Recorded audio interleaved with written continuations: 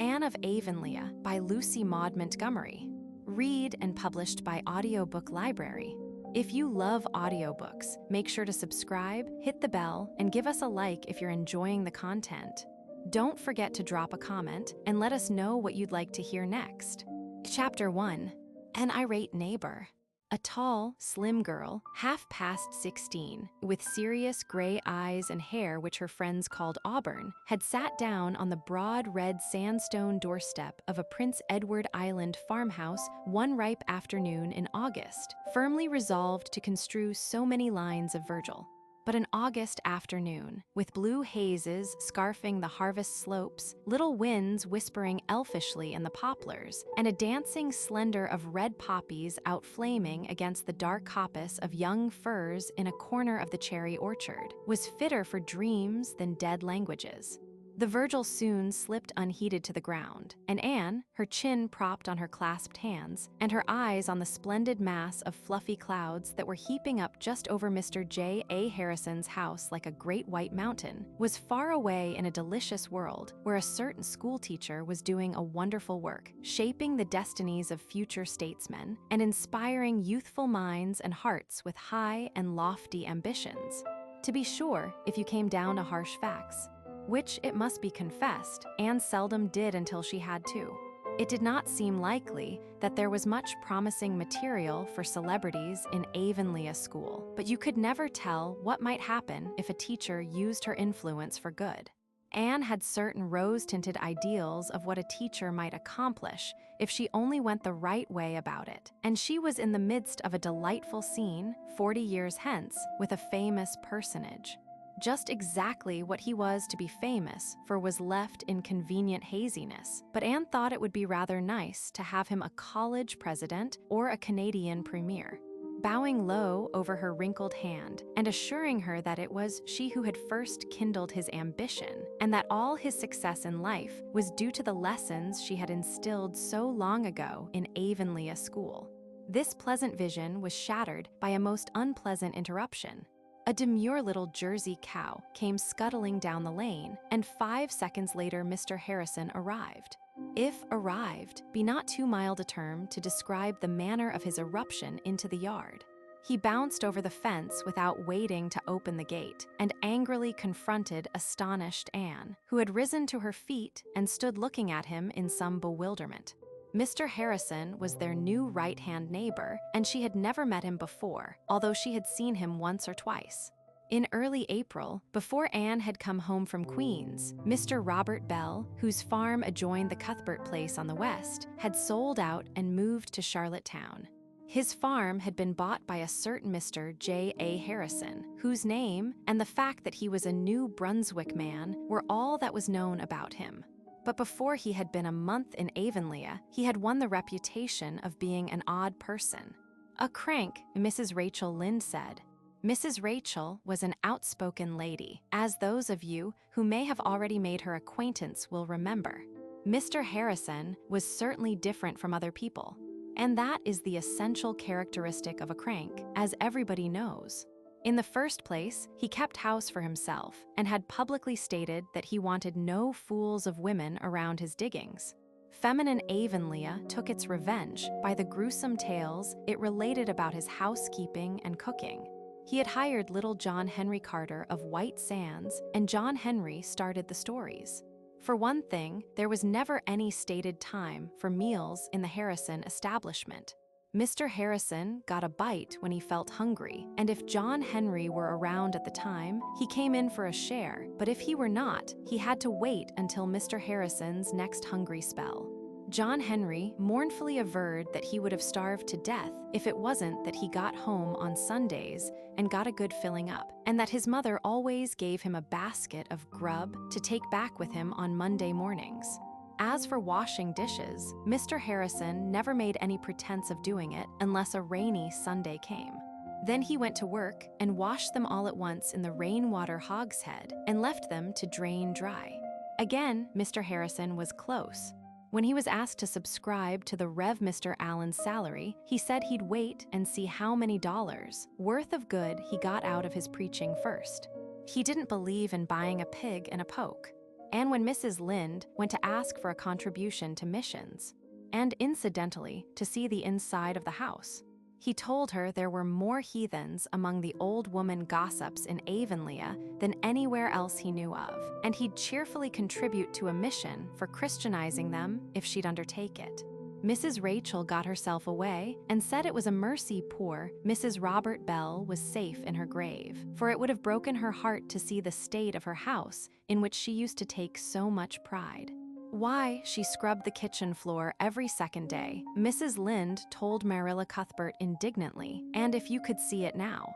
I had to hold up my skirts as I walked across it. Finally, Mr. Harrison kept a parrot called Ginger.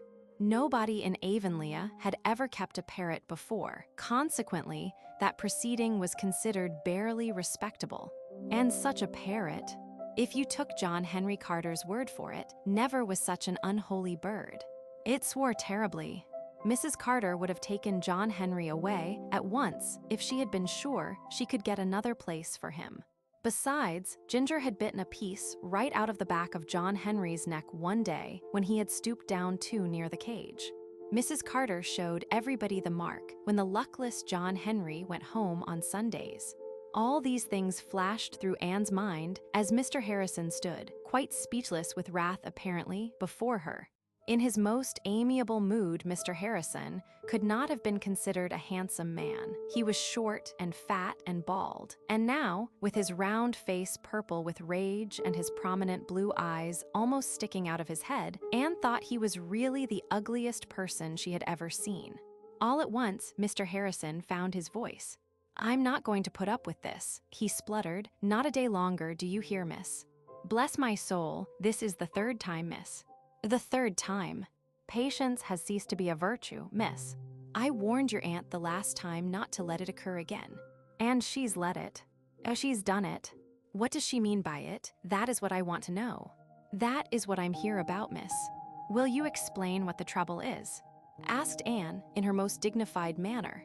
She had been practicing it considerably of late to have it in good working order when school began, but it had no apparent effect on the irate J.A. Harrison. "Trouble, is it?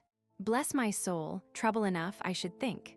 The trouble is, miss, that I found that Jersey cow of your aunt's in my oats again, not half an hour ago. The third time, mark you.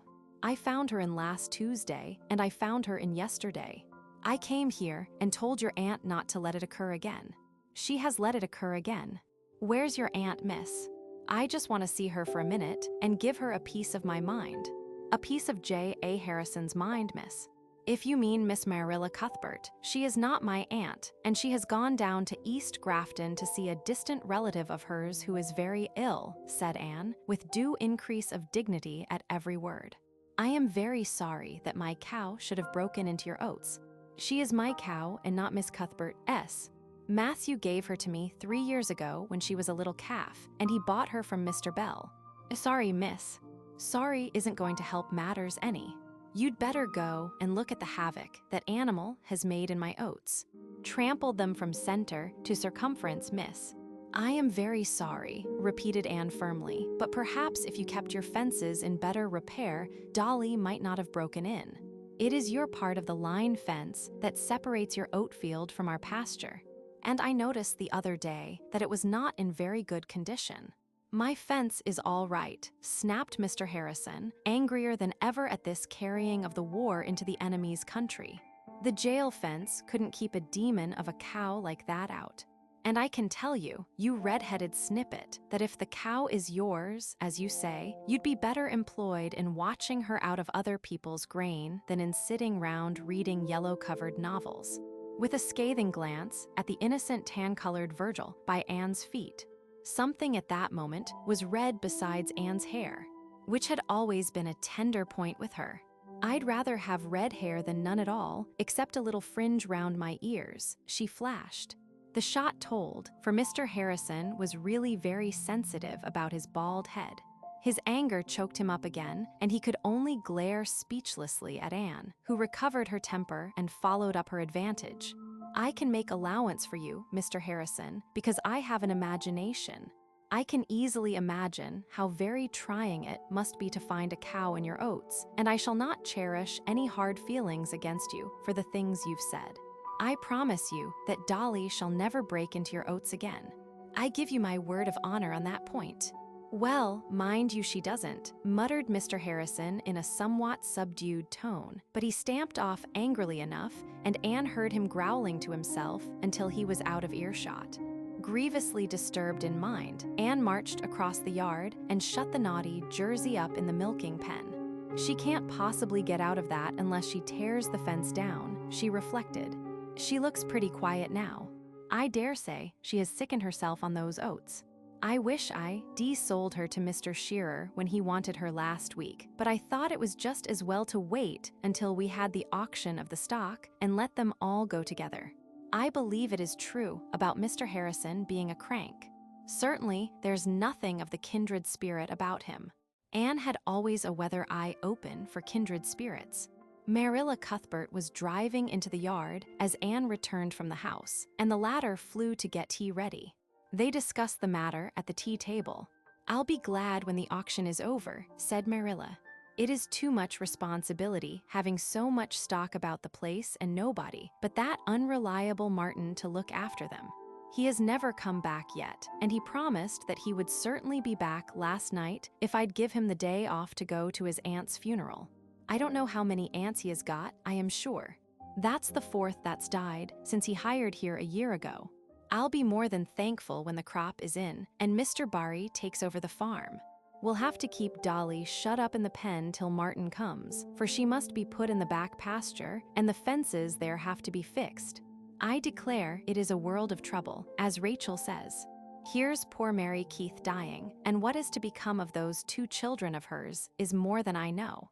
She has a brother in British Columbia, and she has written to him about them, but she hasn't heard from him yet.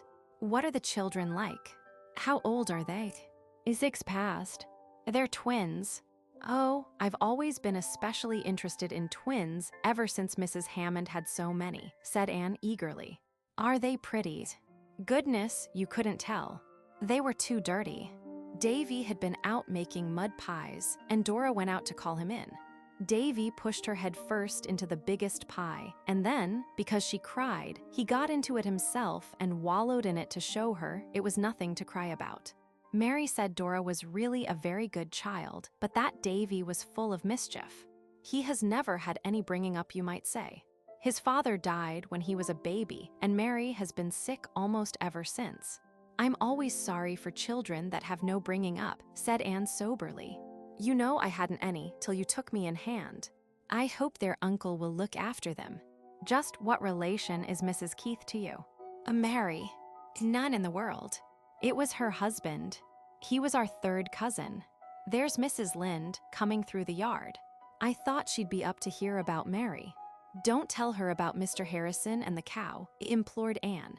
Marilla promised, but the promise was quite unnecessary, for Mrs. Lynde was no sooner fairly seated than she said, I saw Mr. Harrison chasing your Jersey out of his oats today when I was coming home from Carmody. I thought he looked pretty mad. Did he make much of a rumpus? Anne and Marilla furtively exchanged amused smiles. Few things in Avonlea ever escaped Mrs. Lynde. It was only that morning Anne had said, if you went to your own room at midnight, locked the door, pulled down the blind, and sneezed, Mrs. Lynde would ask you the next day how your cold was. I believe he did, admitted Marilla. I was away. He gave Anne a piece of his mind. I think he is a very disagreeable man, said Anne, with a resentful toss of her ruddy head. You never said a truer word, said Mrs. Rachel solemnly. I knew there'd be trouble when Robert Bell sold his place to a New Brunswick man, that's what. I don't know what Avonlea is coming to, with so many strange people rushing into it. It'll soon not be safe to go to sleep in our beds. Why, what other strangers are coming in? I asked Marilla. Haven't you heard? Well, there's a family of Donnells, for one thing. They've rented Peter Sloane's old house. Peter has hired the man to run his mill. They belong down east, and nobody knows anything about them. Then that shiftless Timothy Cotton family are going to move up from White Sands, and they'll simply be a burden on the public. He is in consumption. when he isn't stealing. And his wife is a slack-twisted creature that can't turn her hand to a thing. She washes her dishes sitting down. Mrs. George Pye has taken her husband's orphan nephew, Anthony Pye. He'll be going to school to you, Anne, so you may expect trouble, that's what. And you'll have another strange pupil, too. Paul Irving is coming from the States to live with his grandmother. You remember his father, Marilla. Stephen Irving, him that jilted Lavendar Lewis over at Grafton. I don't think he jilted her. There was a quarrel. I suppose there was blame on both sides. Well, anyway, he didn't marry her, and she's been as queer as possible ever since, they say. Living all by herself in that little stone house she calls Echo Lodge. Stephen went off to the States and went into business with his uncle and married a Yankee. He's never been home since, though his mother has been up to see him once or twice. His wife died 2 years ago, and he's sending the boy home to his mother for a spell. He's 10 years old, and I don't know if he'll be a very desirable pupil. You can never tell about those Yankees. Mrs. Lynde looked upon all people who had the misfortune to be born or brought up elsewhere than in Prince Edward Island with a decided can any good thing come out of Nazareth air. They might be good people, of course, but you were on the safe side in doubting it. She had a special prejudice against Yankees. Her husband had been cheated out of $10 by an employer for whom he had once worked in Boston, and neither angels, nor principalities, nor powers could have convinced Mrs. Rachel that the whole United States was not responsible for it. Avonlea school won't be the worse for a little new blood, said Marilla drily, and if this boy is anything like his father, he'll be all right. Steve Irving was the nicest boy that was ever raised in these parts, though some people did call him proud. I should think Mrs. Irving would be very glad to have the child. She has been very lonesome since her husband died. Oh, the boy may be well enough, but he'll be different from Avonlea children, said Mrs. Rachel, as if that clinched the matter. Mrs. Rachel's opinions concerning any person, place, or thing were always warranted to wear. What's this I hear about you're going to start up a village improvement society, Anne? I was just talking it over with some of the girls and boys at the last debating club, said Anne, flushing. They thought it would be rather nice. And so do Mr. and Mrs. Allen. Lots of villages have them now. Well, you'll get into no end of hot water if you do. Better leave it alone, Anne, that's what. People don't like being improved. So, we are not going to try to improve the people. It is Avonlea itself. There are lots of things which might be done to make it prettier. For instance, if we could coax Mr. Levi Bolter to pull down that dreadful old house on his upper farm, wouldn't that be an improvement? It certainly would, admitted Mrs. Rachel. That old ruin has been an eyesore to the settlement for years. But if you improvers can coax Levi Bolter to do anything for the public that he isn't to be paid for doing, may I be there to see and hear the process, that's what. I don't want to discourage you, Anne, for there may be something in your idea, though I suppose you did get it out of some rubbishy Yankee magazine. But you'll have your hands full with your school, and I advise you as a friend not to bother with your improvements, that's what. But there, I know you'll go ahead with it if you've set your mind on it. You were always one to carry a thing through somehow. Something about the firm outlines of Anne's lips told that Mrs. Rachel was not far astray in this estimate. Anne's heart was bent on forming the Improvement Society. Gilbert Blythe, who was to teach in White Sands but would always be home from Friday night to Monday morning, was enthusiastic about it, and most of the other folks were willing to go in for anything that meant occasional meetings and consequently some fun. As for what the improvements were to be, nobody had any very clear idea except Anne and Gilbert. They had talked them over and planned them out until an ideal Avonlea existed in their minds, if nowhere else.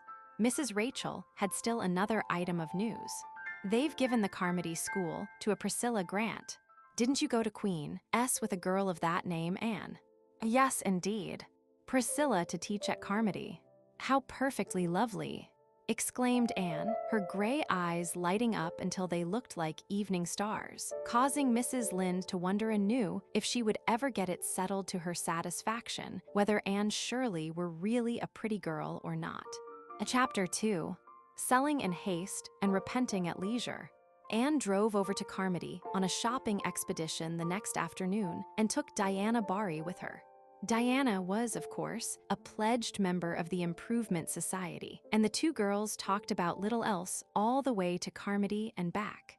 "The very first thing we ought to do when we get started is to have that hall painted," said Diana, as they drove past the Avonlea Hall, a rather shabby building set down in a wooded hollow, with spruce trees hooding it about on all sides. "It's a disgraceful-looking place, and we must attend to it even before we try to get Mr. Levi Boulder to pull his house down. Father says we'll never succeed in doing that. Levi Boulter is too mean to spend the time it would take. Perhaps he'll let the boys take it down if they promise to haul the boards and split them up for him for kindling wood," said Anne hopefully. "We must do our best and be content to go slowly at first. We can't expect to improve everything all at once. We'll have to educate public sentiment first, of course." Diana wasn't exactly sure what educating public sentiment meant, but it sounded fine, and she felt rather proud that she was going to belong to a society with such an aim in view. "I thought of something last night that we could do, Anne.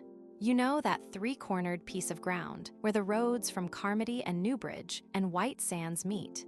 It's all grown over with young spruce, but wouldn't it be nice to have them all cleared out and just leave the 2 or 3 birch trees that are on it?" "Splendid," agreed Anne gaily. "And have a rustic seat put under the birches. And when spring comes, we'll have a flower bed made in the middle of it and plant geraniums." "Yes, only we'll have to devise some way of getting old Mrs. Hiram Sloane to keep her cow off the road, or she'll eat our geraniums up," laughed Diana. "I begin to see what you mean by educating public sentiment, Anne. There's the old Boulter house now. Did you ever see such a rookery? And perched right close to the road, too. An old house with its windows gone always makes me think of something dead with its eyes picked out. I think an old, deserted house is such a sad sight," said Anne dreamily. "It always seems to me to be thinking about its past and mourning for its old-time joys. Marilla says that a large family was raised in that old house long ago, and that it was a real pretty place, with a lovely garden and roses climbing all over it. It was full of little children and laughter and songs, and now it is empty, and nothing ever wanders through it but the wind. How lonely and sorrowful it must feel. Perhaps they all come back on moonlit nights, the ghosts of the little children of long ago, and the roses and the songs. And for a little while, the old house can dream it is young and joyous again." Diana shook her head. "I never imagined things like that about places now, Anne. Don't you remember how cross Mother and Marilla were when we imagined ghosts into the haunted wood? To this day, I can't go through that bush comfortably after dark, and if I began imagining such things about the old Boulter house, I'd be frightened to pass it too. Besides, those children aren't dead. They're all grown up and doing well, and one of them is a butcher. And flowers and songs couldn't have ghosts anyhow." Anne smothered a little sigh. She loved Diana dearly, and they had always been good comrades. But she had long ago learned that, when she wandered into the realm of fancy, she must go alone. The way to it was by an enchanted path where not even her dearest might follow her. A thunder shower came up while the girls were at Carmody. It did not last long, however, and the drive home, through lanes where the raindrops sparkled on the boughs and little leafy valleys, where the drenched ferns gave out spicy odors, was delightful. But just as they turned into the Cuthbert Lane, Anne saw something that spoiled the beauty of the landscape for her. Before them, on the right, extended Mr. Harrison's broad, gray-green field of late oats, wet and luxuriant. And there, standing squarely in the middle of it, up to her sleek sides in the lush growth, and blinking at them calmly over the intervening tassels, was a Jersey cow. Anne dropped the reins and stood up with a tightening of the lips that boded no good to the predatory quadruped. Not a word said she, but she climbed nimbly down over the wheels and whisked across the fence before Diana understood what had happened. "Anne, come back," shrieked the latter as soon as she found her voice. "You'll ruin your dress in that wet grain." "Ruin it? She doesn't hear me." "Well, she'll never get that cow out by herself. I must go and help her, of course." Anne was charging through the grain like a mad thing. Diana hopped briskly down, tied the horse securely to a post, turned the skirt of her pretty gingham dress over her shoulders, mounted the fence, and started in pursuit of her frantic friend. She could run faster than Anne, who was hampered by her clinging and drenched skirt, and soon overtook her. Behind them, they left a trail that would break Mr. Harrison's heart when he should see it. "Anne, for mercy's sake, stop," panted poor Diana. "I'm right out of breath, and you are wet to the skin. I must get that cow out before Mr. Harrison sees her," gasped Anne. "I don't care if I'm drowned. If we can only do that." But the Jersey cow appeared to see no good reason for being hustled out of her luscious browsing ground. No sooner had the two breathless girls got near her than she turned and bolted squarely for the opposite corner of the field. "Head her off," screamed Anne. "Run, Diana, run." Diana did run. Anne tried to, and the wicked Jersey went around the field as if she were possessed. Privately, Diana thought she was. It was fully 10 minutes before they headed her off and drove her through the corner gap into the Cuthbert Lane. There is no denying that Anne was in anything but an angelic temper at that precise moment. Nor did it soothe her in the least to behold a buggy halted just outside the lane, wherein sat Mr. Shearer of Carmody and his son, both of whom wore a broad smile. "I guess you'd better have sold me that cow when I wanted to buy her last week, Anne," chuckled Mr. Shearer. "I'll sell her to you now if you want her," said her flushed and disheveled owner. "You may have her this very minute." "Done. I'll give you 20 for her, as I offered before, and Jim here can drive her right over to Carmody. She'll go to town with the rest of the shipment this evening. Mr. Reed of Brighton wants a Jersey cow." 5 minutes later, Jim Shearer and the Jersey cow were marching up the road, and impulsive Anne was driving along the Green Gables lane with her $20. "What will Marilla say?" asked Diana. "Oh, she won't care. Dolly was my own cow, and it isn't likely she'd bring more than $20 at the auction. But oh dear, if Mr. Harrison sees that grain, he will know she has been in again, and after my giving him my word of honor that I'd never let it happen. Well, it has taught me a lesson not to give my word of honor about cows. A cow that could jump over or break through our milk pen fence couldn't be trusted anywhere." Marilla had gone down to Mrs. Lynde's, and when she returned knew all about Dolly's sale and transfer, for Mrs. Lynde had seen most of the transaction from her window and guessed the rest. "I suppose it's just as well she's gone, though you do things in a dreadful headlong fashion, Anne. I don't see how she got out of the pen, though. She must have broken some of the boards off." "I didn't think of looking," said Anne, "but I'll go and see now. Martin has never come back yet. Perhaps some more of his aunts have died. I think it's something like Mr. Peter Sloane and the octogenarians."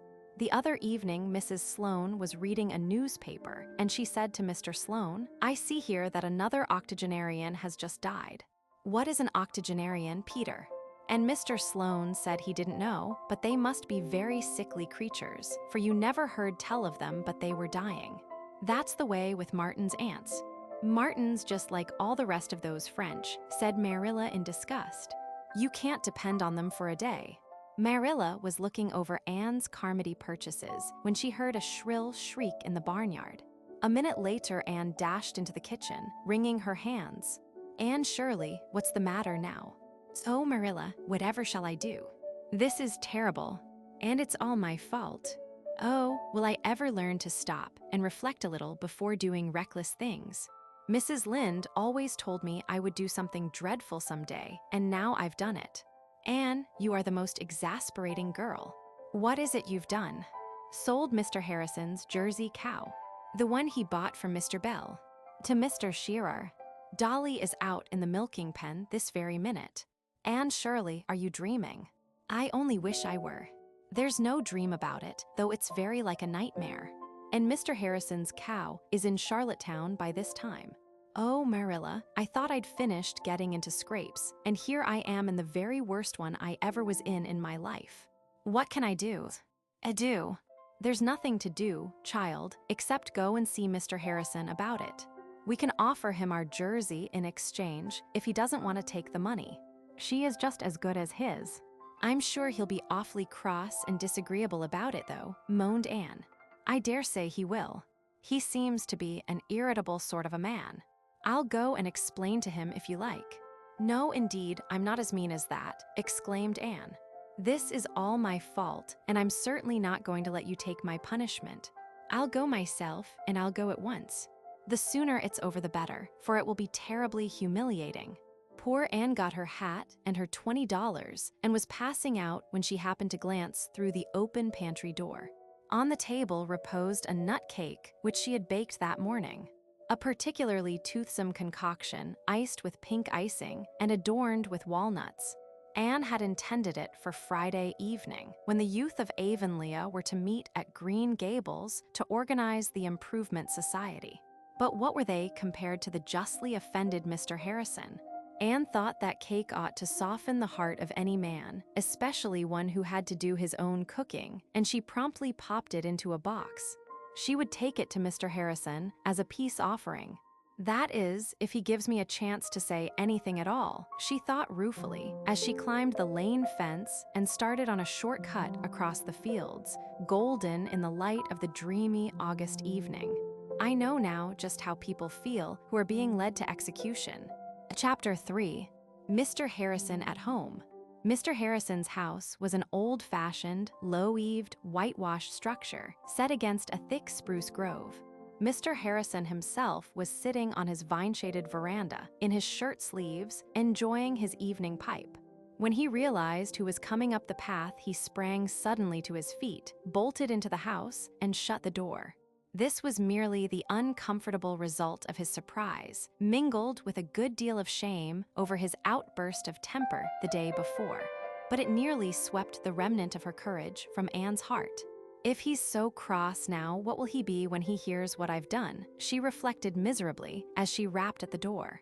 But Mr. Harrison opened it, smiling sheepishly, and invited her to enter in a tone quite mild and friendly, if somewhat nervous.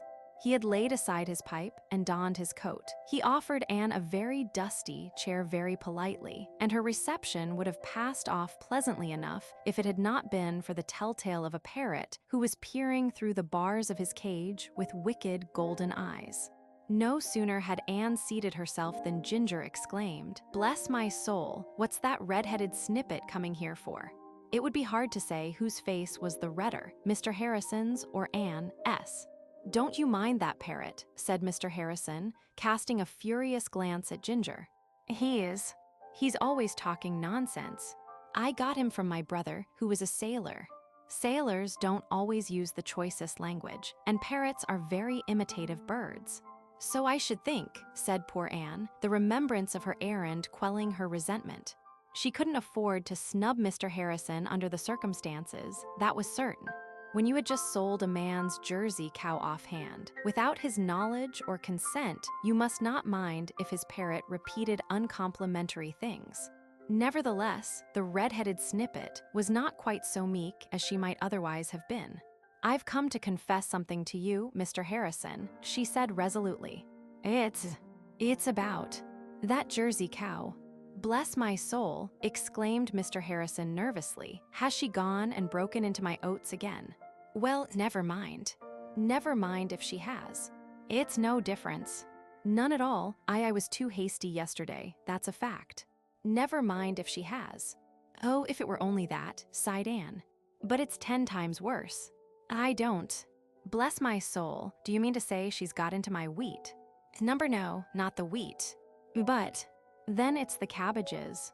She's broken into my cabbages that I was raising for exhibition, hey. It's not the cabbages, Mr. Harrison. I'll tell you everything. That is what I came for, but please don't interrupt me. It makes me so nervous. Just let me tell my story and don't say anything till I get through, and then no doubt you'll say plenty, Anne concluded, but in thought only. "I won't say another word," said Mr. Harrison, and he didn't. But Ginger was not bound by any contract of silence and kept ejaculating, "red-headed snippet" at intervals until Anne felt quite wild. "I shut my Jersey cow up in our pen yesterday. This morning I went to Carmody, and when I came back, I saw a Jersey cow in your oats."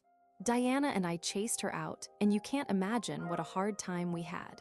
I was so dreadfully wet and tired and vexed, and Mr. Shearer came by that very minute and offered to buy the cow.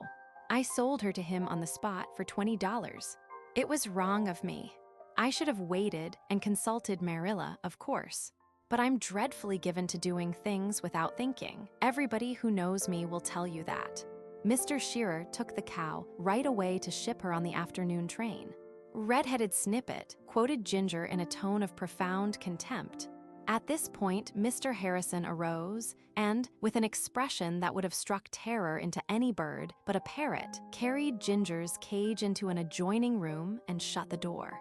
Ginger shrieked, swore, and otherwise conducted himself in keeping with his reputation, but finding himself left alone, relapsed into sulky silence.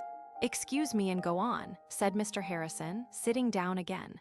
"My brother, the sailor, never taught that bird any manners. I went home, and after tea, I went out to the milking pen. Mr. Harrison."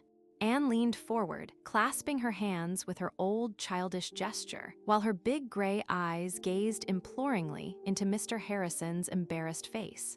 "I found my cow still shut up in the pen. It was your cow I had sold to Mr. Shearer."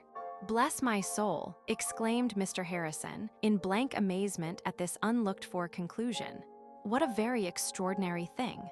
"Oh, it isn't in the least extraordinary that I should be getting myself and other people into scrapes," said Anne mournfully. "I'm noted for that.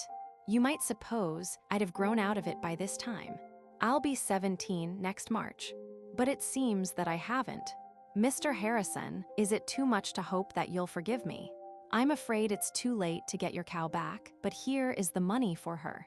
Or you can have mine in exchange if you'd rather.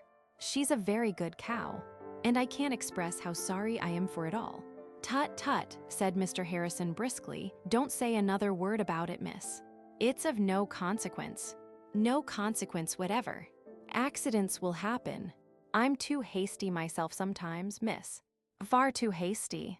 But I can't help speaking out just what I think, and folks must take me as they find me. If that cow had been in my cabbages now. But never mind, she wasn't, so it's all right. I think I'd rather have your cow in exchange, since you want to be rid of her." "Oh, thank you, Mr. Harrison. I'm so glad you are not vexed. I was afraid you would be. And I suppose you were scared to death to come here and tell me, after the fuss I made yesterday, hey? But you mustn't mind me. I'm a terrible outspoken old fellow, that's all. Awful apt to tell the truth, no matter if it is a bit plain." "So is Mrs. Lynde," said Anne, before she could prevent herself. "Who, Mrs. Lynde? Don't you tell me I'm like that old gossip," said Mr. Harrison irritably. "I'm not. Not a bit. What have you got in that box?" "A cake," said Anne archly. In her relief at Mr. Harrison's unexpected amiability, her spirits soared upward featherlight. "I brought it over for you. I thought perhaps you didn't have cake very often." "I don't, that's a fact, and I'm mighty fond of it too. I'm much obliged to you. It looks good on top. I hope it's good all the way through." "It is," said Anne, gaily confident. "I have made cakes in my time that were not, as Mrs. Allen could tell you, but this one is all right. I made it for the Improvement Society, but I can make another for them." "Well, I'll tell you what, miss, you must help me eat it. I'll put the kettle on, and we'll have a cup of tea. How will that do?" "Will you let me make the tea?" said Anne dubiously. Mr. Harrison chuckled. "I see you haven't much confidence in my ability to make tea. You're wrong. I can brew up as good a jorum of tea as you ever drank. But go ahead yourself. Fortunately, it rained last Sunday, so there's plenty of clean dishes." Anne hopped briskly up and went to work. She washed the teapot in several waters before she put the tea to steep. Then she swept the stove and set the table, bringing the dishes out of the pantry. The state of that pantry horrified Anne, but she wisely said nothing.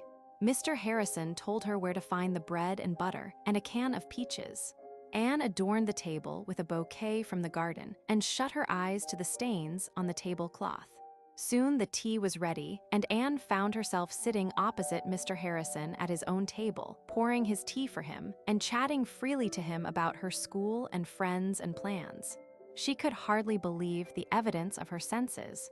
Mr. Harrison had brought Ginger back, averring that the poor bird would be lonesome, and Anne, feeling that she could forgive everybody and everything, offered him a walnut.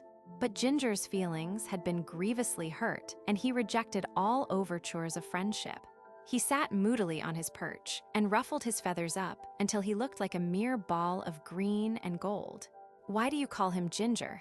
asked Anne, who liked appropriate names and thought Ginger accorded not at all with such gorgeous plumage. "My brother the sailor named him. Maybe it had some reference to his temper. I think a lot of that bird, though. You'd be surprised if you knew how much. He has his faults, of course. That bird has cost me a good deal one way and another. Some people object to his swearing habits, but he can't be broken of them. I've tried. Other people have tried. Some folks have prejudices against parrots. Silly, ain't it? I like them myself. Ginger's a lot of company to me. Nothing would induce me to give that bird up. Nothing in the world, miss." Mr. Harrison flung the last sentence at Anne as explosively as if he suspected her of some latent design of persuading him to give Ginger up. Anne, however, was beginning to like the queer, fussy, fidgety little man, and before the meal was over, they were quite good friends. Mr. Harrison found out about the Improvement Society and was disposed to approve of it. "That's right. Go ahead. There's lots of room for improvement in this settlement. And in the people, too." "Oh, I don't know," flashed Anne. To herself or to her particular cronies, she might admit that there were some small imperfections, easily removable, in Avonlea and its inhabitants. But to hear a practical outsider like Mr. Harrison saying it was an entirely different thing. "I think Avonlea is a lovely place, and the people in it are very nice, too. I guess you've got a spice of temper," commented Mr. Harrison, surveying the flushed cheeks and indignant eyes opposite him. "It goes with hair like yours, I reckon.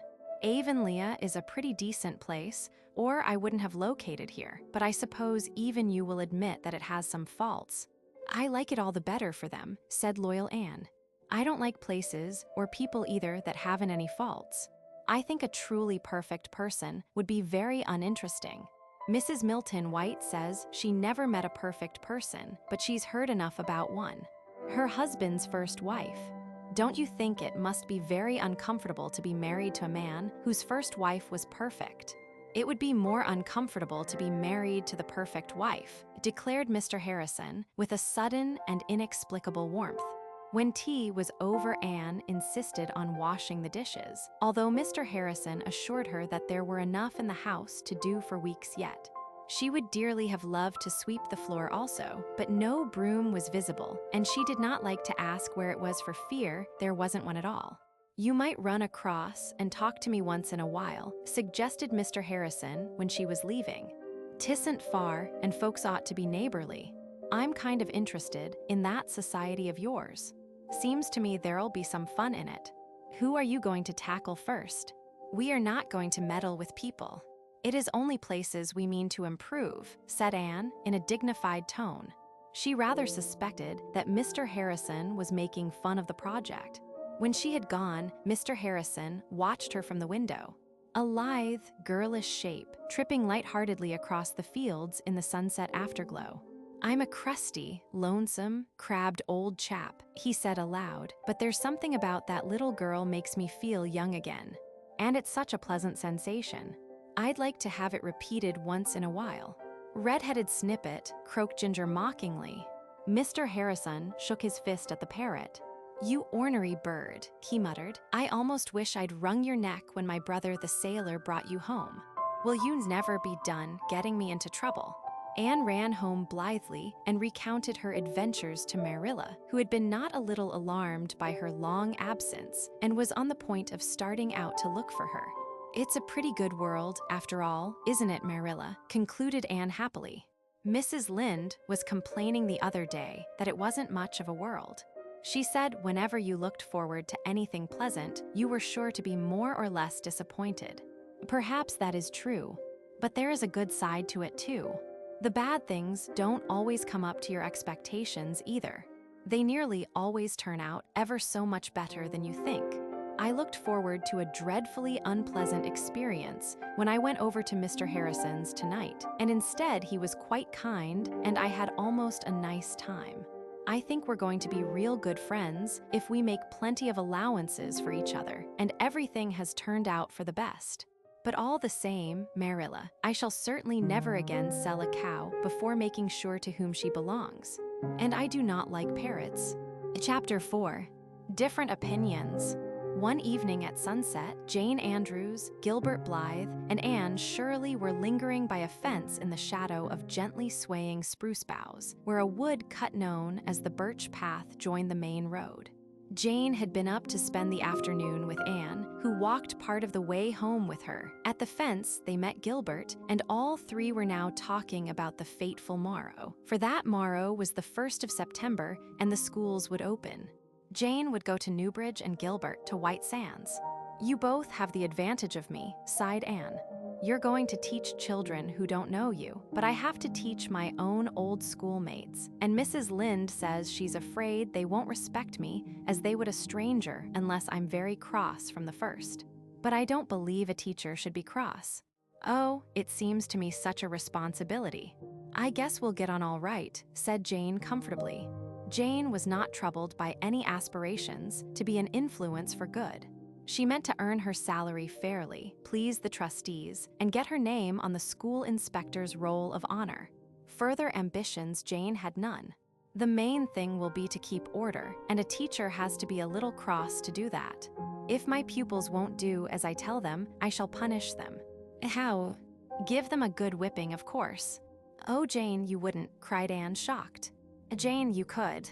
Indeed, I could and would if they deserved it, said Jane decidedly. I could never whip a child, said Anne with equal decision. I don't believe in it at all. Miss Stacy never whipped any of us, and she had perfect order, and Mr. Phillips was always whipping, and he had no order at all. No, if I can't get along without whipping, I shall not try to teach school. There are better ways of managing.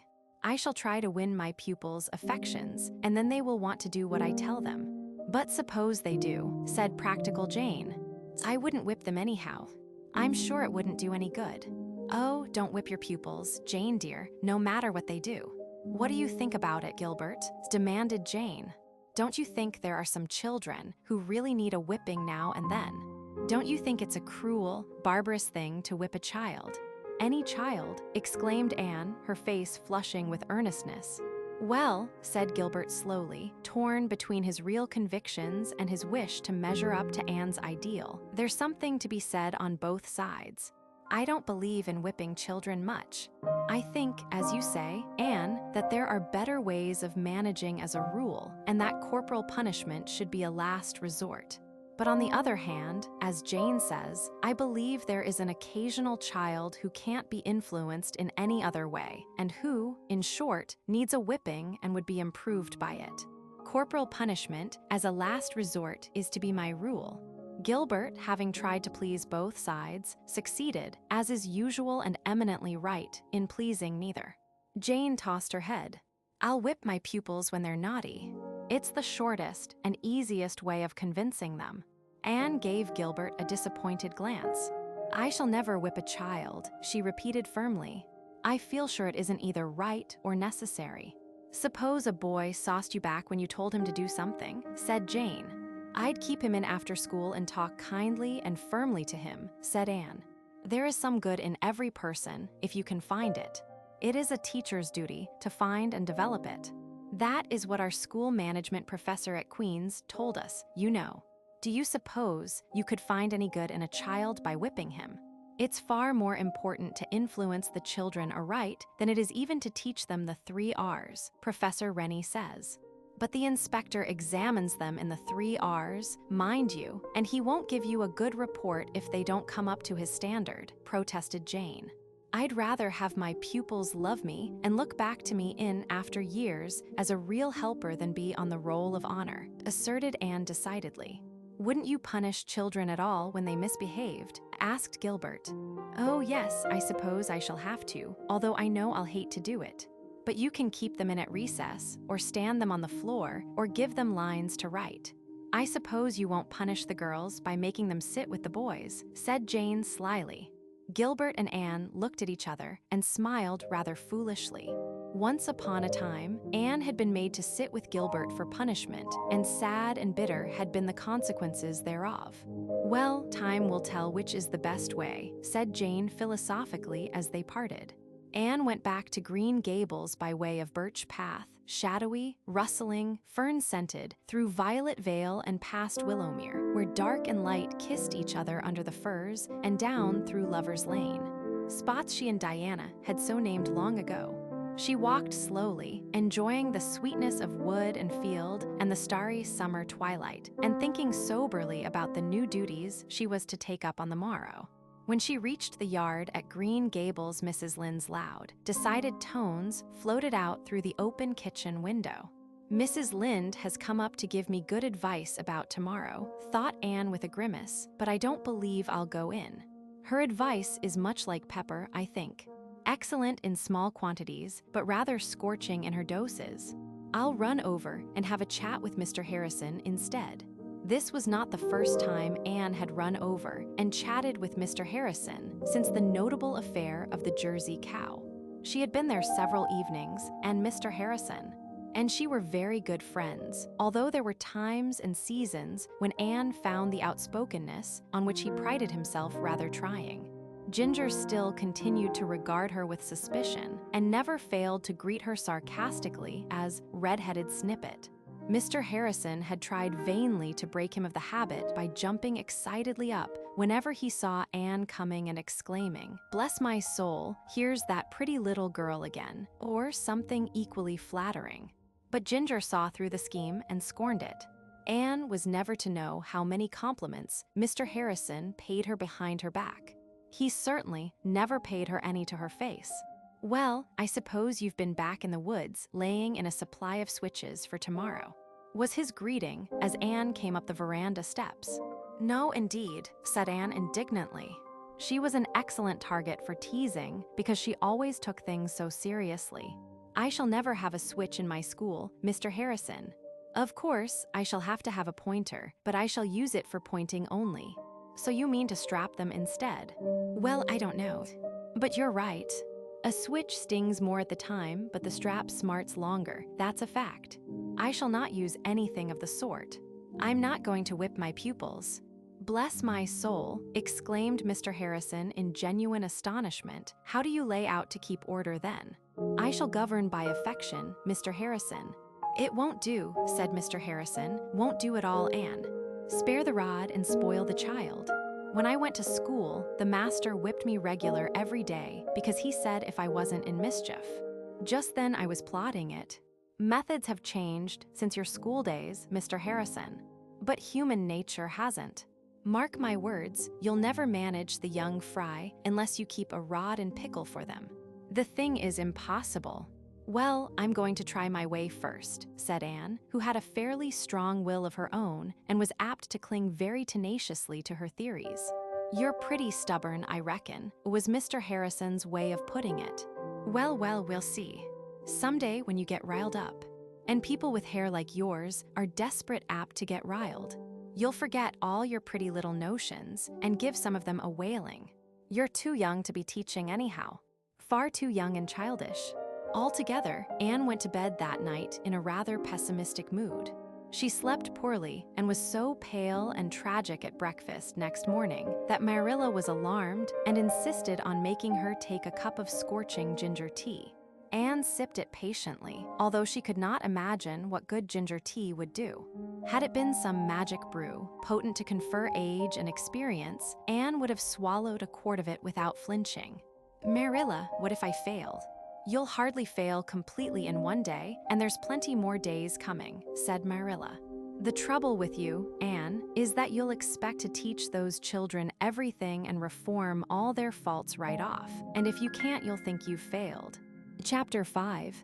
A full-fledged schoolma'am.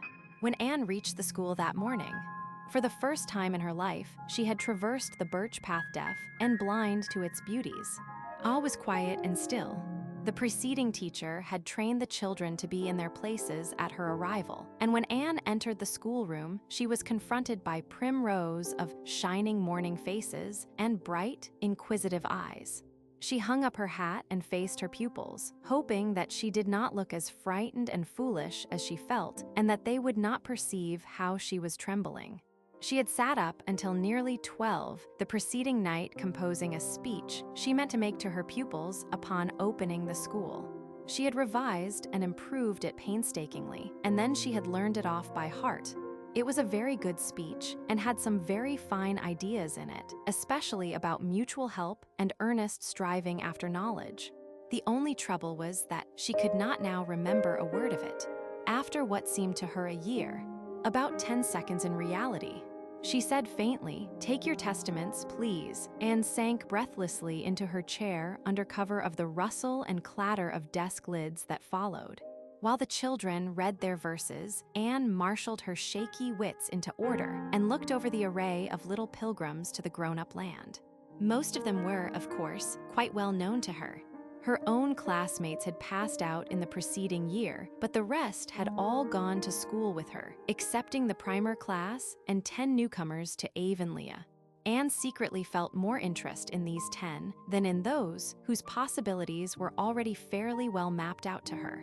To be sure, they might be just as commonplace as the rest, but on the other hand, there might be a genius among them. It was a thrilling idea. Sitting by himself at a corner desk was Anthony Pye. He had a dark, sullen little face and was staring at Anne with a hostile expression in his black eyes. Anne instantly made up her mind that she would win that boy's affection and discomfit the Pyes utterly. In the other corner, another strange boy was sitting with Artie Sloane. A jolly-looking little chap with a snub nose, freckled face, and big, light blue eyes, fringed with whitish lashes.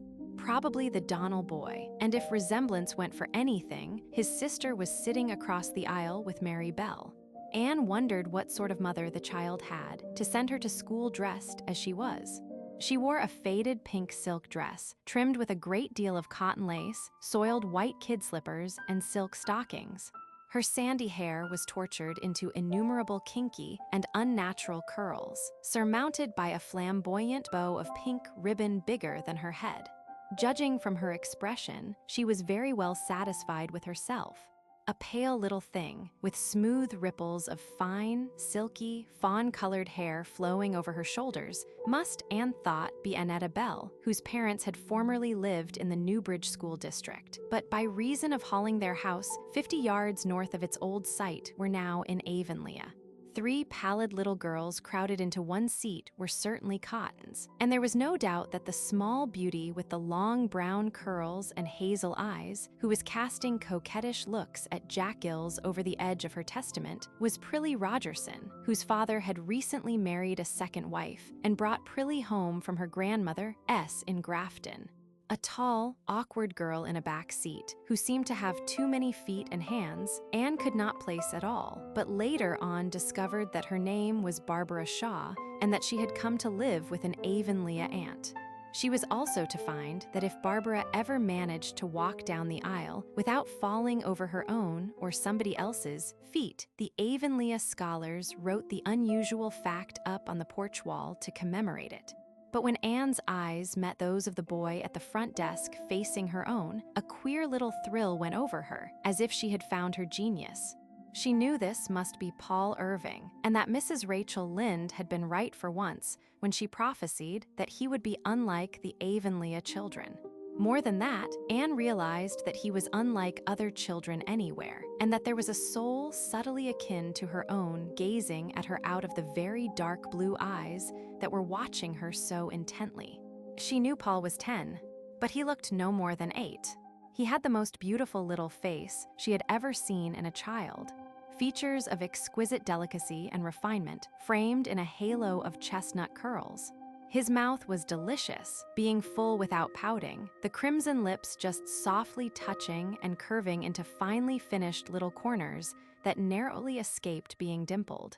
He had a sober, grave, meditative expression, as if his spirit was much older than his body. But when Anne smiled softly at him, it vanished in a sudden answering smile, which seemed an illumination of his whole being, as if some lamp had suddenly kindled into flame inside of him, irradiating him from top to toe. Best of all, it was involuntary, born of no external effort or motive, but simply the outflashing of a hidden personality, rare and fine and sweet. With a quick interchange of smiles, Anne and Paul were fast friends forever before a word had passed between them. The day went by like a dream. Anne could never clearly recall it afterwards. It almost seemed as if it were not she who was teaching, but somebody else. She heard classes and worked sums and set copies mechanically. The children behaved quite well. Only 2 cases of discipline occurred. Morley Andrews was caught driving a pair of trained crickets in the aisle. Anne stood Morley on the platform for an hour and, which Morley felt much more keenly, confiscated his crickets. She put them in a box and on the way from school set them free in Violet Vale. But Morley believed then and ever afterwards that she took them home and kept them for her own amusement. The other culprit was Anthony Pye, who poured the last drops of water from his slate bottle down the back of Aurelia Clay's neck. Anne kept Anthony in at recess and talked to him about what was expected of gentlemen, admonishing him that they never poured water down ladies' necks. She wanted all her boys to be gentlemen, she said. Her little lecture was quite kind and touching, but unfortunately Anthony remained absolutely untouched. He listened to her in silence, with the same sullen expression, and whistled scornfully as he went out. Anne sighed, and then cheered herself up by remembering that winning a Pye's affections, like the building of Rome, wasn't the work of a day. In fact, it was doubtful whether some of the Pyes had any affections to win, but Anne hoped better things of Anthony, who looked as if he might be a rather nice boy if one ever got behind his sullenness. When school was dismissed and the children had gone, Anne dropped wearily into her chair. Her head ached and she felt woefully discouraged. There was no real reason for discouragement, since nothing very dreadful had occurred, but Anne was very tired and inclined to believe that she would never learn to like teaching. And how terrible it would be to be doing something you didn't like every day for, well, say 40 years. Anne was of 2 minds whether to have her cry out then and there, or wait till she was safely in her own white room at home. Before she could decide, there was a click of heels and a silken swish on the porch floor, and Anne found herself confronted by a lady whose appearance made her recall a recent criticism of Mr. Harrison's on an overdressed female he had seen in a Charlottetown store. She looked like a head-on collision between a fashion plate and a nightmare. The newcomer was gorgeously arrayed in a pale blue summer silk, puffed, frilled, and shirred wherever puff, frill, or shirring could possibly be placed. Her head was surmounted by a huge white chiffon hat, bedecked with 3 long but rather stringy ostrich feathers. A veil of pink chiffon, lavishly sprinkled with huge black dots, hung like a flounce from the hat brim to her shoulders and floated off in 2 airy streamers behind her. She wore all the jewelry that could be crowded on one small woman, and a very strong odor of perfume attended her. "I am Mrs. Donnell." Mrs. H.B. Donnell announced this vision, "and I have come in to see you about something Clarice Almira told me when she came home to dinner today. It annoyed me excessively." "I'm sorry," faltered Anne, vainly trying to recollect any incident of the morning connected with the Donnell children. "Clarice Almira told me that you pronounced our name Donnell." "Now, Miss Shirley, the correct pronunciation of our name is Donnell. Accent on the last syllable. I hope you'll remember this in future." "I'll try to," gasped Anne, choking back a wild desire to laugh. "I know by experience that it's very unpleasant to have one's name spelled wrong, and I suppose it must be even worse to have it pronounced wrong." "Certainly it is. And Clarice Almira also informed me that you call my son Jacob." "He told me his name was Jacob," protested Anne. "I might have expected that," said Mrs. H.B. Donnell, in a tone which implied that gratitude in children was not to be looked for in this degenerate age. "That boy has such plebeian tastes, Miss Shirley. When he was born, I wanted to call him St. Clair. It sounds so aristocratic, doesn't it?" But his father insisted he should be called Jacob after his uncle. I yielded because Uncle Jacob was a rich old bachelor. And what do you think, Miss Shirley? When our innocent boy was 5 years old, Uncle Jacob actually went and got married, and now he has 3 boys of his own. Did you ever hear of such ingratitude? The moment the invitation to the wedding, for he had the impertinence to send us an invitation, Miss Shirley, came to the house, I said, "No more Jacobs for me, thank you." From that day I called my son St. Clair, and St. Clair I am determined he shall be called. His father obstinately continues to call him Jacob, and the boy himself has a perfectly unaccountable preference for the vulgar name. But St. Clair he is, and St. Clair he shall remain. You will kindly remember this, Miss Shirley, will you not? Thank you. I told Clarice Almira that I was sure it was only a misunderstanding, and that a word would set it right. Donal, accent on the last syllable, and St. Clair, on no account Jacob. You'll remember. Thank you. When Mrs. H.B. Donal had skimmed away, Anne locked the school door and went home. At the foot of the hill, she found Paul irving by the birch path. He held out to her a cluster of the dainty little wild orchids, which Avonlea children called rice lilies. "Please, teacher, I found these in Mr. Wright's field," he said shyly, "and I came back to give them to you because I thought you were the kind of lady that would like them, and because..." He lifted his big, beautiful eyes. "I like you, teacher." "You darling," said Anne, taking the fragrant spikes. As if Paul's words had been a spell of magic, discouragement and weariness passed from her spirit, and hope upwelled in her heart like a dancing fountain. She went through the birch path light-footedly, attended by the sweetness of her orchids as by a benediction. "Well, how did you get along?" Marilla wanted to know. "Ask me that a month later, and I may be able to tell you." "I can't now. I don't know myself. I'm too near it. My thoughts feel as if they had been all stirred up until they were thick and muddy. The only thing I feel really sure of having accomplished today is that I taught Cliffy Wright that A is A. He never knew it before. Isn't it something to have started a soul along a path that may end in Shakespeare and Paradise Lost? Mrs. Lynde came up later on with more encouragement. That good lady had waylaid the schoolchildren at her gate and demanded of them how they liked their new teacher. And every one of them said they liked you splendid, Anne, except Anthony Pye. I must admit he didn't. He said you weren't any good, just like all girl teachers. There's the pie leaven for you. But never mind. I'm not going to mind, said Anne quietly, and I'm going to make Anthony Pye like me yet. Patience and kindness will surely win him. Well, you can never tell about a pie, said Mrs. Rachel cautiously.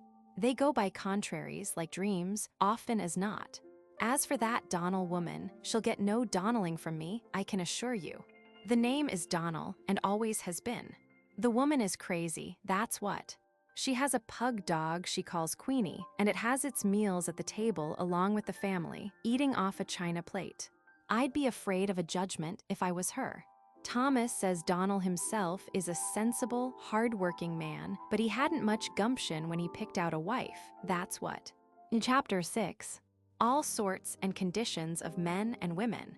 A September day on Prince Edward Island hills, a crisp wind blowing up over the sand dunes from the sea, a long red road winding through fields and woods, now looping itself about a corner of thick-set spruces, now threading a plantation of young maples with great feathery sheets of ferns beneath them, now dipping down into a hollow where a brook flashed out of the woods and into them again, now basking in open sunshine between ribbons of goldenrod and smoke-blue asters. Oh, this is a day left over from Eden, isn't it, Diana? And Anne sighed for sheer happiness. The air has magic in it. Look at the purple in the cup of the Harvest Valley, Diana. And oh, do smell the dying fir. It's coming up from that little sunny hollow where Mr. Eben Wright has been cutting fence poles. Bliss is it on such a day to be alive, but to smell dying fir is very heaven. That's 2/3 Wordsworth and 1/3 Anne Shirley. It doesn't seem possible that there should be dying fir in heaven, does it? And yet it doesn't seem to me that heaven would be quite perfect if you couldn't get a whiff of dead fir as you went through its woods. Perhaps we'll have the odor there without the death. Yes, I think that will be the way. That delicious aroma must be the souls of the firs. And of course, it will be just souls in heaven. Trees haven't souls, said practical Diana, but the smell of dead fir is certainly lovely. I'm going to make a cushion and fill it with fir needles. You'd better make one too, Anne. I think I shall. And use it for my naps. I'd be certain to dream I was a dryad or a wood nymph then. But just this minute, I'm well content to be Anne Shirley, Avonlea schoolma'am, driving over a road like this on such a sweet, friendly day. It's a lovely day, but we have anything but a lovely task before us, sighed Diana. Why on earth did you offer to canvass this road, Anne? Almost all the cranks in Avonlea live along it, and will probably be treated as if we were begging for ourselves. It's the very worst road of all. That is why I chose it. Of course, Gilbert and Fred would have taken this road if we had asked them. But you see, Diana, I feel myself responsible for the AVIS, since I was the first to suggest it, and it seems to me that I ought to do the most disagreeable things. I'm sorry on your account, but you needn't say a word at the cranky places. I'll do all the talking. Mrs. Lynde would say I was well able to. Mrs. Lynde doesn't know whether to approve of our enterprise or not. She inclines to when she remembers that Mr. and Mrs. Allen are in favor of it, but the fact that village improvement societies first originated in the States is a count against it. So she is halting between two opinions, and only success will justify us in Mrs. Lynde's eyes. Priscilla is going to write a paper for our next improvement meeting, and I expect it will be good, for her aunt is such a clever writer, and no doubt it runs in the family. I shall never forget the thrill it gave me when I found out that Mrs. Charlotte E. Morgan was Priscilla's aunt. It seemed so wonderful that I was a friend of the girl whose aunt wrote Edgewood Days and The Rosebud Garden. Where does Mrs. Morgan live? In Toronto. And Priscilla says she is coming to the island for a visit next summer, and if it is possible, Priscilla is going to arrange to have us meet her. That seems almost too good to be true, but it's something pleasant to imagine after you go to bed. The Avonlea Village Improvement Society was an organized fact. Gilbert Blythe was president, Fred Wright vice president, Anne Shirley secretary, and Diana Barry treasurer. The improvers, as they were promptly christened, were to meet once a fortnight at the homes of the members. It was admitted that they could not expect to effect many improvements so late in the season, but they meant to plan the next summer's campaign, collect and discuss ideas, write and read papers, and, as Anne said, educate the public sentiment generally. There was some disapproval, of course, and which the improvers felt much more keenly. A good deal of ridicule. Mr. Elisha Wright was reported to have said that a more appropriate name for the organization would be Courting Club. Mrs. Hiram Sloane declared she had heard the improvers meant to plow up all the roadsides and set them out with geraniums. Mr. Levi Bolter warned his neighbors that the improvers would insist that everybody pull down his house and rebuild it after plans approved by the society. Mr. James Spencer sent them word that he wished they would kindly shovel down the church hill. Eben Wright told Anne that he wished the improvers could induce old Josiah Sloane to keep his whiskers trimmed. Mr. Lawrence Bell said he would whitewash his barns if nothing else would please them, but he would not hang lace curtains in the Cowstable windows. Mr. Major Spencer asked Clifton Sloane, an improver who drove the milk to the Carmody cheese factory, if it was true that everybody would have to have his milk stand hand-painted next summer and keep an embroidered centerpiece on it, in spite of, or perhaps human nature being what it is because of. This, the society went gamely to work at the only improvement they could hope to bring about that fall. At the second meeting, in the Barry parlor, Oliver Sloane moved that they start a subscription to re-shingle and paint the hall. Julia Bell seconded it, with an uneasy feeling that she was doing something not exactly ladylike. Gilbert put the motion, it was carried unanimously, and Anne gravely recorded it in her minutes. The next thing was to appoint a committee, and Gertie Pye, determined not to let Julia Bell carry off all the laurels, boldly moved that Miss Jane Andrews be chairman of said committee. This motion being also duly seconded and carried, Jane returned the compliment by appointing Gertie on the committee, along with Gilbert, Anne, Diana, and Fred Wright. The committee chose their routes in private conclave. Anne and Diana were told off for the Newbridge Road, Gilbert and Fred for the White Sands Road, and Jane and Gertie for the Carmody Road. Because, explained Gilbert to Anne, as they walked home together through the haunted wood, the Pyes all live along that road, and they won't give a cent unless one of themselves canvasses them. The next Saturday, Anne and Diana started out. They drove to the end of the road and canvassed homeward, calling first on the Andrew girls. "If Catherine is alone, we may get something," said Diana, "but if Eliza is there, we won't." Eliza was there. Very much so. And looked even grimmer than usual. Miss Eliza was one of those people who give you the impression that life is indeed a vale of tears, and that a smile, never to speak of a laugh, is a waste of nervous energy truly reprehensible. The Andrew girls had been girls for 50-odd years, and seemed likely to remain girls to the end of their earthly pilgrimage.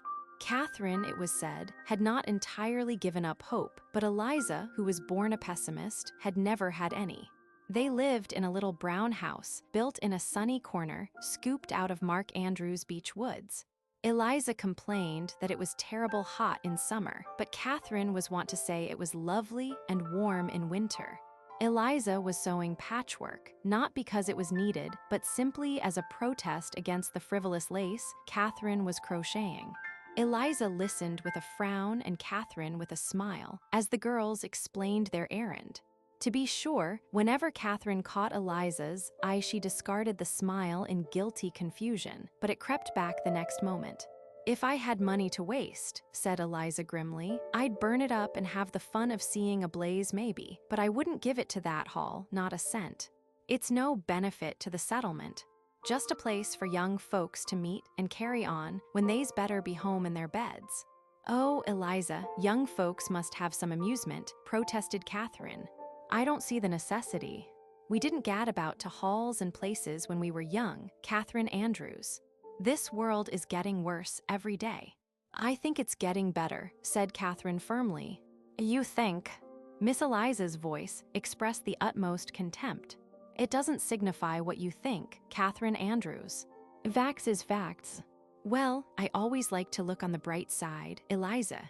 "There isn't any bright side." "Oh, indeed there is," cried Anne, who couldn't endure such heresy in silence. "Why, there are ever so many bright sides, Miss Andrews. It's really a beautiful world." "You won't have such a high opinion of it when you've lived as long in it as I have," retorted Miss Eliza sourly, "and you won't be so enthusiastic about improving it either. How is your mother, Diana?" "Dear me, but she has failed of late. She looks terrible run down." "And how long is it before Marilla expects to be stone blind, Anne?" "The doctor thinks her eyes will not get any worse if she is very careful," faltered Anne. Eliza shook her head. "Doctors always talk like that just to keep people cheered up. I wouldn't have much hope if I was her. It's best to be prepared for the worst." "But oughtn't we be prepared for the best too?" pleaded Anne. "It's just as likely to happen as the worst." "Not in my experience, and I've 57 years to set against your 16, retorted Eliza. "Going, are you? Well, I hope this new society of yours will be able to keep Avonlea from running any further downhill."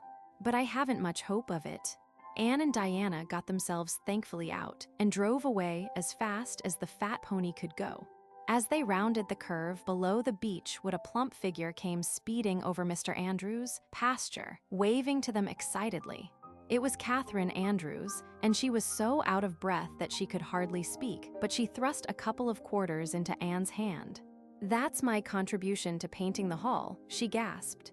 "I'd like to give you $1. But I don't dare take more from my egg money, for Eliza would find it out if I did. I'm real interested in your society, and I believe you're going to do a lot of good. I'm an optimist.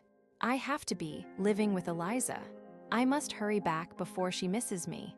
She thinks I'm feeding the hens. I hope you'll have good luck canvassing, and don't be cast down over what Eliza said. The world is getting better." It certainly is. The next house was Daniel Blair's. "Now, it all depends on whether his wife is home or not," said Diana as they jolted along a deep-rutted lane. "If she is, we won't get a cent. Everybody says Dan Blair doesn't dare have his hair cut without asking her permission, and it's certain she's very close, to state it moderately. She says she has to be just before she's generous. But Mrs. Lynde says she's so much before that generosity never catches up with her at all." Anne related their experience at the Blair place to Marilla that evening. "We tied the horse and then rapped at the kitchen door. Nobody came, but the door was open and we could hear somebody in the pantry going on dreadfully. We couldn't make out the words, but Diana says she knows they were swearing by the sound of them. I can't believe that of Mr. Blair, for he is always so quiet and meek, but at least he had great provocation, for Marilla, when that poor man came to the door, red as a beet, with perspiration streaming down his face, he had on one of his wife's big gingham aprons. 'I can't get this darn thing off,' he said, 'for the strings are tied in a hard knot and I can't bust 'em, so you'll have to excuse me, ladies.' We begged him not to mention it and went in and sat down. Mr. Blair sat down too. He twisted the apron around to his back and rolled it up, but he did look so ashamed and worried that I felt sorry for him, and Diana said she feared we had called at an inconvenient time. 'Oh, not at all,' said Mr. Blair, trying to smile. 'You know he is always very polite. I'm a little busy, getting ready to bake a cake, as it were. My wife got a telegram today that her sister from Montreal is coming tonight, and she's gone to the train to meet her and left orders for me to make a cake for tea. She writ out the recipe and told me what to do, but I've clean forgot half the directions already. And it says, flavor according to taste. What does that mean? How can you tell? And what if my taste doesn't happen to be other people's taste? Would a tablespoon of vanilla be enough for a small layer cake?' I felt sorrier than ever for the poor man. He didn't seem to be in his proper sphere at all. I had heard of henpecked husbands, and now I felt that I saw one. It was on my lips to say, 'Mr. Blair, if you'll give us a subscription for the hall, I'll mix up your cake for you.' But I suddenly thought it wouldn't be neighborly to drive too sharp a bargain with a fellow creature in distress. So I offered to mix the cake for him without any conditions at all. He just jumped at my offer. He said he'd been used to making his own bread before he was married, but he feared cake was beyond him, and yet he hated to disappoint his wife. He got me another apron, and Diana beat the eggs and I mixed the cake. Mr. Blair ran about and got us the materials. He had forgotten all about his apron, and when he ran, it streamed out behind him, and Diana said she thought she would die to see it. He said he could bake the cake all right. He was used to that. And then he asked for our list, and he put down $4. So you see, we were rewarded. But even if he hadn't given a cent, I'd always feel that we had done a truly Christian act in helping him. Theodore White, S. was the next stopping place. Neither Anne nor Diana had ever been there before, and they had only a very slight acquaintance with Mrs. Theodore, who was not given to hospitality. Should they go to the back or front door? While they held a whispered consultation, Mrs. Theodore appeared at the front door with an armful of newspapers. Deliberately, she laid them down one by one on the porch floor and the porch steps, and then down the path to the very feet of her mystified callers. "Will you please wipe your feet carefully on the grass and then walk on these papers?" She said anxiously. "I've just swept the house all over, and I can't have any more dust tracked in. The path's been real muddy since the rain yesterday." "Don't you dare laugh," warned Anne in a whisper as they marched along the newspapers. "And I implore you, Diana, not to look at me, no matter what she says, or I shall not be able to keep a sober face." The papers extended across the hall and into a prim, fleckless parlor. Anne and Diana sat down gingerly on the nearest chairs and explained their errand. Mrs. White heard them politely, interrupting only twice, once to chase out an adventurous fly and once to pick up a tiny wisp of grass that had fallen on the carpet from Anne's dress. Anne felt wretchedly guilty, but Mrs. White subscribed $2 and paid the money down. To prevent us from having to go back for it, Diana said when they got away. Mrs. White had the newspapers gathered up before they had their horse untied, and as they drove out of the yard, they saw her busily wielding a broom in the hall. "I've always heard that Mrs. Theodore White was the neatest woman alive, and I'll believe it after this," said Diana, giving way to her suppressed laughter as soon as it was safe. "I am glad she has no children," said Anne solemnly. "It would be dreadful beyond words for them if she had." At the Spencers, Mrs. Isabella Spencer made them miserable by saying something ill-natured about everyone in Avonlea. Mr. Thomas Boulter refused to give anything because the hall, when it had been built 20 years before, hadn't been built on the site he recommended. Mrs. Esther Bell, who was the picture of health, took half an hour to detail all her aches and pains, and sadly put down 50 cents because she wouldn't be there that time next year to do it. No, she would be in her grave. Their worst reception, however, was at Simon Fletcher's. When they drove into the yard, they saw two faces peering at them through the porch window. But although they rapped and waited patiently and persistently, nobody came to the door. Two decidedly ruffled and indignant girls drove away from Simon Fletcher's. Even Anne admitted that she was beginning to feel discouraged. But the tide turned after that. Several Sloane homesteads came next, where they got liberal subscriptions, and from that to the end they fared well, with only an occasional snub. Their last place of call was at Robert Dixon's by the Pond Bridge. They stayed to tea here, although they were nearly home, rather than risk offending Mrs. Dixon, who had the reputation of being a very touchy woman. While they were there, old Mrs. James White called in. "I've just been down to Lorenzo S.," she announced. "He's the proudest man in Avonlea this minute. What do you think? There's a brand new boy there. And after 7 girls, that's quite an event, I can tell you." Anne pricked up her ears, and when they drove away, she said, "I'm going straight to Lorenzo White S." "But he lives on the White Sands Road, and it's quite a distance out of our way," protested Diana. "Gilbert and Fred will canvass him. They are not going around until next Saturday, and it will be too late by then," said Anne firmly. "The novelty will be worn off. Lorenzo White is dreadfully mean, but he will subscribe to anything just now. We mustn't let such a golden opportunity slip, Diana." The result justified Anne's foresight. Mr. White met them in the yard, beaming like the sun upon an Easter day. When Anne asked for a subscription, he agreed enthusiastically. Certain. Just put me down for $1 more than the highest subscription you've got. That will be $5. Mr. Daniel Blair put down 4, said Anne, half afraid. But Lorenzo did not flinch. 5 it is. And here's the money on the spot. Now I want you to come into the house. There's something in there worth seeing. Something very few people have seen as yet. Just come in and pass your opinion. What will we say if the baby isn't pretty? Whispered Diana in trepidation as they followed the excited Lorenzo into the house. Oh, there will certainly be something else nice to say about it, said Anne easily. There always is about a baby. The baby was pretty, however, and Mr. White felt that he got his $5 worth of the girls' honest delight over the plump little newcomer.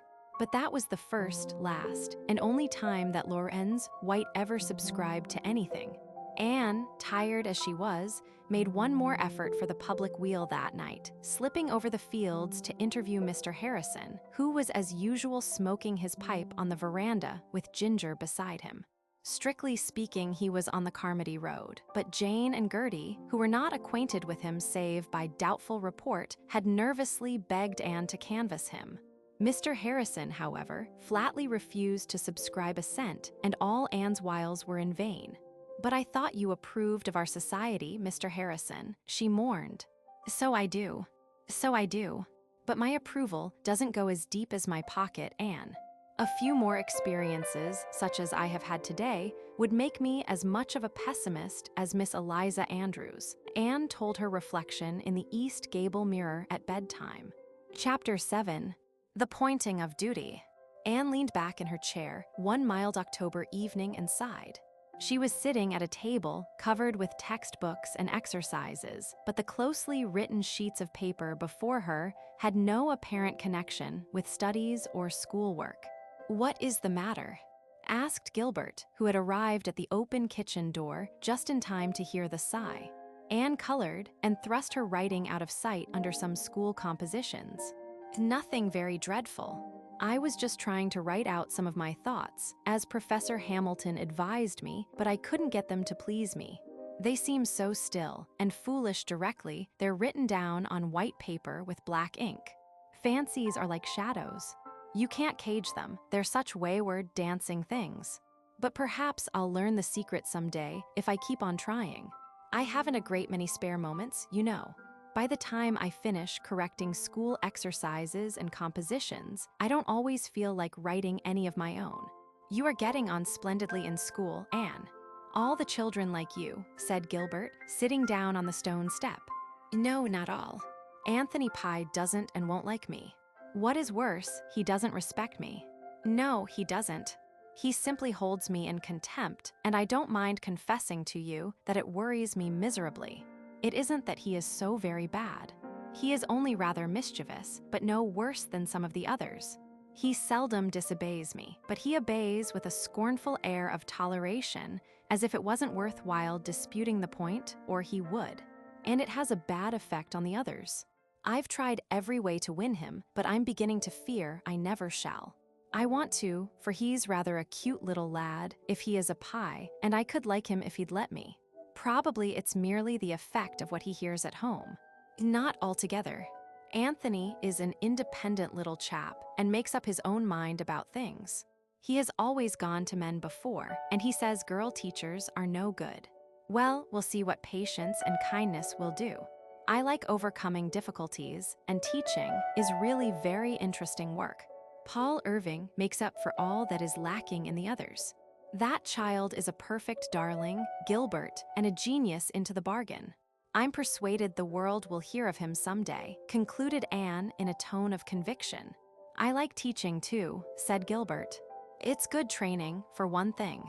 Why, Anne, I've learned more in the weeks I've been teaching the young ideas of white sands than I learned in all the years I went to school myself. We all seem to be getting on pretty well. The Newbridge people like Jane, I hear, and I think White Sands is tolerably satisfied with your humble servant. All except Mr. Andrew Spencer. I met Mrs. Peter Blewett on my way home last night, and she told me she thought it her duty to inform me that Mr. Spencer didn't approve of my methods. Have you ever noticed, asked Anne reflectively, that when people say it is their duty to tell you a certain thing, you may prepare for something disagreeable? Why is it that they never seem to think it a duty to tell you the pleasant things they hear about you? Mrs. H.B. Donnell called at the school again yesterday and told me she thought it her duty to inform me that Mrs. Harmon Andrews didn't approve of my reading fairy tales to the children, and that Mr. Rogerson thought Prillie wasn't coming on fast enough in arithmetic. If Prillie would spend less time making eyes at the boys over her slate, she might do better. I feel quite sure that Jack Gillies works her class sums for her, though I've never been able to catch him red-handed. Have you succeeded in reconciling Mrs. Donnell's hopeful son to his saintly name? Yes, laughed Anne, but it was really a difficult task. At first, when I called him St. Clair, he would not take the least notice until I'd spoken 2 or 3 times. And then, when the other boys nudged him, he would look up with such an aggrieved air, as if I'd called him John or Charlie, and he couldn't be expected to know I meant him. So I kept him in after school one night and talked kindly to him. I told him his mother wished me to call him St. Clair, and I couldn't go against her wishes. He saw it when it was all explained out. He's really a very reasonable little fellow. And he said I could call him St. Clair, but that he'd lick the stuffing out of any of the boys that tried it. Of course, I had to rebuke him again for using such shocking language. Since then, I call him St. Clair, and the boys call him Jake, and all goes smoothly. He informs me that he means to be a carpenter, but Mrs. Donnell says I am to make a college professor out of him. The mention of college gave a new direction to Gilbert's thoughts, and they talked for a time of their plans and wishes. Gravely, earnestly, hopefully, as youth loves to talk, while the future is yet an untrodden path full of wonderful possibilities. Gilbert had finally made up his mind that he was going to be a doctor. It's a splendid profession, he said enthusiastically. A fellow has to fight something all through life. Didn't somebody once define man as a fighting animal? And I want to fight disease and pain and ignorance. which are all members one of another. I want to do my share of honest, real work in the world, and add a little to the sum of human knowledge that all the good men have been accumulating since it began. The folks who lived before me have done so much for me that I want to show my gratitude by doing something for the folks who will live after me. It seems to me that is the only way a fellow can get square with his obligations to the race. I'd like to add some beauty to life, said Anne dreamily. I don't exactly want to make people know more, though I know that is the noblest ambition, but I'd love to make them have a pleasanter time because of me. To have some little joy or happy thought that would never have existed if I hadn't been born. I think you're fulfilling that ambition every day, said Gilbert admiringly. And he was right. Anne was one of the children of light by birthright. After she had passed through a life with a smile or a word thrown across it like a gleam of sunshine, the owner of that life saw it, for the time being at least, as hopeful and lovely and of good report. Finally, Gilbert rose regretfully.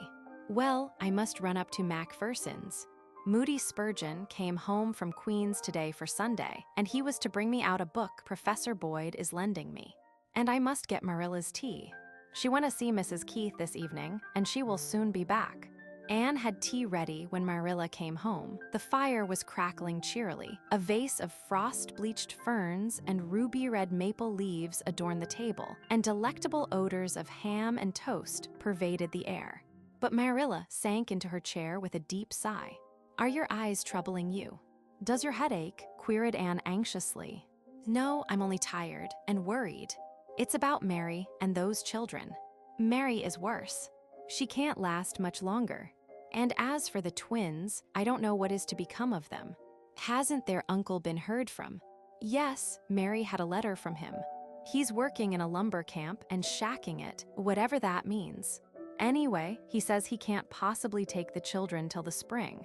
He expects to be married then and will have a home to take them to, but he says she must get some of the neighbors to keep them for the winter. She says she can't bear to ask any of them. Mary never got on any too well with the East Grafton people, and that's a fact. And the long and short of it is, Anne, that I'm sure Mary wants me to take those children. She didn't say so, but she looked it. Oh. Anne clasped her hands, all athrill with excitement. And of course you will, Marilla, won't you? I haven't made up my mind, said Marilla rather tartly. I don't rush into things in your headlong way, Anne. Third cousinship is a pretty slim claim, and it will be a fearful responsibility to have 2 children of 6 years to look after. Twins at that. Marilla had an idea that twins were just twice as bad as single children. Twins are very interesting. At least one pair of them, said Anne. It's only when there are 2 or 3 pairs that it gets monotonous. And I think it would be real nice for you to have something to amuse you when I'm away in school. I don't reckon there'd be much amusement in it. More worry and bother than anything else, I should say. It wouldn't be so risky if they were even as old as you were when I took you. I wouldn't mind Dora so much. She seems good and quiet. But that Davy is a limb. Anne was fond of children, and her heart yearned over the Keith twins. The remembrance of her own neglected childhood was very vivid with her still. She knew that Marilla's only vulnerable point was her stern devotion to what she believed to be her duty, and Anne skillfully marshaled her arguments along this line. If Davy is naughty, it's all the more reason why he should have good training, isn't it, Marilla? If we don't take them, we don't know who will, nor what kind of influences may surround them. Suppose Mrs. Keith's next-door neighbors, the Sprotts, were to take them. Mrs. Lynde says Henry Sprott is the most profane man that ever lived, and you can't believe a word his children say. Wouldn't it be dreadful to have the twins learn anything like that? Or suppose they went to the Wiggins. Mrs. Lynde says that Mr. Wiggins sells everything off the place that can be sold and brings his family up on skim milk. You wouldn't like your relations to be starved, even if they were only third cousins, would you? It seems to me, Marilla, that it is our duty to take them. I suppose it is, assented Marilla gloomily. I dare say I'll tell Mary I'll take them. You needn't look so delighted, Anne. It will mean a good deal of extra work for you. I can't sew a stitch on account of my eyes, so you'll have to see to the making and mending of their clothes. And you don't like sewing. I hate it, said Anne calmly, but if you are willing to take those children from a sense of duty, surely I can do their sewing from a sense of duty. It does people good to have to do things they don't like. In moderation. Chapter 8. Marilla adopts twins. Mrs. Rachel Lynde was sitting at her kitchen window, knitting a quilt, just as she had been sitting one evening several years previously when Matthew Cuthbert had driven down over the hill with what Mrs. Rachel called his imported orphan. But that had been in springtime, and this was late autumn, and all the woods were leafless and the fields sere and brown. The sun was just setting with a great deal of purple and golden pomp behind the dark woods west of Avonlea when a buggy drawn by a comfortable brown nag came down the hill. Mrs. Rachel peered at it eagerly. "There's Marilla getting home from the funeral," she said to her husband, who was lying on the kitchen lounge. Thomas Lynde lay more on the lounge nowadays than he had been used to do, but Mrs. Rachel, who was so sharp at noticing anything beyond her own household, had not as yet noticed this. "And she's got the twins with her." "Yes, there's Davy leaning over the dashboard grabbing at the pony's tail, and Marilla jerking him back. Dora's sitting up on the seat, as prim as you please. She always looks as if she'd just been starched and ironed. Well, poor Marilla is going to have her hands full this winter, and no mistake. Still, I don't see that she could do anything less than take them, under the circumstances, and she'll have Anne to help her. Anne's tickled to death over the whole business, and she has a real knacky way with children, I must say. Dear me, it doesn't seem a day since poor Matthew brought Anne herself home, and everybody laughed at the idea of Marilla bringing up a child. And now she has adopted twins. You're never safe from being surprised till you're dead." The fat pony jogged over the bridge in Lynn's Hollow and along the Green Gables lane. Marilla's face was rather grim. It was 10 miles from East Grafton, and Davy Keith seemed to be possessed with a passion for perpetual motion.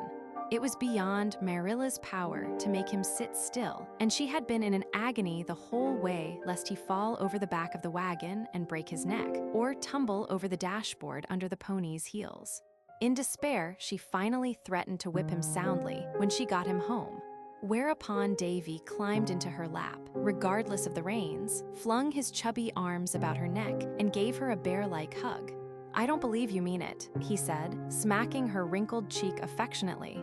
"You don't look like a lady who'd whip a little boy just 'cause he couldn't keep still. Didn't you find it awful hard to keep still when you was only so old as me?" "No, I always kept still when I was told," said Marilla, trying to speak sternly, albeit she felt her heart waxing soft within her under Davy's impulsive caresses.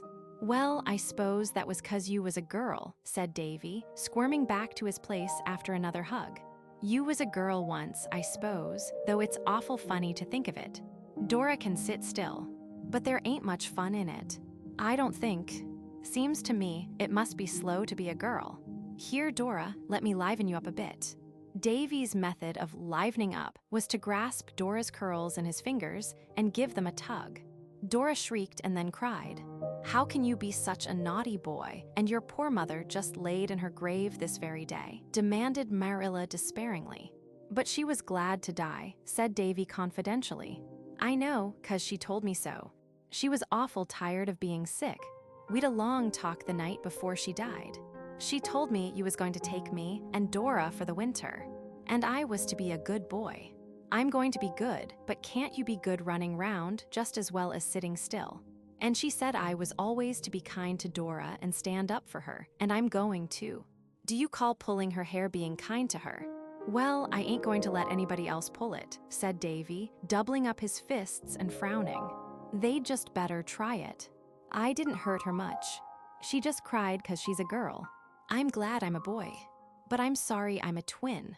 When Jimmy Sprott's sister conterdicts him, he just says, 'I'm older'n you, so of course I know better,' and that settles her. But I can't tell Dora that, and she just goes on thinking different from me. You might let me drive the GG for a spell, since I'm a man." Altogether, Marilla was a thankful woman when she drove into her own yard, where the wind of the autumn night was dancing with the brown leaves. Anne was at the gate to meet them and lift the twins out. Dora submitted calmly to be kissed, but Davy responded to Anne's welcome with one of his hearty hugs and the cheerful announcement, "I'm Mr. Davy Keith." At the supper table, Dora behaved like a little lady, but Davy's manners left much to be desired. "I'm so hungry, I ain't got time to eat pea lightly," he said when Marilla reproved him. "Dora ain't half as hungry as I am. Look at all the exercise I took on the road here.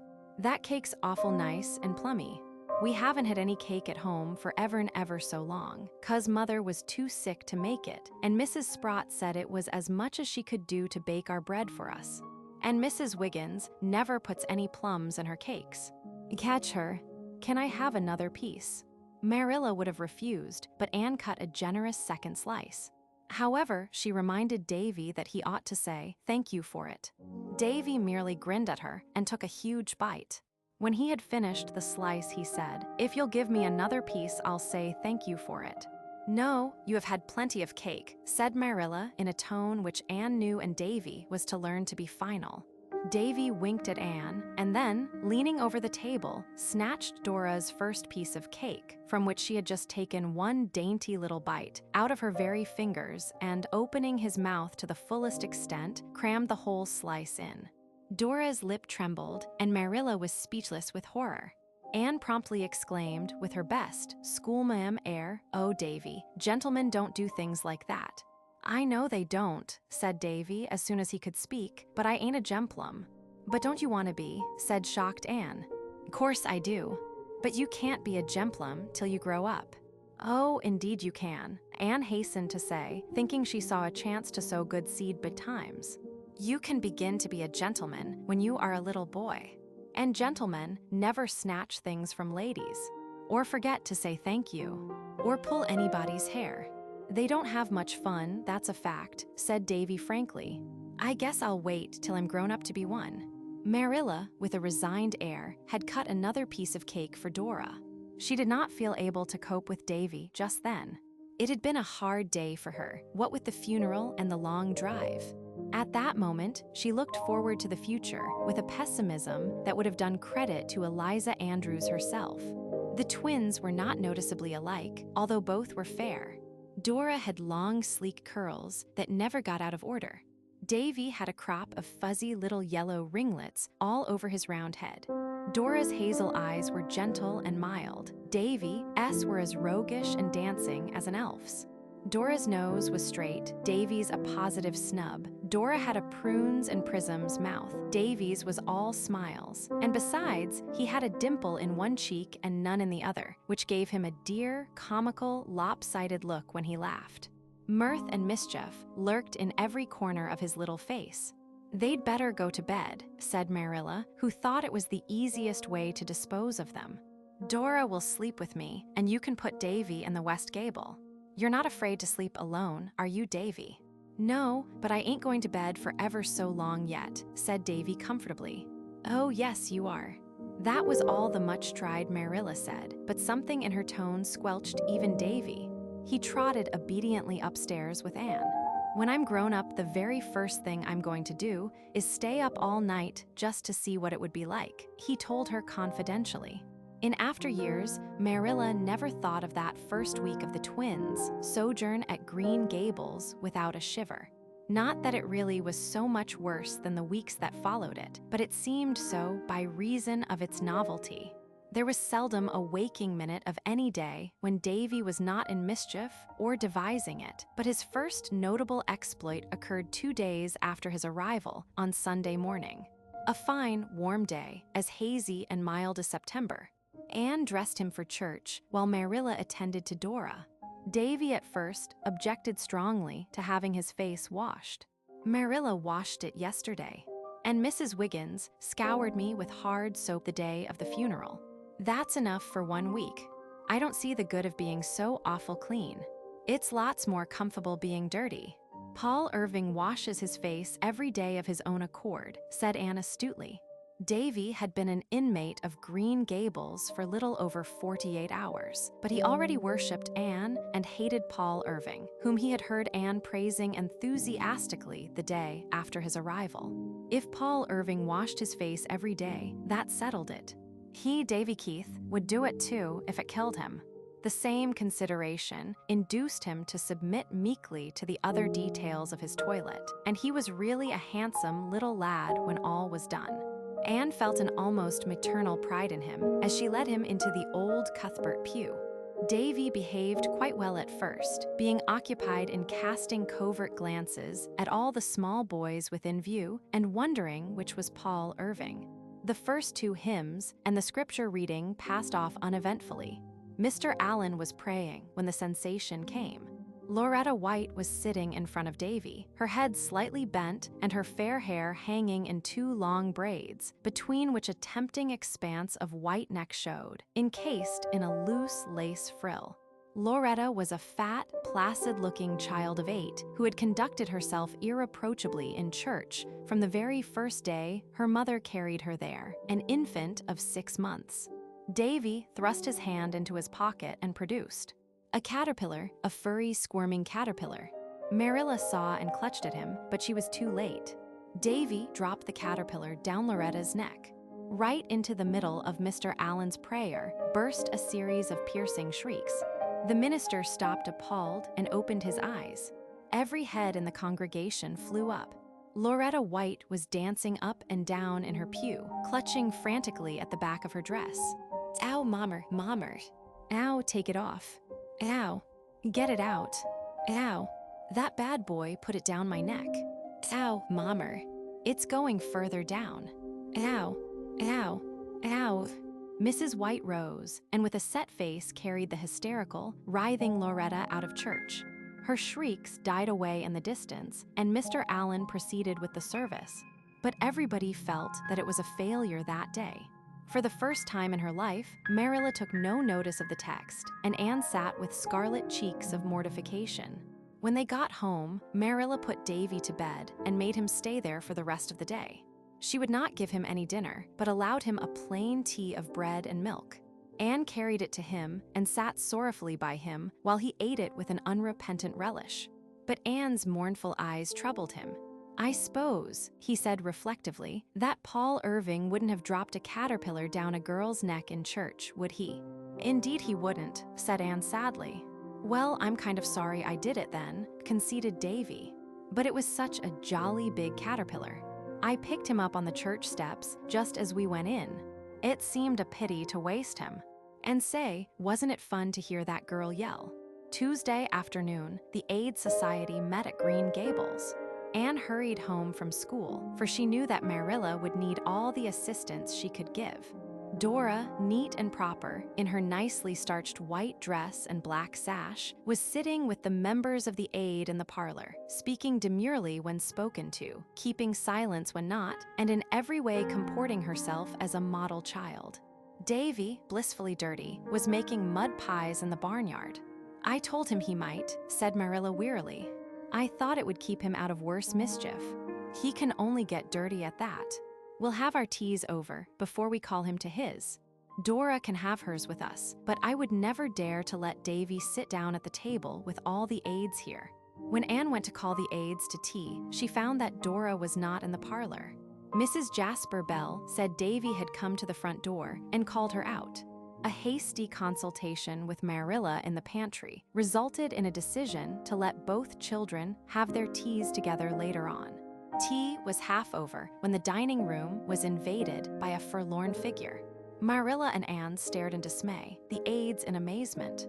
Could that be Dora? That sobbing nondescript in a drenched, dripping dress and hair from which the water was streaming on Marilla's new coinspot rug.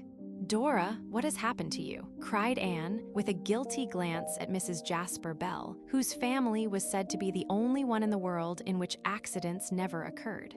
Davy made me walk the pigpen fence, wailed Dora. I didn't want to, but he called me a fraid cat. And I fell off into the pig pen, and my dress got all dirty, and the pig runned right over me. My dress was just awful, but Davy said if I'd stand under the pump, he'd wash it clean. And I did, and he pumped water all over me, but my dress ain't a bit cleaner, and my pretty sash and shoes is all spoiled. Anne did the honors of the table alone for the rest of the meal, while Marilla went upstairs and redressed Dora in her old clothes. Davy was caught and sent to bed without any supper. Anne went to his room at twilight and talked to him seriously, a method in which she had great faith, not altogether unjustified by results. She told him she felt very badly over his conduct. "I feel sorry now myself," admitted Davy, "but the trouble is I never feel sorry for doing things till after I've did them. Dora wouldn't help me make pies, 'cause she was afraid of messing her claws, and that made me hopping mad. I s'pose Paul Irving wouldn't have made his sister walk a pigpen fence if he knew she'd fall in. No, he would never dream of such a thing. Paul is a perfect little gentleman." Davy screwed his eyes tight shut and seemed to meditate on this for a time. Then he crawled up and put his arms about Anne's neck, snuggling his flushed little face down on her shoulder. "Anne, don't you like me a little bit, even if I ain't a good boy like Paul?" "Indeed I do," said Anne sincerely. Somehow, it was impossible to help liking Davy. "But I'd like you better still if you weren't so naughty." "I did something else today," went on Davy in a muffled voice. "I'm sorry now, but I'm awful scared to tell you. You won't be very cross, will you? And you won't tell Marilla, will you?" "I don't know, Davy. Perhaps I ought to tell her. But I think I can promise you I won't if you promise me that you will never do it again, whatever it is." "No, I never will. Anyhow, it's not likely I'd find any more of them this year. I found this one on the cellar steps." "Davy, what is it you've done?" "I put a toad in Marilla's bed. You can go and take it out if you like." "But say, Anne, wouldn't it be fun to leave it there?" "Davy Keith." Anne sprang from Davy's clinging arms and flew across the hall to Marilla's room. The bed was slightly rumpled. She threw back the blankets in nervous haste, and there in very truth was the toad, blinking at her from under a pillow. "How can I carry that awful thing out?" moaned Anne with a shudder. The fire shovel suggested itself to her, and she crept down to get it while Marilla was busy in the pantry. Anne had her own troubles carrying that toad downstairs, for it hopped off the shovel 3 times, and once she thought she had lost it in the hall. When she finally deposited it in the cherry orchard, she drew a long breath of relief. If Marilla knew, she'd never feel safe getting into bed again in her life. "I'm so glad that little sinner repented in time. There's Diana signaling to me from her window. I'm glad. I really feel the need of some diversion, for what with Anthony Pye in school and Davy Keith at home, my nerves have had about all they can endure for one day." Chapter 9. A Question of Color. That old nuisance of a Rachel Lynde was here again today, pestering me for a subscription towards buying a carpet for the vestry room, said Mr. Harrison wrathfully. "I detest that woman more than anybody I know. She can put a whole sermon, text, comment, and application into 6 words and throw it at you like a brick." Anne, who was perched on the edge of the veranda, enjoying the charm of a mild west wind blowing across a newly plowed field on a gray November twilight and piping a quaint little melody among the twisted firs below the garden, turned her dreamy face over her shoulder. "The trouble is, you and Mrs. Lynde don't understand one another," she explained. "That is always what is wrong when people don't like each other. I didn't like Mrs. Lynde at first either, but as soon as I came to understand her, I learned too. Mrs. Lynde may be an acquired taste with some folks, but I didn't keep on eating bananas because I was told I'd learn to like them if I did," growled Mr. Harrison. "And as for understanding her, I understand that she is a confirmed busybody. And I told her so."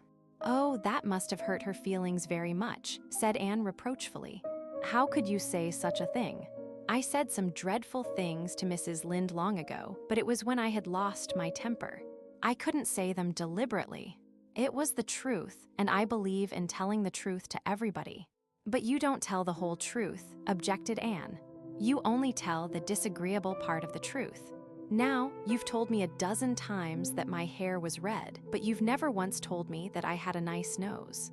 "I dare say you know it without any telling," chuckled Mr. Harrison. "I know I have red hair too, although it's much darker than it used to be. So there's no need of telling me that either." Well, I'll try and not mention it again since you're so sensitive. You must excuse me, Anne. I've got a habit of being outspoken, and folks mustn't mind it. But they can't help minding it. And I don't think it's any help that it's your habit. What would you think of a person who went about sticking pins and needles into people and saying, "Excuse me, you mustn't mind it. It's just a habit I've got"? You'd think he was crazy, wouldn't you? And as for Mrs. Lynde being a busybody, perhaps she is. But did you tell her she had a very kind heart and always helped the poor, and never said a word when Timothy Cotton stole a crock of butter out of her dairy and told his wife he'd bought it from her? Mrs. Cotton cast it up to her the next time they met that it tasted of turnips, and Mrs. Lynde just said she was sorry it had turned out so poorly. I suppose she has some good qualities, conceded Mr. Harrison grudgingly. Most folks have. I have some myself, though you might never suspect it. But anyhow, I ain't going to give anything to that carpet. Folks are everlasting begging for money here, it seems to me. How's your project of painting the hall coming on?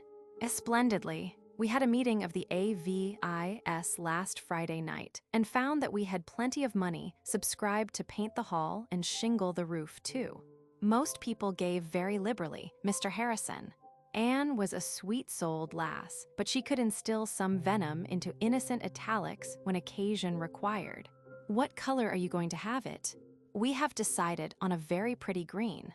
The roof will be dark red, of course. Mr. Roger Pye is going to get the paint in town today. Who's got the job? Mr. Joshua Pye of Carmody. He has nearly finished the shingling. We had to give him the contract for every one of the pies. And there are 4 families, you know. Said they wouldn't give a cent unless Joshua got it. They had subscribed $12 between them, and we thought that was too much to lose, although some people think we shouldn't have given in to the pies. Mrs. Lynde says they try to run everything. The main question is, will this Joshua do his work well? If he does, I don't see that it matters whether his name is Pie or Pudding. He has the reputation of being a good workman, though they say he's a very peculiar man. He hardly ever talks. He's peculiar enough all right then, said Mr. Harrison dryly. Or at least, folks here will call him so. I never was much of a talker till I came to Avonlea. And then I had to begin in self-defense, or Mrs. Lynde would have said I was dumb and started a subscription to have me taught sign language. You're not going yet, Anne? I must. I have some sewing to do for Dora this evening. Besides, Davy is probably breaking Marilla's heart with some new mischief by this time. This morning, the first thing he said was, "Where does the dart go, Anne?" I want to know. I told him it went around to the other side of the world, but after breakfast, he declared it didn't. That it went down the well. Marilla says she caught him hanging over the well box 4 times today, trying to reach down to the dark. He's a limb, declared Mr. Harrison. He came over here yesterday and pulled 6 feathers out of Ginger's tail before I could get in from the barn. The poor bird has been moping ever since. Those children must be a sight of trouble to you folks. Everything that's worth having is some trouble, said Anne, secretly resolving to forgive Davy's next offense, whatever it might be, since he had avenged her on Ginger. Mr. Roger Pye brought the hall paint home that night, and Mr. Joshua Pye, a surly, taciturn man, began painting the next day. He was not disturbed in his task. The hall was situated on what was called the Lower Road. In late autumn, this road was always muddy and wet, and people going to Carmody traveled by the longer Upper Road. The hall was so closely surrounded by fir woods that it was invisible unless you were near it. Mr. Joshua Pye painted away in the solitude and independence that were so dear to his unsociable heart. Friday afternoon, he finished his job and went home to Carmody. Soon after his departure, Mrs. Rachel Lynde drove by, having braved the mud of the Lower Road out of curiosity to see what the hall looked like in its new coat of paint. When she rounded the spruce curve she saw, the sight affected Mrs. Lynde oddly. She dropped the reins, held up her hands, and said, "Gracious Providence." She stared as if she could not believe her eyes.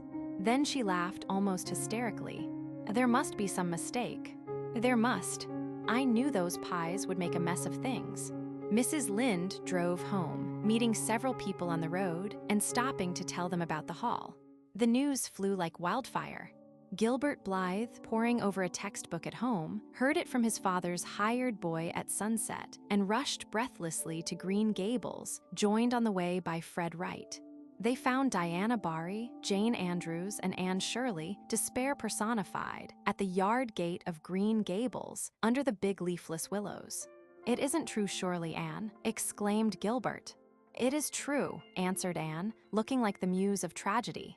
"Mrs. Lynde called on her way from Carmody to tell me." "Oh, it is simply dreadful. What is the use of trying to improve anything?" "What is dreadful?" asked Oliver Sloane, arriving at this moment with a bandbox he had brought from town for Marilla. "Haven't you heard?" said Jane wrathfully. "Well, it's simply this. Joshua Pye has gone and painted the hall blue instead of green. A deep, brilliant blue, the shade they use for painting carts and wheelbarrows. And Mrs. Lynde says it is the most hideous color for a building, especially when combined with a red roof, that she ever saw or imagined. You could simply have knocked me down with a feather when I heard it. It's heartbreaking after all the trouble we've had. How on earth could such a mistake have happened?" wailed Diana. The blame of this unmerciful disaster was eventually narrowed down to the Pyes. The improvers had decided to use Morton Harris paints, and the Morton Harris paint cans were numbered according to a color card. A purchaser chose his shade on the card and ordered by the accompanying number. Number 147 was the shade of green desired, and when Mr. Roger Pye sent word to the improvers by his son, John Andrew, that he was going to town and would get their paint for them, the improvers told John Andrew to tell his father to get 147. John Andrew always averred that he did so, but Mr. Roger Pye as stanchly declared that John Andrew told him 157, and there the matter stands to this day. That night there was blank dismay in every Avonlea house where an improver lived. The gloom at Green Gables was so intense that it quenched even Davy. Anne wept and would not be comforted. "I must cry, even if I am almost 17, Marilla," she sobbed. "It is so mortifying. And it sounds the death knell of our society. We'll simply be laughed out of existence. In life, as in dreams, however, things often go by contraries. The Avonlea people did not laugh. They were too angry. Their money had gone to paint the hall, and consequently they felt themselves bitterly aggrieved by the mistake. Public indignation centered on the Pyes. Roger Pye and John Andrew had bungled the matter between them, and as for Joshua Pye, he must be a born fool not to suspect there was something wrong when he opened the cans and saw the color of the paint. Joshua Pye, when thus animadverted upon, retorted that the Avonlea taste in colors was no business of his, whatever his private opinion might be. He had been hired to paint the hall, not to talk about it, and he meant to have his money for it. The improvers paid him his money in bitterness of spirit, after consulting Mr. Peter Sloane, who was a magistrate. "You'll have to pay it," Peter told him. "You can't hold him responsible for the mistake, since he claims he was never told what the color was supposed to be, but just given the cans and told to go ahead. But it's a burning shame, and that hall certainly does look awful."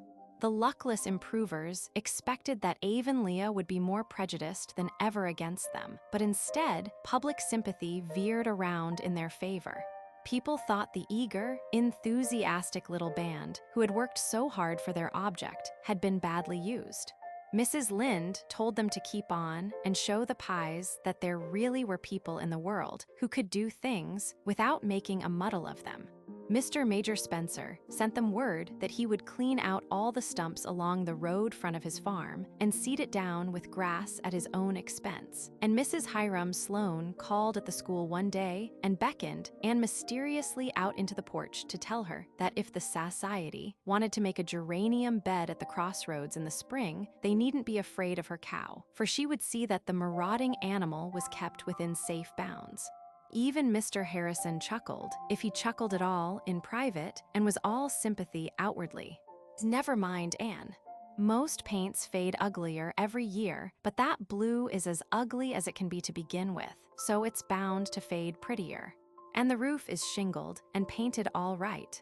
Folks will be able to sit in the hall after this without being leaked on. You've accomplished so much anyhow. But Avonlea's Blue Hall will be a byword in all the neighboring settlements from this time out," said Anne bitterly. And it must be confessed that it was. Chapter 10. Davy in search of a sensation. Anne, walking home from school through the birch path one November afternoon, felt convinced afresh that life was a very wonderful thing. The day had been a good day. All had gone well in her little kingdom. St. Clair Donnell had not fought any of the other boys over the question of his name. Prillie Rogerson's face had been so puffed up from the effects of toothache that she did not once try to coquette with the boys in her vicinity. Barbara Shaw had met with only one accident, spilling a dipper of water over the floor. And Anthony Pye had not been in school at all. "What a nice month this November has been," said Anne, who had never quite got over her childish habit of talking to herself. November is usually such a disagreeable month, as if the year had suddenly found out that she was growing old and could do nothing but weep and fret over it.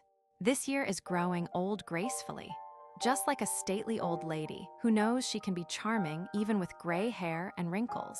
We've had lovely days and delicious twilights.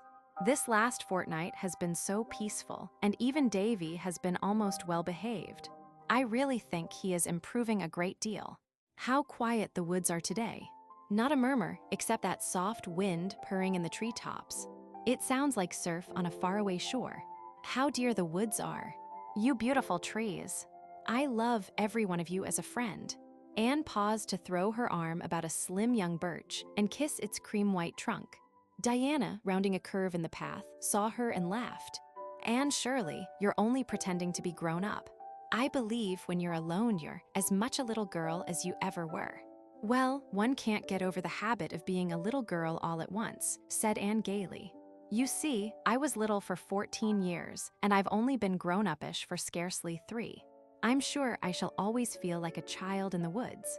These walks home from school are almost the only time I have for dreaming, except the half hour or so before I go to sleep.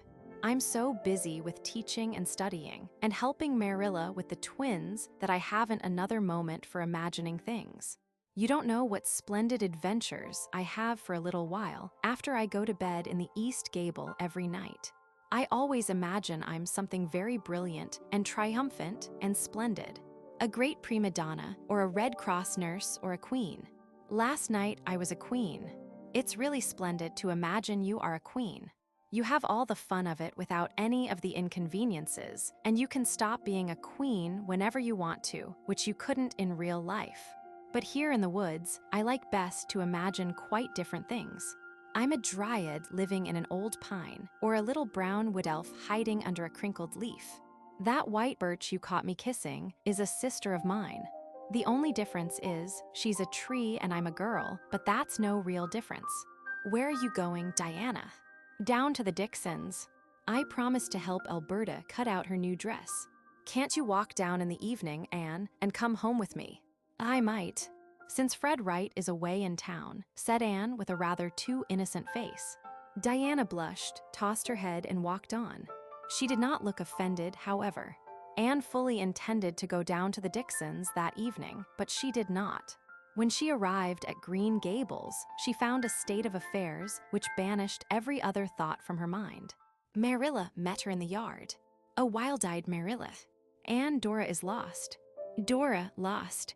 Anne looked at Davy, who was swinging on the yard gate, and detected merriment in his eyes. "Davy, do you know where she is?" "No, I don't," said Davy stoutly. "I haven't seen her since dinner time, cross my heart." "I've been away ever since 1 o'clock, said Marilla. "Thomas Lynde took sick all of a sudden, and Rachel sent up for me to go at once. When I left here, Dora was playing with her doll in the kitchen, and Davy was making mud pies behind the barn. I only got home half an hour ago, and no Dora to be seen. Davy declares he never saw her since I left." "Neither I did," avowed Davy solemnly. "She must be somewhere around," said Anne. "She would never wander far away alone. You know how timid she is. Perhaps she has fallen asleep in one of the rooms." Marilla shook her head. "I've hunted the whole house through, but she may be in some of the buildings." A thorough search followed. Every corner of house, yard, and outbuildings was ransacked by those two distracted people. Anne roved the orchards and the haunted wood, calling Dora's name. Marilla took a candle and explored the cellar. Davy accompanied each of them in turn and was fertile in thinking of places where Dora could possibly be. Finally, they met again in the yard. "It's a most mysterious thing," groaned Marilla. "Where can she be?" said Anne miserably. "Maybe she's tumbled into the well," suggested Davy cheerfully. Anne and Marilla looked fearfully into each other's eyes. The thought had been with them both through their entire search, but neither had dared to put it into words. She might have," whispered Marilla. Anne, feeling faint and sick, went to the well box and peered over. The bucket sat on the shelf inside. Far down below was a tiny glimmer of still water. The Cuthbert well was the deepest in Avonlea. If Dora... But Anne could not face the idea. She shuddered and turned away. "Run across for Mr. Harrison," said Marilla, wringing her hands. "Mr. Harrison and John Henry are both away. They went to town today. I'll go for Mr. Barry." Mr. Barry came back with Anne, carrying a coil of rope to which was attached a claw-like instrument that had been the business end of a grubbing fork. Marilla and Anne stood by, cold and shaken with horror and dread, while Mr. Barry dragged the well, and Davy, astride the gate, watched the group with a face indicative of huge enjoyment. Finally, Mr. Barry shook his head with a relieved air. "She can't be down there. It's a mighty curious thing where she could have got to, though. Look here, young man, are you sure you've no idea where your sister is?" "I've told you a dozen times that I haven't," said Davy with an injured air. "Maybe a tramp come and stole her." "Nonsense," said Marilla sharply, relieved from her horrible fear of the well. "Anne, do you suppose she could have strayed over to Mr. Harrison's? She has always been talking about his parrot ever since that time you took her over." "I can't believe Dora would venture so far alone, but I'll go over and see," said Anne. Nobody was looking at Davy just then, or it would have been seen that a very decided change came over his face. He quietly slipped off the gate and ran, as fast as his fat legs could carry him, to the barn.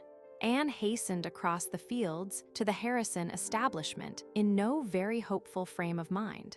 The house was locked, the window shades were down, and there was no sign of anything living about the place.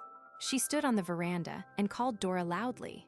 Ginger, in the kitchen behind her, shrieked and swore with sudden fierceness, but between his outbursts, Anne heard a plaintive cry from the little building in the yard, which served Mr. Harrison as a tool house. Anne flew to the door, unhasped it, and caught up a small mortal with a tear-stained face who was sitting forlornly on an upturned nail keg. "Oh, Dora, Dora, what a fright you have given us. How came you to be here?" "Davy and I came over to see Ginger," sobbed Dora, "but we couldn't see him after all, only Davy made him swear by kicking the door.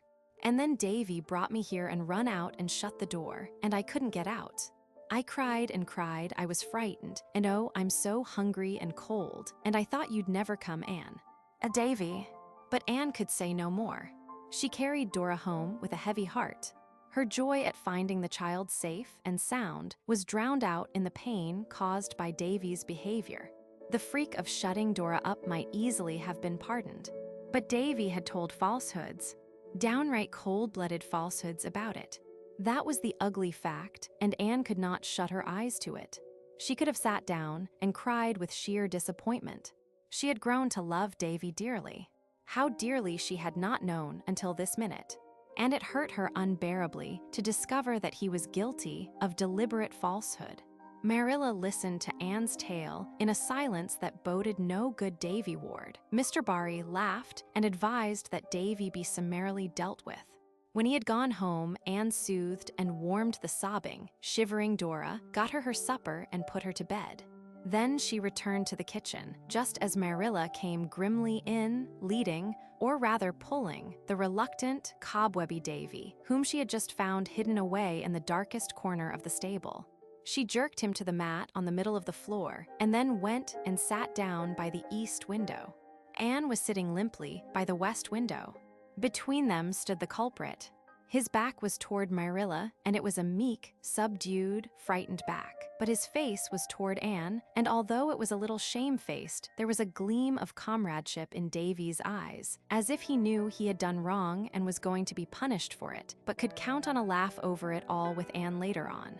But no half-hidden smile answered him in Anne's gray eyes, as there might have done had it been only a question of mischief. There was something else, something ugly and repulsive. "How could you behave so, Davy?" she asked sorrowfully. Davy squirmed uncomfortably. "I just did it for fun. Things have been so awful quiet here for so long that I thought it would be fun to give you folks a big scare." It was, too. In spite of fear and a little remorse, Davy grinned over the recollection. "But you told a falsehood about it, Davy," said Anne, more sorrowfully than ever. Davy looked puzzled. "What's a falsehood? Do you mean a whoppers?" "I mean a story that was not true." "Of course I did," said Davy frankly. "If I hadn't, you wouldn't have been scared. I had to tell it." Anne was feeling the reaction from her fright and exertions. Davy's impenitent attitude gave the finishing touch. 2 big tears brimmed up in her eyes. "Oh, Davy, how could you?" she said with a quiver in her voice. "Don't you know how wrong it was?" Davy was aghast. Anne crying. He had made Anne cry. A flood of real remorse rolled like a wave over his warm little heart and engulfed it.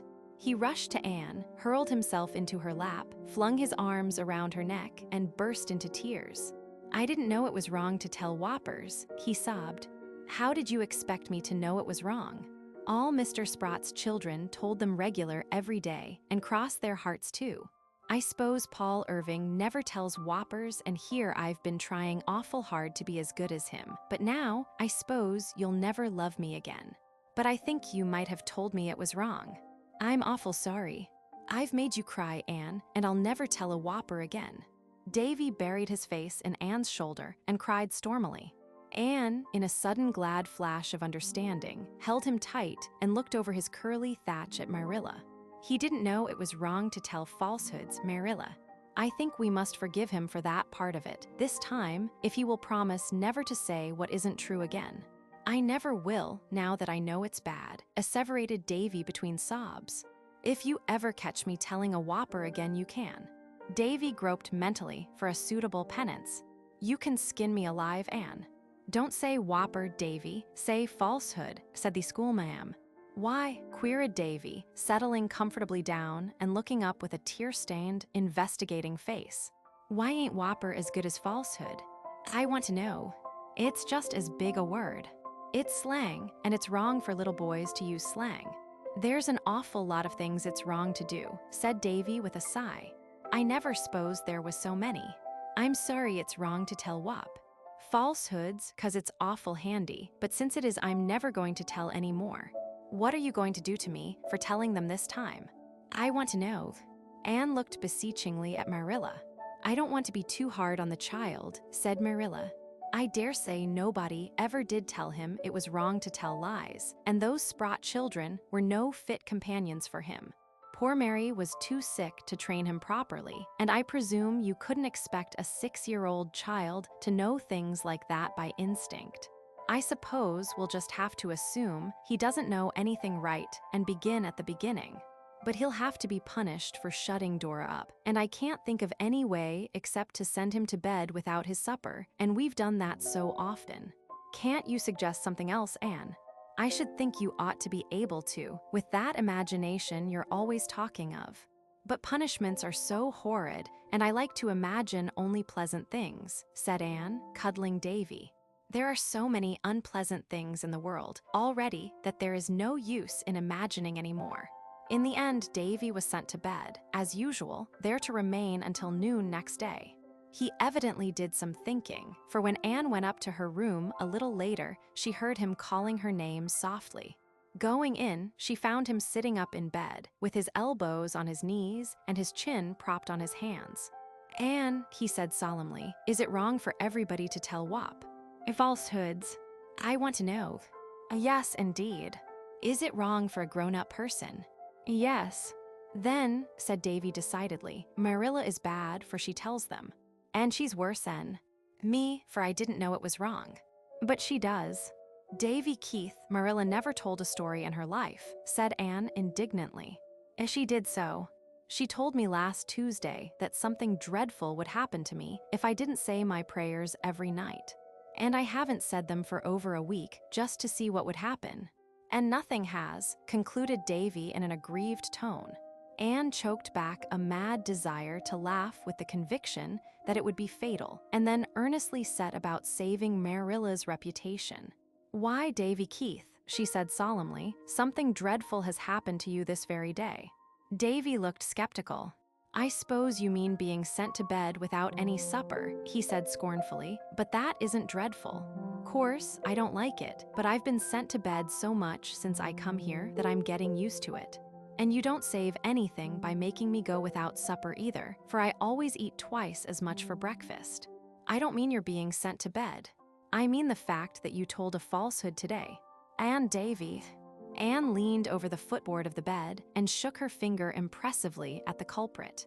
For a boy to tell what is true is almost the worst thing that could happen to him. Almost the very worst. "So you see, Marilla told you the truth." "But I thought the something bad would be exciting," protested Davy in an injured tone. "Marilla isn't to blame for what you thought. Bad things aren't always exciting. They're very often just nasty and stupid." "It was awful funny to see Marilla, and you looking down the well, though," said Davy, hugging his knees. Anne kept a sober face until she got downstairs, and then she collapsed on the sitting room lounge and laughed until her sides ached. "I wish you'd tell me the joke," said Marilla a little grimly. "I haven't seen much to laugh at today." "You'll laugh when you hear this," assured Anne.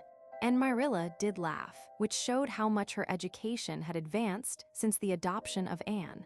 But she sighed immediately afterwards. "I suppose I shouldn't have told him that, although I heard a minister say it to a child once. But he did aggravate me so. It was that night you were at the Carmody concert, and I was putting him to bed. He said he didn't see the good of praying until he got big enough to be of some importance to God. Anne, I do not know what we are going to do with that child. I never saw his beat. I'm feeling clean discouraged." "Oh, don't say that, Marilla. Remember how bad I was when I came here." "Anne, you never were bad." "Never. I see that now, when I've learned what real badness is. You were always getting into terrible scrapes, I'll admit, but your motive was always good. Davy is just bad from sheer love of it." "Oh no, I don't think it is real badness with him either," pleaded Anne. "It's just mischief. And it is rather quiet for him here, you know. He has no other boys to play with, and his mind has to have something to occupy it. Dora is so prim and proper. She is no good for a boy's playmate. I really think it would be better to let them go to school, Marilla." "No," said Marilla resolutely. "My father always said that no child should be cooped up in the four walls of a school until it was 7 years old, and Mr. Allen says the same thing. The twins can have a few lessons at home, but go to school they shan't till they're 7. "Well, we must try to reform Davy at home then," said Anne cheerfully. "With all his faults, he's really a dear little chap. I can't help loving him. Marilla, it may be a dreadful thing to say, but honestly, I like Davy better than Dora, for all she's so good." "I don't know but that I do myself," confessed Marilla, "and it isn't fair, for Dora isn't a bit of trouble. There couldn't be a better child, and you'd hardly know she was in the house." "Dora is too good," said Anne. "She'd behave just as well if there wasn't a soul to tell her what to do. She was born already brought up, so she doesn't need us. And I think," concluded Anne, hitting on a very vital truth, "that we always love best the people who need us. Davy needs us badly." "He certainly needs something," agreed Marilla. Rachel Lynde would say it was a good spanking. Chapter 11. Facts and Fancies. "Teaching is really very interesting work," wrote Anne to a Queen's Academy chum. "Jane says she thinks it is monotonous, but I don't find it so. Something funny is almost sure to happen every day, and the children say such amusing things. Jane says she punishes her pupils when they make funny speeches, which is probably why she finds teaching monotonous. This afternoon, little Jimmy Andrews was trying to spell speckled and couldn't manage it. 'Well,' he said finally, 'I can't spell it, but I know what it means.' 'What?' I asked. 'St. Clair Donnell's face, miss.'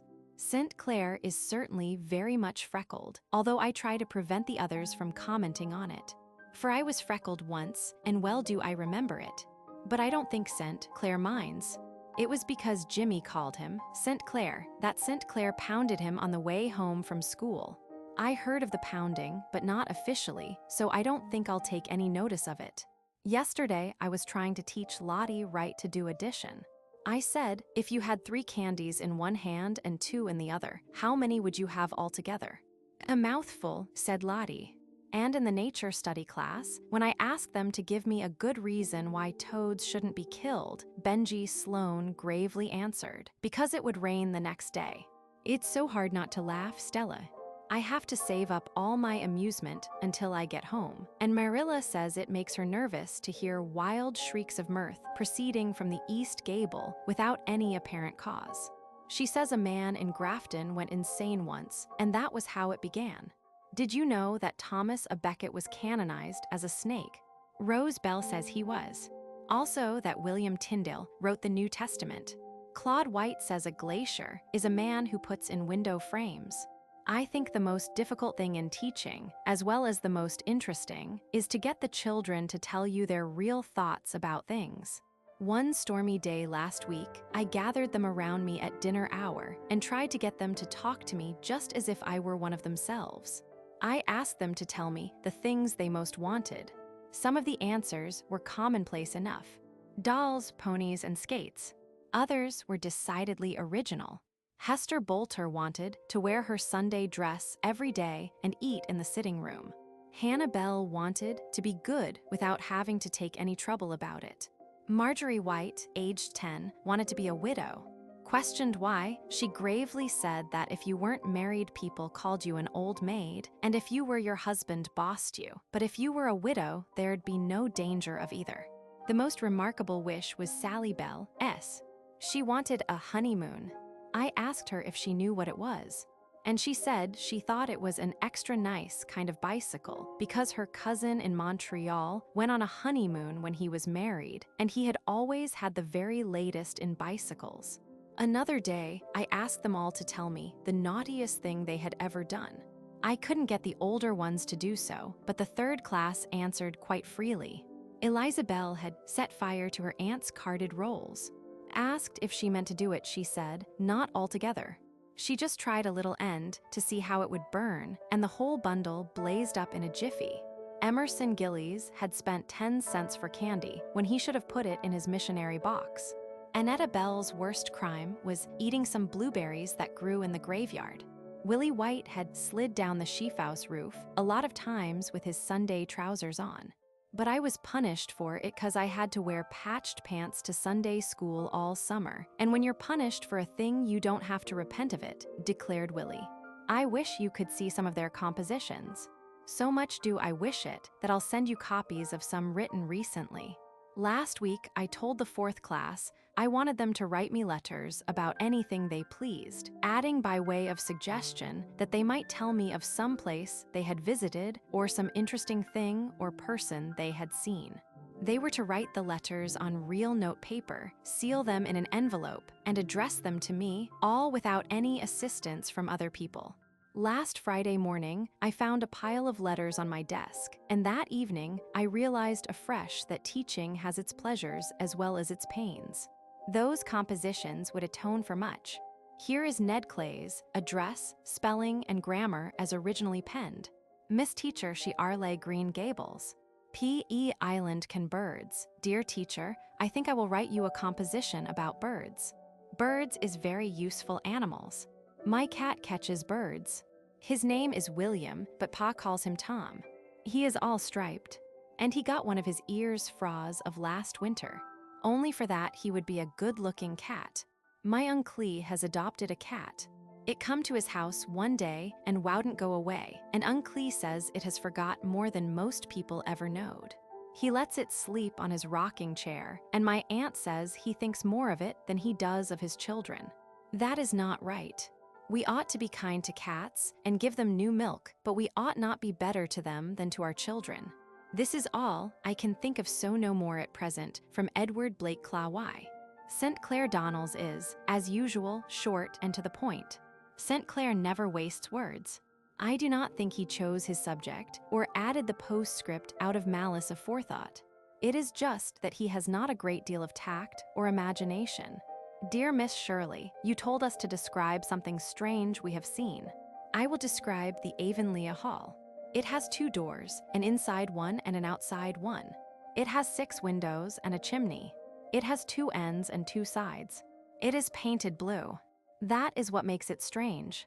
It is built on the Lower Carmody Road. It is the 3rd most important building in Avonlea. The others are the church and the blacksmith shop. They hold debating clubs and lectures in it and concerts. Yours truly, Jacob Donnell. P.S. The hall is a very bright blue. Annetta Bell's letter was quite long, which surprised me, for writing essays is not Annetta's forte, and hers are generally as brief as St. Clair S.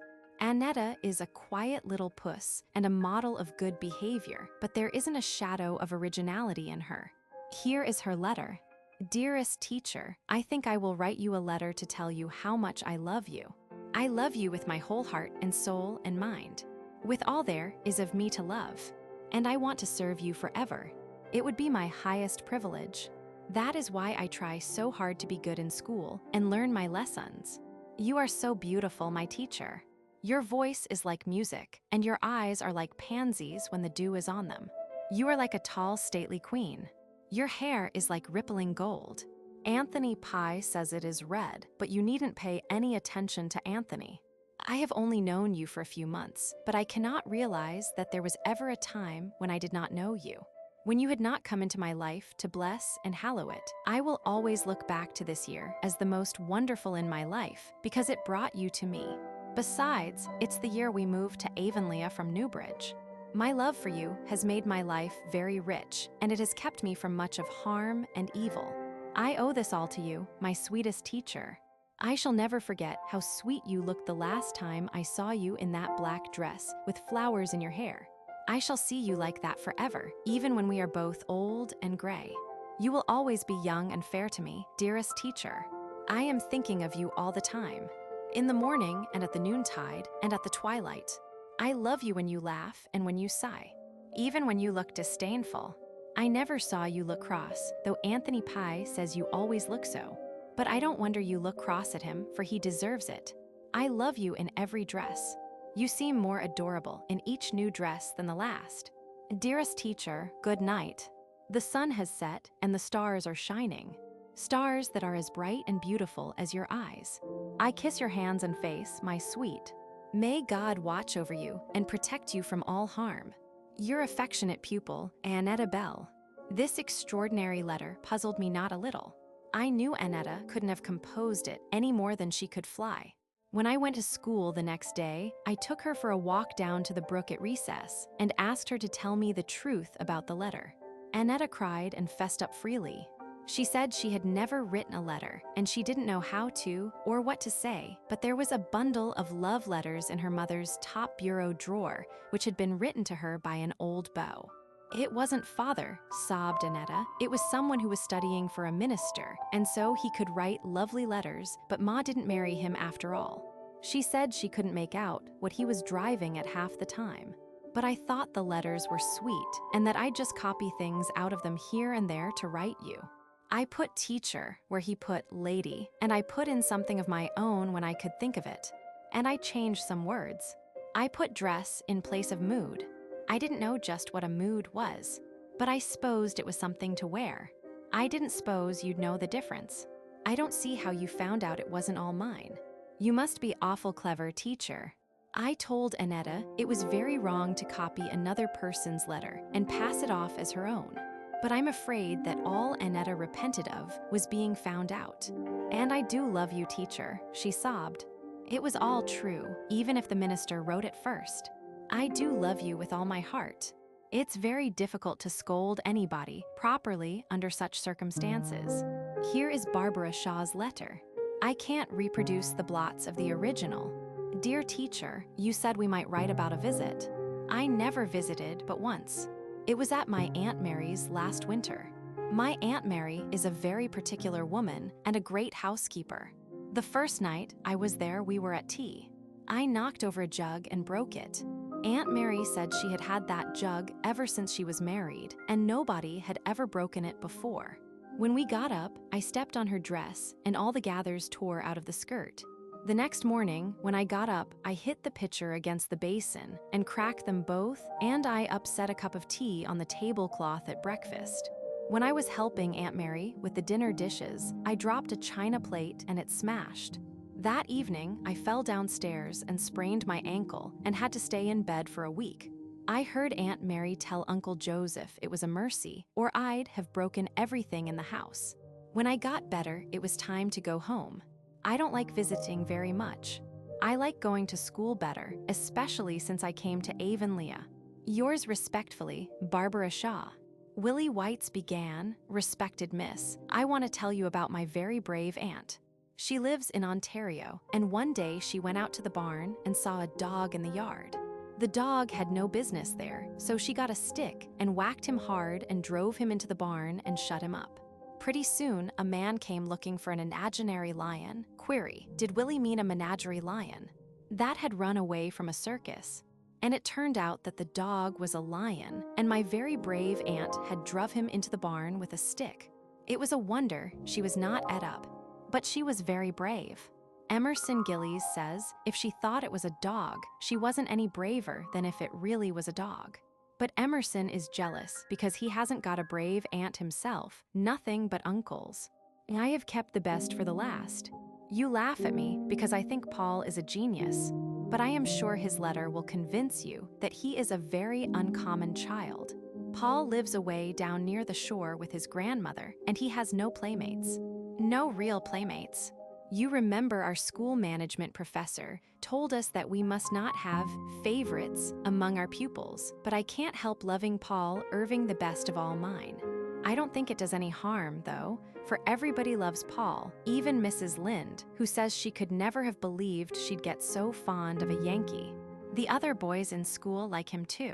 There is nothing weak or girlish about him, in spite of his dreams and fancies. He is very manly and can hold his own in all games. He fought St. Clair Donnell recently because St. Clair said the Union Jack was away ahead of the Stars and Stripes as a flag. The result was a drawn battle and a mutual agreement to respect each other's patriotism henceforth. St. Clair says he can hit the hardest, but Paul can hit the oftenest. Paul's letter. My dear teacher, you told us we might write you about some interesting people we knew. I think the most interesting people I know are my rock people, and I mean to tell you about them. I have never told anybody about them except Grandma and Father, but I would like to have you know about them because you understand things. There are a great many people who do not understand things, so there is no use in telling them. My rock people live at the shore. I used to visit them almost every evening before the winter came. Now I can't go till spring, but they will be there, for people like that never change. That is the splendid thing about them. Nora was the first one of them I got acquainted with, and so I think I love her the best. She lives in Andrews Cove, and she has black hair and black eyes, and she knows all about the mermaids and the water kelpies. You ought to hear the stories she can tell. Then there are the twin sailors. They don't live anywhere, they sail all the time, but they often come ashore to talk to me. They are a pair of jolly tars, and they have seen everything in the world. And more than what is in the world. Do you know what happened to the youngest twin sailor once? He was sailing, and he sailed right into a moonglade. A moonglade is the track the full moon makes on the water when it is rising from the sea. You know, teacher. Well, the youngest twin sailor sailed along the moonglade till he came right up to the moon, and there was a little golden door in the moon, and he opened it and sailed right through. He had some wonderful adventures in the moon, but it would make this letter too long to tell them. Then there is the Golden Lady of the Cave. One day, I found a big cave down on the shore, and I went away in, and after a while, I found the Golden Lady. She has golden hair right down to her feet, and her dress is all glittering and glistening like gold that is alive. And she has a golden harp and plays on it all day long. You can hear the music any time along shore if you listen carefully, but most people would think it was only the wind among the rocks. I've never told Nora about the Golden Lady. I was afraid it might hurt her feelings. It even hurt her feelings if I talked too long with the twin sailors. I always met the twin sailors at the Striped Rocks. The youngest twin sailor is very good-tempered, but the oldest twin sailor can look dreadfully fierce at times. I have my suspicions about that oldest twin. I believe he'd be a pirate if he dared. There's really something very mysterious about him. He swore once, and I told him if he ever did it again, he needn't come ashore to talk to me because I'd promised grandmother I'd never associate with anybody that swore. He was pretty well scared, I can tell you, and he said if I would forgive him, he would take me to the sunset. So the next evening, when I was sitting on the striped rocks, the oldest twin came sailing over the sea in an enchanted boat, and I got in her. The boat was all pearly and rainbowy, like the inside of the mussel shells, and her sail was like moonshine. Well, we sailed right across to the sunset. Think of that, teacher. I've been in the sunset. And what do you suppose it is? The sunset is a land all flowers. We sailed into a great garden, and the clouds are beds of flowers. We sailed into a great harbor, all the color of gold, and I stepped right out of the boat on a big meadow, all covered with buttercups as big as roses. I stayed there for ever so long. It seemed nearly a year, but the oldest twin says it was only a few minutes. You see, in the sunset land, the time is ever so much longer than it is here. Your loving pupil, Paul Irving. P.S. Of course, this letter isn't really true, teacher. P.I. Chapter 12. A Jonah day. It really began the night before with a restless, wakeful vigil of grumbling toothache. When Anne arose in the dull, bitter winter morning, she felt that life was flat, stale, and unprofitable. She went to school in no angelic mood. Her cheek was swollen and her face ached. The schoolroom was cold and smoky, for the fire refused to burn, and the children were huddled about it in shivering groups. Anne sent them to their seats with a sharper tone than she had ever used before. Anthony Pye strutted to his with his usual impertinent swagger, and she saw him whisper something to his seatmate and then glance at her with a grin. Never, so it seemed to Anne, had there been so many squeaky pencils as there were that morning. And when Barbara Shaw came up to the desk with a sum, she tripped over the coal scuttle with disastrous results. The coal rolled to every part of the room, her slate was broken into fragments, and when she picked herself up, her face, stained with coal dust, sent the boys into roars of laughter. Anne turned from the second reader class, which she was hearing. "Really, Barbara," she said icily, "if you cannot move without falling over something, you'd better remain in your seat.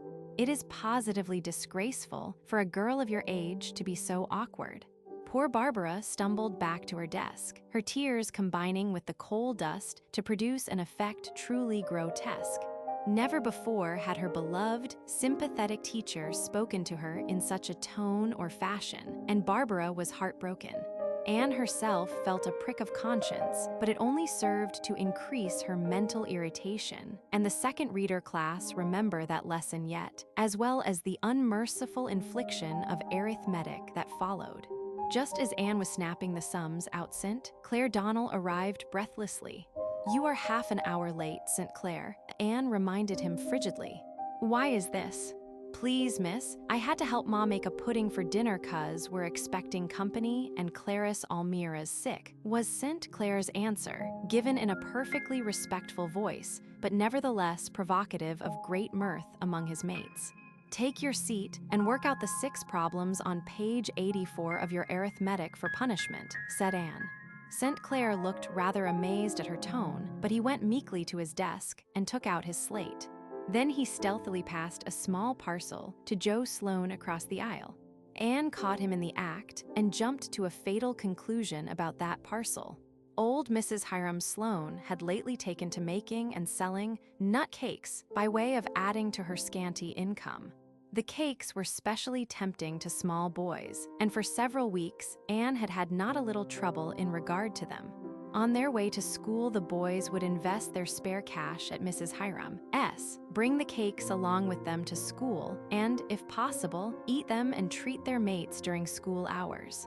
Anne had warned them that if they brought any more cakes to school, they would be confiscated. And yet here was St. Clair Donnell coolly passing a parcel of them, wrapped up in the blue and white striped paper Mrs. Hiram used, under her very eyes.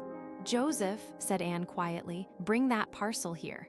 Joe, startled and abashed, obeyed. He was a fat urchin who always blushed and stuttered when he was frightened. Never did anybody look more guilty than poor Joe at that moment. "Throw it into the fire," said Anne. Joe looked very blank. "Please, miss," he began. "Do as I tell you, Joseph, without any words about it." "BB, but miss." "ATH. There," gasped Joe in desperation. "Joseph, are you going to obey me or are you not?" said Anne. A bolder and more self-possessed lad than Joe Sloane would have been overawed by her tone and the dangerous flash of her eyes. This was a new Anne whom none of her pupils had ever seen before. Joe, with an agonized glance at St. Clair, went to the stove, opened the big, square front door, and threw the blue and white parcel in before St. Clair, who had sprung to his feet, could utter a word. Then he dodged back just in time. For a few moments, the terrified occupants of Avonlea School did not know whether it was an earthquake or a volcanic explosion that had occurred. The innocent-looking parcel, which Anne had rashly supposed to contain Mrs. Hiram's nut cakes, really held an assortment of firecrackers and pinwheels for which Warren Sloane had sent to town by St. Clair Donnell's father the day before, intending to have a birthday celebration that evening. The crackers went off in a thunderclap of noise, and the pinwheels bursting out of the door spun madly around the room, hissing and spluttering. Anne dropped into her chair white with dismay, and all the girls climbed shrieking upon their desks. Joe Sloane stood as one transfixed in the midst of the commotion, and St. Clair, helpless with laughter, rocked to and fro in the aisle. Prillie Rogerson fainted, and Annetta Bell went into hysterics.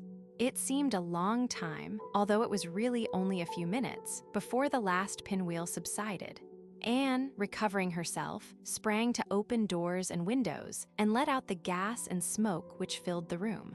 Then she helped the girls carry the unconscious Prillie into the porch, where Barbara Shaw, in an agony of desire to be useful, poured a pailful of half-frozen water over Prillie's face and shoulders before anyone could stop her.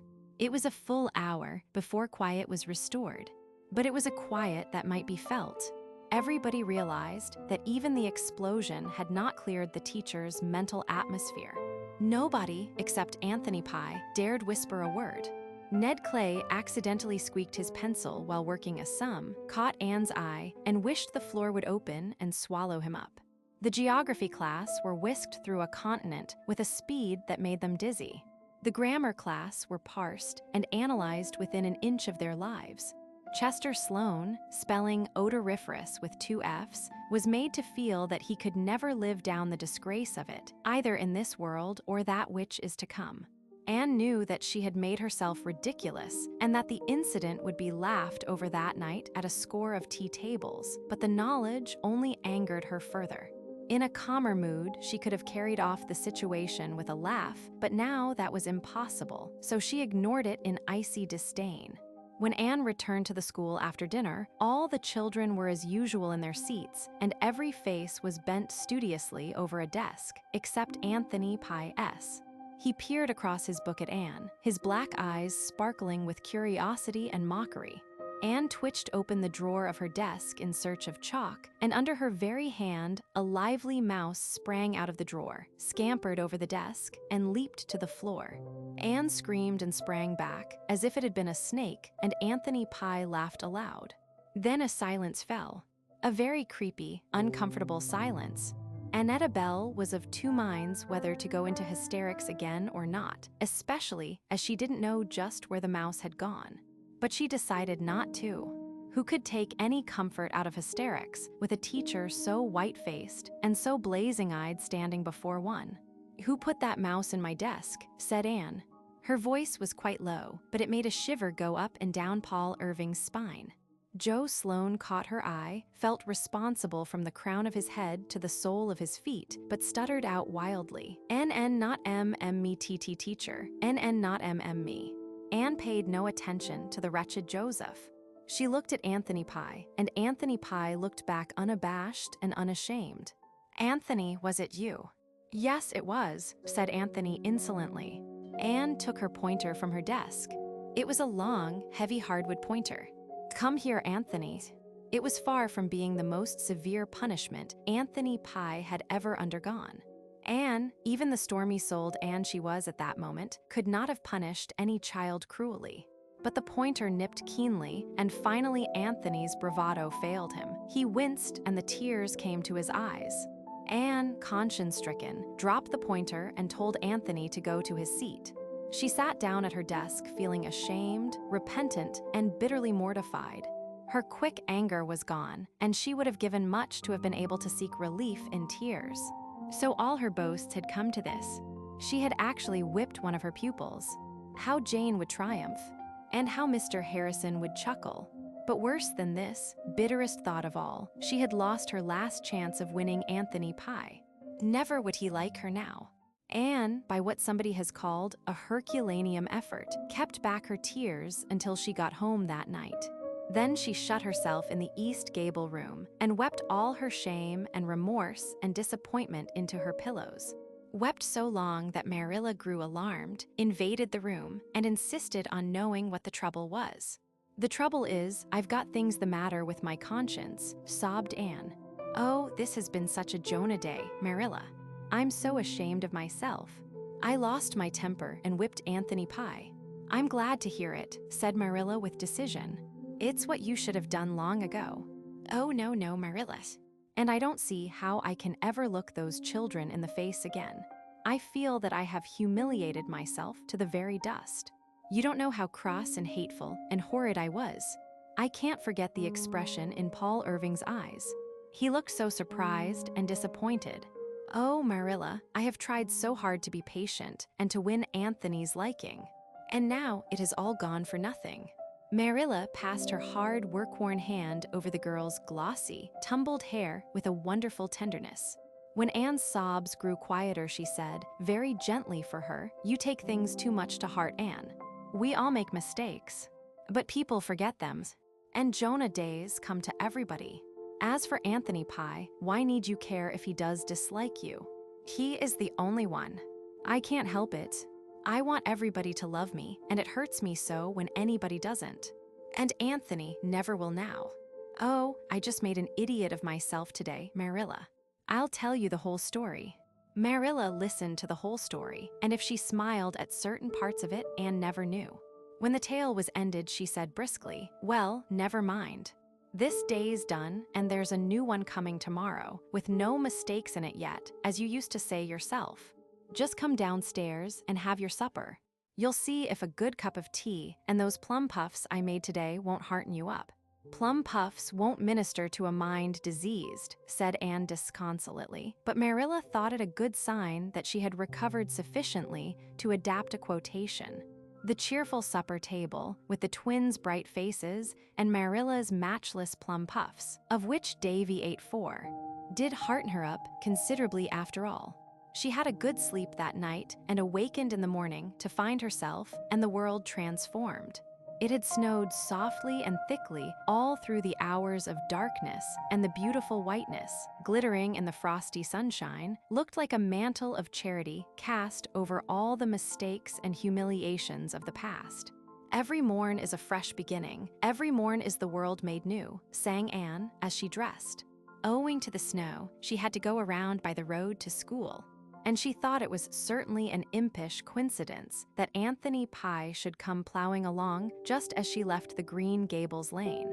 She felt as guilty as if their positions were reversed, but to her unspeakable astonishment, Anthony not only lifted his cap, which he had never done before, but said easily, "Kind of bad walking, ain't it?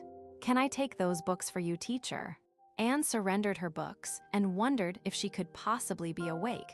Anthony walked on in silence to the school, but when Anne took her books, she smiled down at him.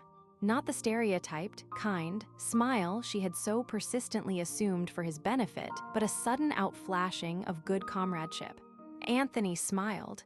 No, if the truth must be told, Anthony grinned back. A grin is not generally supposed to be a respectful thing, yet Anne suddenly felt that if she had not yet won Anthony's liking, she had, somehow or other, won his respect. Mrs. Rachel Lynde came up the next Saturday and confirmed this. "Well, Anne, I guess you've won over Anthony Pye, that's what." He says he believes you are some good after all, even if you are a girl. He says, that whipping you gave him was just as good as a man's. I never expected to win him by whipping him, though, said Anne, a little mournfully, feeling that her ideals had played her false somewhere. It doesn't seem right. I'm sure my theory of kindness can't be wrong. No, but the pies are an exception to every known rule, that's what, declared Mrs. Rachel with conviction. Mr. Harrison said, thought you'd come to it, when he heard it, and Jane rubbed it in rather unmercifully. Chapter 13. A Golden Picnic. Anne, on her way to Orchard Slope, met Diana, bound for Green Gables, just where the mossy old log bridge spanned the brook below the haunted wood, and they sat down by the margin of the Dryad's bubble, where tiny ferns were unrolling like curly-headed green pixie folk wakening up from a nap. I was just on my way over to invite you to help me celebrate my birthday on Saturday, said Anne. Your birthday? But your birthday was in March. That wasn't my fault, laughed Anne. If my parents had consulted me, it would never have happened then. I should have chosen to be born in spring, of course. It must be delightful to come into the world with the mayflowers and violets. You would always feel that you were their foster sister. But since I didn't, the next best thing is to celebrate my birthday in the spring. Priscilla is coming over Saturday, and Jane will be home. We'll all four start off to the woods and spend a golden day making the acquaintance of the spring. We none of us really know her yet, but we'll meet her back there as we never can anywhere else. I want to explore all those fields and lonely places anyhow. I have a conviction that there are scores of beautiful nooks there that have never really been seen, although they may have been looked at. We'll make friends with wind and sky and sun and bring home the spring in our hearts. It sounds awfully nice, said Diana, with some inward distrust of Anne's magic of words. But won't it be very damp in some places yet? Oh, we'll wear rubbers, was Anne's concession to practicalities. And I want you to come over early Saturday morning and help me prepare lunch.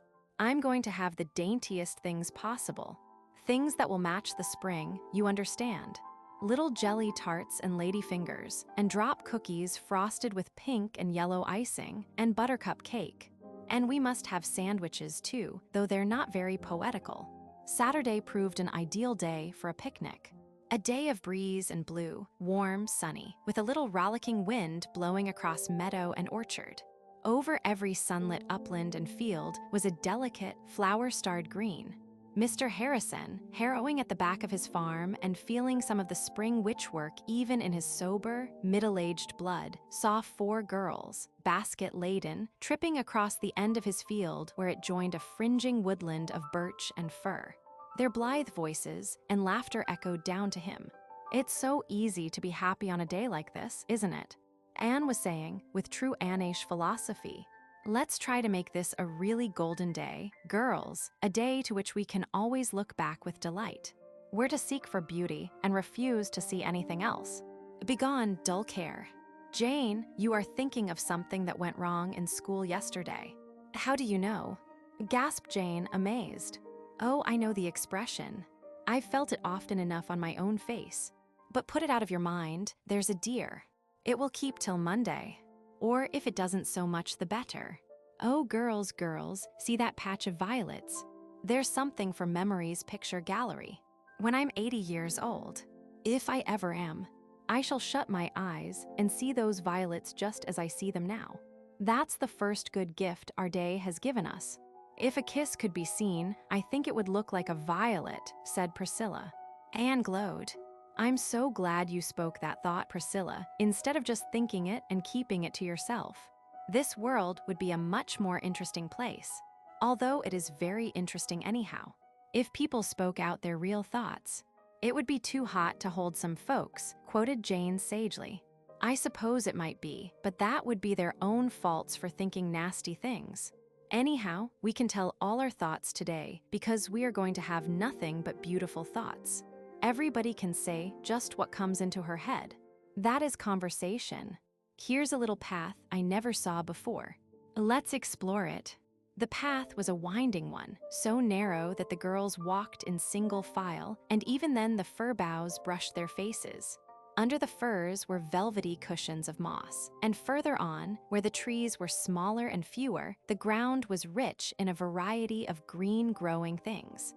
"What a lot of elephants' ears," exclaimed Diana. "I'm going to pick a big bunch, they're so pretty." "How did such graceful feathery things ever come to have such a dreadful name?" asked Priscilla. "Because the person who first named them either had no imagination at all or else far too much," said Anne. "Oh, girls, look at that." That was a shallow woodland pool in the center of a little open glade where the path ended. Later on in the season, it would be dried up and its place filled with a rank growth of ferns. But now it was a glimmering placid sheet, round as a saucer and clear as crystal. A ring of slender young birches encircled it, and little ferns fringed its margin. "How sweet," said Jane. "Let us dance around it like wood nymphs," cried Anne, dropping her basket and extending her hands. But the dance was not a success for the ground, was boggy, and Jane's rubbers came off. "You can't be a wood nymph if you have to wear rubbers," was her decision. "Well, we must name this place before we leave it," said Anne, yielding to the indisputable logic of facts. "Everybody suggest a name, and we'll draw lots." "Diana." "Birch Pool," suggested Diana promptly. "A Crystal Lake," said Jane. Anne, standing behind them, implored Priscilla with her eyes not to perpetrate another such name, and Priscilla rose to the occasion with glimmerglass. Anne's selection was the fairy's mirror. The names were written on strips of birch bark with a pencil schoolma'am Jane produced from her pocket and placed in Anne's hat. Then Priscilla shut her eyes and drew one. "Crystal Lake," read Jane triumphantly. Crystal Lake it was, and if Anne thought that chance had played the pool a shabby trick, she did not say so. Pushing through the undergrowth beyond, the girls came out to the young green seclusion of Mr. Silas Sloane's back pasture. Across it, they found the entrance to a lane striking up through the woods and voted to explore it also. It rewarded their quest with a succession of pretty surprises.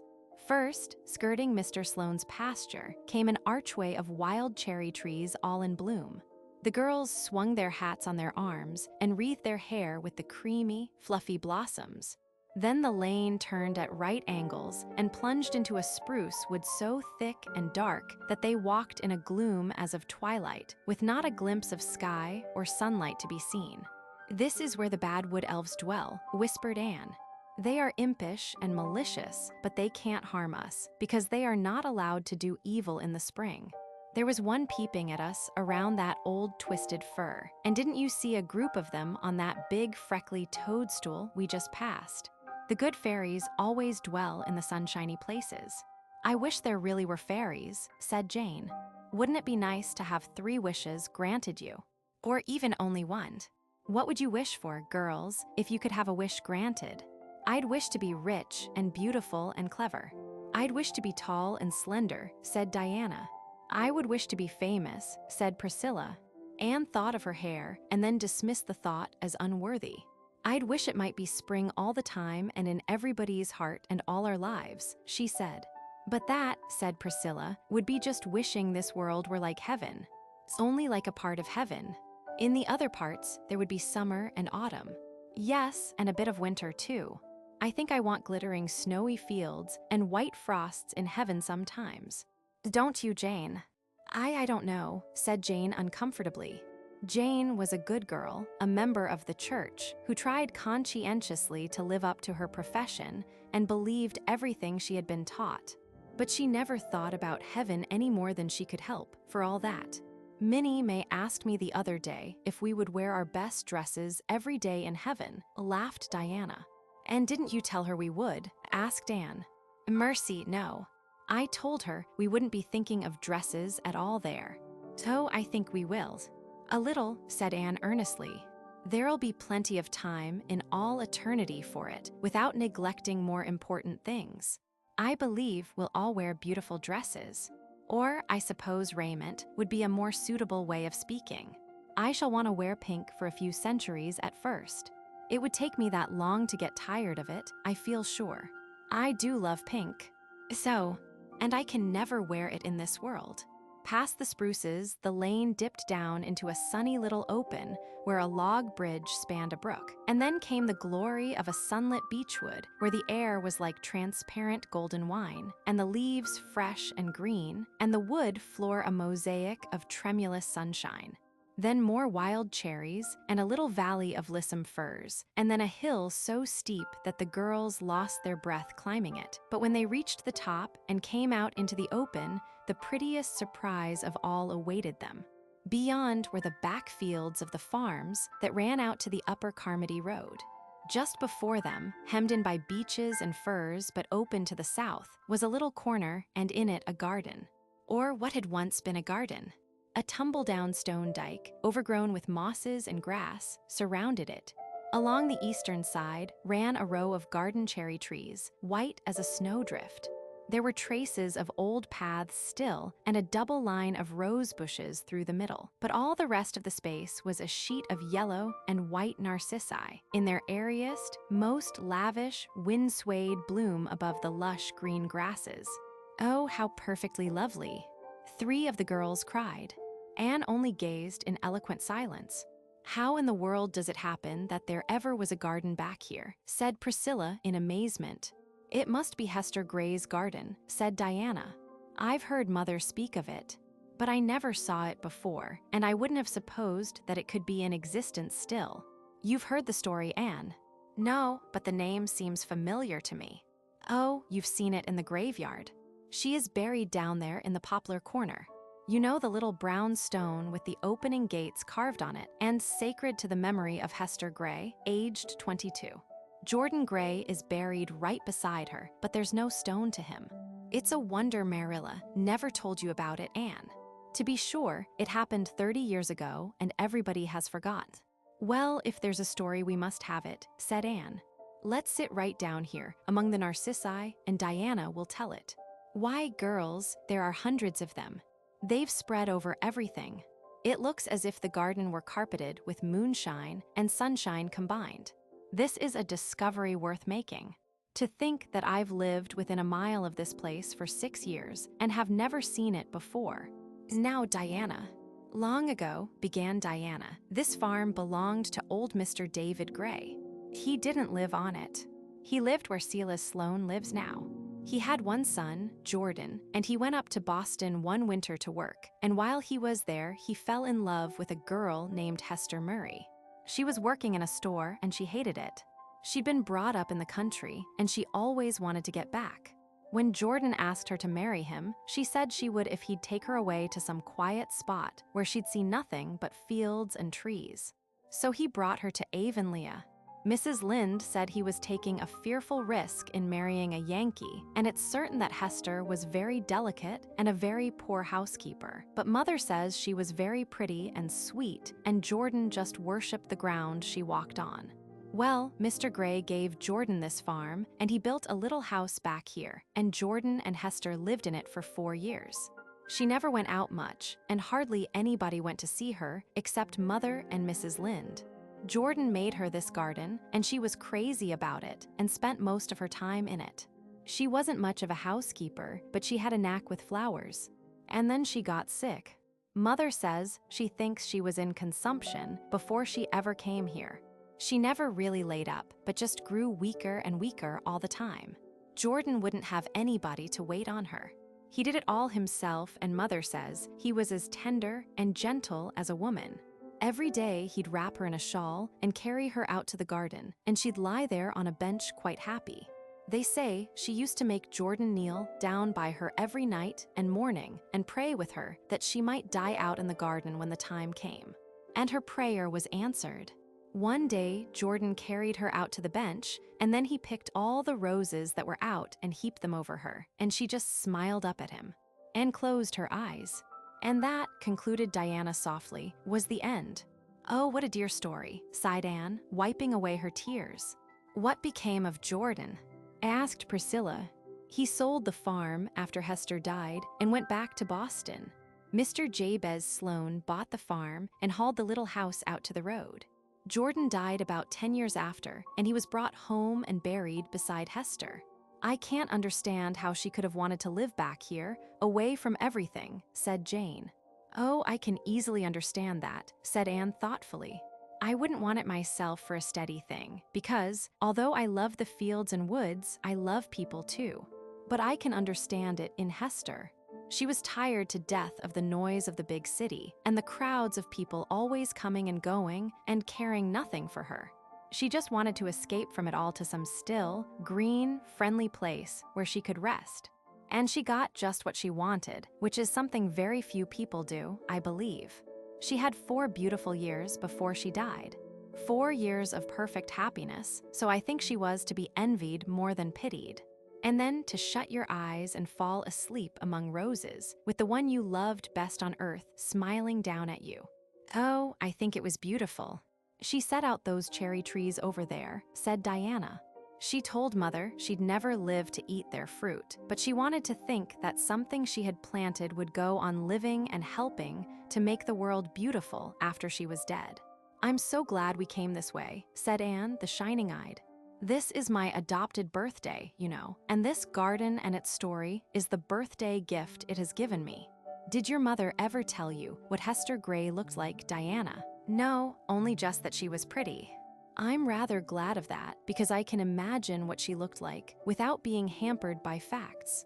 I think she was very slight and small, with softly curling dark hair and big, sweet, timid brown eyes and a little wistful, pale face.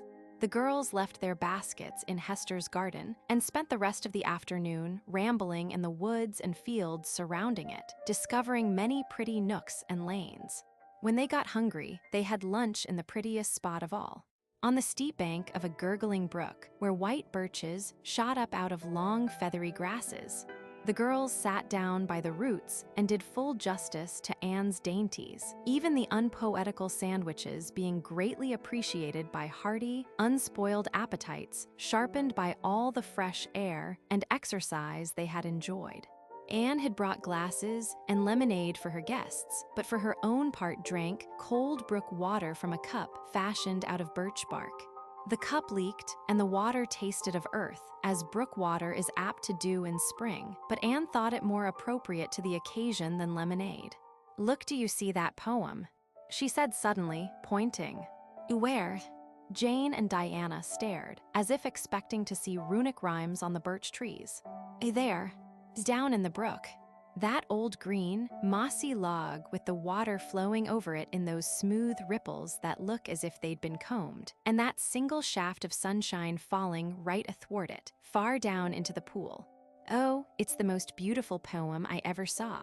I should rather call it a picture, said Jane. A poem is lines and verses. Oh dear me, no. Anne shook her head with its fluffy wild cherry, coronal positively.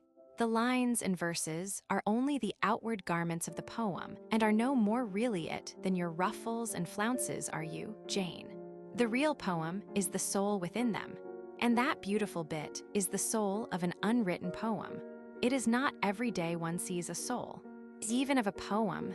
I wonder what a soul, a person's soul, would look like, said Priscilla dreamily. Like that, I should think, answered Anne, pointing to a radiance of sifted sunlight streaming through a birch tree. Only with shape and features, of course. I like to fancy souls as being made of light, and some are all shot through with rosy stains and quivers, and some have a soft glitter like moonlight on the sea, and some are pale and transparent like mist at dawn. I read somewhere once that souls were like flowers, said Priscilla.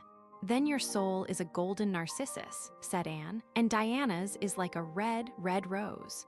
Jane S. is an apple blossom, pink and wholesome and sweet. And your own is a white violet with purple streaks in its heart, finished Priscilla. Jane whispered to Diana that she really could not understand what they were talking about. Could she? The girls went home by the light of a calm golden sunset, their baskets filled with narcissus blossoms from Hester's garden, some of which Anne carried to the cemetery next day and laid upon Hester's grave. Minstrel robins were whistling in the firs, and the frogs were singing in the marshes.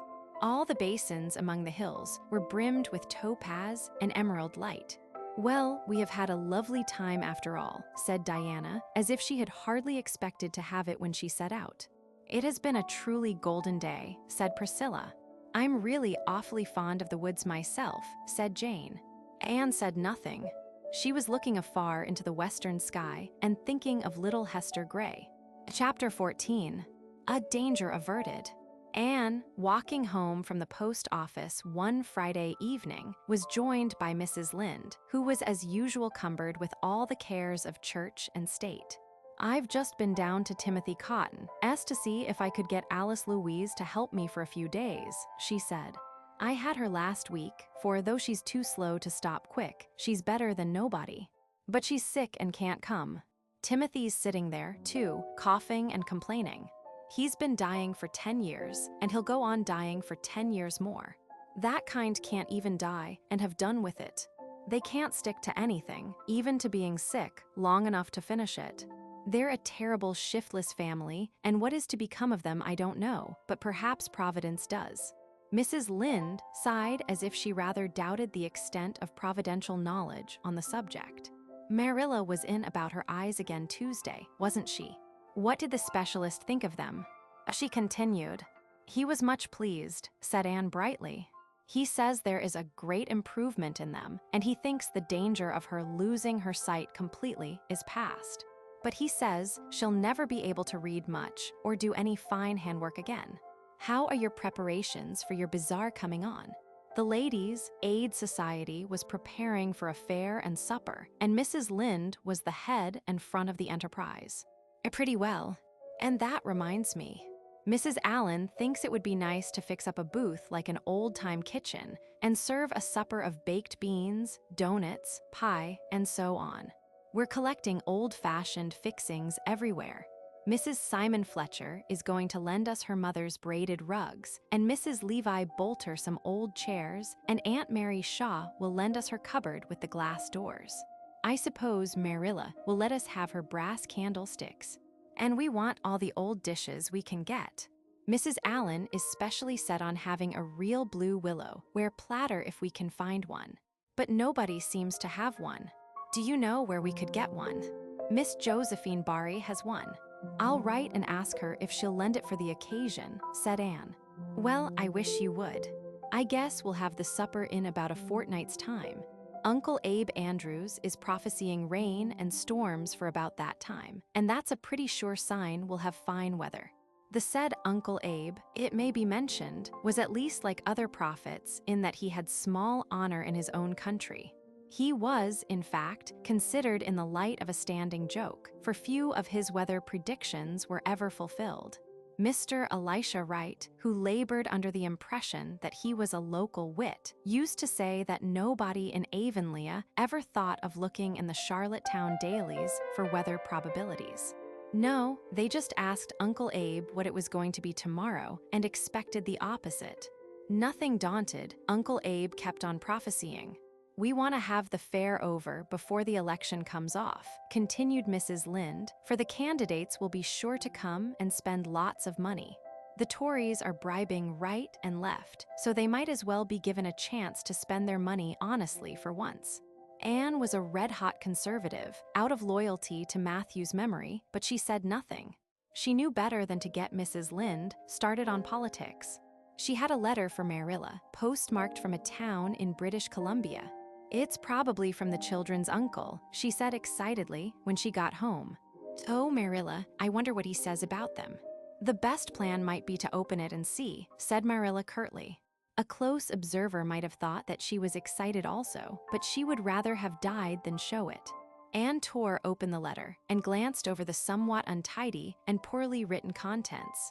"He says he can't take the children this spring. He's been sick most of the winter, and his wedding is put off. He wants to know if we can keep them till the fall, and he'll try and take them then.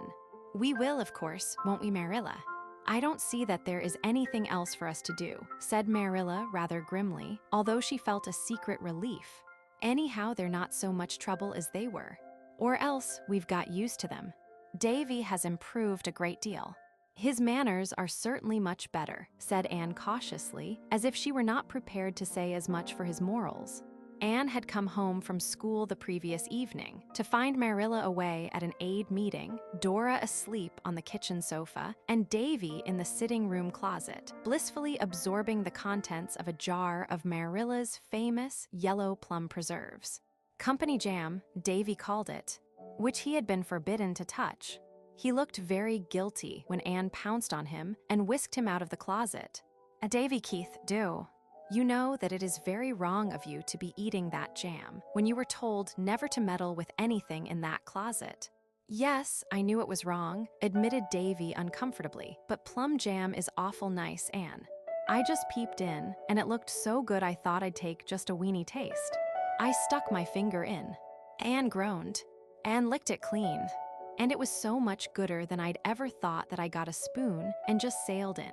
Anne gave him such a serious lecture on the sin of stealing plum jam that Davy became conscience-stricken and promised with repentant kisses never to do it again. Anyhow, there'll be plenty of jam in heaven, that's one comfort, he said complacently. Anne nipped a smile in the bud. Perhaps there will. If we want it, she said, but what makes you think so? Why, it's in the catechism, said Davy. Oh no, there is nothing like that in the catechism, Davy. But I tell you there is, persisted Davy. It was in that question Marilla taught me last Sunday. Why should we love God? It says, because he makes preserves and redeems us. Preserves is just a holy way of saying jam.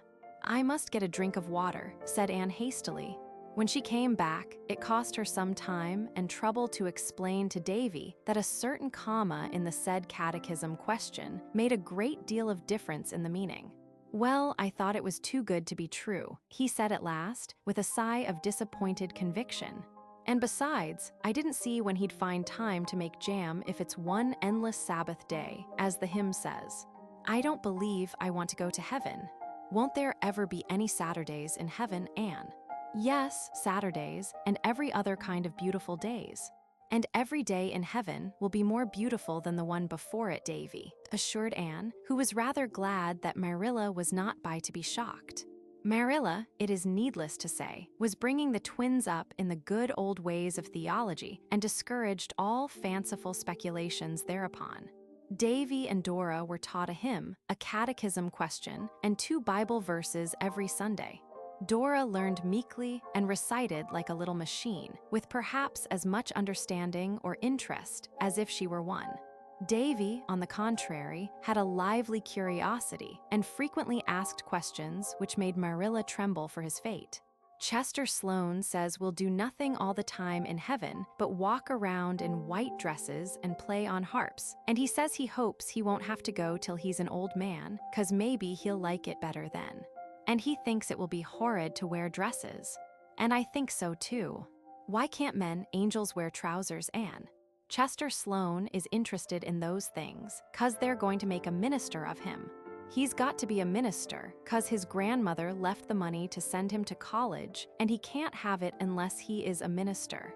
She thought a minister was such a spectable thing to have in a family. Chester says he doesn't mind much, though he'd rather be a blacksmith. But he's bound to have all the fun he can before he begins to be a minister, 'cause he doesn't expect to have much afterwards. I ain't going to be a minister. I'm going to be a storekeeper, like Mr. Blair, and keep heaps of candy and bananas. But I'd rather like going to your kind of a heaven if they'd let me play a mouth organ instead of a harp. Do you suppose they would? Yes, I think they would if you wanted it, was all Anne could trust herself to say. The AVIS met at Mr. Harmon Andrews that evening, and a full attendance had been requested, since important business was to be discussed. The AVIS was in a flourishing condition and had already accomplished wonders.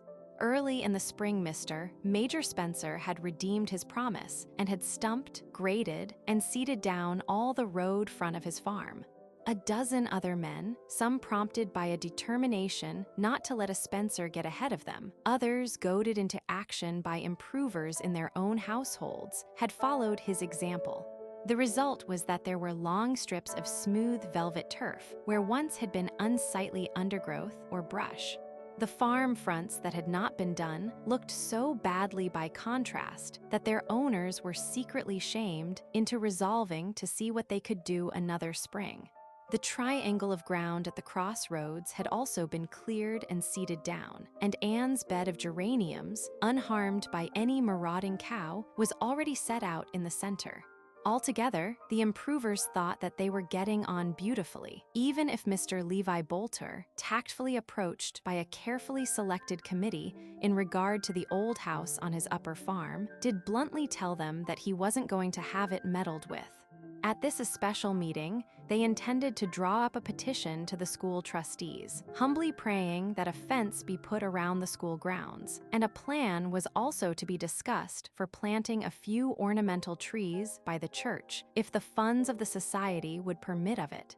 For, as Anne said, there was no use in starting another subscription as long as the hall remained blue. The members were assembled in the Andrews parlor, and Jane was already on her feet to move the appointment of a committee which should find out and report on the price of said trees, when Gertie Pye swept in, pompadoured and frilled within an inch of her life. Gertie had a habit of being late. To make her entrance more effective, spiteful people said, Gertie's entrance in this instance was certainly effective, for she paused dramatically on the middle of the floor, threw up her hands, rolled her eyes, and exclaimed, "I've just heard something perfectly awful. What do you think?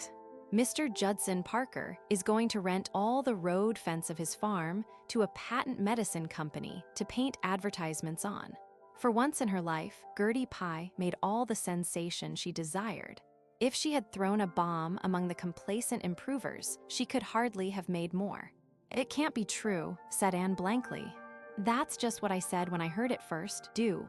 "You know," said Gertie, who was enjoying herself hugely, "I said it couldn't be true. That Judson Parker wouldn't have the heart to do it, don't you know?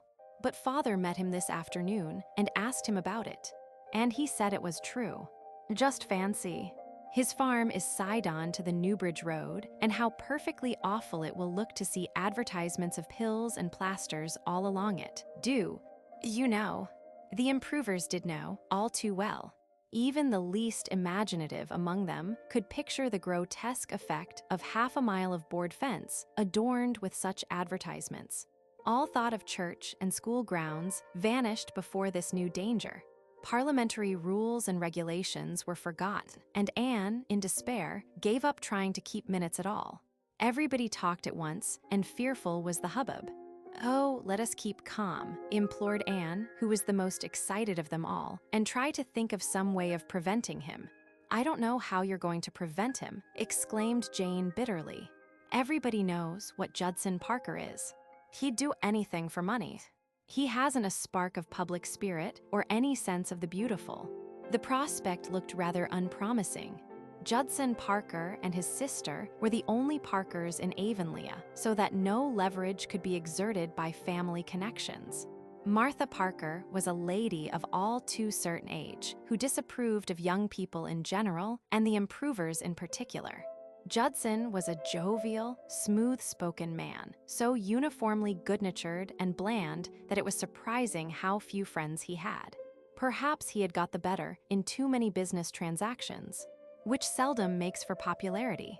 He was reputed to be very sharp, and it was the general opinion that he hadn't much principle. "If Judson Parker has a chance to turn an honest penny, as he says himself, he'll never lose it," declared Fred Wright. "Is there nobody who has any influence over him?" asked Anne despairingly. "He goes to see Louisa Spencer at White Sands," suggested Carrie Sloane. "Perhaps she could coax him not to rent his fences." "Not she," said Gilbert emphatically. "I know Louisa Spencer well. She doesn't believe in village improvement societies, but she does believe in dollars and cents. She'd be more likely to urge Judson on than to dissuade him.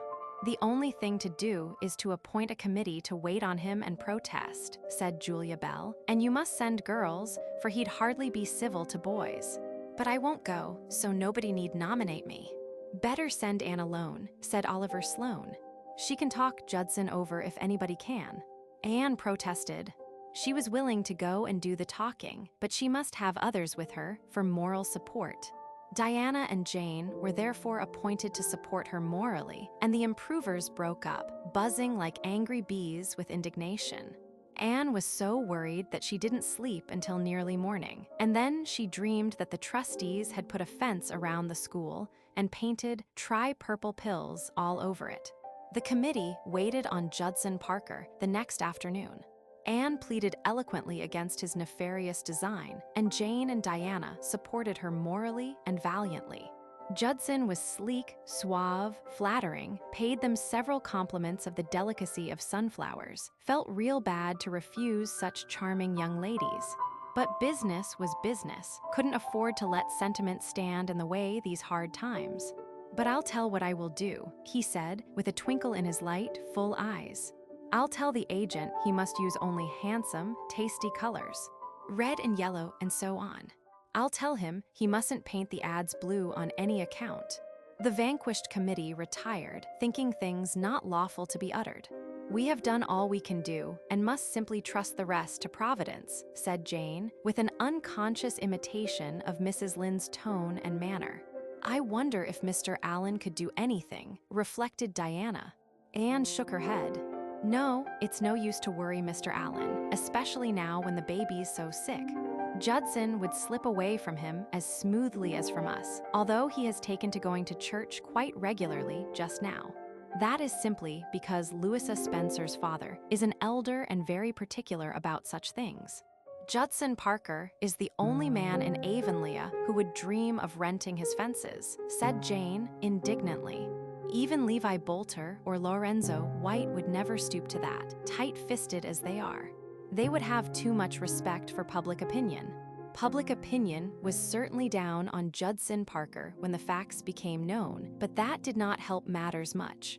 Judson chuckled to himself and defied it, and the improvers were trying to reconcile themselves to the prospect of seeing the prettiest part of the Newbridge Road defaced by advertisements, when Anne rose quietly at the president's call for reports of committees on the occasion of the next meeting of the society, and announced that Mr. Judson Parker had instructed her to inform the society that he was not going to rent his fences to the Patent Medicine Company. Jane and Diana stared as if they found it hard to believe their ears. Parliamentary etiquette, which was generally very strictly enforced in the AVIS, forbade them giving instant vent to their curiosity, but after the society adjourned, Anne was besieged for explanations. Anne had no explanation to give. Judson Parker had overtaken her on the road the preceding evening and told her that he had decided to humor the AVIS in its peculiar prejudice against patent medicine advertisements. That was all Anne would say, then or ever afterwards, and it was the simple truth. But when Jane Andrews, on her way home, confided to Oliver Sloane her firm belief that there was more behind Judson Parker's mysterious change of heart than Anne Shirley had revealed, she spoke the truth also. Anne had been down to old Mrs. Irving's on the shore road the preceding evening and had come home by a short cut which led her first over the low-lying shore fields and then through the beech wood below Robert Dixon's by a little footpath that ran out to the main road just above the lake of shining waters, known to unimaginative people as Barry's Pond. Two men were sitting in their buggies, reined off to the side of the road just at the entrance of the path. One was Judson Parker, the other was Jerry Corcoran, a Newbridge man against whom, as Mrs. Lynde would have told you in eloquent italics, nothing shady had ever been proved. He was an agent for agricultural implements and a prominent personage in matters political. He had a finger, some people said all his fingers, in every political pie that was cooked. And as Canada was on the eve of a general election, Jerry Corcoran had been a busy man for many weeks, canvassing the county in the interests of his party's candidate. Just as Anne emerged from under the overhanging beech boughs, she heard Corcoran say, "If you'll vote for Amesbury, Parker. Well, I've a note for that pair of harrows you've got in the spring. I suppose you wouldn't object to having it back, eh?" "Away. LL, since you put it in that way," drawled Judson with a grin. "I reckon I might as well do it. A man must look out for his own interests in these hard times." Both saw Anne at this moment, and conversation abruptly ceased. Anne bowed frostily and walked on, with her chin slightly more tilted than usual. Soon Judson Parker overtook her. "Have a lift, Anne?" he inquired genially. "Thank you, no," said Anne politely, but with a fine, needle-like disdain in her voice that pierced even Judson Parker's none too sensitive consciousness. His face reddened, and he twitched his reins angrily, but the next second prudential considerations checked him. He looked uneasily at Anne as she walked steadily on, glancing neither to the right nor to the left. Had she heard Corcoran's unmistakable offer and his own too plain acceptance of it? Confound Corcoran. If he couldn't put his meaning into less dangerous phrases, he'd get into trouble some of these long-come-shorts. And confound red-headed schoolma'ams with a habit of popping out of beechwoods where they had no business to be. If Anne had heard Judson Parker measuring her corn in his own half-bushel, as the country saying went, and cheating himself thereby, as such people generally do, believed that she would tell it far and wide. Now, Judson Parker, as has been seen, was not overly regardful of public opinion, but to be known as having accepted a bribe would be a nasty thing. And if it ever reached Isaac Spencer's ears, farewell forever to all hope of winning Louisa Jane with her comfortable prospects as the heiress of a well-to-do farmer. Judson Parker knew that Mr. Spencer looked somewhat askance at him as it was. He could not afford to take any risks. Ahem. Anne, I've been wanting to see you about that little matter we were discussing the other day. I've decided not to let my fences to that company after all. A society with an aim like yours ought to be encouraged. Anne thought out the merest trifle. Thank you, she said. And, you needn't mention that little conversation of mine with Jerry. I have no intention of mentioning it in any case, said Anne icily, for she would have seen every fence in Avonlea painted with advertisements before she would have stooped to bargain with a man who would sell his vote. Just so, agreed Judson, imagining that they understood each other beautifully. I didn't suppose you would. Of course, I was only stringing Jerry. He thinks he's so all-fired cute and smart. I've no intention of voting for Amesbury. I'm going to vote for Grant, as I've always done. You'll see that when the election comes off. I just led Jerry on to see if he would commit himself. And it's all right about the fence. You can tell the improvers that. It takes all sorts of people to make a world, as I've often heard, but I think there are some who could be spared. Anne told her reflection in the East Gable mirror that night. I wouldn't have mentioned the disgraceful thing to a soul anyhow, so my conscience is clear on that score. I really don't know who or what is to be thanked for this. I did nothing to bring it about, and it's hard to believe that Providence ever works by means of the kind of politics men like Judson Parker and Jerry Corcoran have. Chapter 15. The beginning of vacation. Anne locked the schoolhouse door on a still, yellow evening when the winds were purring in the spruces around the playground, and the shadows were long and lazy by the edge of the woods. She dropped the key into her pocket with a sigh of satisfaction. The school year was ended, she had been re-engaged for the next, with many expressions of satisfaction. Only Mr. Harmon Andrews told her she ought to use the strap oftener. And 2 delightful months of a well-earned vacation beckoned her invitingly. Anne felt at peace with the world and herself as she walked down the hill with her basket of flowers in her hand. Since the earliest Mayflowers, Anne had never missed her weekly pilgrimage to Matthew's grave. Everyone else in Avonlea, except Marilla, had already forgotten quiet, shy, unimportant Matthew Cuthbert, but his memory was still green in Anne's heart and always would be. She could never forget the kind old man who had been the first to give her the love and sympathy her starved childhood had craved. At the foot of the hill, a boy was sitting on the fence in the shadow of the spruces. A boy with big, dreamy eyes and a beautiful, sensitive face. He swung down and joined Anne, smiling, but there were traces of tears on his cheeks. I thought I'd wait for you, teacher, because I knew you were going to the graveyard, he said, slipping his hand into hers. I'm going there, too. I'm taking this bouquet of geraniums to put on Grandpa Irving's grave for Grandma. And look, teacher, I'm going to put this bunch of white roses beside Grandpa's grave in memory of my little mother. Because I can't go to her grave to put it there. But don't you think she'll know all about it just the same? Yes, I am sure she will, Paul. You see, teacher, it's just 3 years today since my little mother died. It's such a long, long time, but it hurts just as much as ever. And I miss her just as much as ever. Sometimes it seems to me that I just can't bear it, it hurts so. Paul's voice quivered and his lip trembled. He looked down at his roses, hoping that his teacher would not notice the tears in his eyes. And yet, said Anne very softly, you wouldn't want it to stop hurting. You wouldn't want to forget your little mother, even if you could. No, indeed, I wouldn't. That's just the way I feel. You're so good at understanding, teacher. Nobody else understands so well. Not even Grandma, although she's so good to me. Father understood pretty well, but still I couldn't talk much to him about Mother because it made him feel so bad. When he put his hand over his face, I always knew it was time to stop. Poor Father, he must be dreadfully lonesome without me, but you see he has nobody but a housekeeper now, and he thinks housekeepers are no good to bring up little boys, especially when he has to be away from home so much on business. Grandmothers are better next to mothers. Someday, when I'm brought up, I'll go back to Father and we're never going to be parted again. Paul had talked so much to Anne about his mother and father that she felt as if she had known them.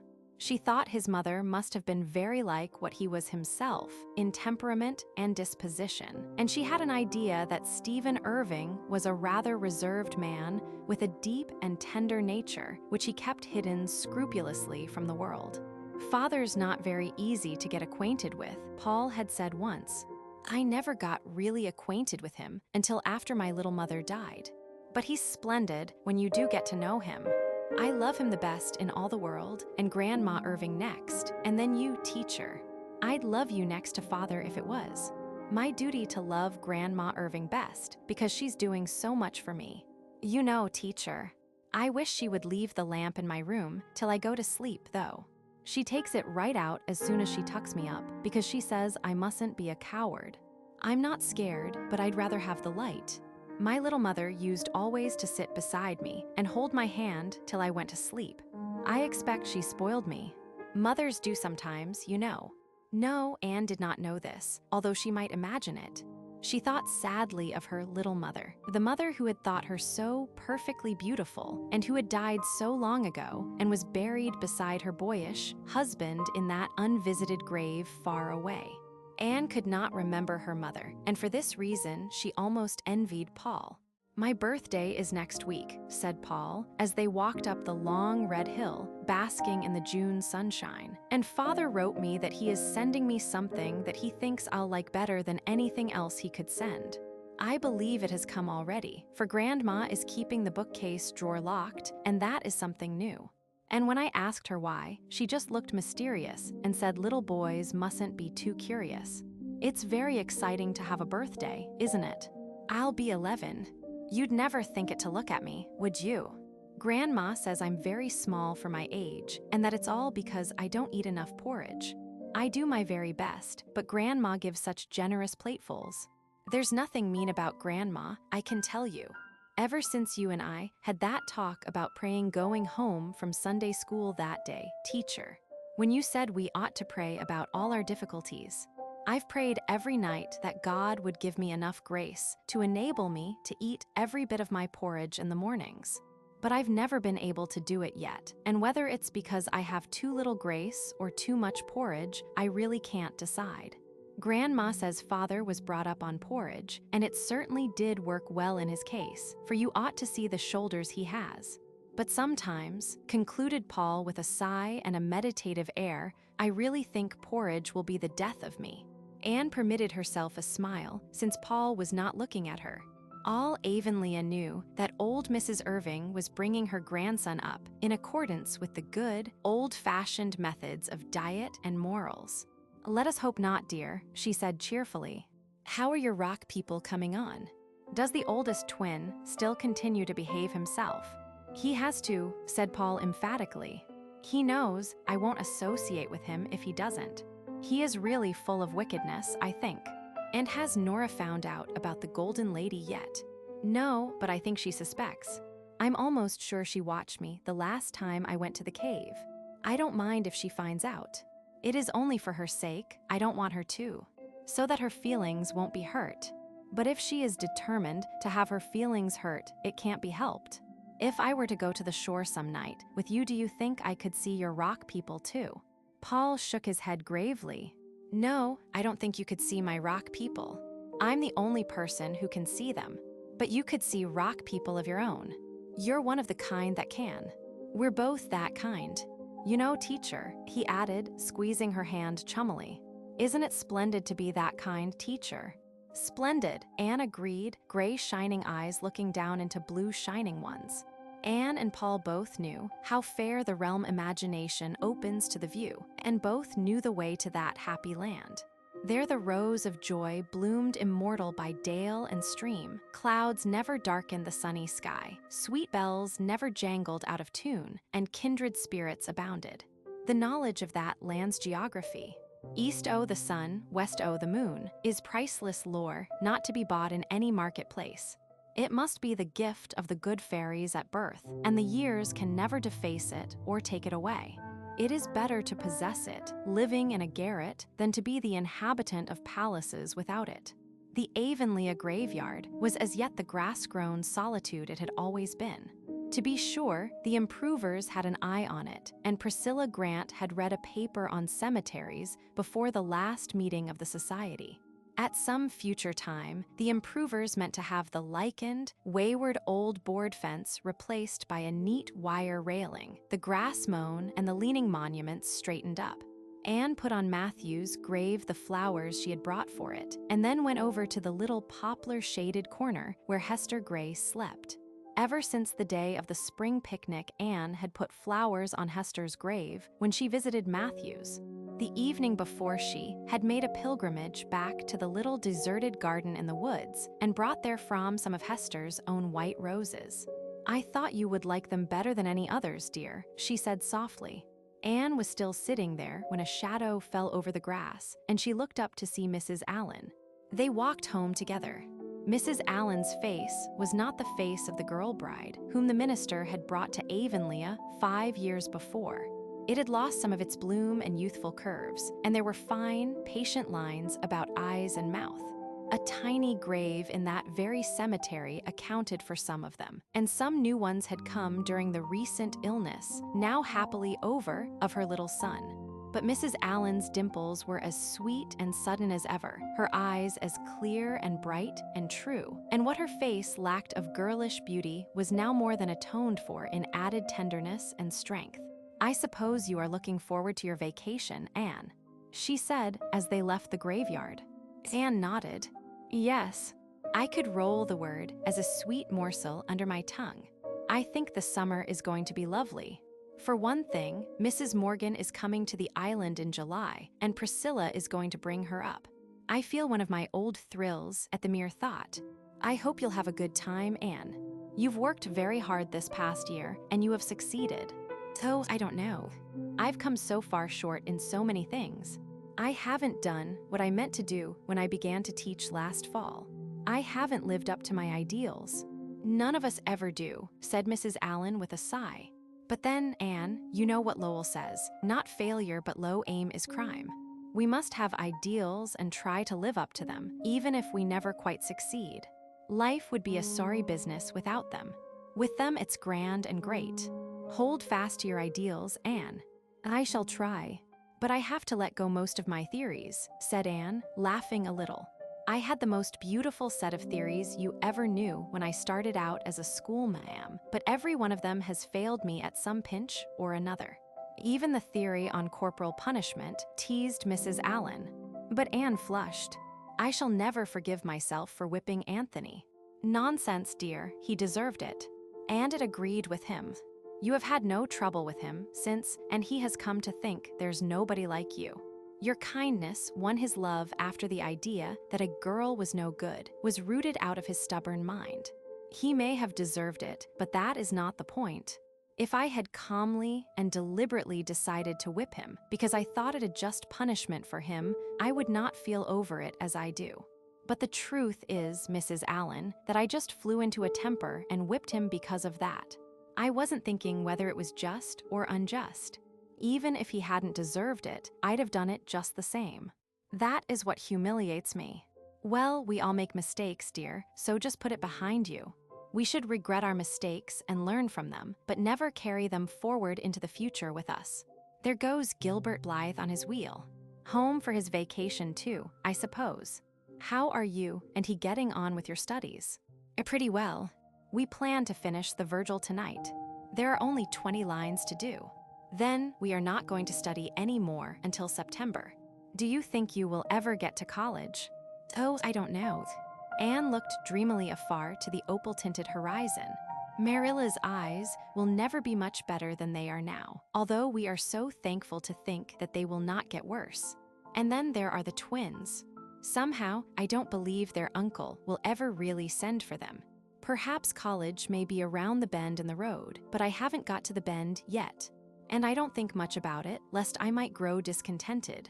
Well, I should like to see you go to college, Anne, but if you never do, don't be discontented about it. We make our own lives wherever we are, after all. College can only help us to do it more easily. They are broad or narrow according to what we put into them, not what we get out. Life is rich and full here. Everywhere. If we can only learn how to open our whole hearts to its richness and fullness. I think I understand what you mean, said Anne thoughtfully, and I know I have so much to feel thankful for. Oh, so much. My work and Paul Irving, and the dear twins and all my friends. Do you know, Mrs. Allen, I'm so thankful for friendship. It beautifies life so much. True friendship is a very helpful thing indeed, said Mrs. Allen, and we should have a very high ideal of it and never sully it by any failure in truth and sincerity. I fear the name of friendship is often degraded to a kind of intimacy that has nothing of real friendship in it. Yes, like Gertie Pye's and Julia Bell, S. They are very intimate and go everywhere together, but Gertie is always saying nasty things of Julia behind her back, and everybody thinks she is jealous of her because she is always so pleased when anybody criticizes Julia. I think it is desecration to call that friendship.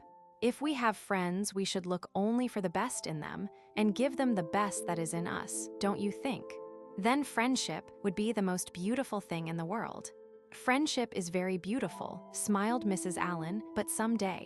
Then she paused abruptly.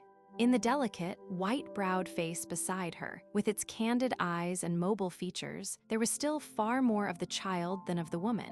Anne's heart so far harbored only dreams of friendship and ambition, and Mrs. Allen did not wish to brush the bloom from her sweet unconsciousness.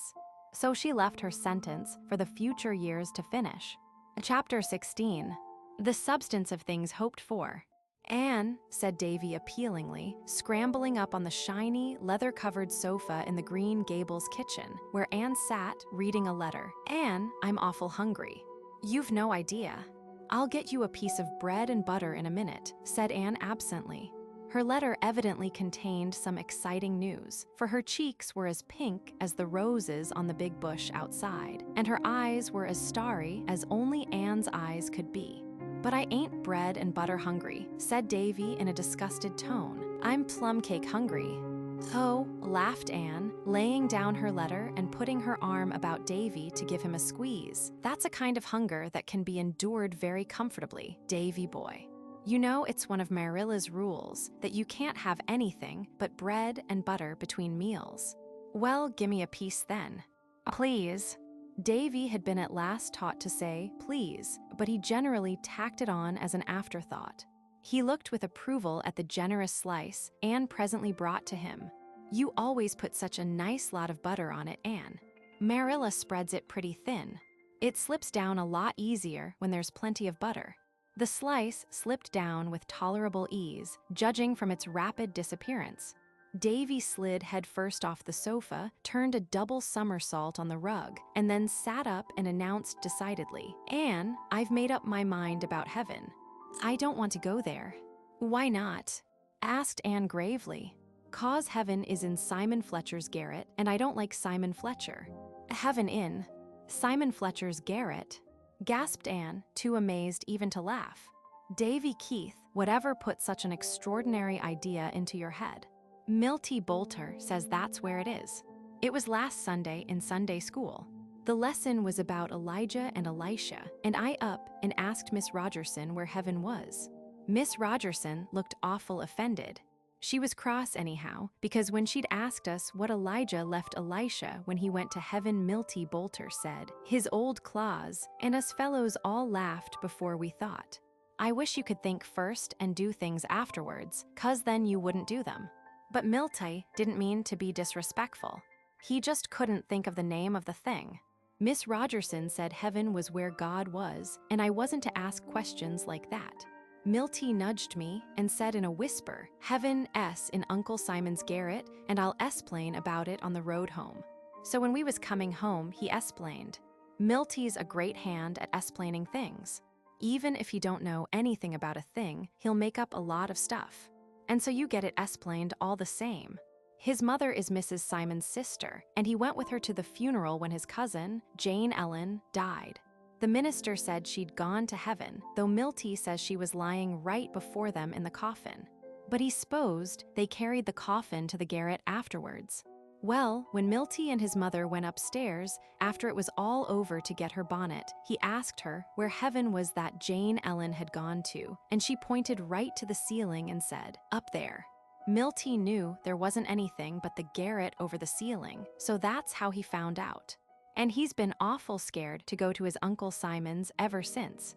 Anne took Davy on her knee and did her best to straighten out this theological tangle also. She was much better fitted for the task than Marilla, for she remembered her own childhood and had an instinctive understanding of the curious ideas that 7-year-olds sometimes get about matters that are, of course, very plain and simple to grown-up people. She had just succeeded in convincing Davy that heaven was not in Simon Fletcher's garret when Marilla came in from the garden, where she and Dora had been picking peas. Dora was an industrious little soul, and never happier than when helping in various small tasks suited to her chubby fingers. She fed chickens, picked up chips, wiped dishes, and ran errands galore.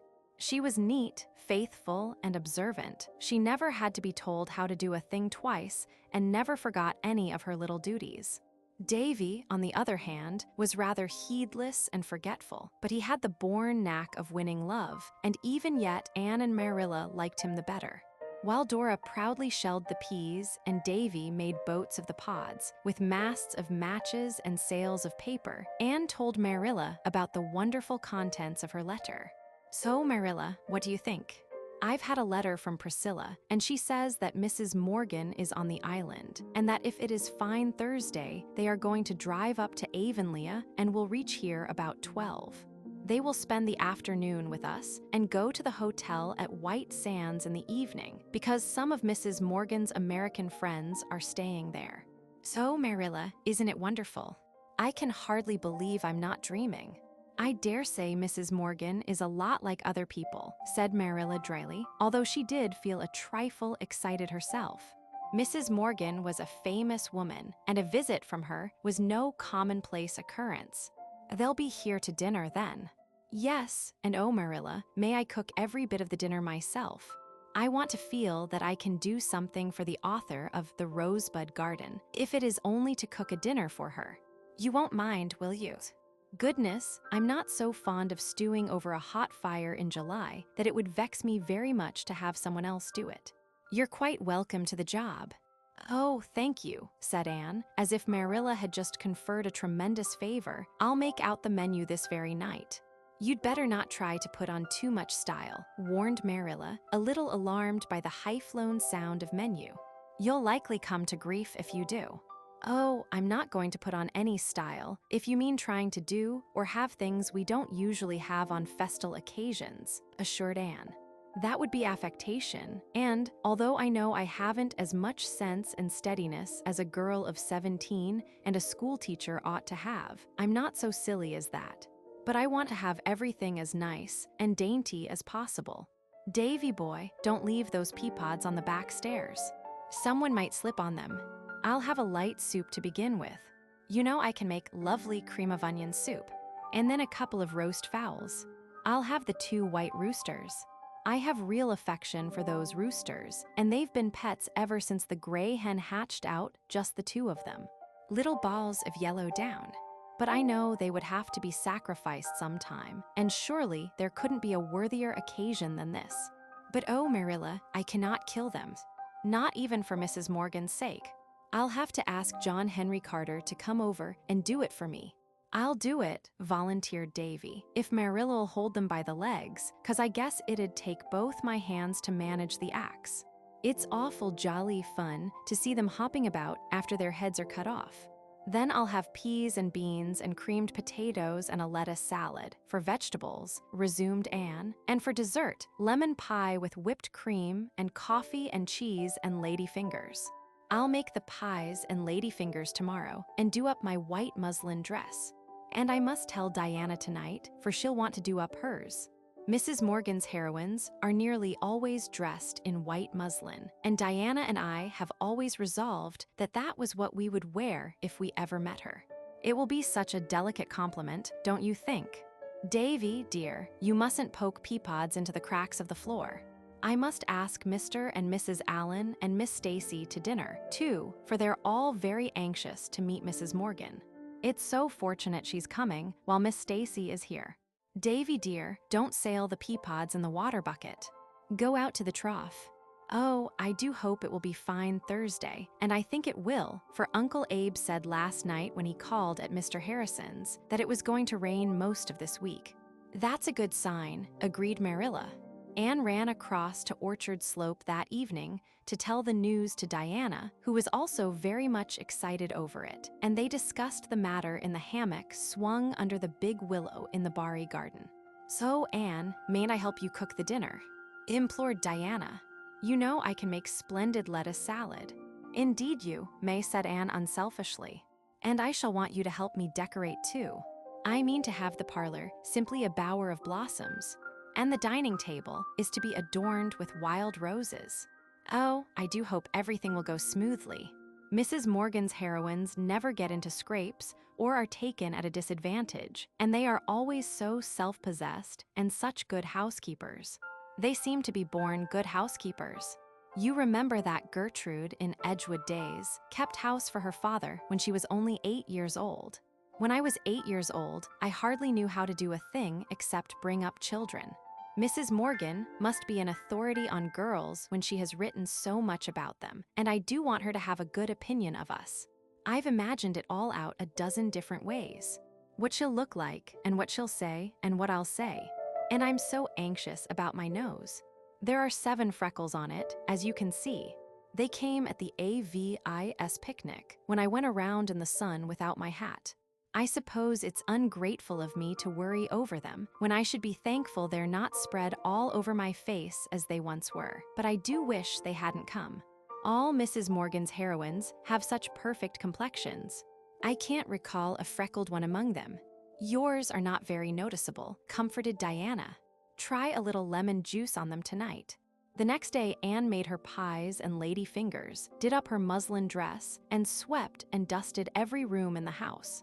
A quite unnecessary proceeding, for Green Gables was, as usual, in the apple pie order dear to Marilla's heart. But Anne felt that a fleck of dust would be a desecration in a house that was to be honored by a visit from Charlotte E. Morgan. She even cleaned out the catch-all closet under the stairs, although there was not the remotest possibility of Mrs. Morgan's seeing its interior. But I want to feel that it is in perfect order, even if she isn't to see it, Anne told Marilla. You know, in her book, Golden Keys, she makes her 2 heroines Alice and Louisa take for their motto that verse of Longfellow's, in the elder days of art builders wrought with greatest care each minute and unseen part, for the gods see everywhere. And so, they always kept their cellar stairs scrubbed and never forgot to sweep under the beds. I should have a guilty conscience if I thought this closet was in disorder when Mrs. Morgan was in the house. Ever since we read Golden Keys last April, Diana and I have taken that verse for our motto too. That night, John Henry Carter and Davy, between them, contrived to execute the 2 white roosters, and Anne dressed them, the usually distasteful task glorified in her eyes by the destination of the plump birds. "I don't like picking fowls," she told Marilla, "but isn't it fortunate we don't have to put our souls into what our hands may be doing? I've been picking chickens with my hands, but in imagination, I've been roaming the Milky Way." "I thought you'd scattered more feathers over the floor than usual," remarked Marilla. Then Anne put Davy to bed and made him promise that he would behave perfectly the next day. "If I'm as good can be all day tomorrow, will you let me be just as bad as I like all the next day?" asked Davy. "I couldn't do that," said Anne discreetly, "but I'll take you and Dora for a row in the flat right to the bottom of the pond, and we'll go ashore on the sandhills and have a picnic." "It's a bargain," said Davy. "I'll be good, you bet. I meant to go over to Mr. Harrison's and fire peas from my new pop gun at Ginger, but another day'll do as well. I expect it will be just like Sunday, but a picnic at the shore'll make up for that." Chapter 17. A chapter of accidents. Anne woke 3 times in the night and made pilgrimages to her window to make sure that Uncle Abe's prediction was not coming true. Finally, the morning dawned pearly and lustrous in a sky full of silver sheen and radiance, and the wonderful day had arrived. Diana appeared soon after breakfast, with a basket of flowers over one arm and her muslin dress over the other, for it would not do to don it until all the dinner preparations were completed. Meanwhile, she wore her afternoon pink print and a lawn apron fearfully and wonderfully ruffled and frilled, and very neat and pretty and rosy she was. "You look simply sweet," said Anne admiringly. Diana sighed. "But I've had to let out every one of my dresses again. I weigh 4 pounds more than I did in July. Anne, where will this end? Mrs. Morgan's heroines are all tall and slender." "Well, let's forget our troubles and think of our mercies," said Anne gaily. "Mrs. Allen says that whenever we think of anything that is a trial to us, we should also think of something nice that we can set over against it. If you are slightly too plump, you've got the dearest dimples, and if I have a freckled nose, the shape of it is all right. Do you think the lemon juice did any good?" "Yes, I really think it did," said Diana critically, and much elated, Anne led the way to the garden, which was full of airy shadows and wavering golden lights. "We'll decorate the parlor first. We have plenty of time, for Priscilla said they'd be here about 12 or half past at the latest, so we'll have dinner at 1. There may have been 2 happier and more excited girls somewhere in Canada or the United States at that moment, but I doubt it." Every snip of the scissors, as Rose and Peony and Bluebell fell, seemed to chirp, "Mrs. Morgan is coming today." Anne wondered how Mr. Harrison could go on placidly mowing hay in the field across the lane, just as if nothing were going to happen. The parlor at Green Gables was a rather severe and gloomy apartment, with rigid horsehair furniture, stiff lace curtains, and white antimacassars that were always laid at a perfectly correct angle, except at such times as they clung to unfortunate people's buttons. Even Anne had never been able to infuse much grace into it, for Marilla would not permit any alterations. But it is wonderful what flowers can accomplish if you give them a fair chance. When Anne and Diana finished with the room, you would not have recognized it. A great blue bowlful of snowballs overflowed on the polished table. The shining black mantelpiece was heaped with roses and ferns.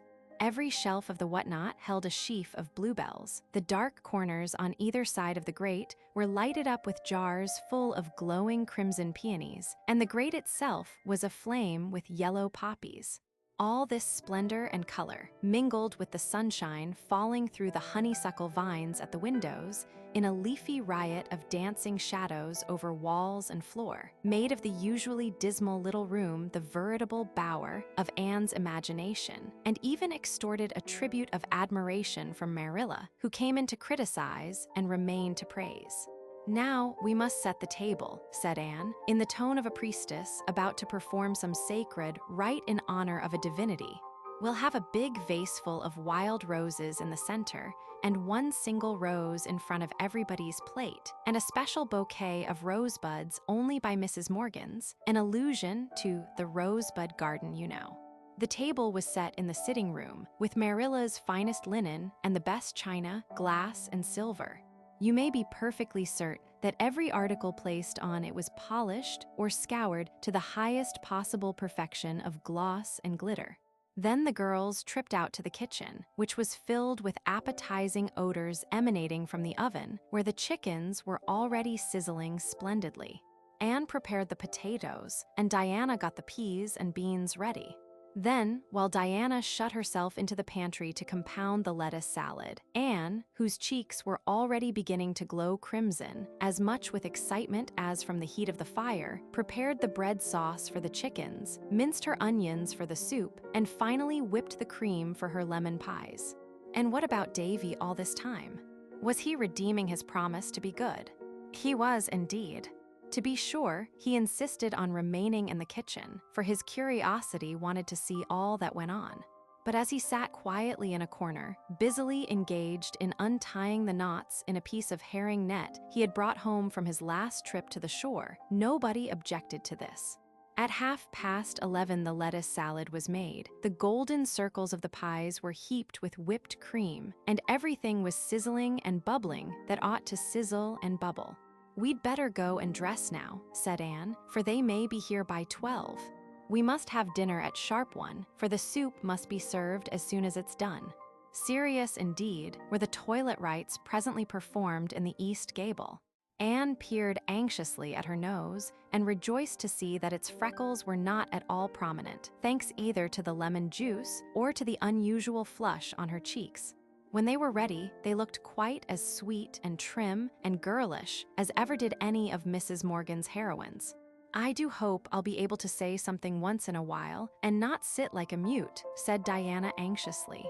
"All Mrs. Morgan's heroines converse so beautifully, but I'm afraid I'll be tongue-tied and stupid. And I'll be sure to say I seen. I haven't often said it since Miss Stacy taught here, but in moments of excitement, it's sure to pop out. And if I were to say, I seen, before Mrs. Morgan, I'd die of mortification. And it would be almost as bad to have nothing to say." "I'm nervous about a good many things," said Anne, "but I don't think there is much fear that I won't be able to talk." And to do her justice, there was. Anne shrouded her muslin glories in a big apron and went down to concoct her soup. Marilla had dressed herself and the twins and looked more excited than she had ever been known to look before. At 12:30, the Allens and Miss Stacy came. Everything was going well, but Anne was beginning to feel nervous. It was surely time for Priscilla and Mrs. Morgan to arrive. She made frequent trips to the gate and looked as anxiously down the lane as ever her namesake in the Bluebeard story peered from the tower casement. "Suppose they don't come at all," she said piteously. "Don't suppose it. It would be too mean," said Diana, who, however, was beginning to have uncomfortable misgivings on the subject. "Anne," said Marilla, coming out from the parlor, "Miss Stacy wants to see Miss Barry's willowware platter." Anne hastened to the sitting-room closet to get the platter. She had, in accordance with her promise to Mrs. Lynde, written to Miss Barry of Charlottetown, asking for the loan of it. Miss Barry was an old friend of Anne S., and she promptly sent the platter out with a letter exhorting Anne to be very careful of it, for she had paid $20 for it. The platter had served its purpose at the Aid Bazaar and had then been returned to the Green Gables closet, for Anne would not trust anybody but herself to take it back to town. She carried the platter carefully to the front door, where her guests were enjoying the cool breeze that blew up from the brook. It was examined and admired. Then, just as Anne had taken it back into her own hands, a terrific crash and clatter sounded from the kitchen pantry. Marilla, Diana, and Anne fled out, the latter pausing only long enough to set the precious platter hastily down on the second step of the stairs. When they reached the pantry, a truly harrowing spectacle met their eyes. A guilty-looking small boy scrambling down from the table, with his clean print blouse liberally plastered with yellow filling, and on the table the shattered remnants of what had been 2 brave, beck-creamed lemon pies. Davy had finished raveling out his herring net and had wound the twine into a ball. Then he had gone into the pantry to put it up on the shelf above the table, where he already kept a score or so of similar balls, which, so far as could be discovered, served no useful purpose save to yield the joy of possession. Davy had to climb on the table and reach over to the shelf at a dangerous angle, something he had been forbidden by Marilla to do, as he had come to grief once before in the experiment. The result in this instance was disastrous. Davy slipped and came sprawling squarely down on the lemon pies. His clean blouse was ruined for that time, and the pies for all time. It is, however, an ill wind that blows nobody good, and the pig was eventually the gainer by Davy's mischance. "Davy Keith," said Marilla, shaking him by the shoulder, "did I forbid you to climb up on that table again?" "Didn't I?" "I forgot," whimpered Davy. "You've told me not to do such an awful lot of things that I can't remember them all." "Well, you march upstairs and stay there till after dinner. Perhaps you'll get them sorted out in your memory by that time." "No, Anne, never you mind interceding for him. I'm not punishing him because he spoiled your pies. That was an accident. I'm punishing him for his disobedience. Go, Davy, I say. Ain't I to have any dinner?" wailed Davy. "You can come down after dinner is over and have yours in the kitchen." "Oh, all right," said Davy, somewhat comforted. "I know Anne'll save some nice bones for me, won't you, Anne? 'Cause you know, I didn't mean to fall on the pies. Say, Anne, since they are spoiled can't I take some of the pieces upstairs with me?" "No, no lemon pie for you, Master Davy," said Marilla, pushing him toward the hall. "What shall we do for dessert?" asked Anne, looking regretfully at the wreck and ruin. "Get out a crock of strawberry preserves," said Marilla consolingly. "There's plenty of whipped cream left in the bowl for it." 1 o'clock came, but no Priscilla or Mrs. Morgan. Anne was in an agony. Everything was done to a turn, and the soup was just what soup should be, but couldn't be depended on to remain so for any length of time. "I don't believe they're coming after all," said Marilla crossly. Anne and Diana sought comfort in each other's eyes. At 1:30, Marilla again emerged from the parlor. "Girls, we must have dinner. Everybody is hungry, and it's no use waiting any longer. Priscilla and Mrs. Morgan are not coming, that's plain, and nothing is being improved by waiting."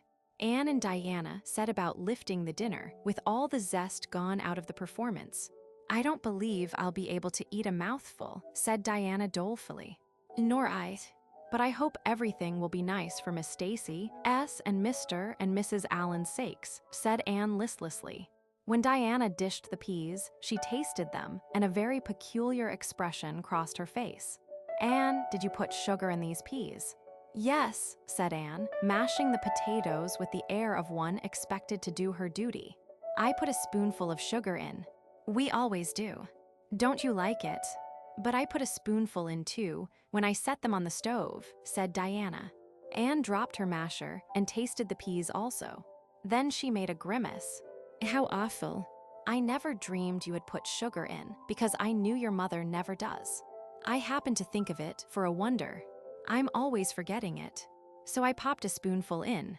It's a case of too many cooks, I guess," said Marilla, who had listened to this dialogue with a rather guilty expression. "I didn't think you'd remember about the sugar, Anne, for I'm perfectly certain you never did before. So I put in a spoonful." The guests in the parlor heard peal after peal of laughter from the kitchen, but they never knew what the fun was about. There were no green peas on the dinner table that day, however.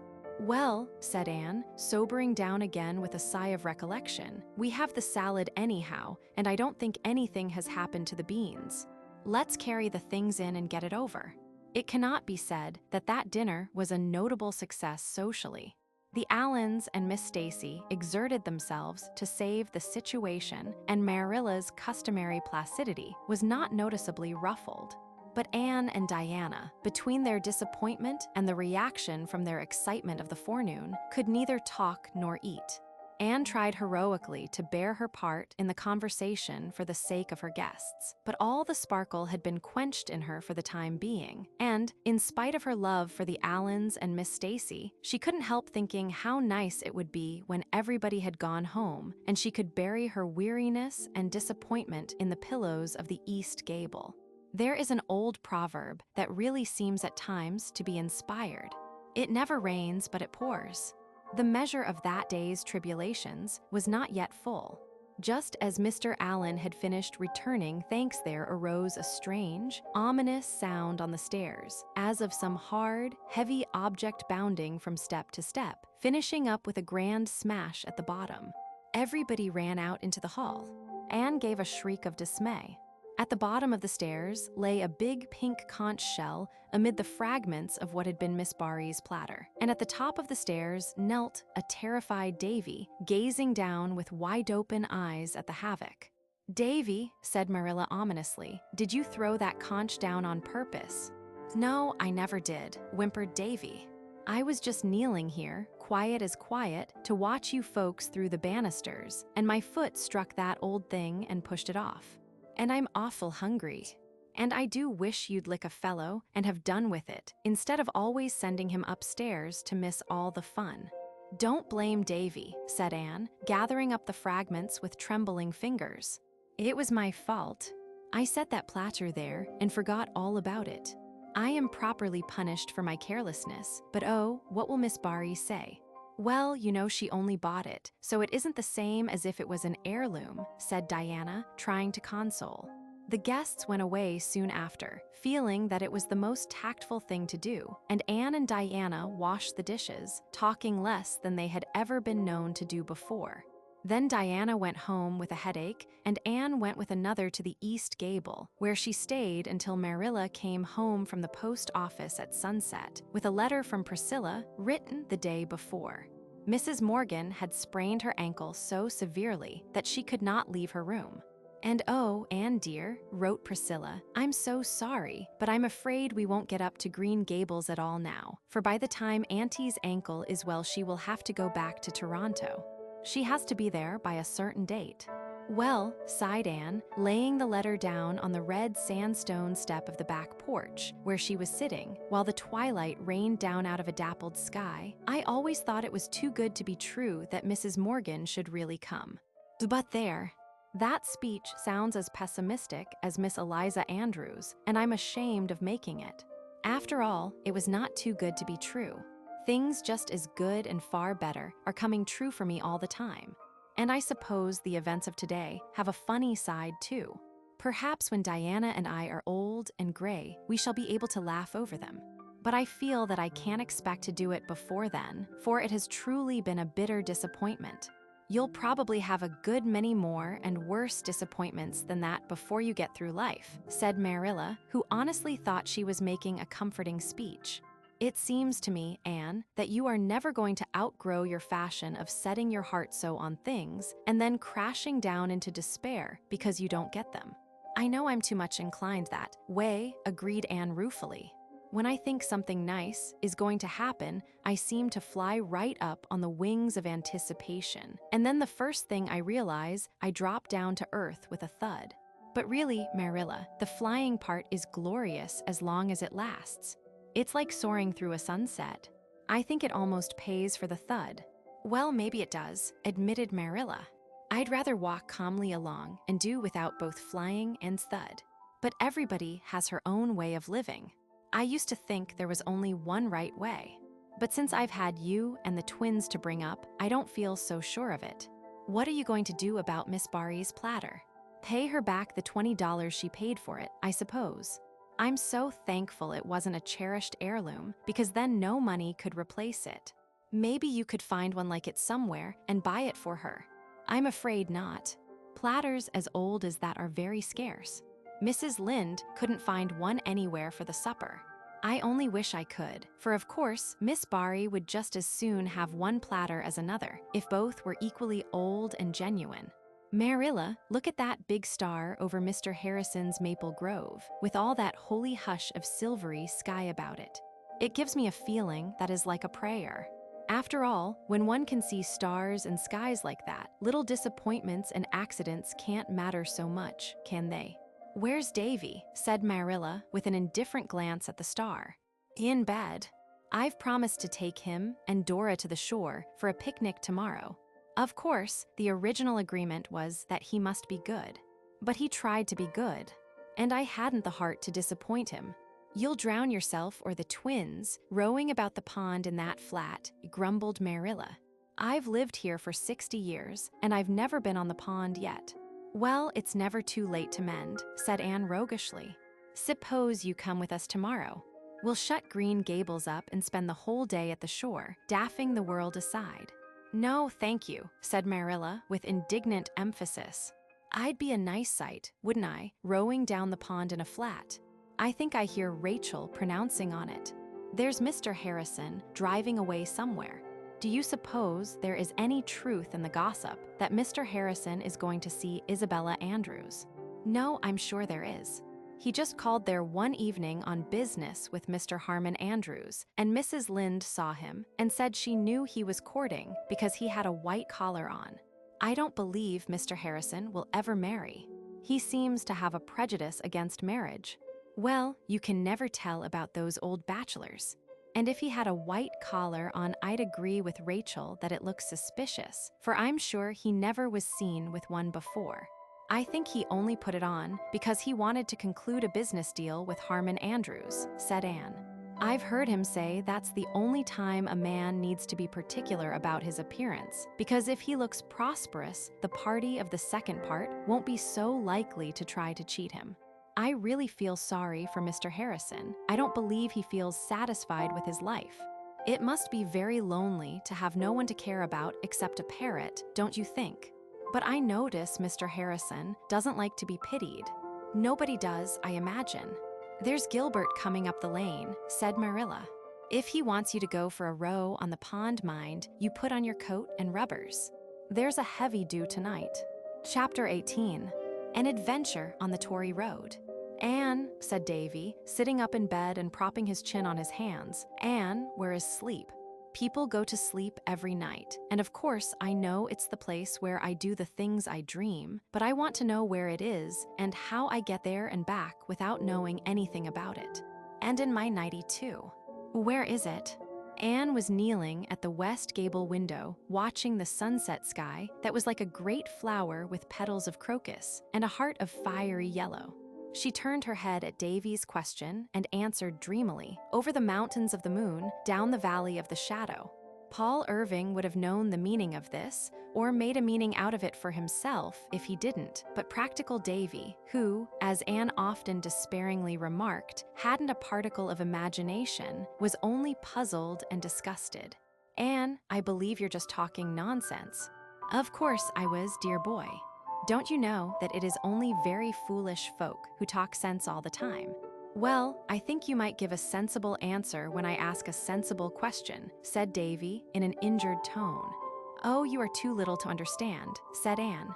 But she felt rather ashamed of saying it, for had she not, in keen remembrance of many similar snubs administered in her own early years, solemnly vowed that she would never tell any child it was too little to understand.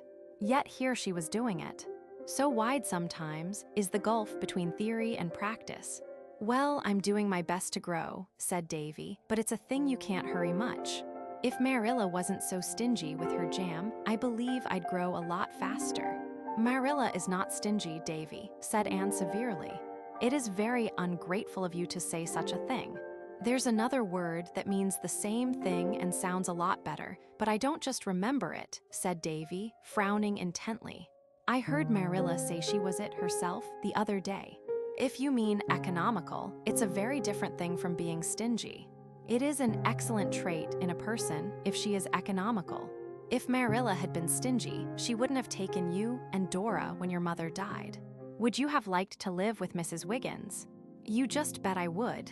Davy was emphatic on that point. Nor I don't want to go out too. Uncle Richard neither. I'd far rather live here, even if Marilla is that long-tailed word when it comes to jam, 'cause you're here, Anne. Say, Anne, won't you tell me a story 'fore I go to sleep? I don't want a fairy story. They're all right for girls, I suppose, but I want something exciting. Lots of killing and shooting in it, and a house on fire, and interesting things like that. Fortunately for Anne, Marilla called out at this moment from her room. Anne, Diana's signaling at a great rate. You'd better see what she wants. Anne ran to the east gable and saw flashes of light coming through the twilight from Diana's window in groups of 5, which meant, according to their old childish code, come over at once for I have something important to reveal. Anne threw her white shawl over her head and hastened through the haunted wood and across Mr. Bell's pasture corner to Orchard Slope. I've good news for you, Anne, said Diana. Mother and I have just got home from Carmody, and I saw Mary Sentner from Spencer Vale in Mr. Blair's store. She says the old cop girls on the Tory Road have a willow-ware platter, and she thinks it's exactly like the one we had at the supper. She says they'll likely sell it, for Martha Kopp has never been known to keep anything she could sell. But if they won't, there's a platter at Wesley Keeson's at Spencervale, and she knows they'd sell it. But she isn't sure it's just the same kind as Aunt Josephine S. I'll go right over to Spencervale after it tomorrow, said Anne resolutely, and you must come with me. It will be such a weight off my mind, for I have to go to town day after tomorrow, and how can I face your Aunt Josephine without a willow-ware platter? It would be even worse than the time I had to confess about jumping on the spare room bed. Both girls laughed over the old memory, concerning which, if any of my readers are ignorant and curious, I must refer them to Anne's earlier history. The next afternoon, the girls fared forth on their platter hunting expedition. It was 10 miles to Spencervale, and the day was not especially pleasant for traveling. It was very warm and windless, and the dust on the road was such as might have been expected after 6 weeks of dry weather. Oh, I do wish it would rain soon, sighed Anne. Everything is so parched up. The poor fields just seem pitiful to me, and the trees seem to be stretching out their hands pleading for rain. As for my garden, it hurts me every time I go into it. I suppose I shouldn't complain about a garden when the farmer's crops are suffering so. Mr. Harrison says his pastures are so scorched up that his poor cows can hardly get a bite to eat, and he feels guilty of cruelty to animals every time he meets their eyes. After a wearisome drive, the girls reached Spencervale and turned down the Tory Road. A green, solitary highway where the strips of grass between the wheel tracks bore evidence to lack of travel. Along most of its extent, it was lined with thick-set young spruces crowding down to the roadway, with here and there a break where the back field of a Spencervale farm came out to the fence, or an expanse of stumps was aflame with fireweed and goldenrod. "Why is it called the Tory Road?" asked Anne. "Mr. Allen says it is on the principle of calling a place a grove, because there are no trees in it," said Diana, "for nobody lives along the road except the Kopp girls and old Martin Bovyer at the further end, who is a liberal. The Tory government ran the road through when they were in power, just to show they were doing something." Diana's father was a liberal, for which reason she and Anne never discussed politics. Green Gables folk had always been conservatives. Finally, the girls came to the old Kopp homestead, a place of such exceeding external neatness that even Green Gables would have suffered by contrast. The house was a very old-fashioned one, situated on a slope, which fact had necessitated the building of a stone basement under one end.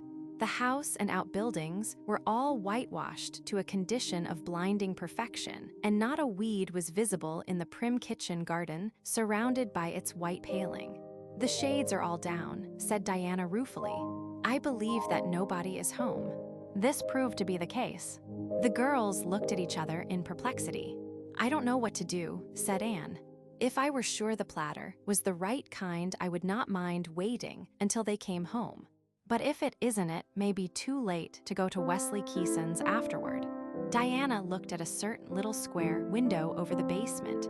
"That is the pantry window, I feel sure," she said, "because this house is just like Uncle Charles at Newbridge, and that is their pantry window. The shade isn't down, so if we climbed up on the roof of that little house, we could look into the pantry and might be able to see the platter. Do you think it would be any harm?" "No, I don't think so," decided Anne after due reflection, since our motive is not idle curiosity. This important point of ethics being settled, Anne prepared to mount the aforesaid little house, a construction of laths with a peaked roof, which had in times past served as a habitation for ducks. The Kopp girls had given up keeping ducks because they were such untidy birds, and the house had not been in use for some years, save as an abode of correction for setting hens. Although scrupulously whitewashed, it had become somewhat shaky, and Anne felt rather dubious as she scrambled up from the vantage point of a keg placed on a box.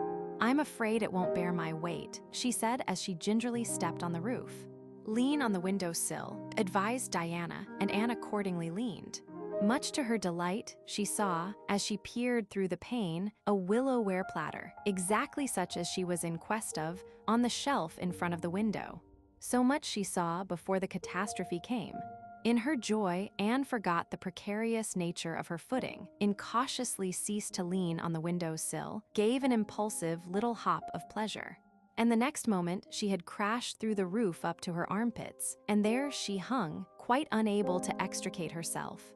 Diana dashed into the duck house and, seizing her unfortunate friend by the waist, tried to draw her down. "Ow, don't," shrieked poor Anne. "There are some long splinters sticking into me. See if you can put something under my feet. Then perhaps I can draw myself up."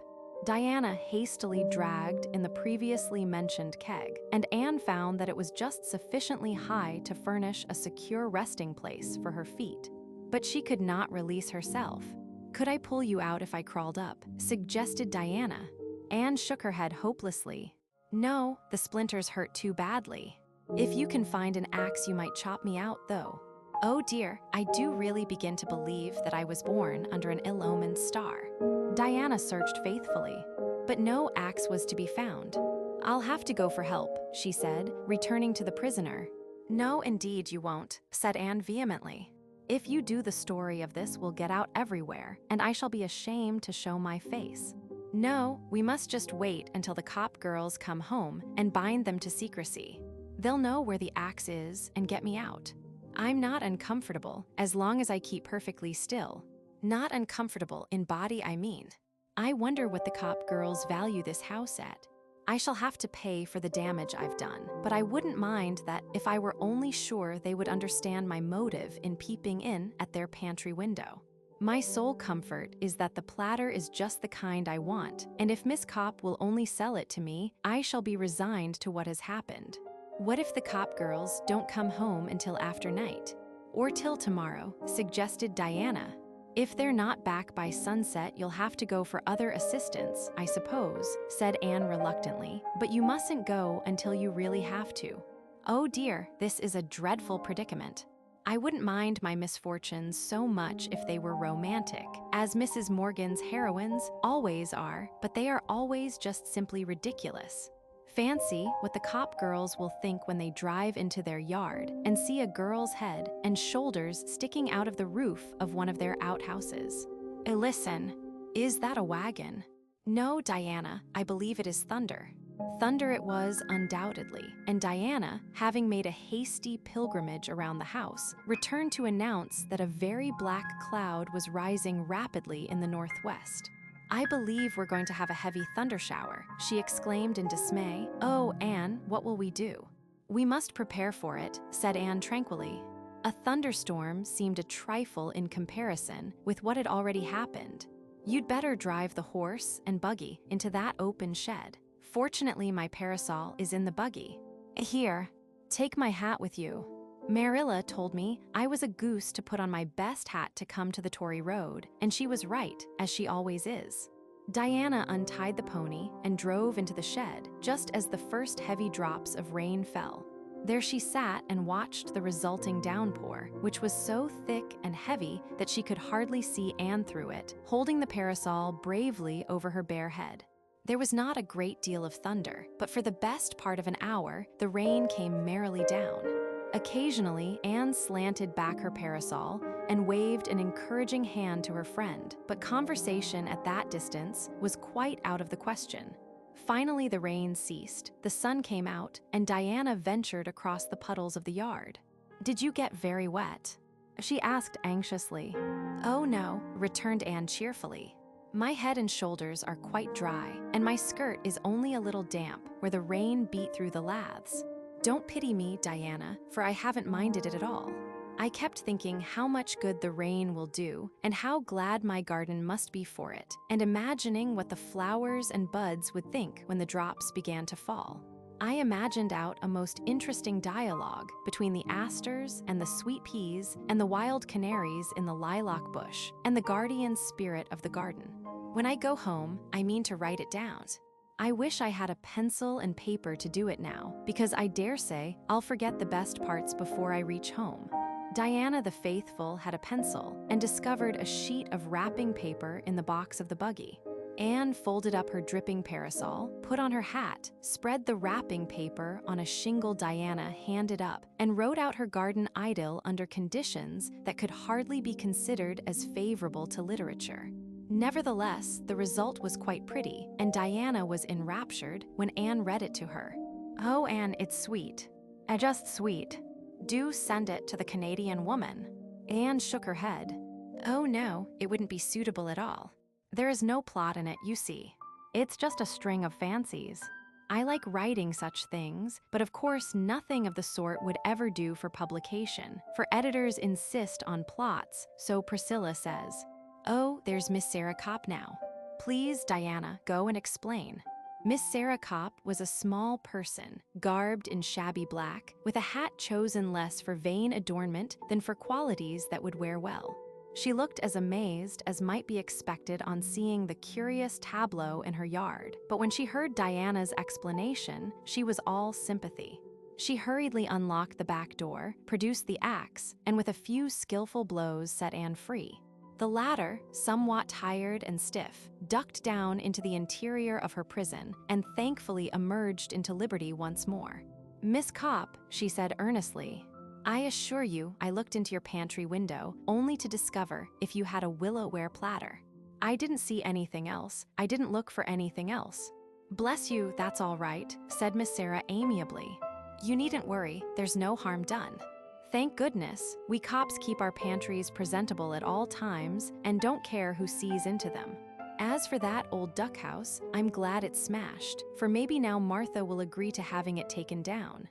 She never would before for fear it might come in handy sometime, and I've had to whitewash it every spring. But you might as well argue with a post as with Martha. She went to town today, I drove her to the station. And you want to buy my platter. Well, what will you give for it?" $20, said Anne, who was never meant to match business wits with a cop, or she would not have offered her price at the start. "Well, I'll see," said Miss Sarah cautiously. "That platter is mine, fortunately, or I'd never dare to sell it when Martha wasn't here. As it is, I dare say she'll raise a fuss. Martha's the boss of this establishment, I can tell you. I'm getting awful tired of living under another woman's thumb. But come in, come in. You must be real tired and hungry. I'll do the best I can for you in the way of tea, but I warn you not to expect anything but bread and butter and some cucumbers." Martha locked up all the cake and cheese and preserves afore she went. She always does, because she says I'm too extravagant with them if company comes. The girls were hungry enough to do justice to any fare, and they enjoyed Miss Sarah's excellent bread and butter and cucumbers thoroughly. When the meal was over, Miss Sarah said, "I don't know as I mind selling the platter, but it's worth $25. It's a very old platter." Diana gave Anne's foot a gentle kick under the table, meaning, "Don't agree, she'll let it go for 20 if you hold out." But Anne was not minded to take any chances in regard to that precious platter. She promptly agreed to give 25, and Miss Sarah looked as if she felt sorry she hadn't asked for 30. "Well, I guess you may have it. I want all the money I can scare up just now." The fact is, Miss Sarah threw up her head importantly, with a proud flush on her thin cheeks. "I'm going to be married to Luther Wallace. He wanted me 20 years ago. I liked him real well, but he was poor then and father packed him off. I suppose I shouldn't have let him go so meek, but I was timid and frightened of father. Besides, I didn't know men were so scarce." When the girls were safely away, Diana driving and Anne holding the coveted platter carefully on her lap, the green, rain-freshened solitudes of the Tory road were enlivened by ripples of girlish laughter. I'll amuse your Aunt Josephine with the strange, eventful history of this afternoon when I go to town tomorrow. We've had a rather trying time, but it's over now. I've got the platter, and that rain has laid the dust beautifully. So all's well that ends well. We're not home yet, said Diana rather pessimistically, and there's no telling what may happen before we are. You're such a girl to have adventures, Anne. Having adventures comes natural to some people, said Anne serenely. You just have a gift for them, or you haven't. Chapter 19. Just a happy day, after all, Anne had said to Marilla once. I believe the nicest and sweetest days are not those on which anything very splendid or wonderful or exciting happens, but just those that bring simple little pleasures, following one another softly, like pearls slipping off a string. Life at Green Gables was full of just such days, for Anne's adventures and misadventures, like those of other people, did not all happen at once, but were sprinkled over the year, with long stretches of harmless, happy days between, filled with work and dreams and laughter and lessons. Such a day came late in August. In the forenoon, Anne and Diana rode the delighted twins down the pond to the sandshore to pick sweet grass and paddle in the surf, over which the wind was harping an old lyric learned when the world was young. In the afternoon, Anne walked down to the old Irving place to see Paul. She found him stretched out on the grassy bank beside the thick fir grove that sheltered the house on the north, absorbed in a book of fairy tales. He sprang up radiantly at sight of her. "Oh, I'm so glad you've come, teacher," he said eagerly, "because Grandma's away. You'll stay and have tea with me, won't you? It's so lonesome to have tea all by oneself. You know, teacher, I've had serious thoughts of asking young Mary Jo to sit down and eat her tea with me, but I expect Grandma wouldn't approve. She says the French have to be kept in their place. And anyhow, it's difficult to talk with young Mary Jo. She just laughs and says, 'Well, yous do beat all de kids I ever knowed.' That isn't my idea of conversation." "Of course I'll stay to tea," said Anne gaily. "I was dying to be asked. My mouth has been watering for some more of your grandma's delicious shortbread ever since I had tea here before." Paul looked very sober. "If it depended on me, teacher," he said, standing before Anne with his hands in his pockets and his beautiful little face shadowed with sudden care, "you should have shortbread with a right good will. But it depends on Mary Jo. I heard Grandma tell her before she left that she wasn't to give me any shortcake because it was too rich for little boys' stomachs. But maybe Mary Jo will cut some for you if I promise I won't eat any. Let us hope for the best." "Yes, let us," agreed Anne, whom this cheerful philosophy suited exactly. "And if Mary Jo proves hard-hearted and won't give me any shortbread, it doesn't matter in the least, so you are not to worry over that." "You're sure you won't mind if she does?" said Paul anxiously. "Perfectly sure, dear heart."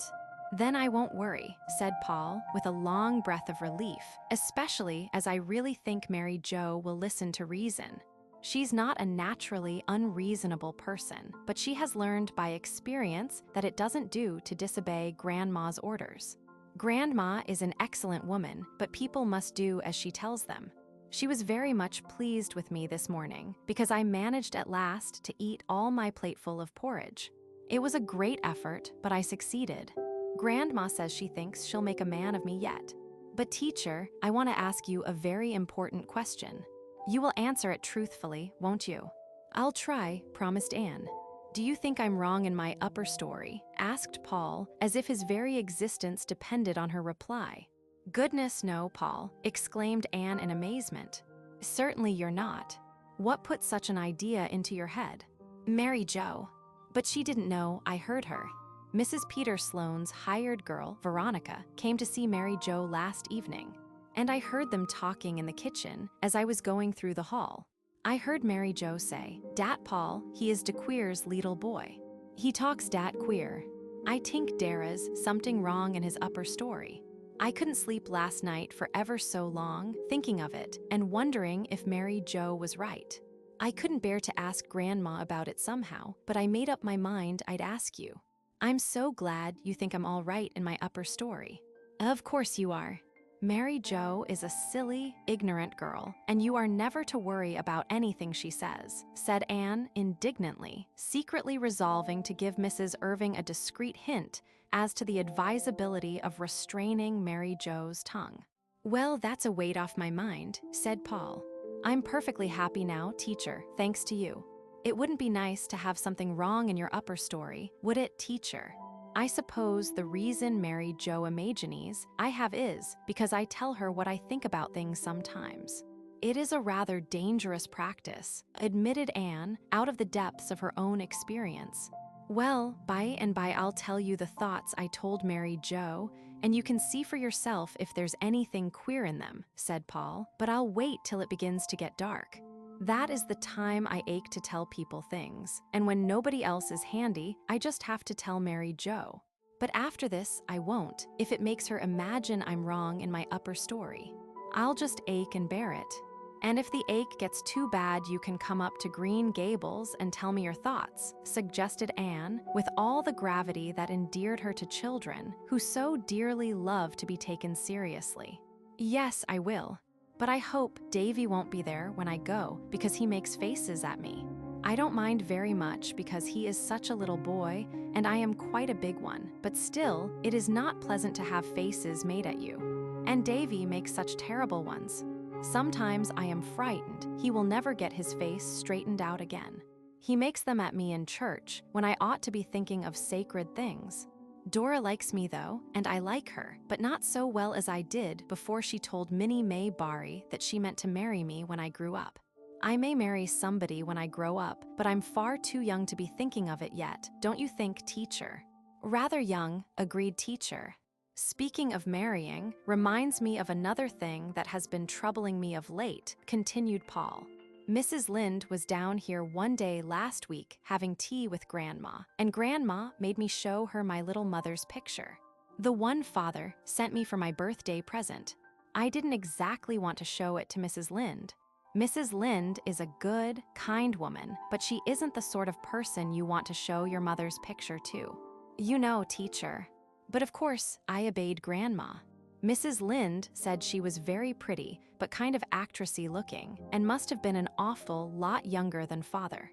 Then she said, 'Some of these days your pa will be marrying again likely. How will you like to have a new ma, Master Paul?' Well, the idea almost took my breath away, teacher, but I wasn't going to let Mrs. Lynde see that. I just looked her straight in the face, like this. And I said, 'Mrs. Lynde, Father made a pretty good job of picking out my first mother, and I could trust him to pick out just as good a one the second time. And I can trust him, teacher. But still, I hope, if he ever does give me a new mother, he'll ask my opinion about her before it's too late.' There's Mary Jo coming to call us to tea. I'll go and consult with her about the shortbread." As a result of the consultation, Mary Jo cut the shortbread and added a dish of preserves to the bill of fare.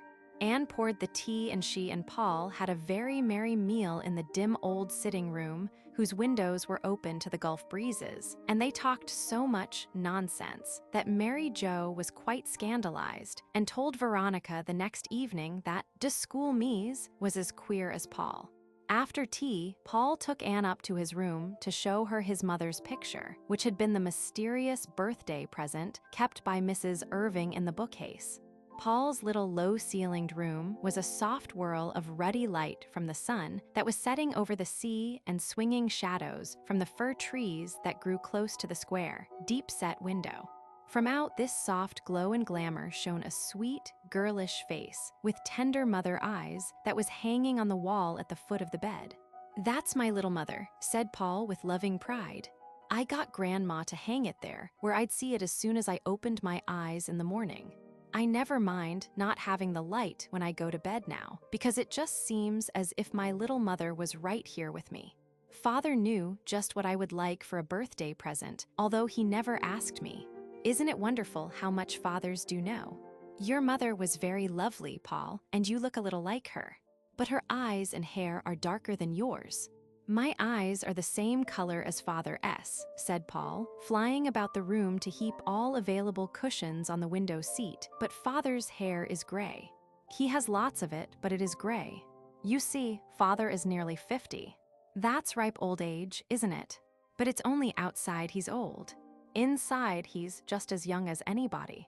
Now, teacher, please sit here, and I'll sit at your feet. May I lay my head against your knee? That's the way my little mother and I used to sit. Oh, this is real splendid, I think. Now, I want to hear those thoughts which Mary Jo pronounces so queer," said Anne, patting the mop of curls at her side. Paul never needed any coaxing to tell his thoughts, at least to congenial souls. "I thought them out in the fir grove one night," he said dreamily. "Of course, I didn't believe them, but I thought them. You know, teacher." And then I wanted to tell them to somebody, and there was nobody but Mary Jo. Mary Jo was in the pantry setting bread, and I sat down on the bench beside her. And I said, "Mary Jo, do you know what I think? I think the evening star is a lighthouse on the land where the fairies dwell." And Mary Jo said, "Well, yous are de queer one. Dere ain't no such ting as fairies." I was very much provoked. Of course, I knew there are no fairies, but that needn't prevent my thinking there is. "You know, teacher." But I tried again quite patiently. I said, "Well then, Mary Jo, do you know what I think? I think an angel walks over the world after the sun sets. A great tall white angel with silvery folded wings, and sings the flowers and birds to sleep. Children can hear him if they know how to listen." Then Mary Jo held up her hands all over flower and said, "Well, yous are de queer leetle boy. Yous make me feel scare." And she really did look scared. I went out then and whispered the rest of my thoughts to the garden. There was a little birch tree in the garden, and it died. Grandma says the salt spray killed it, but I think the dryad belonging to it was a foolish dryad who wandered away to see the world and got lost.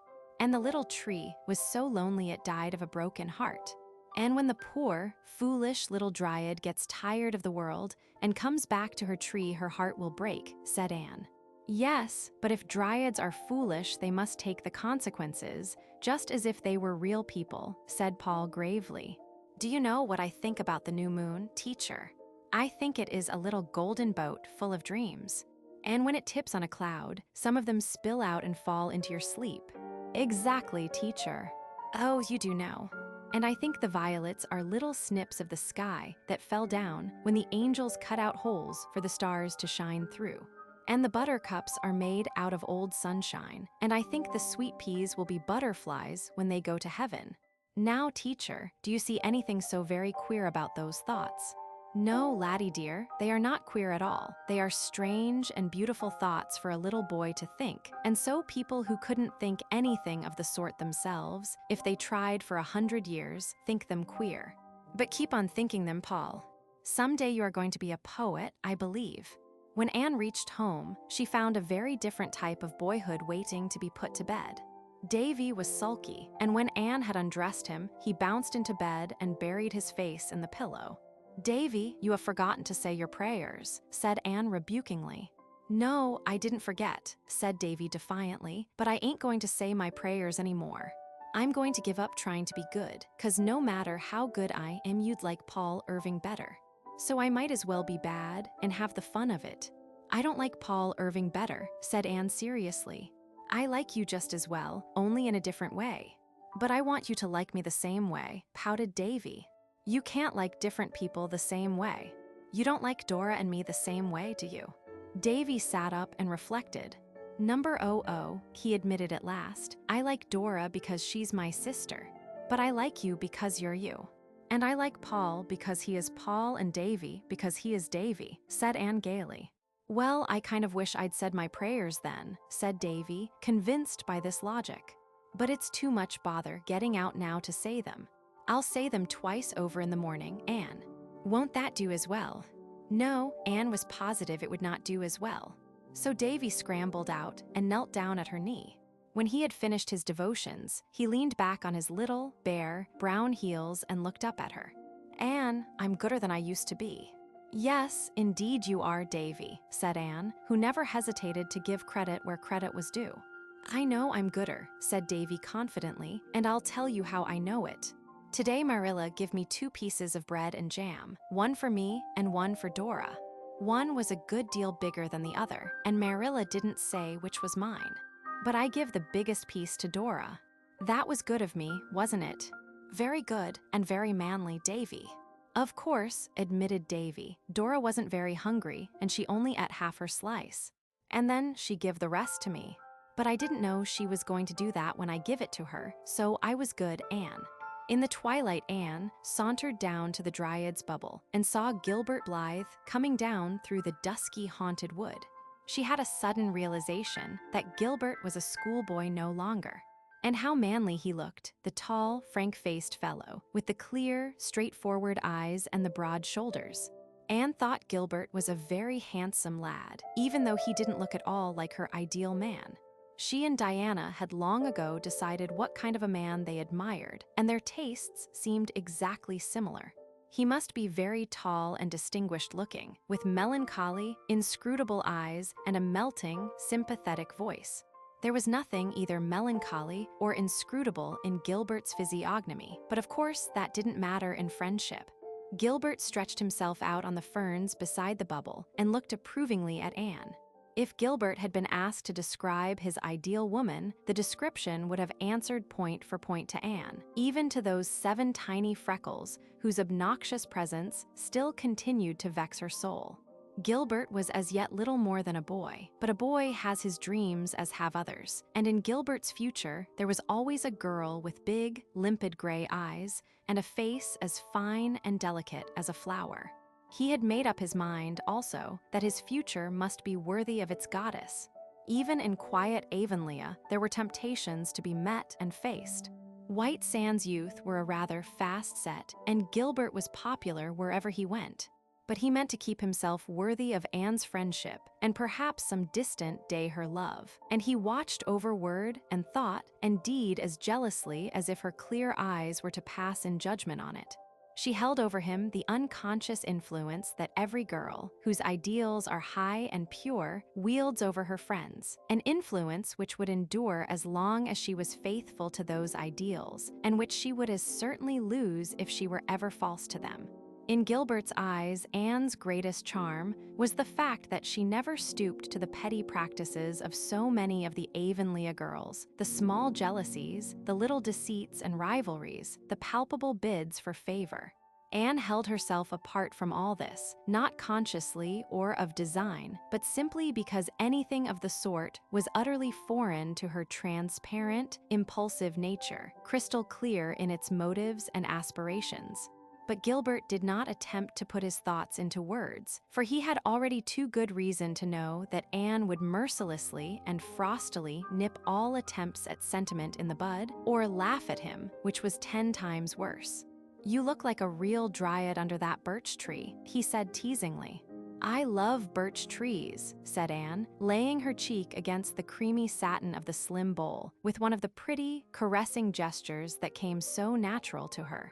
"Then you'll be glad to hear that Mr. Major Spencer has decided to set out a row of white birches all along the road front of his farm, by way of encouraging the AVIS, said Gilbert.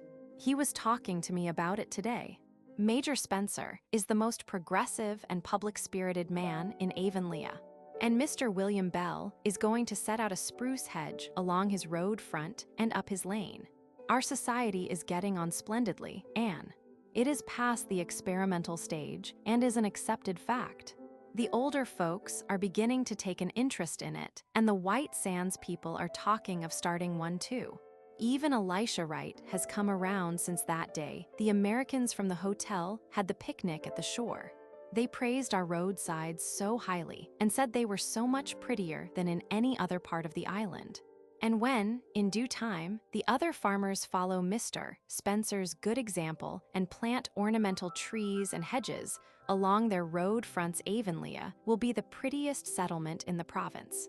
The aides are talking of taking up the graveyard, said Anne, and I hope they will, because there will have to be a subscription for that, and it would be no use for the society to try it after the Hall affair.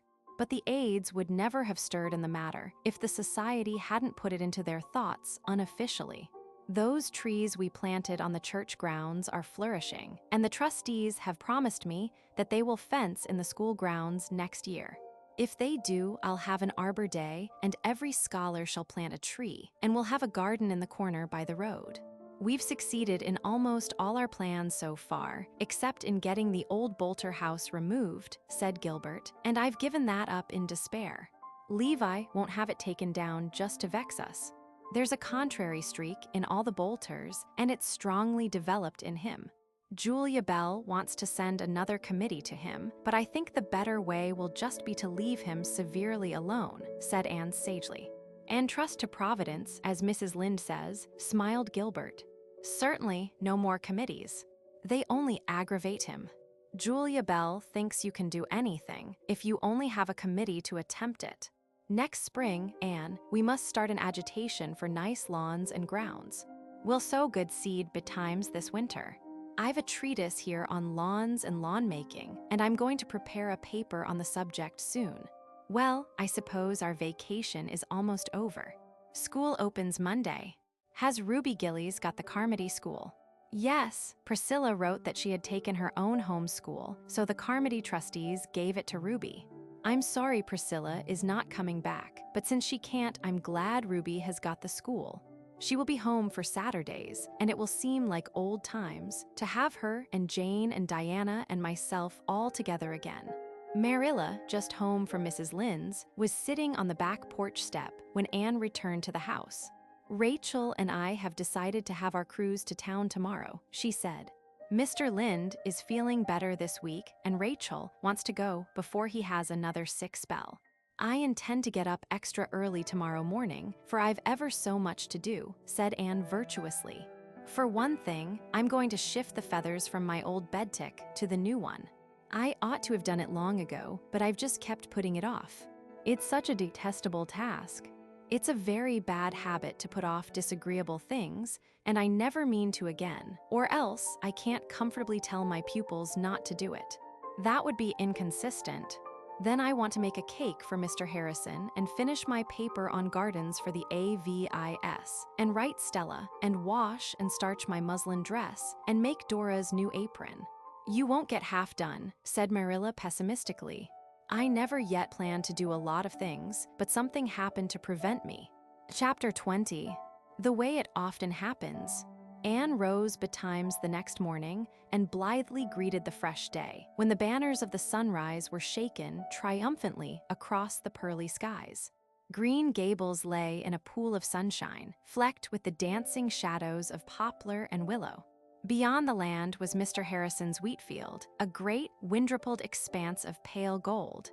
The world was so beautiful that Anne spent 10 blissful minutes hanging idly over the garden gate drinking the loveliness in. After breakfast, Marilla made ready for her journey. Dora was to go with her, having been long promised this treat.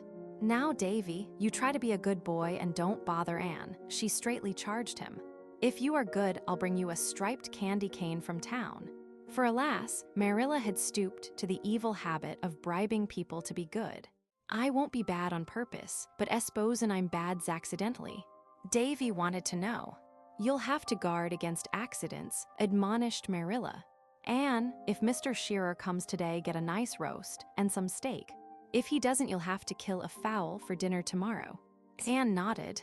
I'm not going to bother cooking any dinner for just Davy and myself today, she said. That cold ham bone will do for noon lunch, and I'll have some steak fried for you when you come home at night. I'm going to help Mr. Harrison haul dulse this morning, announced Davy. He asked me to, and I guess he'll ask me to dinner too. Mr. Harrison is an awful kind man. He's a real sociable man. I hope I'll be like him when I grow up. I mean behave like him. I don't want to look like him, but I guess there's no danger, for Mrs. Lynde says I'm a very handsome child. Do you suppose it'll last, Anne? I want to know. I dare say it will, said Anne gravely. You are a handsome boy, Davy. Marilla looked volumes of disapproval. But you must live up to it and be just as nice and gentlemanly as you look to be.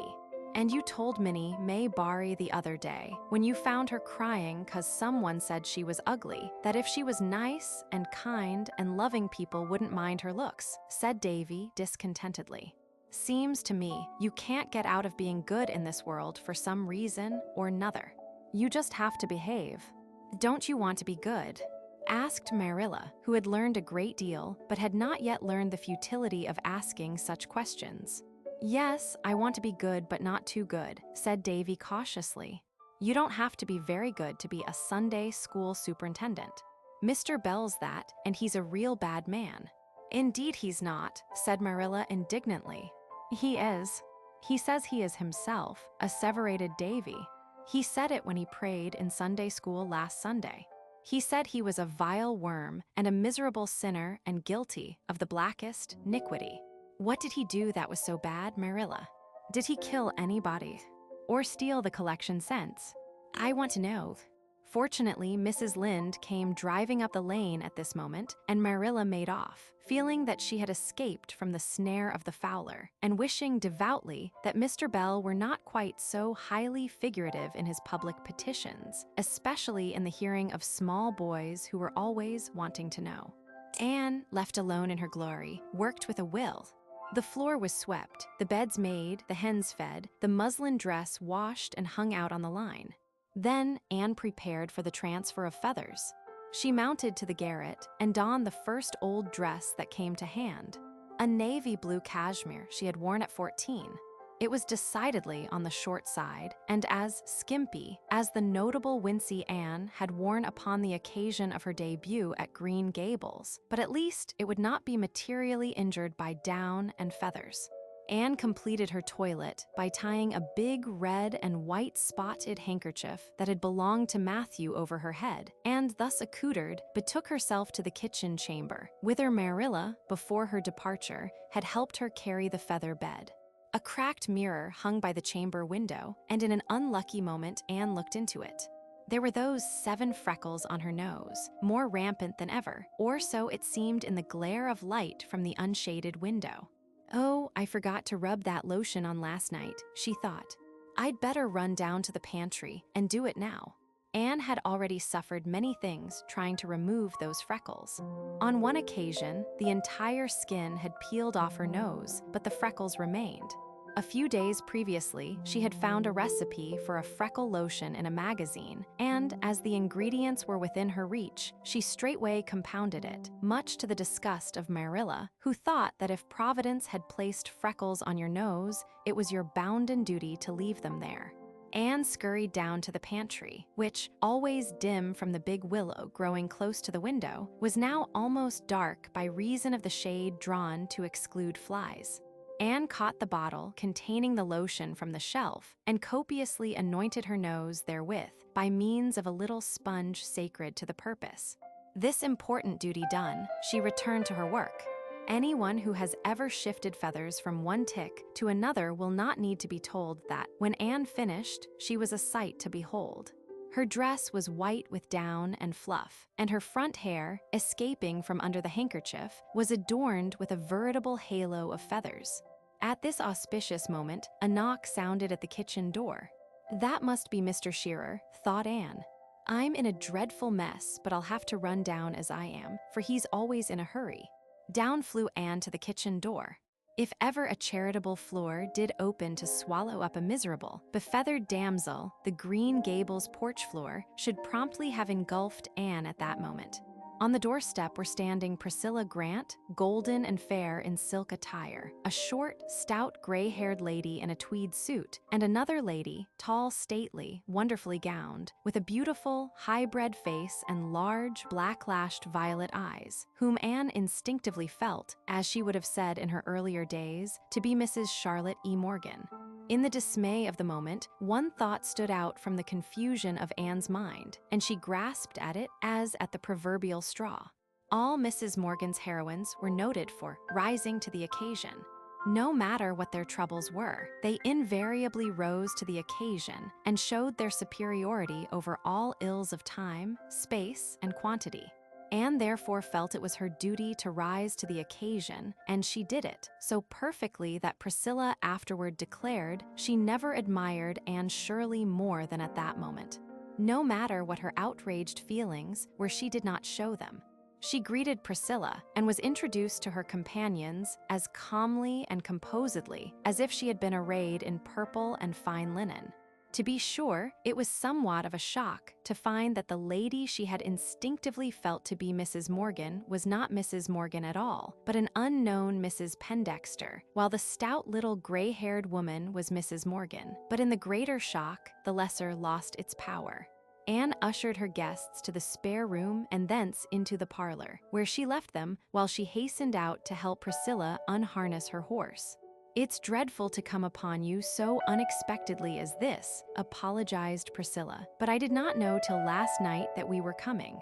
Aunt Charlotte is going away Monday, and she had promised to spend today with a friend in town. But last night, her friend telephoned to her not to come because they were quarantined for scarlet fever. So I suggested we come here instead, for I knew you were longing to see her. We called at the White Sands Hotel and brought Mrs. Pendexter with us. She is a friend of Aunt S. and lives in New York, and her husband is a millionaire. We can't stay very long, for Mrs. Pendexter has to be back at the hotel by 5 o'clock. Several times, while they were putting away the horse, Anne caught Priscilla looking at her in a furtive, puzzled way. She needn't stare at me so, Anne thought a little resentfully.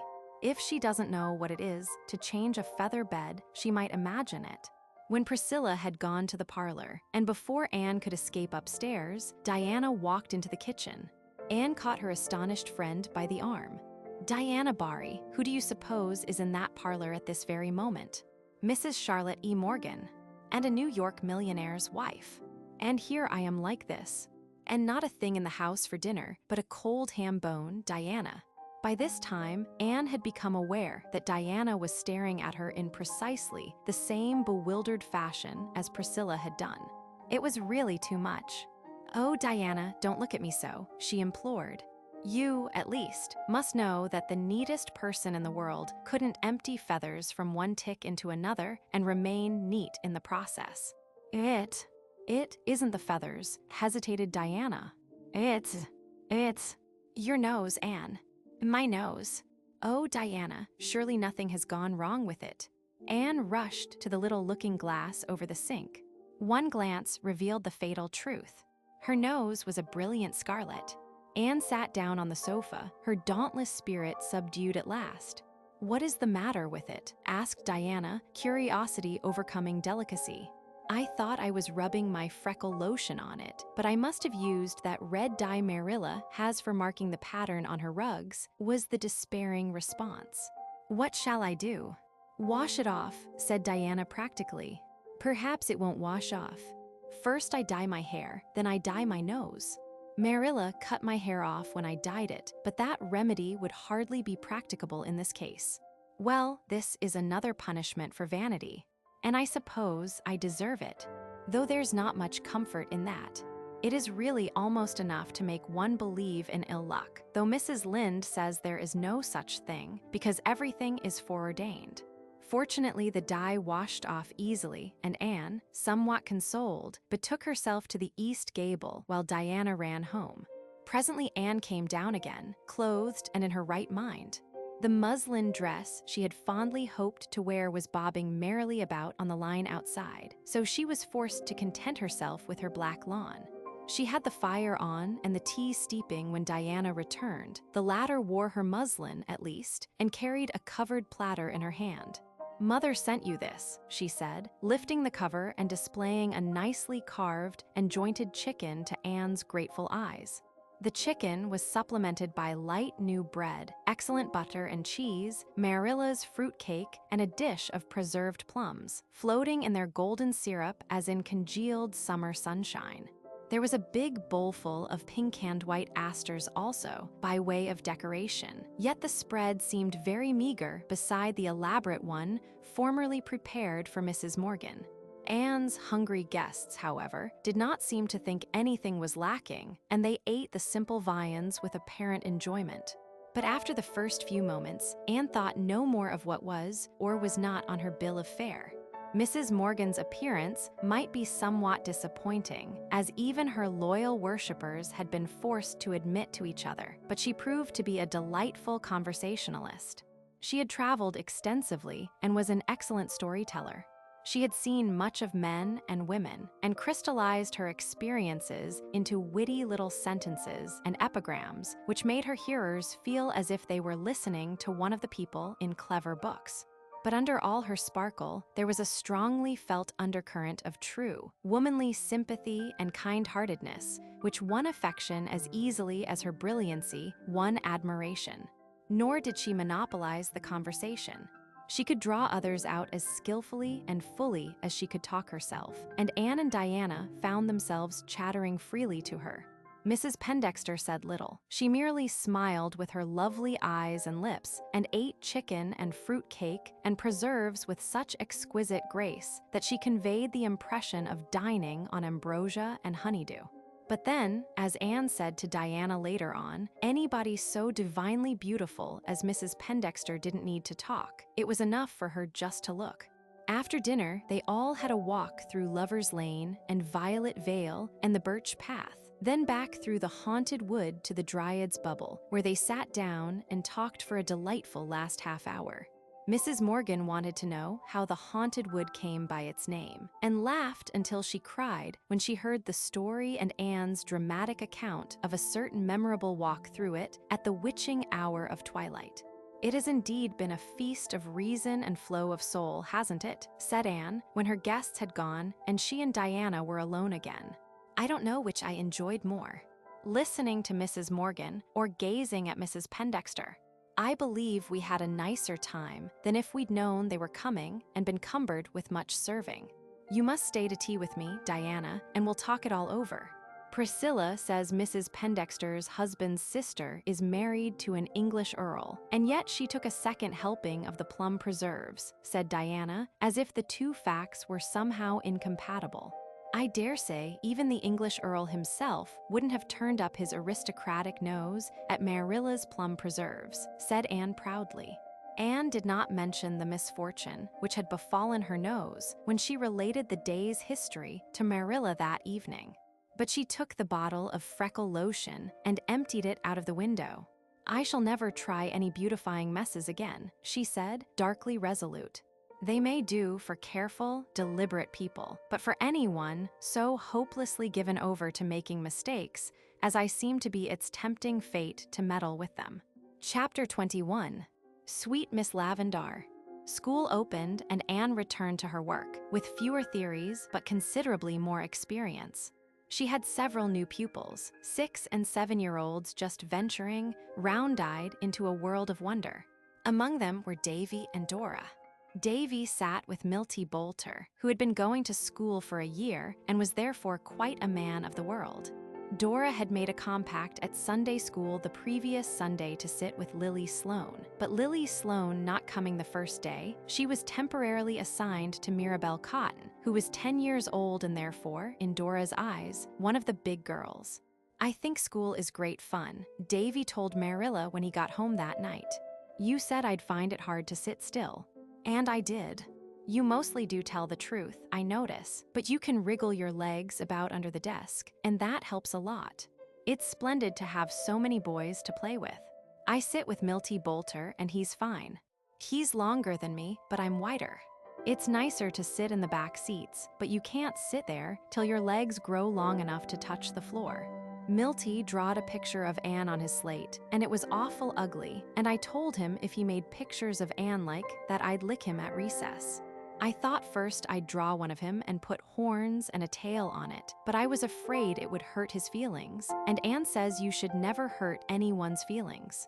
It seems it's dreadful to have your feelings hurt. It's better to knock a boy down than hurt his feelings if you must do something.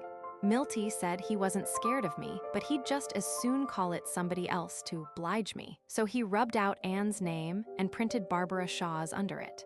Milty doesn't like Barbara 'cause she calls him a sweet little boy, and once she patted him on his head.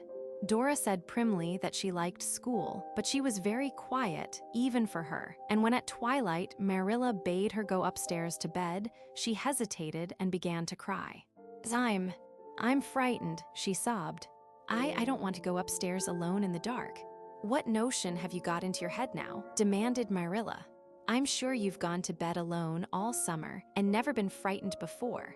Dora still continued to cry, so Anne picked her up, cuddled her sympathetically, and whispered, "Tell Anne all about it, sweetheart." "What are you frightened of?" Of Mirabel Cotton's uncle," sobbed Dora. "Mirabel Cott told me all about her family today in school. Nearly everybody in her family has died. All her grandfathers and grandmothers, and ever so many uncles and aunts. They have a habit of dying, Mirabel says. Mirabel's awful proud of having so many dead relations, and she told me what they all died of, and what they said, and how they looked in their coffins. And Mirabel says one of her uncles was seen walking around the house after he was buried. Her mother saw him. I don't mind the rest so much, but I can't help thinking about that uncle. Anne went upstairs with Dora and sat by her until she fell asleep. The next day, Mirabel Cotton was kept in at recess and gently but firmly given to understand that when you were so unfortunate as to possess an uncle who persisted in walking about houses after he had been decently interred, it was not in good taste to talk about that eccentric gentleman to your desk-mate of tender years. Mirabel thought this very harsh. The Cottons had not much to boast of. How was she to keep up her prestige among her schoolmates if she were forbidden to make capital out of the family ghost? September slipped by into a gold and crimson graciousness of October. One Friday evening, Diana came over. "I'd a letter from Ella Kimball today, Anne, and she wants us to go over to tea tomorrow afternoon to meet her cousin, Irene Trent, from town. But we can't get one of our horses to go, for they'll all be in use tomorrow, and your pony is lame. So I suppose we can't go." "Why can't we walk?" suggested Anne. "If we go straight back through the woods, we'll strike the West Grafton Road, not far from the Kimball place. I was through that way last winter, and I know the road. It's no more than 4 miles. And we won't have to walk home, for Oliver Kimball will be sure to drive us. He'll be only too glad of the excuse, for he goes to see Carrie Sloane, and they say his father will hardly ever let him have a horse."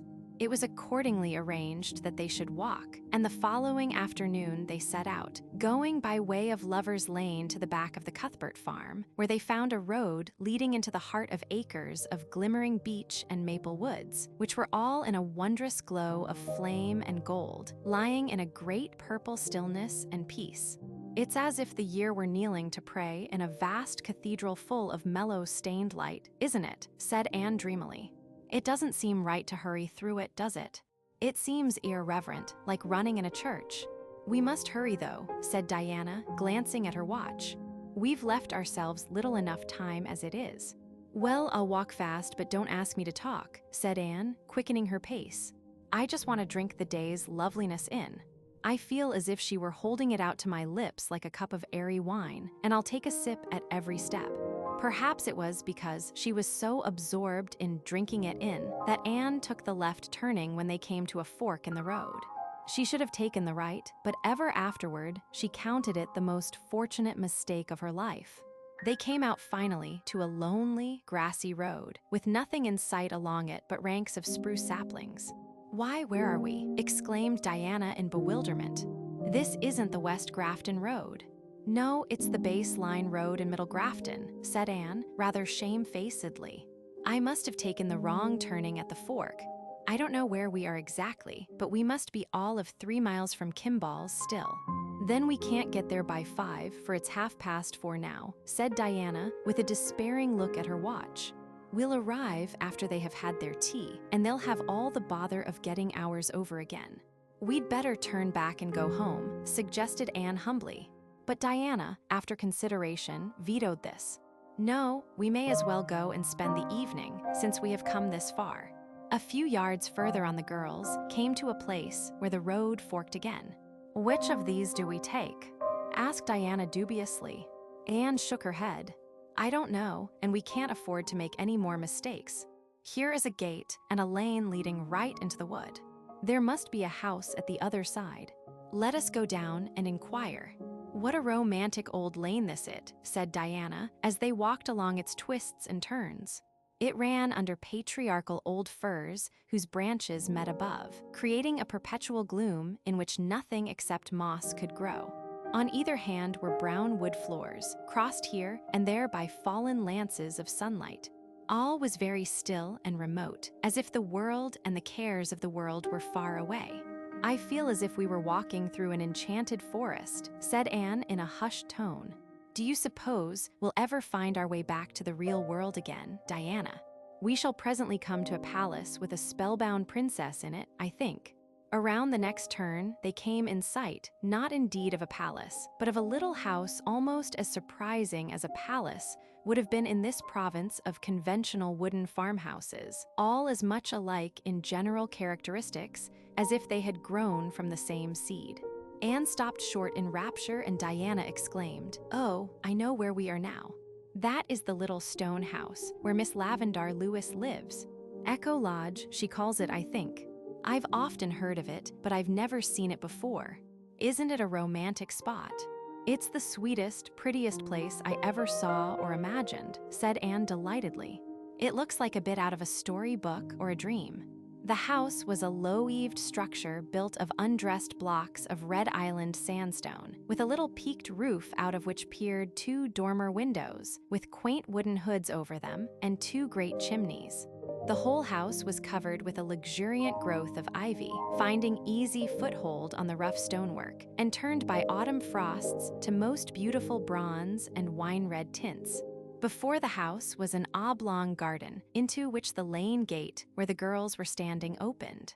The house bounded it on one side. On the 3 others, it was enclosed by an old stone dike, so overgrown with moss and grass and ferns that it looked like a high, green bank.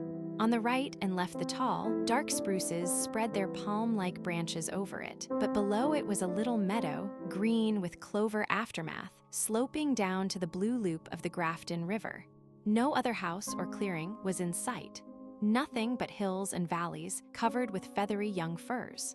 I wonder what sort of a person Miss Lewis is, speculated Diana as they opened the gate into the garden. They say she is very peculiar. She'll be interesting then, said Anne decidedly. Peculiar people are always that, at least, whatever else they are or are not. Did I tell you we would come to an enchanted palace? I knew the elves hadn't woven magic over that lane for nothing. But Miss Lavendar Lewis is hardly a spellbound princess, laughed Diana. She's an old maid. She's 45 and quite gray, I've heard. Oh, that's only part of the spell, asserted Anne confidently. At heart, she's young and beautiful still. And if we only knew how to unloose the spell, she would step forth radiant and fair again. But we don't know how. It's always and only the prince who knows that. And Miss Lavendar's prince hasn't come yet. Perhaps some fatal mischance has befallen him, though that's against the law of all fairy tales. I'm afraid he came long ago and went away again, said Diana. They say she used to be engaged to Stephen Irving, Paul's father, when they were young. But they quarreled and parted. Hush, warned Anne. The door is open. The girls paused in the porch under the tendrils of ivy and knocked at the open door. There was a patter of steps inside, and a rather odd little personage presented herself. A girl of about 14, with a freckled face, a snub nose, a mouth so wide that it did really seem as if it stretched from ear to ear, and 2 long braids of fair hair tied with 2 enormous bows of blue ribbon. Is Miss Lewis at home? Asked Diana. Yes, ma'am. Come in, ma'am. I'll tell Miss Lavendar you're here, ma'am. She's upstairs, ma'am. With this, the small handmaiden whisked out of sight, and the girls, left alone, looked about them with delighted eyes. The interior of this wonderful little house was quite as interesting as its exterior. The room had a low ceiling and 2 square, small-paned windows, curtained with muslin frills. All the furnishings were old-fashioned, but so well and daintily kept that the effect was delicious. But it must be candidly admitted that the most attractive feature to 2 healthy girls who had just tramped 4 miles through autumn air was a table set out with pale blue china and laden with delicacies, while little golden-hued ferns scattered over the cloth gave it what Anne would have termed a festal air. Miss Lavendar must be expecting company to tea, she whispered. There are 6 places set, but what a funny little girl she has. She looked like a messenger from Pixie Land. I suppose she could have told us the road, but I was curious to see Miss Lavendar. SSSH, she's coming. And with that, Miss Lavendar Lewis was standing in the doorway. The girls were so surprised that they forgot good manners and simply stared. They had unconsciously been expecting to see the usual type of elderly spinster as known to their experience. A rather angular personage with prim gray hair and spectacles. Nothing more unlike Miss Lavendar could possibly be imagined. She was a little lady with snow-white hair beautifully wavy and thick, and carefully arranged in becoming puffs and coils. Beneath it was an almost girlish face, pink-cheeked and sweet-lipped, with big soft brown eyes and dimples. Actually dimples. She wore a very dainty gown of cream muslin with pale-hued roses on it. a gown which would have seemed ridiculously juvenile on most women of her age, but which suited Miss Lavendar so perfectly that you never thought about it at all. Charlotta the Fourth says that you wish to see me, she said, in a voice that matched her appearance. We wanted to ask the right road to West Grafton, said Diana. We are invited to tea at Mr. Kimball's, but we took the wrong path coming through the woods and came out to the baseline instead of the West Grafton Road. Do we take the right or left turning at your gate? The left, said Miss Lavendar, with a hesitating glance at her tea table. Then she exclaimed, as if in a sudden little burst of resolution, but oh, won't you stay and have tea with me? Please do. Mr. Kimball's will have tea over before you get there. And Charlotta the Fourth and I will be so glad to have you. Diana looked mute inquiry at Anne. We'd like to stay, said Anne promptly, for she had made up her mind that she wanted to know more of this surprising Miss Lavendar, if it won't inconvenience you. But you are expecting other guests, aren't you? Miss Lavendar looked at her tea table again and blushed. I know you'll think me dreadfully foolish, she said. I am foolish, and I'm ashamed of it when I'm found out, but never unless I am found out. I'm not expecting anybody. I was just pretending I was. You see, I was so lonely. I love company. That is the right kind of company. But so few people ever come here because it is so far out of the way. Charlotta the Fourth was lonely too. So I just pretended I was going to have a tea party. I cooked for it and decorated the table for it and set it with my mother's wedding china. And I dressed up for it.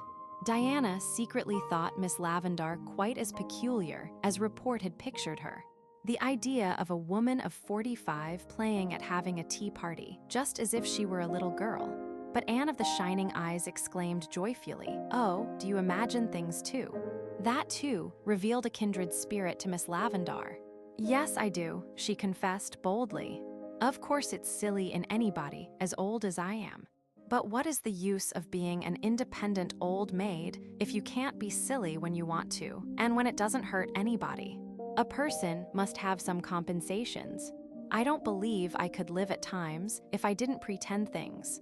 I'm not often caught at it though, and Charlotta the Fourth never tells. But I'm glad to be caught today, for you have really come, and I have tea all ready for you. Will you go up to the spare room and take off your hats? It's the white door at the head of the stairs. I must run out to the kitchen and see that Charlotta the Fourth isn't letting the tea boil. Charlotta the Fourth is a very good girl, but she will let the tea boil. Miss Lavendar tripped off to the kitchen on hospitable thoughts intent, and the girls found their way up to the spare room, an apartment as white as its door, lighted by the ivy-hung dormer window and looking, as Anne said, like the place where happy dreams grew. This is quite an adventure, isn't it? Said Diana. And isn't Miss Lavendar sweet, if she is a little odd? She doesn't look a bit like an old maid. She looks just as music sounds, I think, answered Anne. When they went down, Miss Lavendar was carrying in the teapot, and behind her, looking vastly pleased, was Charlotta the Fourth with a plate of hot biscuits. Now you must tell me your names, said Miss Lavendar. I'm so glad you are young girls. I love young girls. It's so easy to pretend I'm a girl myself when I'm with them.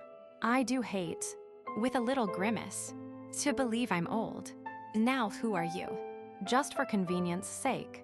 Diana Barry and Anne Shirley. May I pretend that I've known you for 100 years and call you Anne and Diana right away? You may, the girls said both together. Then just let's sit comfily down and eat everything, said Miss Lavendar happily. Charlotta, you sit at the foot and help with the chicken. It is so fortunate that I made the sponge cake and donuts. Of course, it was foolish to do it for imaginary guests. I know Charlotta the Fourth thought so, didn't you, Charlotta? But you see how well it has turned out. Of course they wouldn't have been wasted for Charlotta the Fourth, and I could have eaten them through time. But sponge cake is not a thing that improves with time. That was a merry and memorable meal, and when it was over, they all went out to the garden, lying in the glamour of sunset. I do think you have the loveliest place here, said Diana, looking round her admiringly. Why do you call it Echo Lodge? Asked Anne. "Charlotta," said Miss Lavendar, "go into the house and bring out the little tin horn that is hanging over the clock shelf." Charlotta the Fourth skipped off and returned with the horn. "Blow it, Charlotta," commanded Miss Lavendar. Charlotta accordingly blew, a rather raucous, strident blast. There was moment's stillness.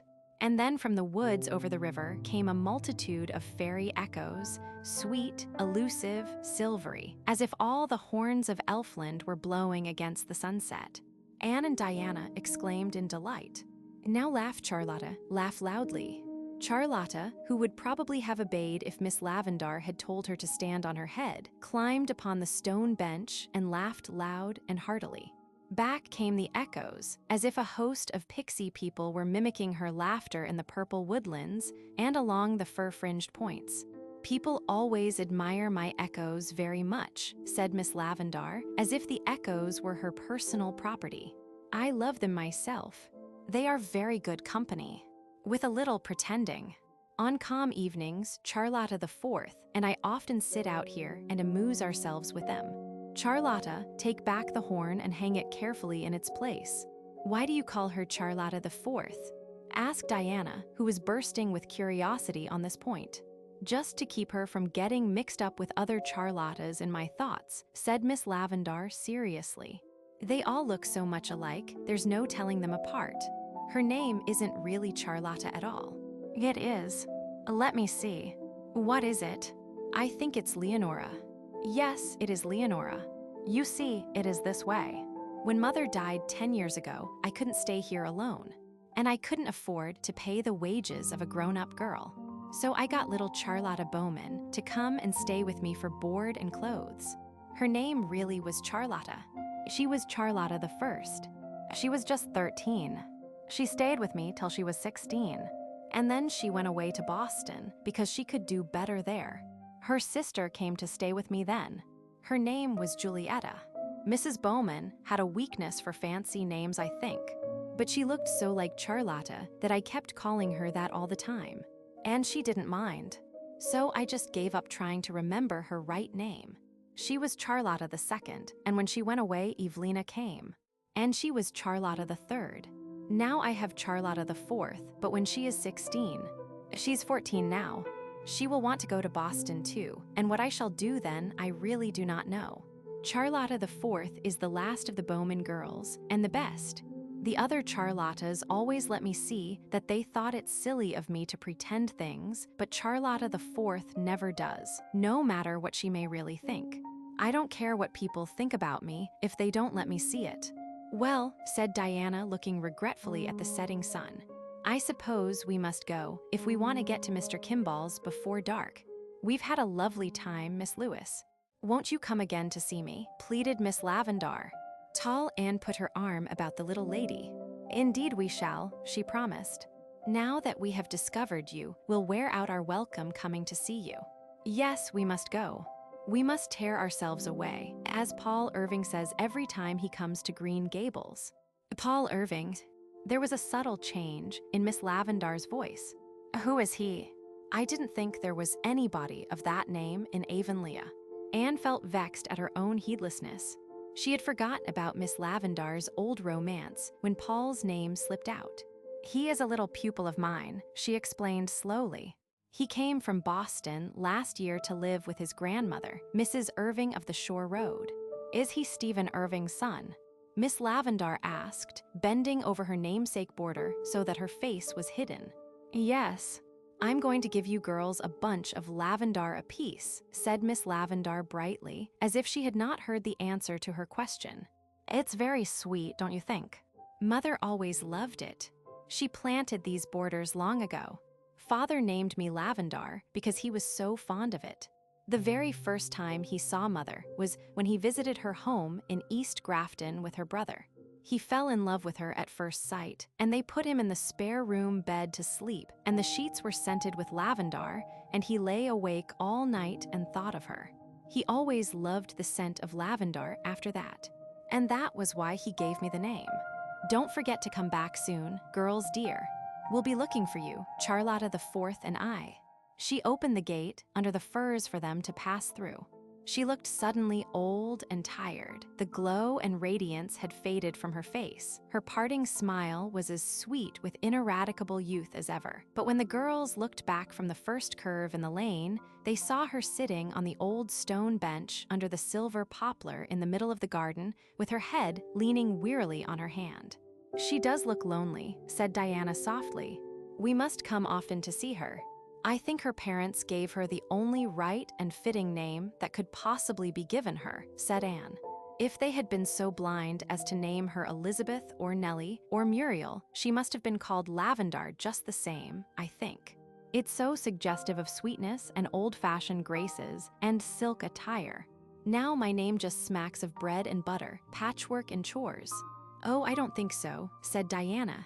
"Anne seems to me real stately and like a queen. But I'd like Karen Hapuch if it happened to be your name. I think people make their names nice or ugly just by what they are themselves. I can't bear Josie or Gertie for names now, but before I knew the Pye girls, I thought them real pretty." "That's a lovely idea, Diana," said Anne enthusiastically.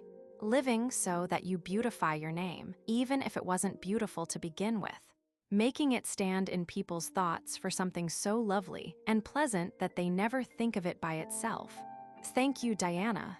Chapter 22. Odds and Ends. "So you had tea at the stone house with Lavendar Lewis," said Marilla at the breakfast table next morning. "What is she like now?" "It's over 15 years since I saw her last. It was one Sunday in Grafton Church. I suppose she has changed a great deal. Davy Keith, when you want something you can't reach, ask to have it passed and don't spread yourself over the table in that fashion. Did you ever see Paul Irving doing that when he was here to meals?" "But Paul's arms are longer'n mine," grumbled Davy. "They've had 11 years to grow, and mine've only had 7. Sides, I did ask, but you and Anne was so busy talking you didn't pay any attention. Sides, Paul's never been here to any meal escept tea, and it's easier to be polite at tea than at breakfast. You ain't half as hungry. It's an awful long while between supper and breakfast. Now, Anne, that spoonful ain't any bigger than it was last year, and I'm ever so much bigger. Of course, I don't know what Miss Lavendar used to look like, but I don't fancy somehow that she has changed a great deal," said Anne, after she had helped Davy to maple syrup, giving him 2 spoonfuls to pacify him. "Her hair is snow white, but her face is fresh and almost girlish, and she has the sweetest brown eyes. Such a pretty shade of wood brown, with little golden glints in them.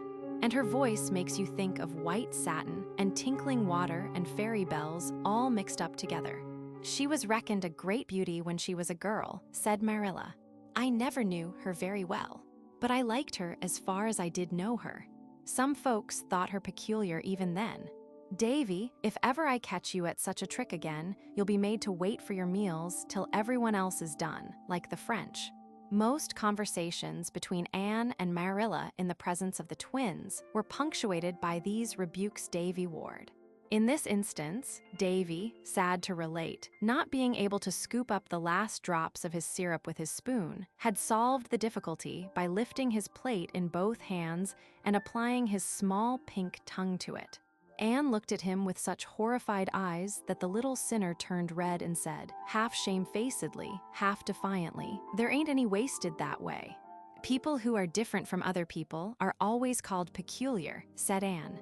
"And Miss Lavendar is certainly different, though it's hard to say just where the difference comes in. Perhaps it is because she is one of those people who never grow old." "One might as well grow old when all your generation do," said Marilla, rather reckless of her pronouns. "If you don't fit in anywhere. Far as I can learn, Lavendar Lewis has just dropped out of everything. She's lived in that out-of-the-way place until everybody has forgotten her. That stone house is one of the oldest on the island. Old Mr. Lewis built it 80 years ago when he came out from England." Davy stopped joggling Dora's elbow. "Oh, I saw you. You needn't try to look innocent. What does make you behave so this morning?"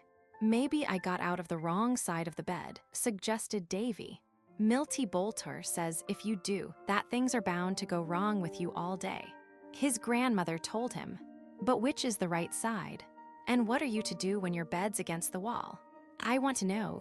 I've always wondered what went wrong between Stephen Irving and Lavendar Lewis, continued Marilla, ignoring Davy. They were certainly engaged 25 years ago, and then all at once it was broken off. I don't know what the trouble was, but it must have been something terrible, for he went away to the States and never come home since. Perhaps it was nothing very dreadful after all. I think the little things in life often make more trouble than the big things, said Anne, with one of those flashes of insight which experience could not have bettered. Marilla, please don't say anything about my being at Miss Lavendar's to Mrs. Lynde. She'd be sure to ask 100 questions, and somehow I wouldn't like it. Nor Miss Lavendar, either if she knew, I feel sure. I dare say Rachel would be curious, admitted Marilla, though she hasn't as much time as she used to have for looking after other people's affairs. She's tied home now on account of Thomas, and she's feeling pretty downhearted, for I think she's beginning to lose hope of his ever getting better. Rachel will be left pretty lonely if anything happens to him, with all her children settled out west, except Eliza in town, and she doesn't like her husband. Marilla's pronouns slandered Eliza, who was very fond of her husband. Rachel says if he'd only brace up and exert his willpower, he'd get better. But what is the use of asking a jellyfish to sit up straight? Continued Marilla. Thomas Lynde never had any willpower to exert. His mother ruled him till he married, and then Rachel carried it on. It's a wonder he dared to get sick without asking her permission. But there, I shouldn't talk so. Rachel has been a good wife to him. He'd never have amounted to anything without her, that's certain. He was born to be ruled, and it's well he fell into the hands of a clever, capable manager like Rachel. He didn't mind her way. It saved him the bother of ever making up his own mind about anything. Davy, do stop squirming like an eel. I've nothing else to do, protested Davy. I can't eat anymore, and it's no fun watching you and Anne eat. Well, you and Dora go out and give the hens their wheat, said Marilla. And don't you try to pull any more feathers out of the white rooster's tail either. I wanted some feathers for an Injun headdress, said Davy sulkily. Milty Boulter has a dandy one, made out of the feathers his mother give him when she killed their old white gobbler. You might let me have some. That rooster's got ever so many more'n he wants. You may have the old feather duster in the garret, said Anne, and I'll dye them green and red and yellow for you. You do spoil that boy dreadfully, said Marilla, when Davy, with a radiant face, had followed prim Dora out. Marilla's education had made great strides in the past 6 years, but she had not yet been able to rid herself of the idea that it was very bad for a child to have too many of its wishes indulged. All the boys of his class have Indian headdresses, and Davy wants one too, said Anne. I know how it feels. I'll never forget how I used to long for puffed sleeves when all the other girls had them. And Davy isn't being spoiled. He is improving every day. Think what a difference there is in him since he came here a year ago. He certainly doesn't get into as much mischief since he began to go to school, acknowledged Marilla. I suppose he works off the tendency with the other boys. But it's a wonder to me we haven't heard from Richard Keith before this. Never a word since last May. I'll be afraid to hear from him, sighed Anne, beginning to clear away the dishes. If a letter should come, I'd dread opening it, for fear it would tell us to send the twins to him. A month later, a letter did come. But it was not from Richard Keith. A friend of his wrote to say that Richard Keith had died of consumption a fortnight previously. The writer of the letter was the executor of his will, and by that will the sum of $2,000 was left to Miss Marilla Cuthbert in trust for David and Dora Keith until they came of age or married. In the meantime, the interest was to be used for their maintenance. It seems dreadful to be glad of anything in connection with a death, said Anne soberly. I'm sorry for poor Mr. Keith, but I am glad that we can keep the twins. It's a very good thing about the money, said Marilla practically. I wanted to keep them, but I really didn't see how I could afford to do it, especially when they grew older. The rent of the farm doesn't do any more than keep the house, and I was bound that not a cent of your money should be spent on them. You do far too much for them as it is. Dora didn't need that new hat you bought her any more than a cat needs 2 tails. But now the way is made clear, and they are provided for. Davy and Dora were delighted when they heard that they were to live at Green Gables, for good. The death of an uncle, whom they had never seen, could not weigh a moment in the balance against that. But Dora had one misgiving. Was Uncle Richard buried? She whispered to Anne. Yes, dear, of course. He isn't like Mirabel Cotton's uncle, is he? In a still more agitated whisper. He won't walk about houses after being buried, will he, Anne? Chapter 23. Miss Lavendar's Romance. I think I'll take a walk through to Echo Lodge this evening, said Anne, one Friday afternoon in December.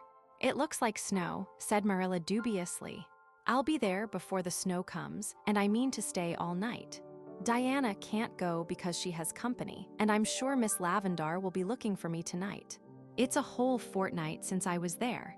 Anne had paid many a visit to Echo Lodge since that October day. Sometimes she and Diana drove around by the road. Sometimes they walked through the woods. When Diana could not go, Anne went alone.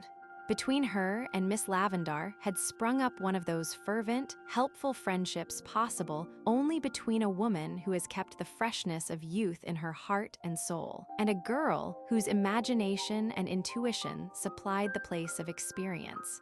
Anne had at last discovered a real kindred spirit. While into the little lady's lonely, sequestered life of dreams, Anne and Diana came with the wholesome joy and exhilaration of the outer existence, which Miss Lavendar, the world forgetting by the world forgot, had long ceased to share. They brought an atmosphere of youth and reality to the little stone house.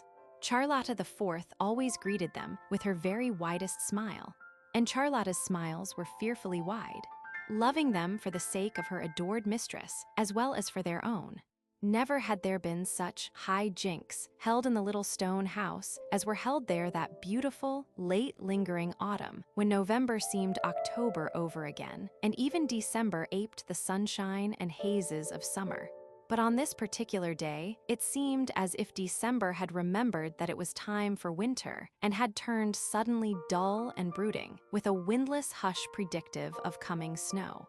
Nevertheless, Anne keenly enjoyed her walk through the great gray maze of the Beechlands, though alone she never found it lonely. Her imagination peopled her path with merry companions, and with these she carried on a gay, pretended conversation that was wittier and more fascinating than conversations are apt to be in real life, where people sometimes fail most lamentably to talk up to the requirements.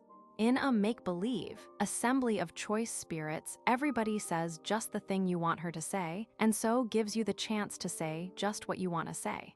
Attended by this invisible company, Anne traversed the woods and arrived at the fir lane just as broad, feathery flakes began to flutter down softly. At the first bend, she came upon Miss Lavendar, standing under a big, broad-branching fir. She wore a gown of warm, rich red, and her head and shoulders were wrapped in a silvery gray silk shawl. You look like the queen of the Firwood fairies, called Anne merrily. I thought you would come tonight, Anne, said Miss Lavendar, running forward. And I'm doubly glad, for Charlotta the Fourth is away. Her mother is sick, and she had to go home for the night. I should have been very lonely if you hadn't come. Even the dreams and the echoes wouldn't have been enough company. Oh, Anne, how pretty you are, she added suddenly, looking up at the tall, slim girl with the soft rose flush of walking on her face.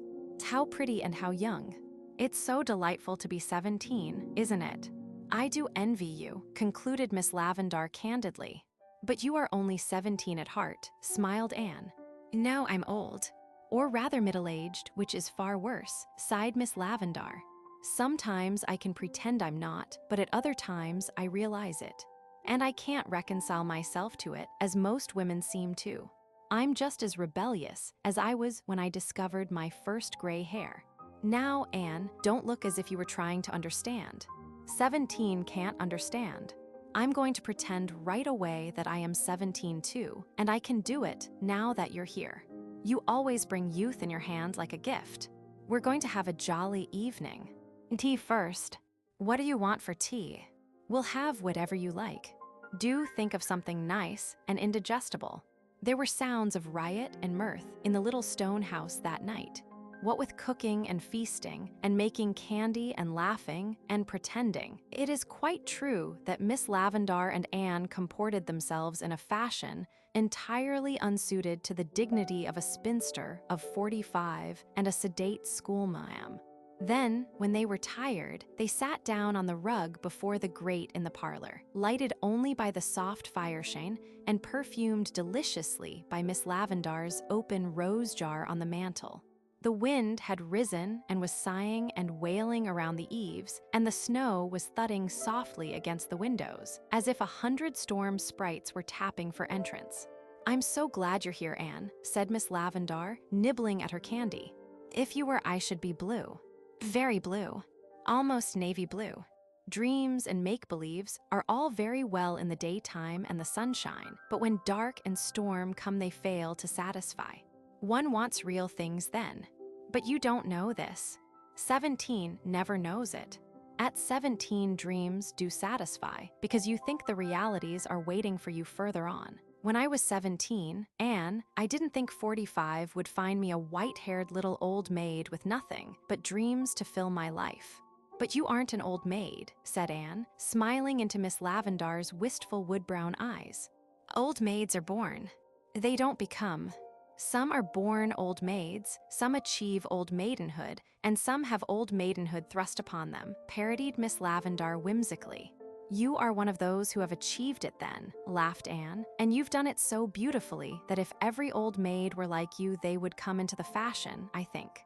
"I always like to do things as well as possible," said Miss Lavendar meditatively, "and since an old maid I was determined to be a very nice one. People say I'm odd, but it's just because I follow my own way of being an old maid and refuse to copy the traditional pattern. Anne, did anyone ever tell you anything about Stephen Irving and me?" "Yes," said Anne candidly. "I've heard that you and he were engaged once." "So we were. 25 years ago. A lifetime ago. And we were to have been married the next spring. I had my wedding dress made, although nobody but Mother and Stephen ever knew that. We'd been engaged in a way almost all our lives, you might say.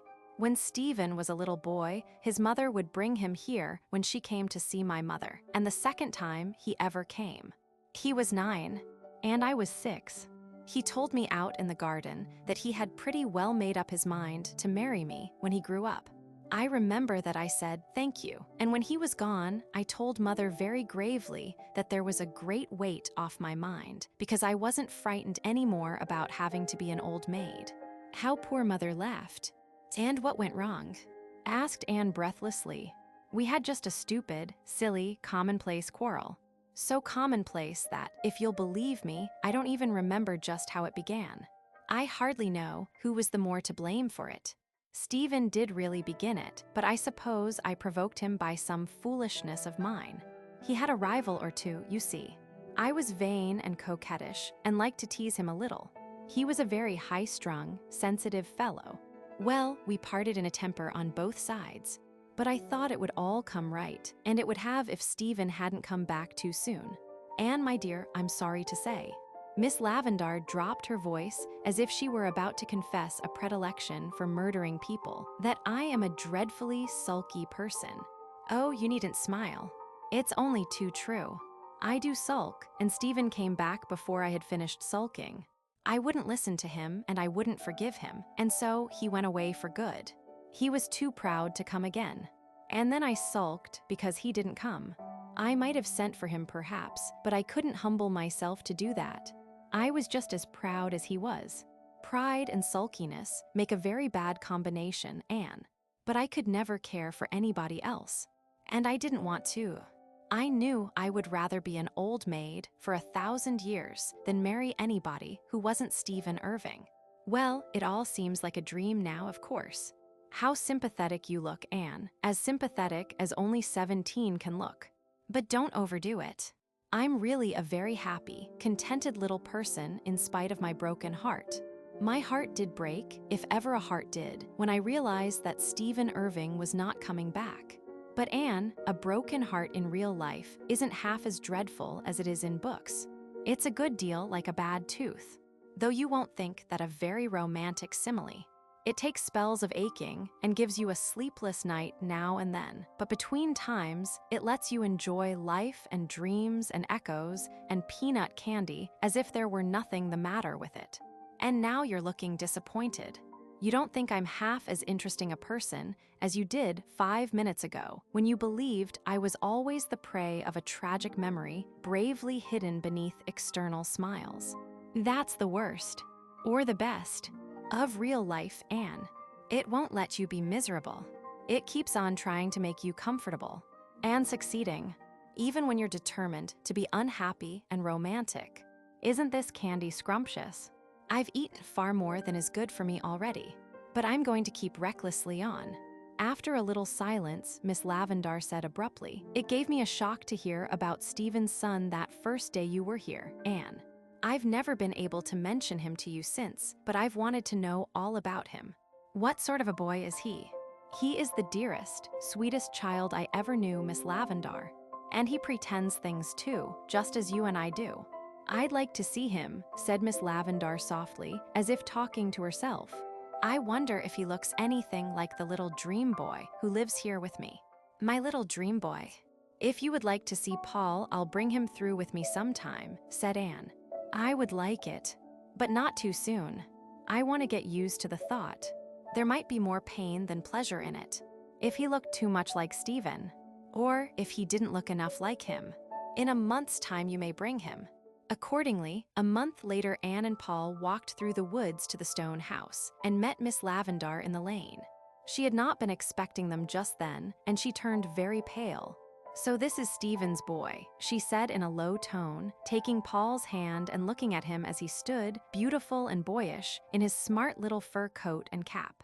He is very like his father." "Everybody says I'm a chip off the old block," remarked Paul, quite at his ease. Anne, who had been watching the little scene, drew a relieved breath. She saw that Miss Lavendar and Paul had taken to each other, and that there would be no constraint or stiffness. Miss Lavendar was a very sensible person, in spite of her dreams and romance, and after that first little betrayal, she tucked her feelings out of sight and entertained Paul as brightly and naturally as if he were anybody's son who had come to see her.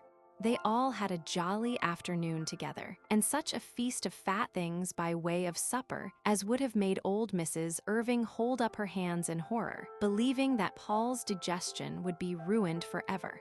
"Come again, laddie," said Miss Lavendar, shaking hands with him at parting. "You may kiss me if you like," said Paul gravely. Miss Lavendar stooped and kissed him. "How did you know I wanted to?" As she whispered, "Because you looked at me just as my little mother used to do when she wanted to kiss me. As a rule, I don't like to be kissed. Boys don't. You know, Miss Lewis. But I think I rather like to have you kiss me. And of course, I'll come to see you again. I think I'd like to have you for a particular friend of mine, if you don't object." I don't think I shall object," said Miss Lavendar.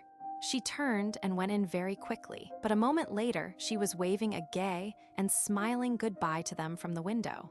"I like Miss Lavendar," announced Paul as they walked through the beech woods. "I like the way she looked at me, and I like her stone house, and I like Charlotta the Fourth. I wish Grandma Irving had a Charlotta the Fourth instead of a Mary Jo. I feel sure Charlotta the Fourth wouldn't think I was wrong in my upper story when I told her what I think about things. Wasn't that a splendid tea we had, teacher? Grandma says a boy shouldn't be thinking about what he gets to eat, but he can't help it sometimes when he is real hungry. You know, teacher, I don't think Miss Lavendar would make a boy eat porridge for breakfast if he didn't like it. She'd get things for him he did like. But of course, Paul was nothing if not fair-minded. That mightn't be very good for him. It's very nice for a change, though, teacher. You know, Chapter 24, A Prophet in His Own Country. One May day, Avonlea folks were mildly excited over some Avonlea notes, signed Observer, which appeared in the Charlottetown Daily Enterprise. Gossip ascribed the authorship thereof to Charlie Sloane, partly because the said Charlie had indulged in similar literary flights in times past, and partly because one of the notes seemed to embody a sneer at Gilbert Blythe. Avonlea Juvenile Society persisted in regarding Gilbert Blythe and Charlie Sloane as rivals in the good graces of a certain damsel with gray eyes and an imagination. Gossip, as usual, was wrong. Gilbert Blythe, aided and abetted by Anne, had written the notes, putting in the one about himself as a blind. Only 2 of the notes have any bearing on this history. Rumor has it that there will be a wedding in our village, ere the daisies are in bloom. A new and highly respected citizen will lead to the hymeneal altar, one of our most popular ladies. Uncle Abe, our well-known weather prophet, predicts a violent storm of thunder and lightning for the evening of the 23rd of May, beginning at 7 o'clock sharp. The area of the storm will extend over the greater part of the province. People traveling that evening will do well to take umbrellas and macintoshes with them.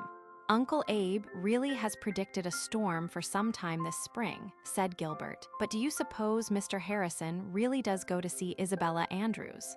No, said Anne, laughing. I'm sure he only goes to play checkers with Mr. Harrison Andrews, but Mrs. Lynde says she knows Isabella Andrews must be going to get married. She's in such good spirits this spring. Poor old Uncle Abe felt rather indignant over the notes. He suspected that Observer was making fun of him. He angrily denied having assigned any particular date for his storm, but nobody believed him. Life in Avonlea continued on the smooth and even tenor of its way. The planting was put in. The improvers celebrated an Arbor Day. Each improver set out, or caused to be set out, 5 ornamental trees. As the society now numbered 40 members, this meant a total of 200 young trees. Early oats greened over the red fields. Apple orchards flung great blossoming arms about the farmhouses, and the Snow Queen adorned itself as a bride for her husband. Anne liked to sleep with her window open and let the cherry fragrance blow over her face all night. She thought it very poetical. Marilla thought she was risking her life. Thanksgiving should be celebrated in the spring, said Anne one evening to Marilla as they sat on the front doorsteps and listened to the silver-sweet chorus of the frogs. I think it would be ever so much better than having it in November when everything is dead or asleep. Then you have to remember to be thankful, but in May one simply can't help being thankful that they are alive, if for nothing else. I feel exactly as Eve must have felt in the Garden of Eden before the trouble began. Is that grass in the hollow green or golden? It seems to me, Marilla, that a pearl of a day like this, when the blossoms are out and the winds don't know where to blow from next for sheer crazy delight, must be pretty near as good as heaven. Marilla looked scandalized and glanced apprehensively around to make sure the twins were not within earshot. They came around the corner of the house just then. Ain't it an awful nice-smelling evening? Asked Davy, sniffing delightedly as he swung a hoe in his grimy hands. He had been working in his garden. That spring Marilla, by way of turning Davy's passion for reveling in mud and clay into useful channels, had given him and Dora a small plot of ground for a garden. Both had eagerly gone to work in a characteristic fashion. Dora planted, weeded, and watered carefully, systematically, and dispassionately. As a result, her plot was already green with prim, orderly little rows of vegetables and annuals. Davy, however, worked with more zeal than discretion. He dug and hoed and raked and watered and transplanted so energetically that his seeds had no chance for their lives. "How is your garden coming on, Davy boy?" asked Anne. "Kind of slow," said Davy with a sigh. "I don't know why the things don't grow better. Milty Boulter says I must have planted them in the dark of the moon, and that's the whole trouble. He says you must never sow seeds, or kill pork, or cut your hair, or do any important thing in the wrong time of the moon. Is that true, Anne? I want to know. Maybe if you didn't pull your plants up by the roots every other day to see how they're getting on at the other end, they'd do better," said Marilla sarcastically. "I only pulled 6 of them up," protested Davy. "I wanted to see if there was grubs at the roots." Milty Boulter said if it was the moon's fault, it must be grubs. But I only found 1 grub. He was a great big juicy curly grub. I put him on a stone and got another stone and smashed him flat. He made a jolly squish, I tell you. I was sorry there wasn't more of them. Dora's garden was planted same time's mine, and her things are growing all right. It can't be the moon, Davy concluded in a reflective tone. Marilla, look at that apple tree, said Anne. Why, the thing is human. It is reaching out long arms to pick its own pink skirts daintily up and provoke us to admiration. Those yellow Duchess trees always bear well, said Marilla complacently. That tree'll be loaded this year. I'm real glad. They're great for pies. But neither Marilla nor Anne nor anybody else was fated to make pies out of yellow Duchess apples that year. The 23rd of May came, an unseasonably warm day, as none realized more keenly than Anne and her little beehive of pupils, sweltering over fractions and syntax in the Avonlea schoolroom. A hot breeze blew all the forenoon, but after noon hour it died away into a heavy stillness. At 3:30 Anne heard a low rumble of thunder. She promptly dismissed school at once so that the children might get home before the storm came. As they went out to the playground, Anne perceived a certain shadow and gloom over the world, in spite of the fact that the sun was still shining brightly. Annetta Bell caught her hand nervously. "Oh, teacher, look at that awful cloud." Anne looked and gave an exclamation of dismay. In the northwest, a massive cloud, such as she had never in all her life beheld before, was rapidly rolling up. It was dead black, save where its curled and fringed edges showed a ghastly, livid white. There was something about it indescribably menacing as it gloomed up in the clear blue sky. Now and again, a bolt of lightning shot across it, followed by a savage growl. It hung so low that it almost seemed to be touching the tops of the wooded hills. Mr. Harmon Andrews came clattering up the hill in his truck wagon, urging his team of grays to their utmost speed. He pulled them to a halt opposite the school. "Guess Uncle Abe's hit it for once in his life, Anne," he shouted. "His storm's coming a leetle ahead of time. Did ye ever see the like of that cloud? Here, all you young ones that are going my way, pile in, and those that ain't scoot for the post office if ye have more'n a quarter of a mile to go, and stay there till the shower's over." Anne caught Davy and Dora by the hands and flew down the hill, along the birch path, and past Violet Vale and Willowmere, as fast as the twins' fat legs could go. They reached Green Gables not a moment too soon and were joined at the door by Marilla, who had been hustling her ducks and chickens under shelter. As they dashed into the kitchen, the light seemed to vanish, as if blown out by some mighty breath. The awful cloud rolled over the sun, and a darkness as of late twilight fell across the world. At the same moment, with a crash of thunder and a blinding glare of lightning, the hail swooped down and blotted the landscape out in one white fury. Through all the clamor of the storm came the thud of torn branches striking the house and the sharp crack of breaking glass. In 3 minutes, every pane in the west and north windows was broken, and the hail poured in through the apertures covering the floor with stones, the smallest of which was as big as a hen's egg. For 3/4 of an hour, the storm raged unabated, and no one who underwent it ever forgot it. Marilla, for once in her life shaken out of her composure by sheer terror, knelt by her rocking chair in a corner of the kitchen, gasping and sobbing between the deafening thunder peals. Anne, white as paper, had dragged the sofa away from the window and sat on it with a twin on either side. Davy at the first crash had howled, "Anne, Anne, is it the judgment day? Anne, Anne, I never meant to be naughty," and then had buried his face in Anne's lap and kept it there, his little body quivering. Dora, somewhat pale but quite composed, sat with her hand clasped in Anne's, quiet and motionless. It is doubtful if an earthquake would have disturbed Dora. Then, almost as suddenly as it began, the storm ceased. The hail stopped, the thunder rolled and muttered away to the eastward, and the sun burst out merry and radiant over a world so changed that it seemed an absurd thing to think that a scant 3/4 of an hour could have effected such a transformation. Marilla rose from her knees, weak and trembling, and dropped on her rocker. Her face was haggard, and she looked 10 years older. "Have we all come out of that alive?" she asked solemnly.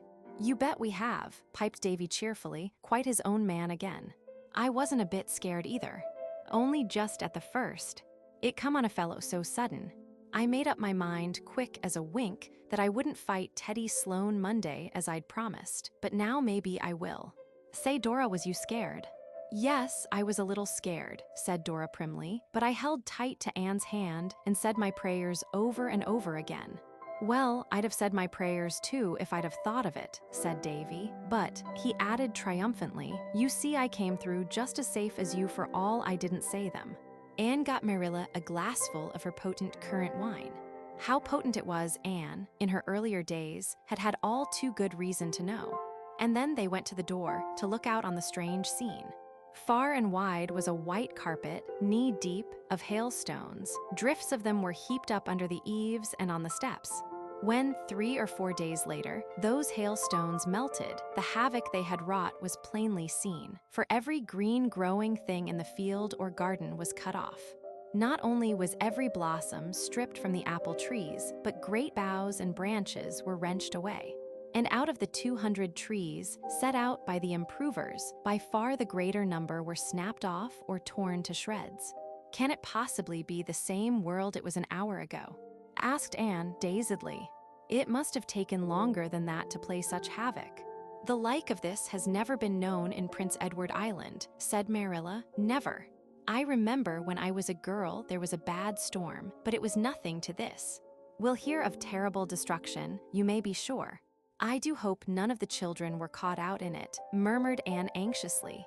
As it was discovered later, none of the children had been, since all those who had any distance to go had taken Mr. Andrews' excellent advice and sought refuge at the post office. There comes John Henry Carter, said Marilla. John Henry came wading through the hailstones with a rather scared grin. Oh, ain't this awful, Miss Cuthbert? Mr. Harrison sent me over to see if yous had come out all right. We're none of us killed, said Marilla grimly, and none of the buildings was struck. I hope you got off equally well. Yas'm, not quite so well, ma'am. We was struck. The lightning knocked over the kitchen chimbley and come down the flue and knocked over Ginger's cage and tore a hole in the floor and went into the cellar. Yas'm. Was Ginger hurt? Queried Anne. Yas'm. He was hurt pretty bad. He was killed. Later on, Anne went over to comfort Mr. Harrison. She found him sitting by the table, stroking Ginger's gay dead body with a trembling hand. Poor Ginger won't call you any more names, Anne, he said mournfully. Anne could never have imagined herself crying on Ginger's account, but the tears came into her eyes. He was all the company I had, Anne. And now he's dead. Well, well, I'm an old fool to care so much. I'll let on I don't care. I know you're going to say something sympathetic as soon as I stop talking. But don't. If you did, I'd cry like a baby. Hasn't this been a terrible storm? I guess folks won't laugh at Uncle Abe's predictions again. Seems as if all the storms that he's been prophesying all his life that never happened came all at once. Beats all how he struck the very day, though, don't it? Look at the mess we have here. I must hustle round and get some boards to patch up that hole in the floor. Avonlea folks did nothing the next day but visit each other and compare damages. The roads were impassable for wheels by reason of the hailstones, so they walked or rode on horseback. The mail came late with ill tidings from all over the province. Houses had been struck, people killed and injured. The whole telephone and telegraph system had been disorganized, and any number of young stock exposed in the fields had perished. Uncle Abe waded out to the blacksmith's forge early in the morning and spent the whole day there. It was Uncle Abe's hour of triumph, and he enjoyed it to the full. It would be doing Uncle Abe an injustice to say that he was glad the storm had happened, but since it had to be, he was very glad he had predicted it. To the very day, too. Uncle Abe forgot that he had ever denied setting the day. As for the trifling discrepancy in the hour, that was nothing. Gilbert arrived at Green Gables in the evening and found Marilla and Anne busily engaged in nailing strips of oilcloth over the broken windows. Goodness only knows when we'll get glass for them, said Marilla. Mr. Barry went over to Carmody this afternoon, but not a pane could he get for love or money. Lawson and Blair were cleaned out by the Carmody people by 10 o'clock. Was the storm bad at White Sands, Gilbert? I should say so. I was caught in the school with all the children, and I thought some of them would go mad with fright. 3 of them fainted, and 2 girls took hysterics, and Tommy Blewett did nothing but shriek at the top of his voice the whole time. I only squealed once, said Davy proudly. My garden was all smashed flat, he continued mournfully, but so was Dora's, he added in a tone which indicated that there was yet balm in Gilead. Anne came running down from the west gable. "Oh, Gilbert, have you heard the news? Mr. Levi Bolter's old house was struck and burned to the ground. It seems to me that I'm dreadfully wicked to feel glad over that, when so much damage has been done. Mr. Bolter says he believes the AVIS magicked up that storm on purpose." "Well, one thing is certain," said Gilbert, laughing. "Observer has made Uncle Abe's reputation as a weather prophet. Uncle Abe's storm will go down in local history. It is a most extraordinary coincidence that it should have come on the very day we selected. I actually have a half-guilty feeling, as if I really had magicked it up. We may as well rejoice over the old house being removed, for there's not much to rejoice over where our young trees are concerned. Not 10 of them have escaped." "Ah, well, we'll just have to plant them over again next spring," said Anne philosophically. "That is one good thing about this world. There are always sure to be more springs." Chapter 25. An Avonlea Scandal. One blithe June morning, a fortnight after Uncle Abe's storm, Anne came slowly through the Green Gables yard from the garden, carrying in her hands 2 blighted stalks of white narcissus. "Look, Marilla," she said sorrowfully, holding up the flowers before the eyes of a grim lady, with her hair coiffed in a green gingham apron, who was going into the house with a plucked chicken. "These are the only buds the storm spared. And even they are imperfect. I'm so sorry. I wanted some for Matthew's grave. He was always so fond of June lilies." "I kind of miss them myself," admitted Marilla, "though it doesn't seem right to lament over them when so many worse things have happened. All the crops destroyed as well as the fruit." "But people have sown their oats over again," said Anne comfortingly, "and Mr. Harrison says he thinks if we have a good summer, they will come out all right though late. And my annuals are all coming up again. But oh, nothing can replace the June lilies. Poor little Hester Gray will have none either. I went all the way back to her garden last night, but there wasn't one. I'm sure she'll miss them." "I don't think it's right for you to say such things, Anne, I really don't," said Marilla severely. "Hester Gray has been dead for 30 years, and her spirit is in heaven. And I hope—" "Yes, but I believe she loves and remembers her garden here still," said Anne.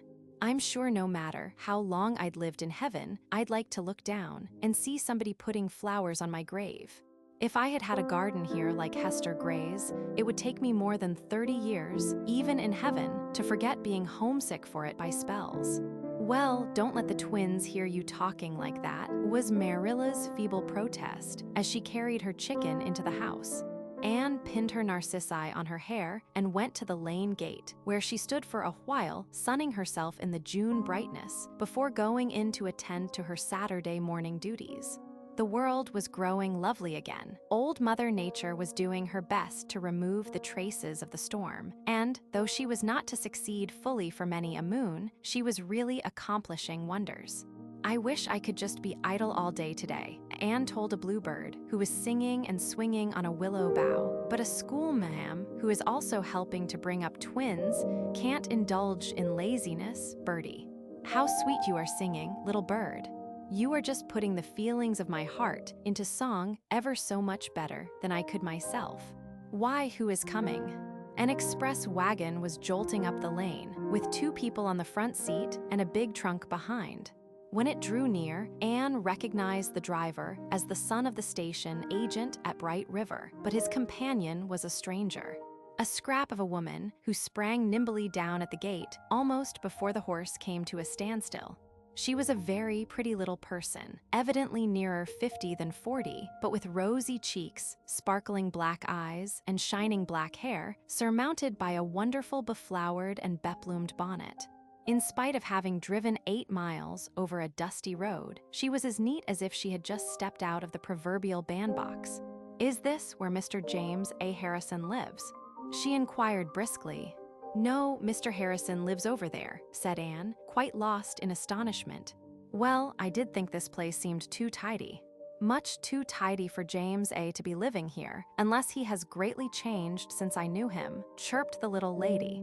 "Is it true that James A. is going to be married to some woman living in this settlement?" "No, oh no," cried Anne, flushing so guiltily that the stranger looked curiously at her, as if she half suspected her of matrimonial designs on Mr. Harrison. "But I saw it in an island paper," persisted the fair unknown. "A friend sent a marked copy to me. Friends are always so ready to do such things. James A.'s name was written in over New Citizen." "Oh, that note was only meant as a joke," gasped Anne. "Mr. Harrison has no intention of marrying anybody. I assure you he hasn't." "I'm very glad to hear it," said the rosy lady, climbing nimbly back to her seat in the wagon, "because he happens to be married already. I am his wife." "Oh, you may well look surprised. I suppose he has been masquerading as a bachelor and breaking hearts right and left." "Well, well, James A., nodding vigorously over the fields at the long white house, your fun is over. I am here, though I wouldn't have bothered coming if I hadn't thought you were up to some mischief.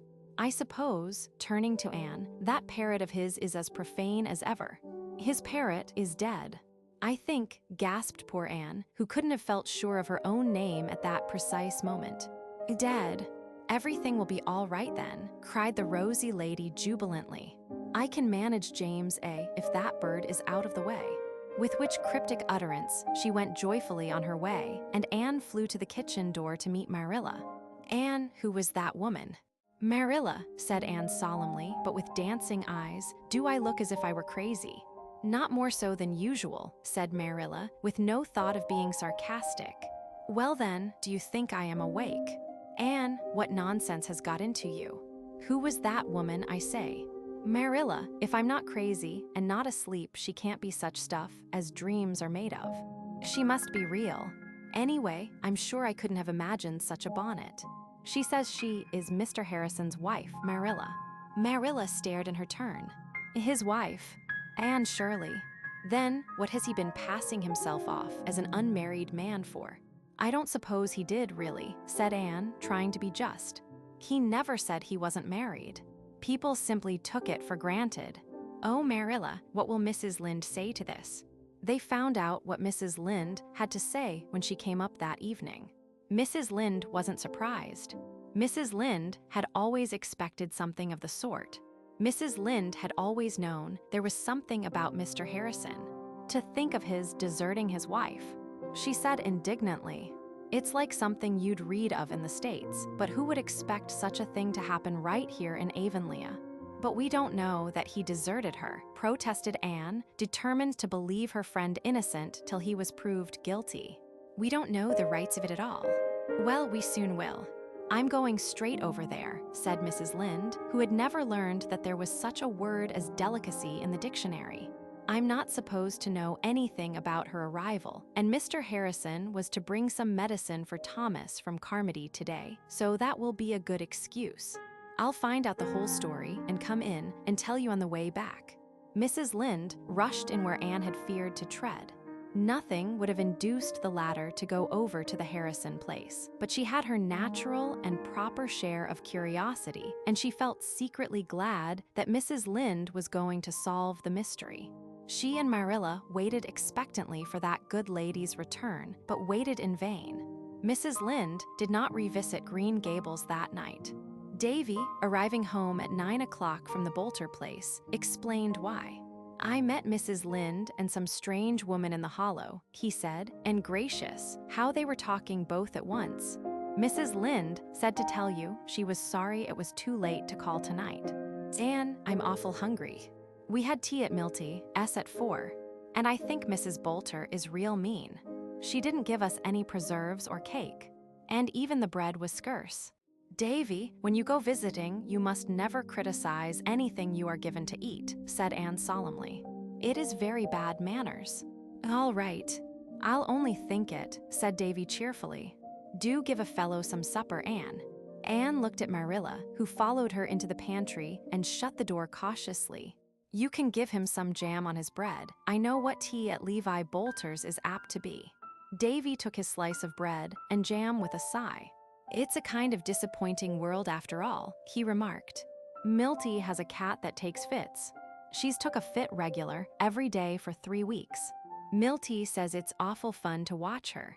I went down today on purpose to see her have one, but the mean old thing wouldn't take a fit and just kept healthy as healthy, though Milty and me hung round all the afternoon and waited.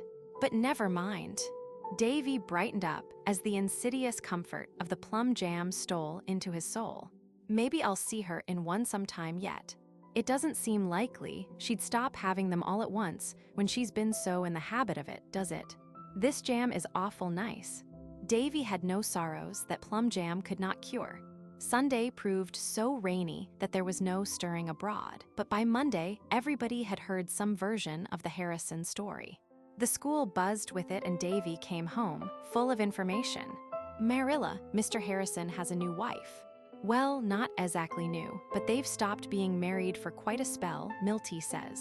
I always supposed people had to keep on being married once they'd begun, but Milty says no, there's ways of stopping if you can't agree. Milty says one way is just to start off and leave your wife, and that's what Mr. Harrison did. Milty says Mr. Harrison left his wife because she throwed things at him. Hard things. And Artie Sloane says it was because she wouldn't let him smoke, and Ned Clay says it was 'cause she never let up scolding him. I wouldn't leave him my wife for anything like that. I'd just put my foot down and say, Mrs. Davy, you've just got to do what'll please me 'cause I'm a man. That'd settle her pretty quick, I guess. But Annetta Clay says she left him because he wouldn't scrape his boots at the door, and she doesn't blame her. I'm going right over to Mr. Harrison's this minute to see what she's like.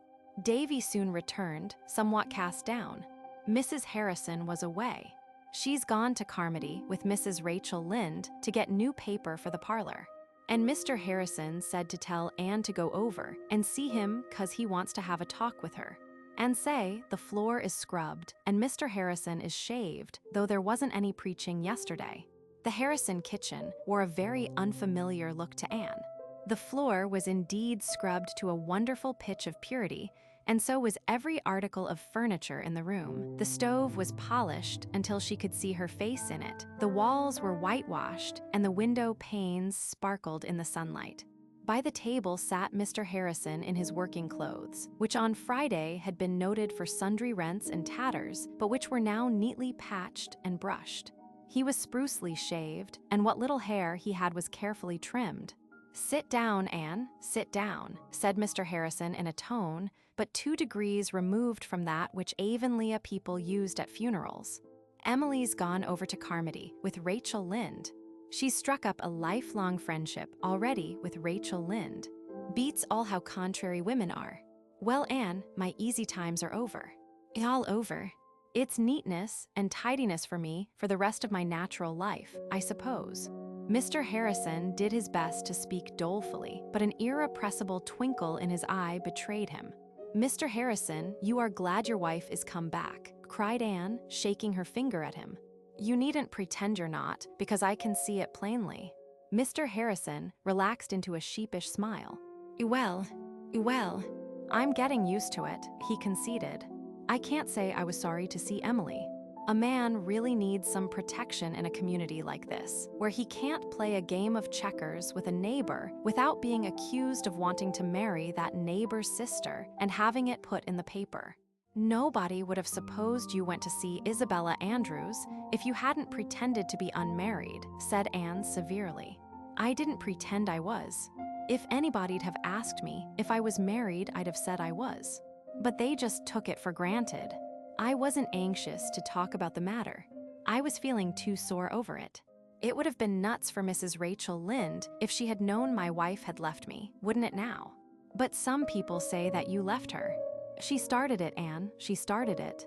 I'm going to tell you the whole story, for I don't want you to think worse of me than I deserve. Nor of Emily neither. But let's go out on the veranda. Everything is so fearful neat in here that it kind of makes me homesick. I suppose I'll get used to it after a while, but it eases me up to look at the yard. Emily hasn't had time to tidy it up yet. As soon as they were comfortably seated on the veranda, Mr. Harrison began his tale of woe. I lived in Scottsford, New Brunswick, before I came here, Anne. My sister kept house for me, and she suited me fine. She was just reasonably tidy. And she let me alone and spoiled me. So Emily says. But 3 years ago she died. Before she died, she worried a lot about what was to become of me, and finally she got me to promise I'd get married. She advised me to take Emily Scott because Emily had money of her own and was a pattern housekeeper. I said, says I, Emily Scott wouldn't look at me. You ask her and see, says my sister, and just to ease her mind, I promised her I would. And I did. And Emily said she'd have me. Never was so surprised in my life, Anne. A smart, pretty little woman like her, and an old fellow like me. I tell you, I thought at first I was in luck. Well, we were married and took a little wedding trip to St. John for a fortnight. And then we went home. We got home at 10 o'clock at night, and I give you my word, Anne, that in half an hour that woman was at work house cleaning. Oh, I know you're thinking my house needed it. You've got a very expressive face, Anne. Your thoughts just come out on it like print. But it didn't, not that bad. It had got pretty mixed up while I was keeping bachelor's hall, I admit, but I'd got a woman to come in and clean it up before I was married, and there'd been considerable painting and fixing done. I tell you, if you took Emily into a brand new white marble palace, she'd be into the scrubbing as soon as she could get an old dress on. Well, she cleaned house till 1 o'clock that night, and at 4 she was up and at it again. And she kept on that way. Far as I could see, she never stopped. It was scour and sweep and dust everlasting, except on Sundays, and then she was just longing for Monday to begin again. But it was her way of amusing herself, and I could have reconciled myself to it if she'd left me alone. But that she wouldn't do. She'd set out to make me over, but she hadn't caught me young enough. I wasn't allowed to come into the house unless I changed my boots for slippers at the door. I darsn't smoke a pipe for my life unless I went to the barn. And I didn't use good enough grammar. Emily'd been a schoolteacher in her early life, and she'd never got over it. Then she hated to see me eating with my knife. Well, there it was, pick and nag everlasting. But I suppose, and to be fair, I was cantankerous too. I didn't try to improve as I might have done. I just got cranky and disagreeable when she found fault. I told her one day she hadn't complained of my grammar when I proposed to her. It wasn't an overly tactful thing to say. A woman would forgive a man for beating her sooner than for hinting she was too much pleased to get him. Well, we bickered along like that, and it wasn't exactly pleasant, but we might have got used to each other after a spell if it hadn't been for Ginger. Ginger was the rock we split on at last. Emily didn't like parrots, and she couldn't stand Ginger's profane habits of speech. I was attached to the bird for my brother, the sailor's sake. My brother, the sailor, was a pet of mine when we were little tads, and he'd sent Ginger to me when he was dying. I didn't see any sense in getting worked up over his swearing. There's nothing I hate worse than profanity in a human being, but in a parrot, that's just repeating what it's heard with no more understanding of it than I'd have of Chinese. Allowances might be made. But Emily couldn't see it that way. Women ain't logical. She tried to break Ginger of swearing, but she hadn't any better success than she had in trying to make me stop saying, I seen, and them things. Seemed as if the more she tried, the worse Ginger got, same as me. Well, things went on like this, both of us getting raspier till the climax came. Emily invited our minister and his wife to tea, and another minister and his wife that was visiting them. I'd promised to put Ginger away in some safe place where nobody would hear him. Emily wouldn't touch his cage with a 10-foot pole, and I meant to do it, for I didn't want the ministers to hear anything unpleasant in my house. But it slipped my mind.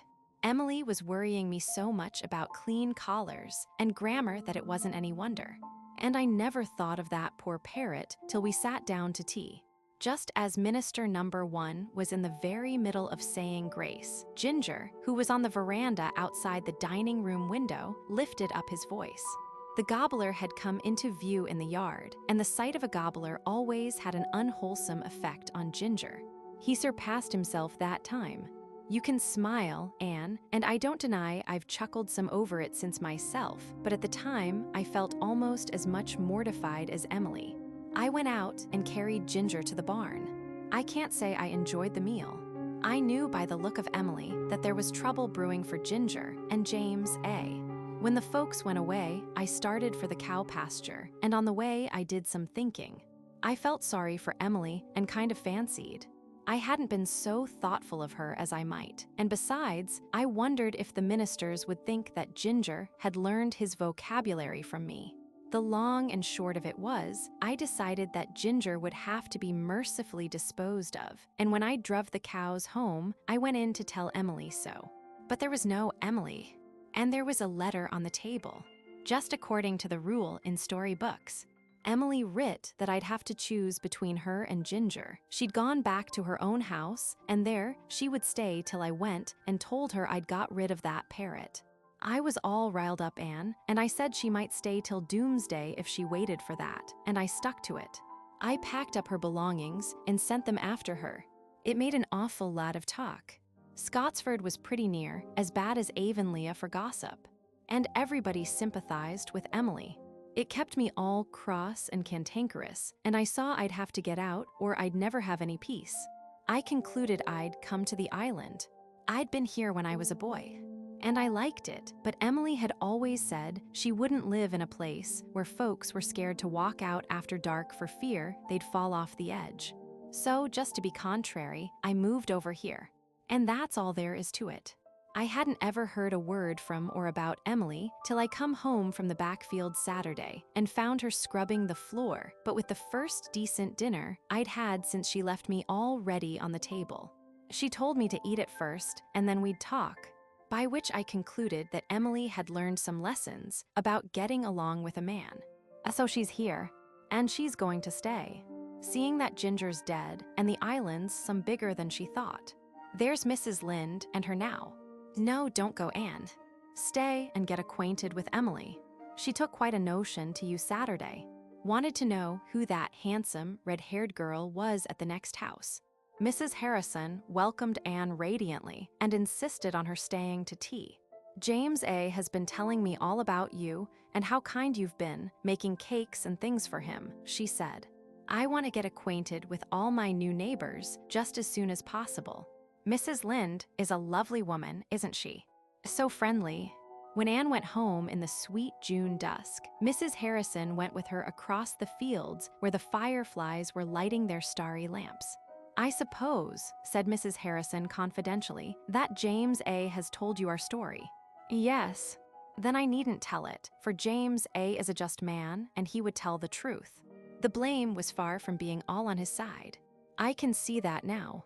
I wasn't back in my own house an hour before I wished I hadn't been so hasty. But I wouldn't give in. I see now that I expected too much of a man, and I was real foolish to mind his bad grammar. It doesn't matter if a man does use bad grammar so long as he is a good provider and doesn't go poking round the pantry to see how much sugar you've used in a week. I feel that James A. and I are going to be real happy now. I wish I knew who Observer is so that I could thank him. I owe him a real debt of gratitude. Anne kept her own counsel, and Mrs. Harrison never knew that her gratitude found its way to its object. Anne felt rather bewildered over the far-reaching consequences of those foolish notes. They had reconciled a man to his wife and made the reputation of a prophet. Mrs. Lynde was in the Green Gables kitchen. She had been telling the whole story to Marilla. Well, and how do you like Mrs. Harrison? She asked Anne. Very much. I think she's a real nice little woman. That's exactly what she is, said Mrs. Rachel with emphasis. And as I've just been saying to Marilla, I think we ought all to overlook Mr. Harrison's peculiarities for her sake and try to make her feel at home here, that's what. Well, I must get back. Thomas'll be wearying for me. I get out a little since Eliza came, and he seemed a lot better these past few days, but I never like to be long away from him. I hear Gilbert Blythe has resigned from White Sands. He'll be off to college in the fall, I suppose. Mrs. Rachel looked sharply at Anne, but Anne was bending over a sleepy Davy nodding on the sofa, and nothing was to be read in her face. She carried Davy away, her oval girlish cheek pressed against his curly yellow head. As they went up the stairs, Davy flung a tired arm about Anne's neck and gave her a warm hug and a sticky kiss. "You're awful nice, Anne." Milty Boulter wrote on his slate today and showed it to Jenny Sloane. "Roses red and violets blue, sugar sweet, and so are you, and that expresses my feelings for you exactly, Anne." Chapter 26. Around the Bend. Thomas Lynde faded out of life as quietly and unobtrusively as he had lived it. His wife was a tender, patient, unwearied nurse. Sometimes Rachel had been a little hard on her Thomas in health, when his slowness or meekness had provoked her. But when he became ill, no voice could be lower, no hand more gently skillful, no vigil more uncomplaining. "You've been a good wife to me, Rachel," he once said simply, when she was sitting by him in the dusk, holding his thin, blanched old hand in her work-hardened one. "A good wife. I'm sorry I ain't leaving you better off, but the children will look after you. They're all smart, capable children, just like their mother. A good mother. A good woman." He had fallen asleep then, and the next morning, just as the white dawn was creeping up over the pointed firs in the hollow, Marilla went softly into the east gable and wakened Anne. "Anne, Thomas Lynde is gone. Their hired boy just brought the word. I'm going right down to Rachel." On the day after Thomas Lynde's funeral, Marilla went about Green Gables with a strangely preoccupied air.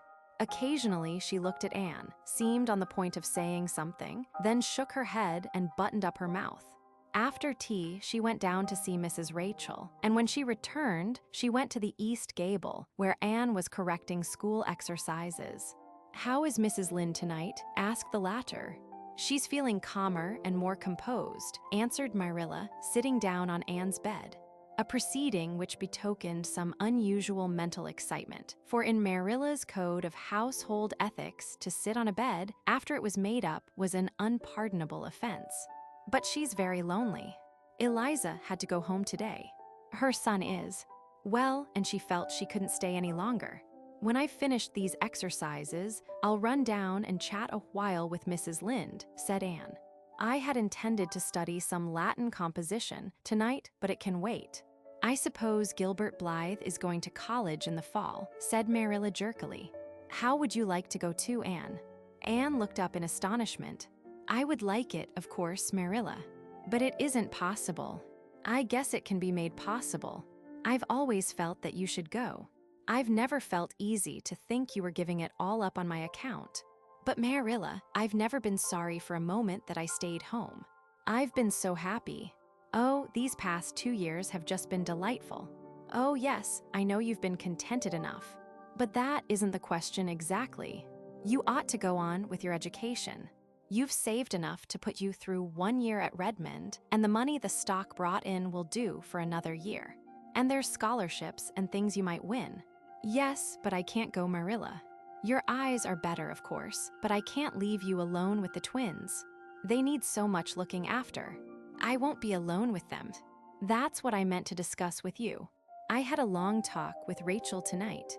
Anne, she's feeling dreadful bad over a good many things. She's not left very well off. It seems they mortgaged the farm 8 years ago to give the youngest boy a start when he went west, and they've never been able to pay much more than the interest since. And then, of course, Thomas, illness has cost a good deal, one way or another. The farm will have to be sold, and Rachel thinks there'll be hardly anything left after the bills are settled. She says she'll have to go and live with Eliza, and it's breaking her heart to think of leaving Avonlea. A woman of her age doesn't make new friends and interests easy. And Anne, as she talked about it, the thought came to me that I would ask her to come and live with me, but I thought I ought to talk it over with you first before I said anything to her.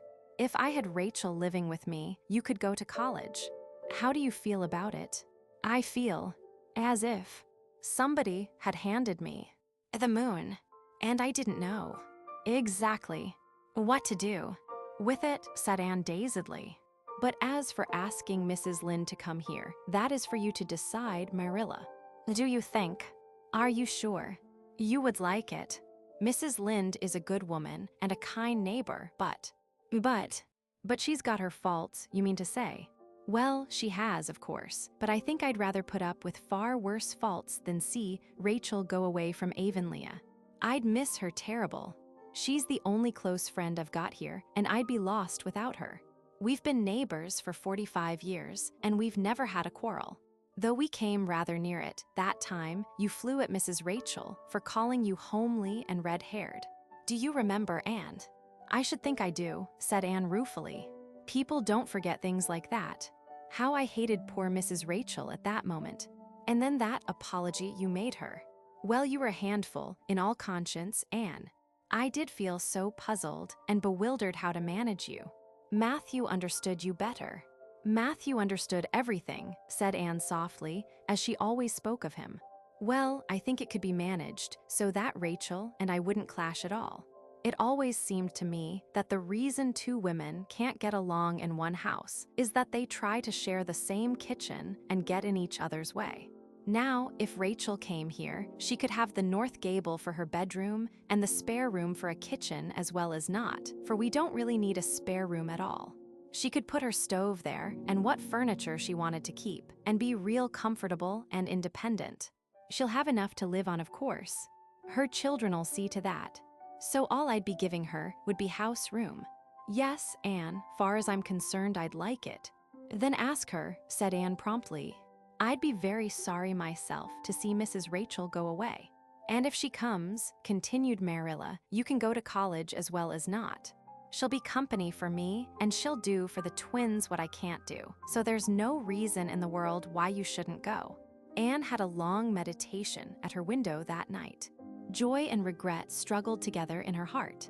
She had come at last, suddenly and unexpectedly, to the bend in the road, and college was around it with 100 rainbow hopes and visions. But Anne realized as well that when she rounded that curve, she must leave many sweet things behind.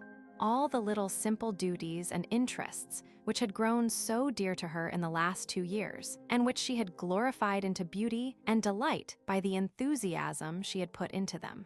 She must give up her school, and she loved every one of her pupils, even the stupid and naughty ones.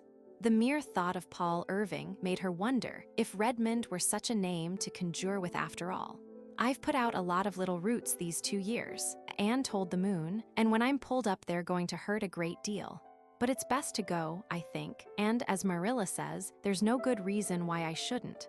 I must get out all my ambitions and dust them.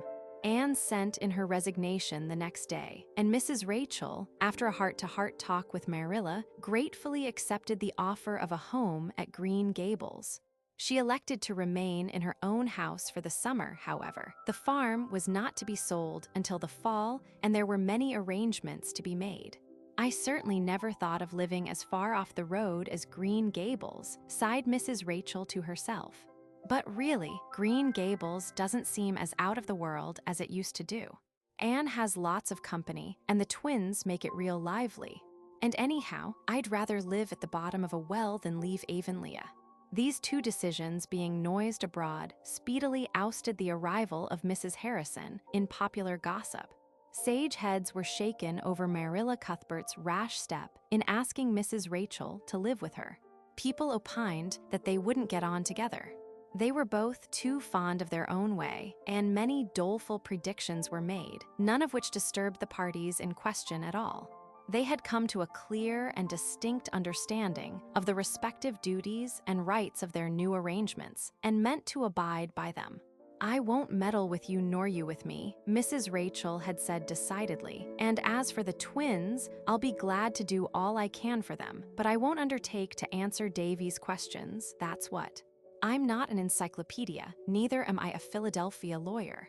You'll miss Anne for that. Sometimes Anne's answers were about as queer as Davy's questions, said Marilla dryly. The twins will miss her, and no mistake, but her future can't be sacrificed to Davy's thirst for information. When he asks questions, I can't answer, I'll just tell him children should be seen and not heard. That was how I was brought up, and I don't know but what it was just as good a way as all these newfangled notions for training children. Well, Anne's methods seem to have worked fairly well with Davy, said Mrs. Lynde smilingly. He is a reformed character, that's what. He isn't a bad little soul, conceded Marilla. I never expected to get as fond of those children as I have. Davy gets round you somehow. And Dora is a lovely child, although she is. Kind of. Well, kind of. Monotonous. Exactly, supplied Mrs. Rachel. Like a book where every page is the same, that's what. Dora will make a good, reliable woman, but she'll never set the pond on fire. Well, that sort of folks are comfortable to have round, even if they're not as interesting as the other kind. Gilbert Blythe was probably the only person to whom the news of Anne's resignation brought unmixed pleasure. Her pupils looked upon it as a sheer catastrophe. Annetta Bell had hysterics when she went home. Anthony Pye fought two pitched and unprovoked battles with other boys by way of relieving his feelings. Barbara Shaw cried all night. Paul Irving defiantly told his grandmother that she needn't expect him to eat any porridge for a week. "I can't do it, Grandma," he said. "I don't really know if I can eat anything. I feel as if there was a dreadful lump in my throat. I'd have cried coming home from school if Jake Donnell hadn't been watching me. I believe I will cry after I go to bed. It wouldn't show on my eyes tomorrow, would it? And it would be such a relief. But anyway, I can't eat porridge. I'm going to need all my strength of mind to bear up against this, Grandma, and I won't have any left to grapple with porridge. Oh, Grandma, I don't know what I'll do when my beautiful teacher goes away. Milty Bolter says he bets Jane Andrews will get the school. I suppose Miss Andrews is very nice, but I know she won't understand things like Miss Shirley. Diana also took a very pessimistic view of affairs. It will be horribly lonesome here next winter, she mourned, one twilight when the moonlight was raining airy silver through the cherry boughs and filling the east gable with a soft, dreamlike radiance in which the two girls sat and talked, Anne on her low rocker by the window, Diana sitting Turk fashion on the bed. You and Gilbert will be gone, and the Allens too. They are going to call Mr. Allen to Charlottetown, and of course he'll accept. It's too mean. We'll be vacant all winter, I suppose, and have to listen to a long string of candidates. And half of them won't be any good. I hope they won't call Mr. Baxter from East Grafton here anyhow, said Anne decidedly. He wants the call, but he does preach such gloomy sermons. Mr. Bell says he's a minister of the old school, but Mrs. Lynde says there's nothing whatever the matter with him but indigestion. His wife isn't a very good cook, it seems, and Mrs. Lynde says that when a man has to eat sour bread 2 weeks out of 3, his theology is bound to get a kink in it somewhere. Mrs. Allen feels very badly about going away. She says everybody has been so kind to her since she came here as a bride that she feels as if she were leaving lifelong friends.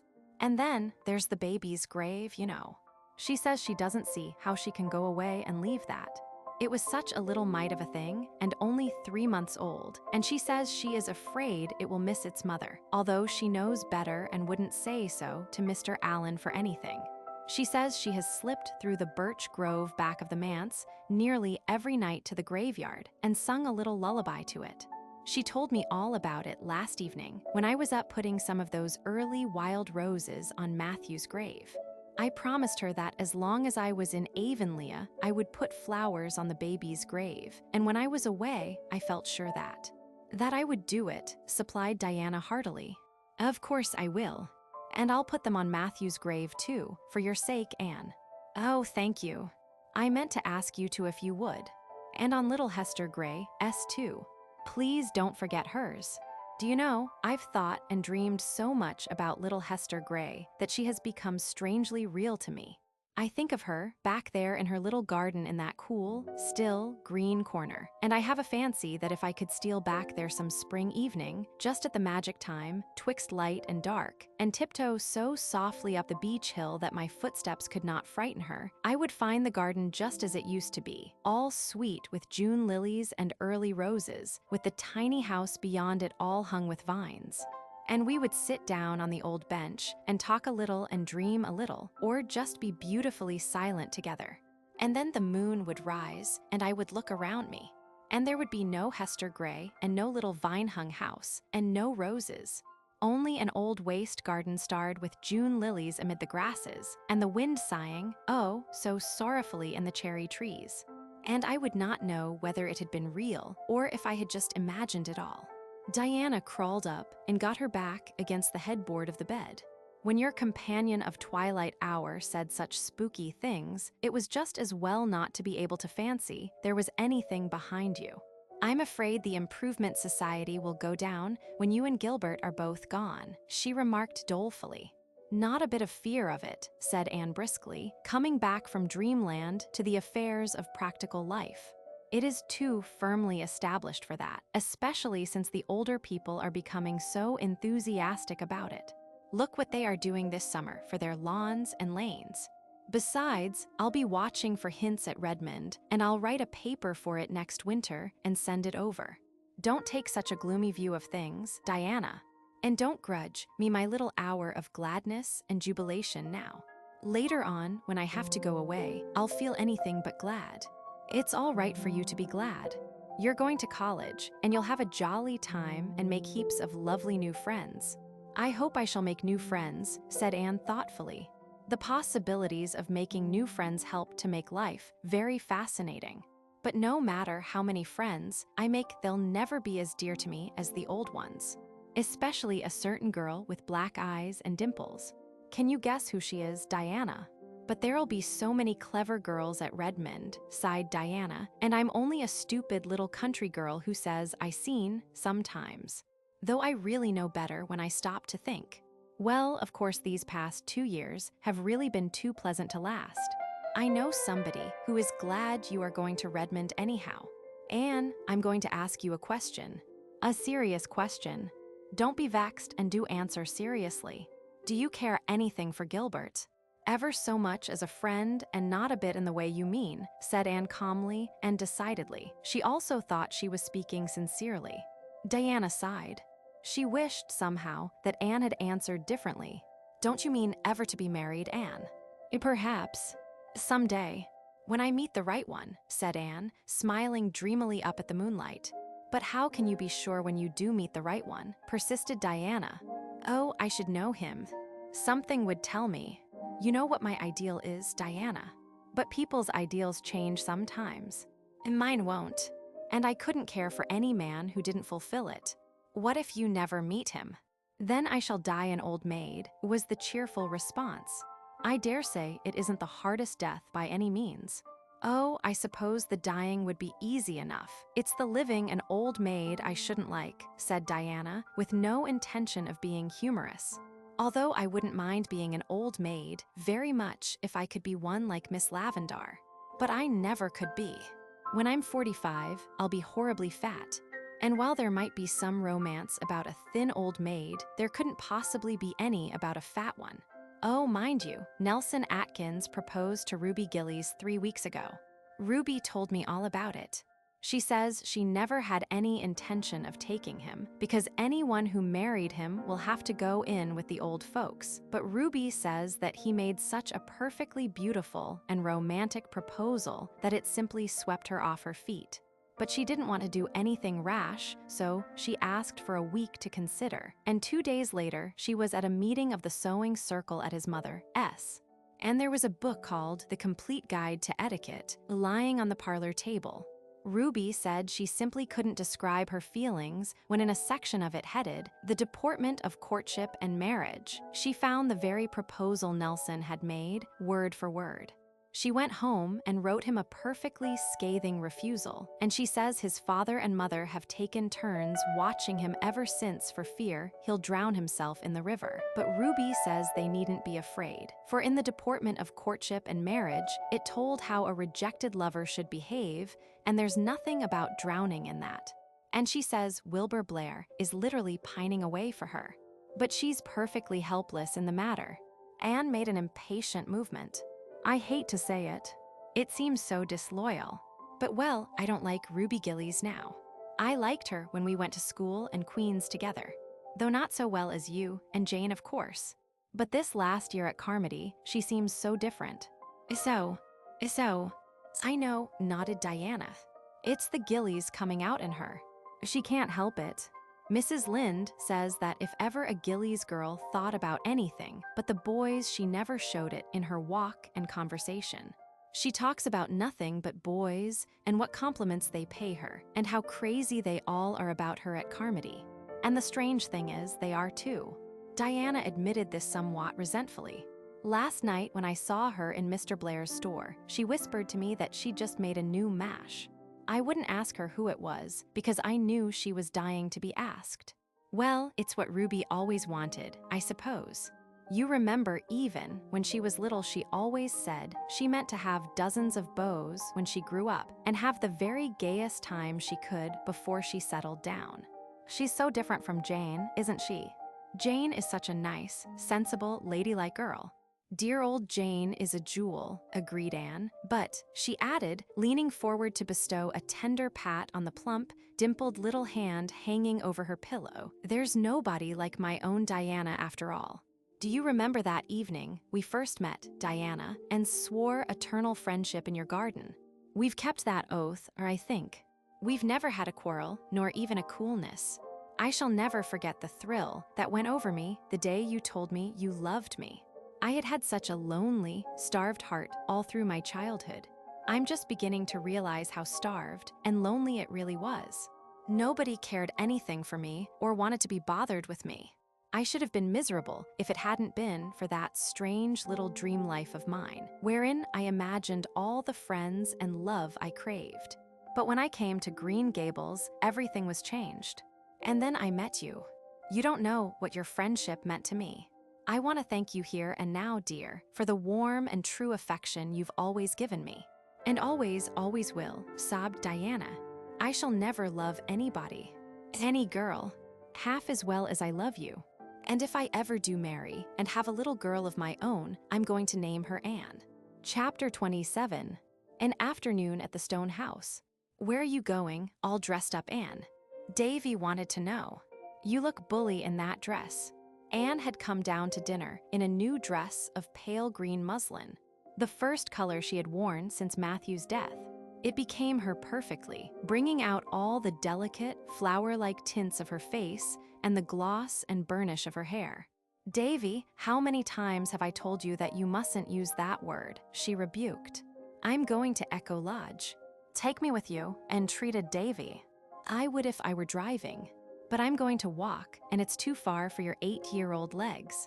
Besides, Paul is going with me, and I fear you don't enjoy yourself in his company. Oh, I like Paul lots better'n I did, said Davy, beginning to make fearful inroads into his pudding. Since I've got pretty good myself, I don't mind his being gooder so much. If I can keep on, I'll catch up with him someday, both in legs and goodness. Sides, Paul's real nice to us second primer boys in school. He won't let the other big boys meddle with us, and he shows us lots of games. How came Paul to fall into the brook at noon hour yesterday? I asked Anne. I met him on the playground, such a dripping figure that I sent him promptly home for clothes without waiting to find out what had happened. Well, it was partly a accident, explained Davy. He stuck his head in on purpose, but the rest of him fell in accidentally. We was all down at the brook, and Prilly Rogerson got mad at Paul about something. She's awful mean and horrid anyway, if she is pretty, and said that his grandmother put his hair up in curl rags every night. Paul wouldn't have minded what she said, I guess, but Gracie Andrews laughed, and Paul got awful red, 'cause Gracie's his girl, you know. He's clean gone on her. Brings her flowers and carries her books as far as the shore road. He got as red as a beet and said his grandmother didn't do any such thing and his hair was born curly. And then he laid down on the bank and stuck his head right into the spring to show them. Oh, it wasn't the spring we drink out of. Seeing a horrified look on Marilla's face. It was the little one lower down. But the bank's awful slippy and Paul went right in. I tell you, he made a bully splash. Oh, Anne, I didn't mean to say that. It just slipped out before I thought. He made a splendid splash, but he looked so funny when he crawled out, all wet and muddy. The girls laughed more'n ever, but Gracie didn't laugh. She looked sorry. Gracie, a nice girl, but she's got a snub nose. When I get big enough to have a girl, I won't have one with a snub nose. I'll pick one with a pretty nose like yours, Anne. A boy who makes such a mess of syrup all over his face when he is eating his pudding will never get a girl to look at him, said Marilla severely. "But I'll wash my face before I go courting," protested Davy, trying to improve matters by rubbing the back of his hand over the smears. "And I'll wash behind my ears too, without being told." I remembered to this morning, Marilla. I don't forget half as often as I did. But, and Davy sighed, there's so many corners about a fellow that it's awful hard to remember them all.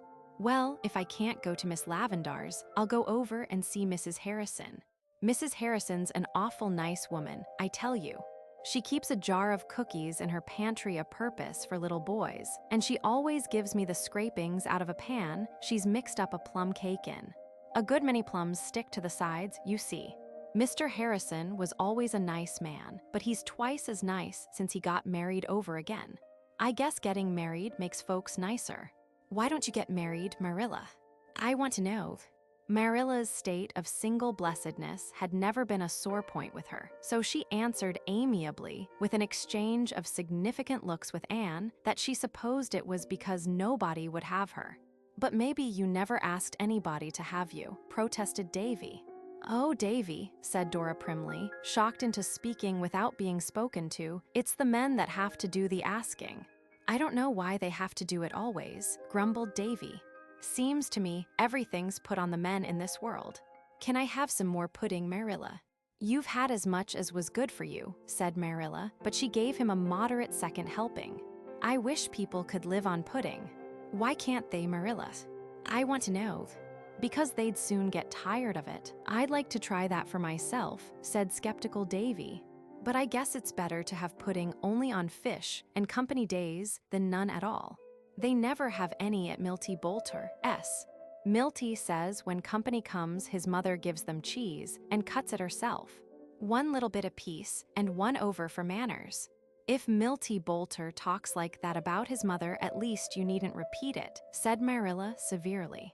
Bless my soul. Davy had picked this expression up from Mr. Harrison and used it with great gusto. Milty meant it as a complement. He's awful proud of his mother, 'cause folks say she could scratch a living on a rock. I suppose them pesky hens are in my pansy bed again," said Marilla, rising and going out hurriedly. The slandered hens were nowhere near the pansy bed, and Marilla did not even glance at it. Instead, she sat down on the cellar hatch and laughed until she was ashamed of herself. When Anne and Paul reached the stone house that afternoon, they found Miss Lavendar and Charlotta the Fourth in the garden, weeding, raking, clipping, and trimming as if for dear life. Miss Lavendar herself, all gay and sweet in the frills and laces she loved, dropped her shears and ran joyously to meet her guests, while Charlotta the Fourth grinned cheerfully. "Welcome, Anne. I thought you'd come today. You belong to the afternoon, so it brought you.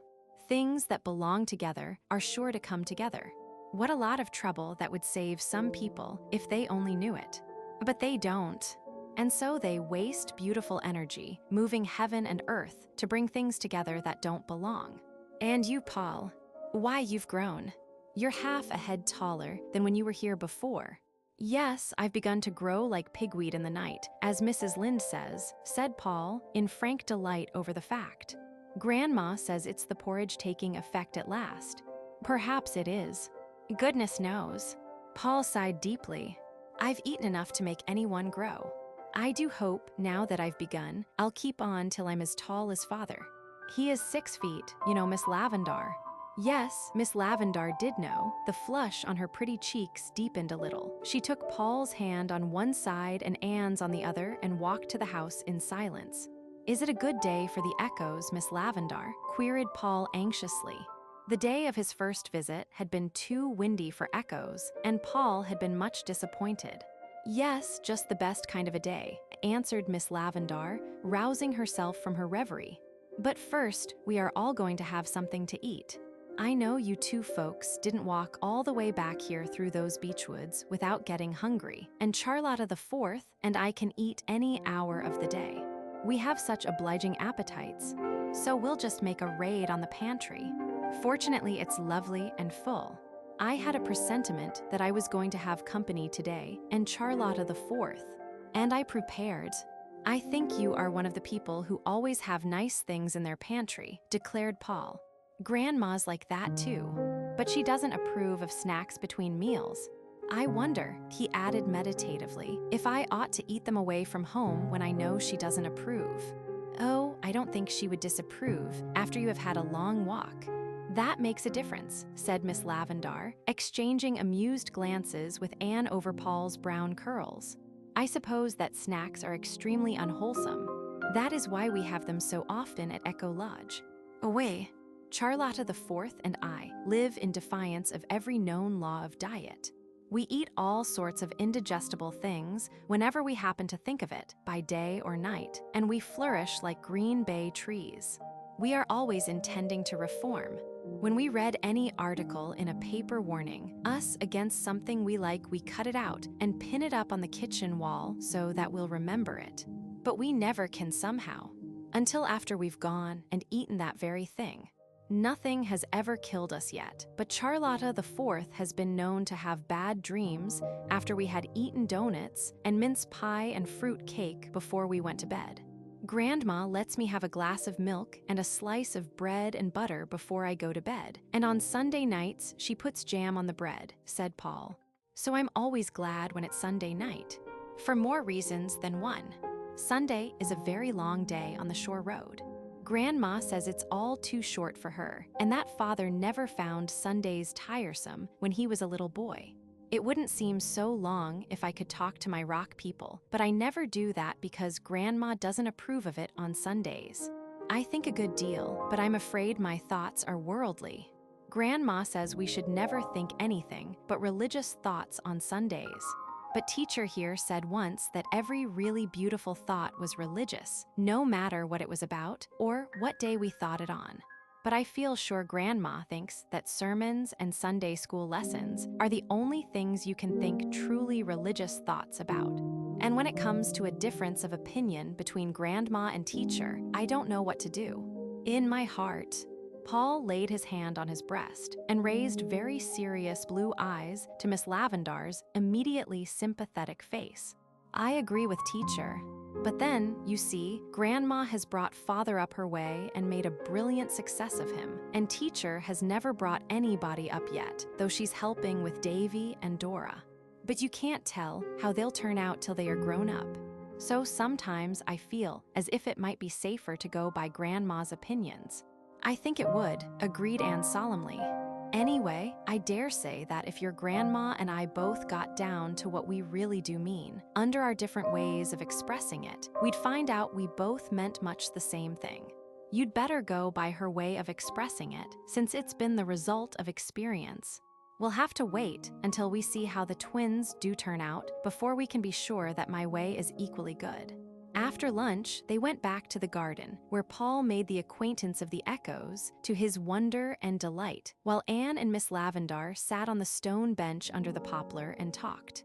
"So you are going away in the fall," said Miss Lavendar wistfully. "I ought to be glad for your sake, Anne. But I'm horribly, selfishly sorry. I shall miss you so much. Oh, sometimes I think it is of no use to make friends. They only go out of your life after a while and leave a hurt that is worse than the emptiness before they came." "That sounds like something Miss Eliza Andrews might say, but never Miss Lavendar," said Anne. "Nothing is worse than emptiness, and I'm not going out of your life. There are such things as letters and vacations. Dearest, I'm afraid you're looking a little pale and tired." "Oh, hoo," went Paul on the dike, where he had been making noises diligently.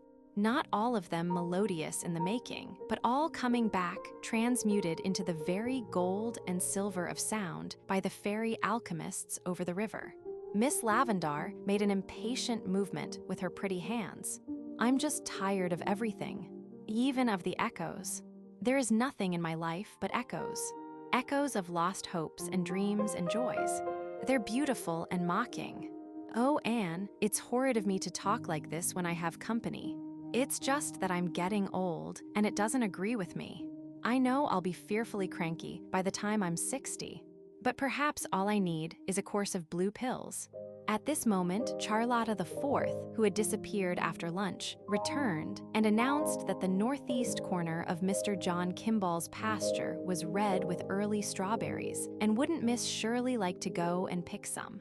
Early strawberries for tea, exclaimed Miss Lavendar. Oh, I'm not so old as I thought.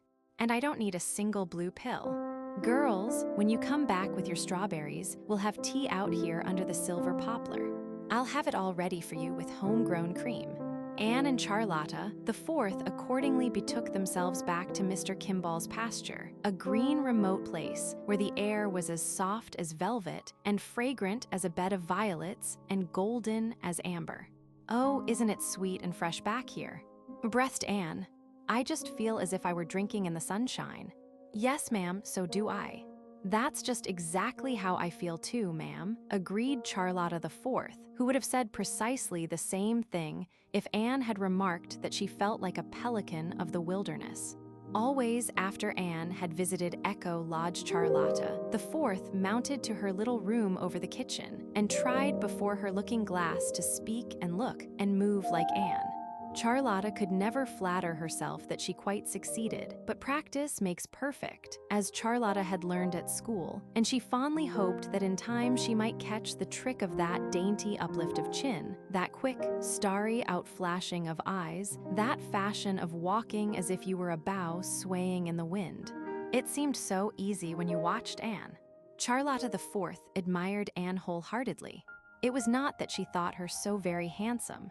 Diana Barry's beauty of crimson cheek and black curls was much more to Charlotta the Fourth's taste than Anne's moonshine charm of luminous gray eyes and the pale, ever-changing roses of her cheeks. But I'd rather look like you than be pretty, she told Anne sincerely. Anne laughed, sipped the honey from the tribute, and cast away the sting. She was used to taking her compliments mixed. Public opinion never agreed on Anne's looks. People who had heard her called handsome met her and were disappointed. People who had heard her called plain saw her and wondered where other people's eyes were. Anne herself would never believe that she had any claim to beauty. When she looked in the glass, all she saw was a little pale face with 7 freckles on the nose thereof. Her mirror never revealed to her the elusive, ever-varying play of feeling that came and went over her features like a rosy, illuminating flame, or the charm of dream and laughter alternating in her big eyes.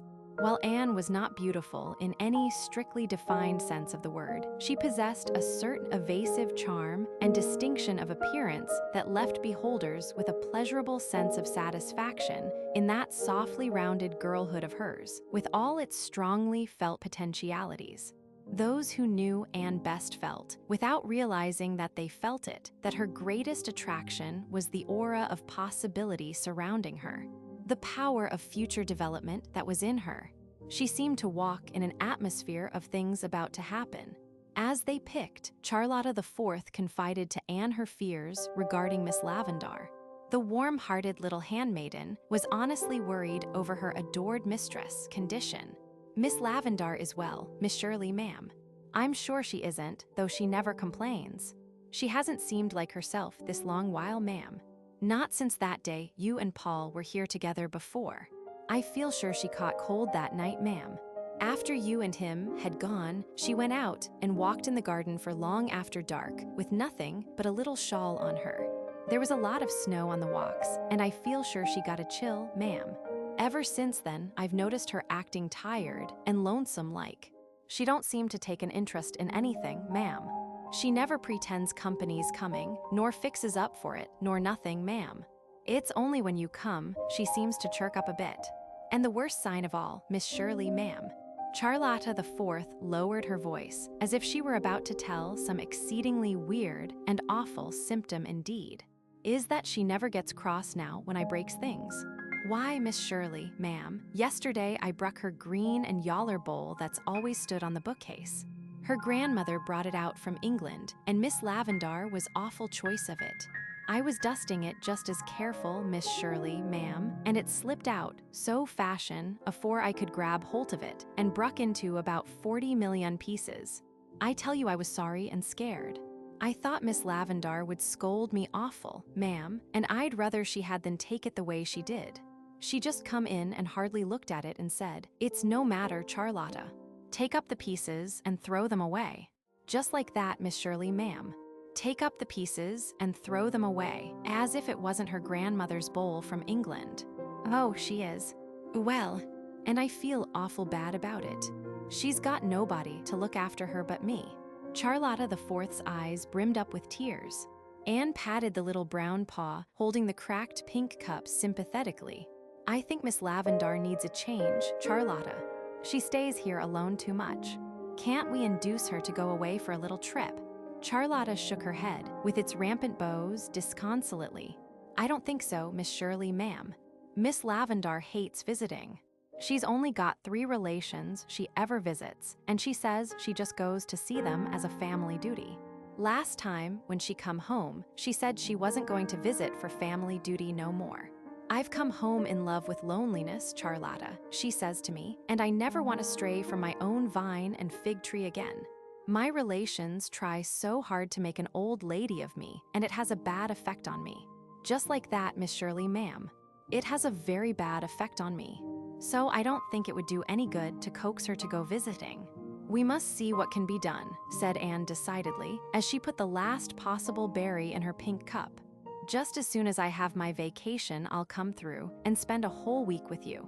We'll have a picnic every day and pretend all sorts of interesting things and see if we can't cheer Miss Lavendar up. That will be the very thing, Miss Shirley, ma'am, exclaimed Charlotta the Fourth in rapture. She was glad for Miss Lavendar's sake and for her own too. With a whole week in which to study Anne constantly, she would surely be able to learn how to move and behave like her.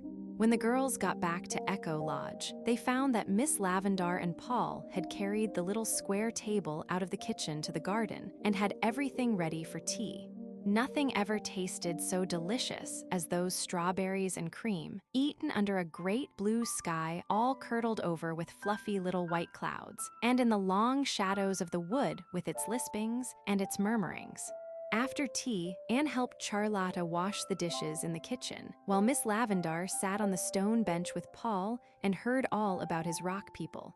She was a good listener, this sweet Miss Lavendar, but just at the last it struck Paul that she had suddenly lost interest in the twin sailors. Miss Lavendar, why do you look at me like that? He asked gravely. How do I look, Pauls? Just as if you were looking through me at somebody I put you in mind of, said Paul, who had such occasional flashes of uncanny insight that it wasn't quite safe to have secrets when he was about. You do put me in mind of somebody I knew long ago, said Miss Lavendar dreamily. When you were young. Yes, when I was young. Do I seem very old to you, Paul? Do you know, I can't make up my mind about that, said Paul confidentially. Your hair looks old. I never knew a young person with white hair, but your eyes are as young as my beautiful teacher's when you laugh. I tell you what, Miss Lavendar. Paul's voice and face were as solemn as a judge. I think you would make a splendid mother. You have just the right look in your eyes. The look my little mother always had. I think it's a pity you haven't any boys of your own. I have a little dream boy, Paul. Oh, have you really? How old is he? About your age, I think. He ought to be older because I dreamed him long before you were born. But I'll never let him get any older than 11 or 12, because if I did someday, he might grow up altogether and then I'd lose him.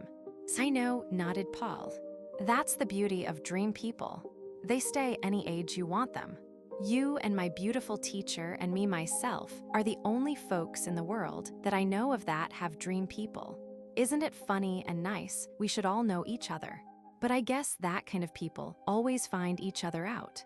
Grandma never has dream people, and Mary Jo thinks I'm wrong in the upper story because I have them. But I think it's splendid to have them. You know, Miss Lavendar, tell me all about your little dream boy. He has blue eyes and curly hair. He steals in and wakens me with a kiss every morning. Then all day he plays here in the garden. And I play with him. Such games as we have. We run races and talk with the echoes, and I tell him stories. And when twilight comes, I know, interrupted Paul eagerly. He comes and sits beside you. So, because of course at 12, he'd be too big to climb into your lap, and lays his head on your shoulder. So, and you put your arms about him and hold him tight, and rest your cheek on his head. Yes, that's the very way. Oh, you do know, Miss Lavendar. Anne found the two of them there when she came out of the stone house, and something in Miss Lavendar's face made her hate to disturb them. "I'm afraid we must go, Paul, if we want to get home before dark. Miss Lavendar, I'm going to invite myself to Echo Lodge for a whole week pretty soon." "If you come for a week, I'll keep you for 2, threatened Miss Lavendar. Chapter 28. The prince comes back to the enchanted palace. The last day of school came and went. A triumphant, semi-annual examination was held, and Anne's pupils acquitted themselves splendidly. At the close, they gave her an address and a writing desk. All the girls and ladies present cried, and some of the boys had it cast up to them later on that they cried too, although they always denied it. Mrs. Harmon Andrews, Mrs. Peter Sloane, and Mrs. William Bell walked home together and talked things over. "I do think it is such a pity Anne is leaving when the children seem so much attached to her," sighed Mrs. Peter Sloane, who had a habit of sighing over everything and even finished off her jokes that way. "To be sure," she added hastily, "we all know we'll have a good teacher next year too." "Jane will do her duty, I've no doubt," said Mrs. Andrews rather stiffly. "I don't suppose she'll tell the children quite so many fairy tales or spend so much time roaming about the woods with them. But she has her name on the inspector's roll of honor, and the Newbridge people are in a terrible state over her leaving." "I'm real glad Anne is going to college," said Mrs. Bell. "She has always wanted it, and it will be a splendid thing for her." "Well, I don't know." Mrs. Andrews was determined not to agree fully with anybody that day. "I don't see that Anne needs any more education. She'll probably be marrying Gilbert Blythe, if his infatuation for her lasts till he gets through college, and what good will Latin and Greek do her then? If they taught you at college how to manage a man, there might be some sense in her going." Mrs. Harmon Andrews, so Avonlea gossip whispered, had never learned how to manage her man, and as a result, the Andrews household was not exactly a model of domestic happiness. "I see that the Charlottetown call to Mr. Allen is up before the presbytery," said Mrs. Bell. "That means we'll be losing him soon, I suppose." "They're not going before September," said Mrs. Sloane.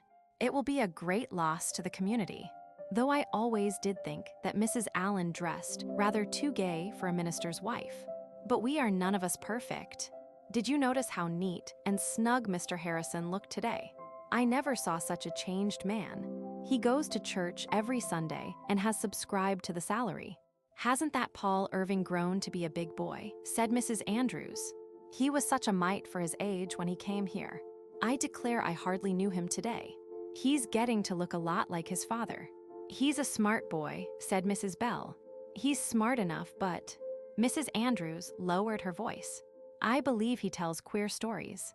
Gracie came home from school one day last week with the greatest rigmarole he had told her about people who lived down at the shore. Stories there couldn't be a word of truth in, you know. I told Gracie not to believe them, and she said Paul didn't intend her to. But if he didn't, what did he tell them to her for?" "Anne says Paul is a genius," said Mrs. Sloane. "He may be. You never know what to expect of them Americans," said Mrs. Andrews. Mrs. Andrews' only acquaintance with the word genius was derived from the colloquial fashion of calling any eccentric individual a queer genius. She probably thought, with Mary Jo, that it meant a person with something wrong in his upper story. Back in the schoolroom, Anne was sitting alone at her desk, as she had sat on the first day of school 2 years before, her face leaning on her hand, her dewy eyes looking wistfully out of the window to the lake of shining waters. Her heart was so wrung over the parting with her pupils that for a moment college had lost all its charm. She still felt the clasp of Annetta Bell's arms about her neck and heard the childish wail, "I'll never love any teacher as much as you, Miss Shirley, never, never." For 2 years she had worked earnestly and faithfully, making many mistakes and learning from them. She had had her reward. She had taught her scholars something, but she felt that they had taught her much more. Lessons of tenderness, self-control, innocent wisdom, lore of childish hearts. Perhaps she had not succeeded in inspiring any wonderful ambitions in her pupils, but she had taught them, more by her own sweet personality than by all her careful precepts, that it was good and necessary in the years that were before them to live their lives finely and graciously, holding fast to truth and courtesy and kindness, keeping aloof from all that savored of falsehood and meanness and vulgarity. They were, perhaps, all unconscious of having learned such lessons, but they would remember and practice them long after they had forgotten the capital of Afghanistan and the dates of the Wars of the Roses. "Another chapter in my life is closed," said Anne aloud as she locked her desk. She really felt very sad over it, but the romance in the idea of that closed chapter did comfort her a little. Anne spent a fortnight at Echo Lodge early in her vacation, and everybody concerned had a good time. She took Miss Lavendar on a shopping expedition to town and persuaded her to buy a new organdy dress. Then came the excitement of cutting and making it together, while the happy Charlotta IV basted and swept up clippings. Miss Lavendar had complained that she could not feel much interest in anything, but the sparkle came back to her eyes over her pretty dress. "What a foolish, frivolous person I must be," she sighed. "I'm wholesomely ashamed to think that a new dress, even it is a forget-me-not organdy, should exhilarate me so when a good conscience and an extra contribution to foreign missions couldn't do it." Midway in her visit, Anne went home to Green Gables for a day to mend the twins' stockings and settle up Davy's accumulated store of questions. In the evening, she went down to the shore road to see Paul Irving. As she passed by the low, square window of the Irving sitting room, she caught a glimpse of Paul on somebody's lap. But the next moment, he came flying through the hall. "Oh, Miss Shirley," he cried excitedly, "you can't think what has happened. Something so splendid. Father is here. Just think of that. Father is here. Come right in. Father, this is my beautiful teacher. You know, fathers." Stephen Irving came forward to meet Anne with a smile. He was a tall, handsome man of middle age, with iron gray hair, deep-set, dark blue eyes, and a strong, sad face, splendidly modeled about chin and brow. Just the face for a hero of romance, Anne thought with a thrill of intense satisfaction. It was so disappointing to meet someone who ought to be a hero and find him bald or stooped or otherwise lacking in manly beauty. Anne would have thought it dreadful if the object of Miss Lavendar's romance had not looked the part. "So this is my little son's beautiful teacher, of whom I have heard so much," said Mr. Irving with a hearty handshake. "Paul's letters have been so full of you, Miss Shirley, that I feel as if I were pretty well acquainted with you already. I want to thank you for what you have done for Paul. I think that your influence has been just what he needed. Mother is one of the best and dearest of women, but her robust, matter-of-fact Scotch common sense could not always understand a temperament like my laddie, S. What was lacking in her, you have supplied. Between you, I think Paul's training in these 2 past years has been as nearly ideal as a motherless boy, S, could be. Everybody likes to be appreciated." Under Mr. Irving's praise, Anne's face burst flower-like into rosy bloom, and the busy, weary man of the world looking at her thought he had never seen a fairer, sweeter slip of girlhood than this little down east schoolteacher with her red hair and wonderful eyes. Paul sat between them blissfully happy. "I never dreamed Father was coming," he said radiantly. "Even Grandma didn't know it. It was a great surprise.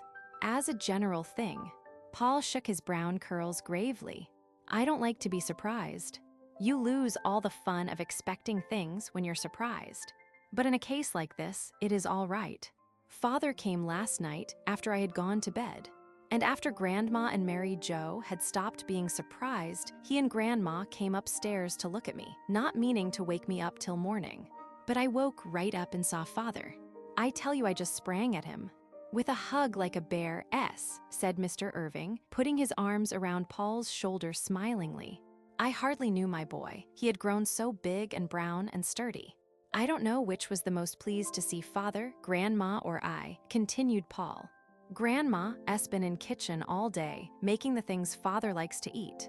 She wouldn't trust them to Mary Jo, she says. That's her way of showing gladness. I like best just to sit and talk to Father. but I'm going to leave you for a little while now, if you'll excuse me. I must get the cows for Mary Jo.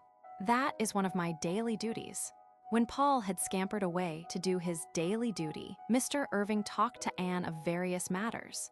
But Anne felt that he was thinking of something else underneath all the time. Presently it came to the surface. In Paul's last letter, he spoke of going with you to visit an old friend of mine, Miss Lewis at the Stone House in Grafton. Do you know her well? "Yes, indeed, she is a very dear friend of mine," was Anne's demure reply, which gave no hint of the sudden thrill that tingled over her from head to foot at Mr. Irving's question. Anne felt instinctively that romance was peeping at her around a corner. Mr. Irving rose and went to the window, looking out on a great, golden, billowing sea where a wild wind was harping. For a few moments, there was silence in the little dark-walled room. Then he turned and looked down into Anne's sympathetic face with a smile, half whimsical, half tender. "I wonder how much you know," he said. "I know all about it," replied Anne promptly. "You see," she explained hastily, "Miss Lavendar and I are very intimate. She wouldn't tell things of such a sacred nature to everybody. We are kindred spirits." "Yes, I believe you are." "Well, I am going to ask a favor of you. I would like to go and see Miss Lavendar, if she will let me. Will you ask her if I may come?" Would she not? Oh, indeed she would. Yes, this was romance, the real thing, with all the charm of rhyme and story and dream.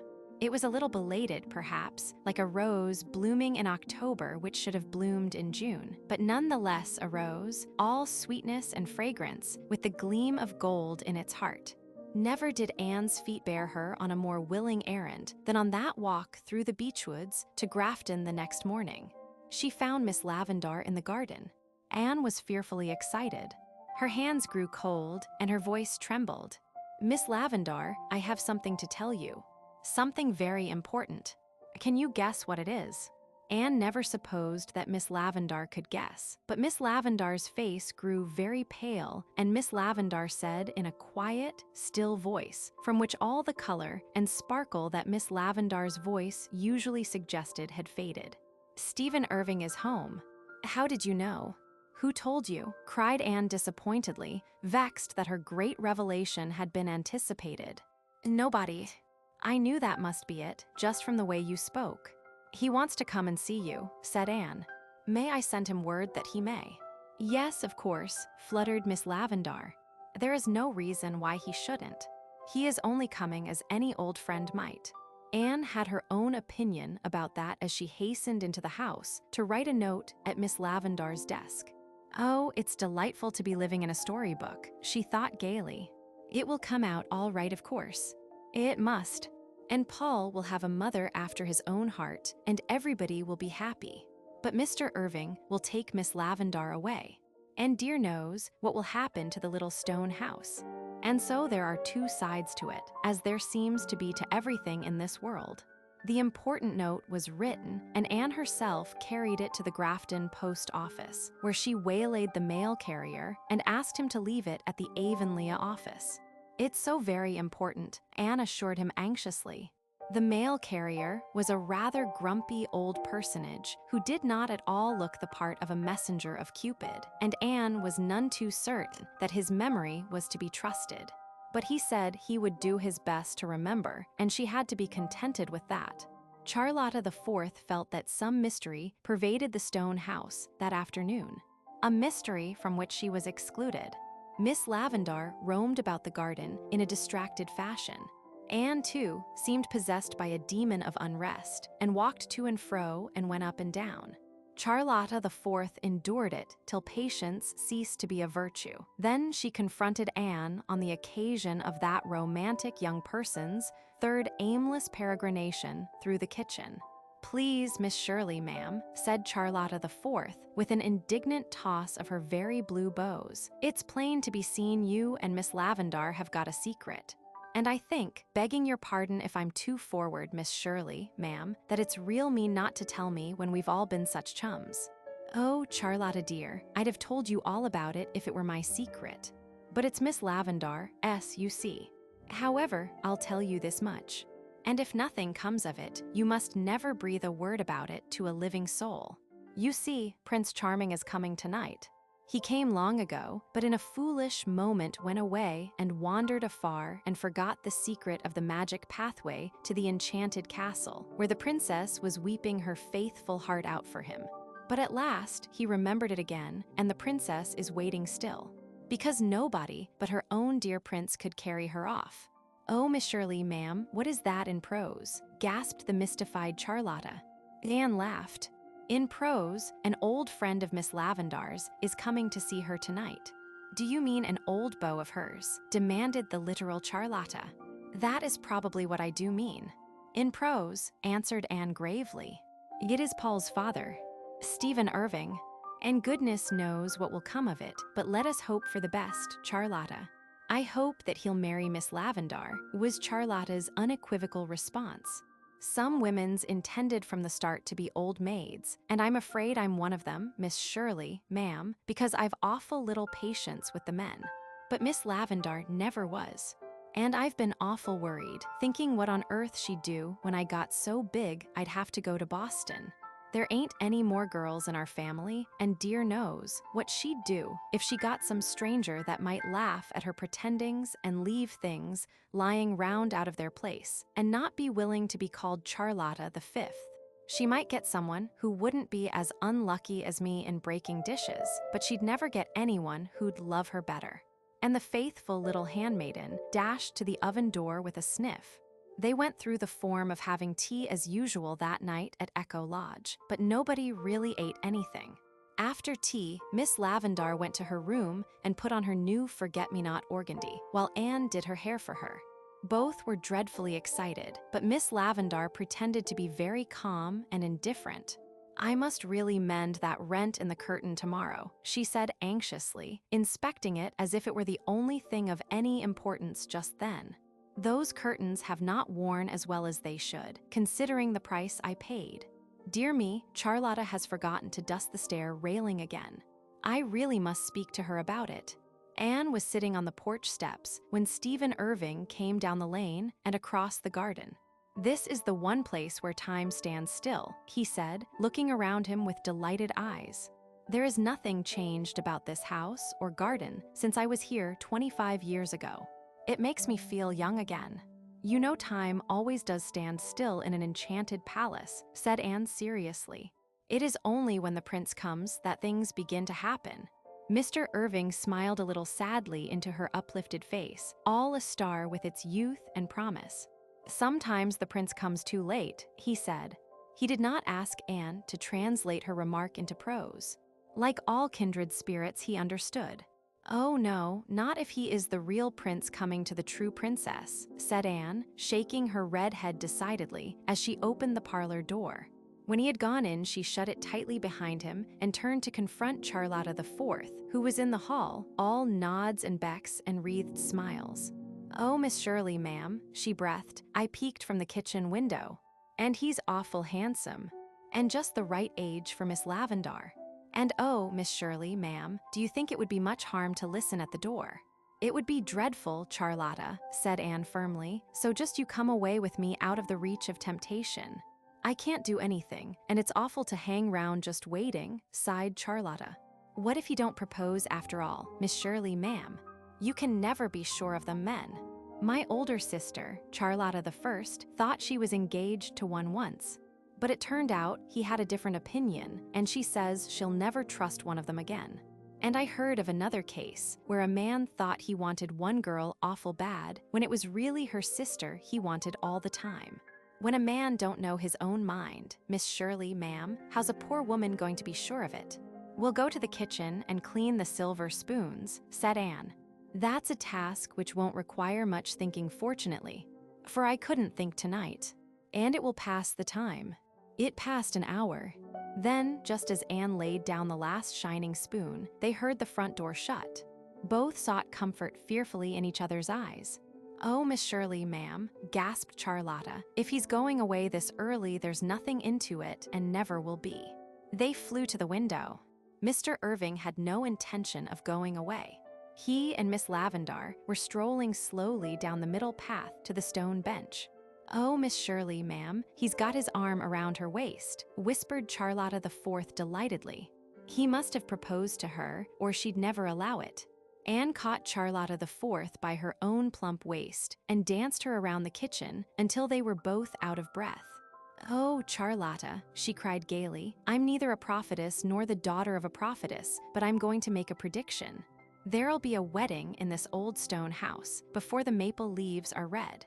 Do you want that translated into prose, Charlotta?" "No, I can understand that," said Charlotta. "A wedding ain't poetry." "Why, Miss Shirley, ma'am, you're crying." "What for?" "Oh, because it's all so beautiful, and storybookish, and romantic, and sad," said Anne, winking the tears out of her eyes. "It's all perfectly lovely, but there's a little sadness mixed up in it too, somehow." "Oh, of course there's a risk in marrying anybody," conceded Charlotta the Fourth, "but when all's said and done, Miss Shirley, ma'am, there's many a worse thing than a husband." Chapter 29. Poetry and Prose. For the next month, Anne lived in what, for Avonlea, might be called a whirl of excitement. The preparation of her own modest outfit for Redmond was of secondary importance. Miss Lavendar was getting ready to be married, and the stone house was the scene of endless consultations and plannings and discussions, with Charlotta the Fourth hovering on the outskirts of things in agitated delight and wonder. Then the dressmaker came, and there was the rapture and wretchedness of choosing fashions and being fitted. Anne and Diana spent half their time at Echo Lodge, and there were nights when Anne could not sleep for wondering whether she had done right in advising Miss Lavendar to select brown rather than navy blue for her traveling dress, and to have her gray silk made princess. Everybody concerned in Miss Lavendar's story was very happy. Paul Irving rushed to Green Gables to talk the news over with Anne as soon as his father had told him. "I knew I could trust Father to pick me out a nice little second mother," he said proudly. "It's a fine thing to have a father you can depend on, teacher. I just love Miss Lavendar. Grandma is pleased, too. She says she's real glad Father didn't pick out an American for his second wife, because, although it turned out all right the first time, such a thing wouldn't be likely to happen twice. Mrs. Lynde says she thoroughly approves of the match and thinks it's likely Miss Lavendar will give up her queer notions and be like other people now that she's going to be married. But I hope she won't give her queer notions up, teacher, because I like them. And I don't want her to be like other people. There are too many other people around as it is. You know, teacher." Charlotta the Fourth was another radiant person. "Oh, Miss Shirley, ma'am, it has all turned out so beautiful. When Mr. Irving and Miss Lavendar come back from their tower, I'm to go up to Boston and live with them. And me only 15, and the other girls never went till they were 16. Ain't Mr. Irving splendid? He just worships the ground she treads on, and it makes me feel so queer sometimes to see the look in his eyes when he's watching her. It beggars description, Miss Shirley, ma'am. I'm awful thankful they're so fond of each other. It's the best way when all's said and done, though some folks can get along without it. I've got an aunt who has been married 3 times and says she married the first time for love and the last 2 times for strictly business, and was happy with all 3 except at the times of the funerals. But I think she took a risk, Miss Shirley, ma'am." "Oh, it's all so romantic," breathed Anne to Marilla that night. "If I hadn't taken the wrong path that day, we went to Mr. Kimball's, I'd never have known Miss Lavendar, and if I hadn't met her, I'd never have taken Paul there. And he'd never have written to his father about visiting Miss Lavendar, just as Mr. Irving was starting for San Francisco. Mr. Irving says whenever he got that letter, he made up his mind to send his partner to San Francisco and come here instead. He hadn't heard anything of Miss Lavendar for 15 years. Somebody had told him then that she was to be married, and he thought she was and never asked anybody anything about her. And now everything has come right. And I had a hand in bringing it about.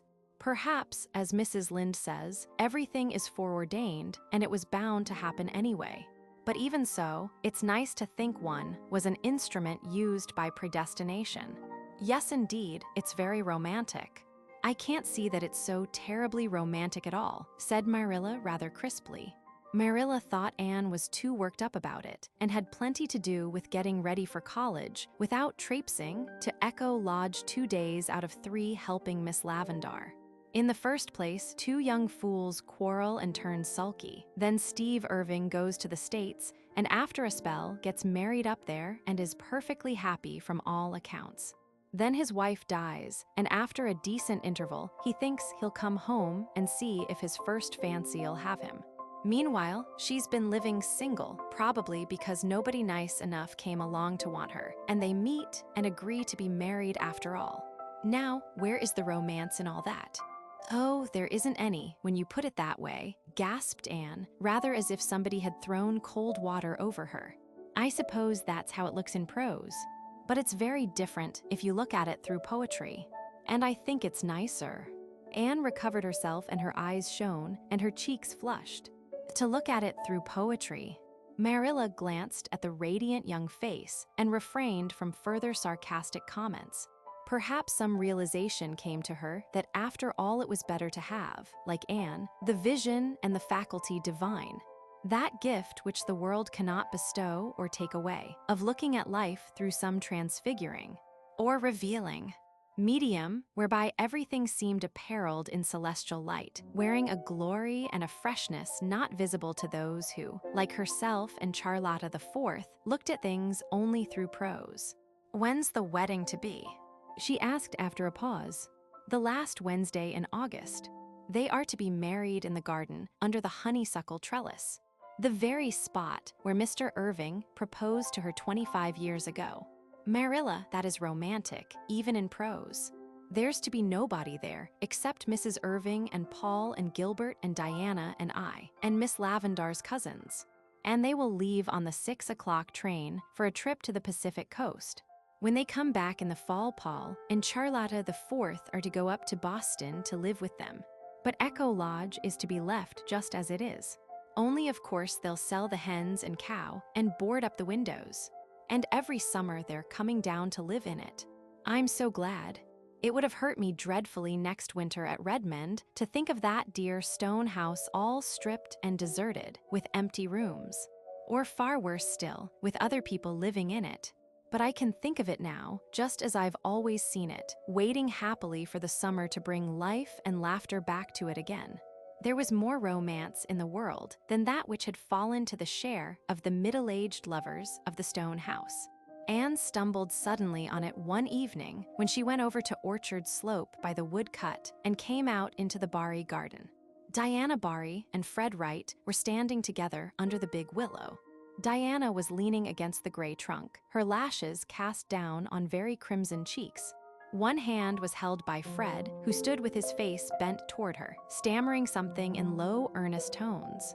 There were no other people in the world except their 2 selves at that magic moment, so neither of them saw Anne, who, after one dazed glance of comprehension, turned and sped noiselessly back through the spruce wood, never stopping till she gained her own gable room, where she sat breathlessly down by her window and tried to collect her scattered wits.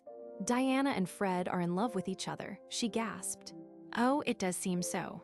So hopelessly grown up. Anne, of late, had not been without her suspicions that Diana was proving false to the melancholy Byronic hero of her early dreams.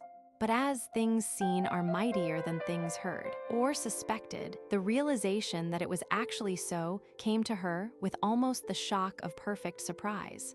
This was succeeded by a queer, little lonely feeling. As if somehow Diana had gone forward into a new world, shutting a gate behind her, leaving Anne on the outside. Things are changing so fast it almost frightens me, Anne thought, a little sadly. And I'm afraid that this can't help making some difference between Diana and me. I'm sure I can't tell her all my secrets after this. She might tell Fred. And what can she see in Fred? He's very nice and jolly. But he's just Fred Wright. It is always a very puzzling question. What can somebody see in somebody else?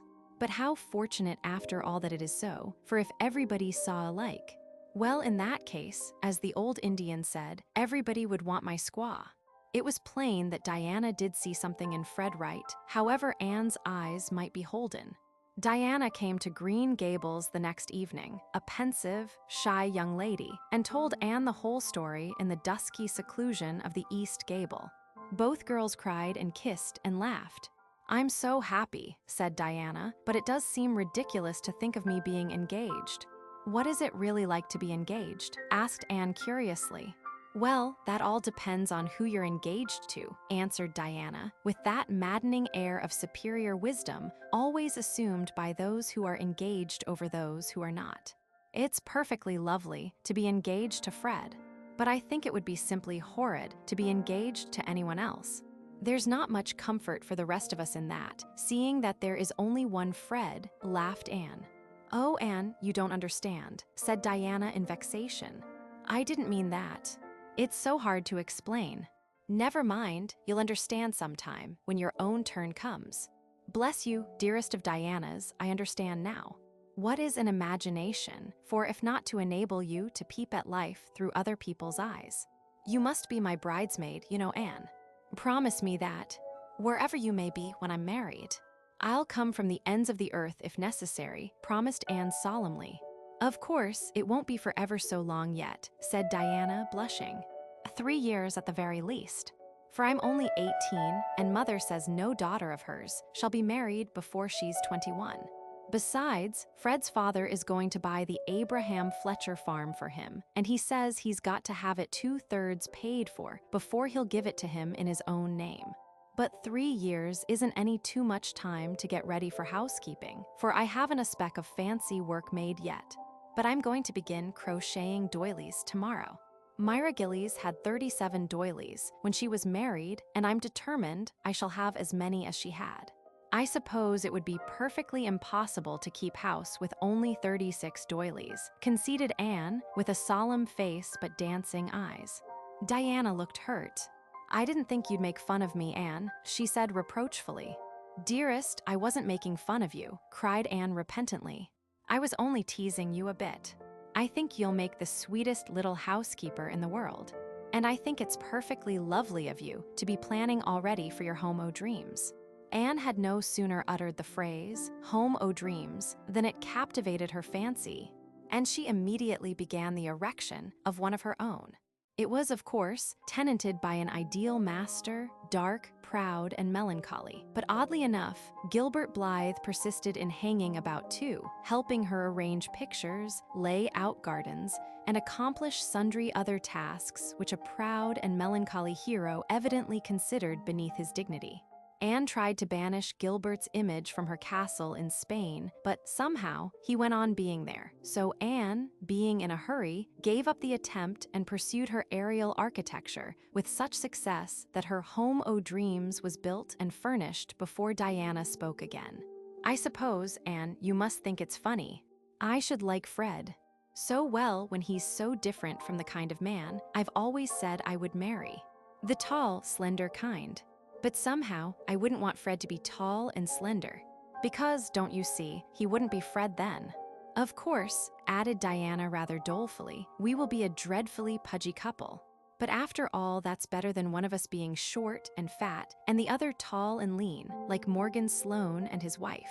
Mrs. Lynde says it always makes her think of the long and short of it when she sees them together." "Well," said Anne to herself that night, as she brushed her hair before her gilt-framed mirror, "I am glad Diana is so happy and satisfied. But when my turn comes, if it ever does, I do hope there'll be something a little more thrilling about it." But then Diana thought so too, once. I've heard her say time and again she'd never get engaged any pokey commonplace way. He'd have to do something splendid to win her. But she has changed. Perhaps I'll change too. But I won't, and I'm determined I won't. Oh, I think these engagements are dreadfully unsettling things when they happen to your intimate friends. Chapter 30. A wedding at the stone house. The last week in August came. Miss Lavendar was to be married in it. 2 weeks later, Anne and Gilbert would leave for Redmond College. In a week's time, Mrs. Rachel Lynde would move to Green Gables and set up her Larrys and Penates in the erstwhile spare room, which was already prepared for her coming. She had sold all her superfluous household plenishings by auction and was at present reveling in the congenial occupation of helping the Allens pack up. Mr. Allen was to preach his farewell sermon the next Sunday. The old order was changing rapidly to give place to the new, as Anne felt with a little sadness, threading all her excitement and happiness. "Changes ain't totally pleasant, but they're excellent things," said Mr. Harrison philosophically. 2 years is about long enough for things to stay exactly the same. If they stayed put any longer, they might grow mossy. Mr. Harrison was smoking on his veranda. His wife had self-sacrificingly told that he might smoke in the house if he took care to sit by an open window. Mr. Harrison rewarded this concession by going outdoors altogether to smoke in fine weather, and so mutual goodwill reigned. Anne had come over to ask Mrs. Harrison for some of her yellow dahlias. She and Diana were going through to Echo Lodge that evening to help Miss Lavendar and Charlotta IV with their final preparations for the morrow's bridal. Miss Lavendar herself never had dahlias. She did not like them, and they would not have suited the fine retirement of her old-fashioned garden.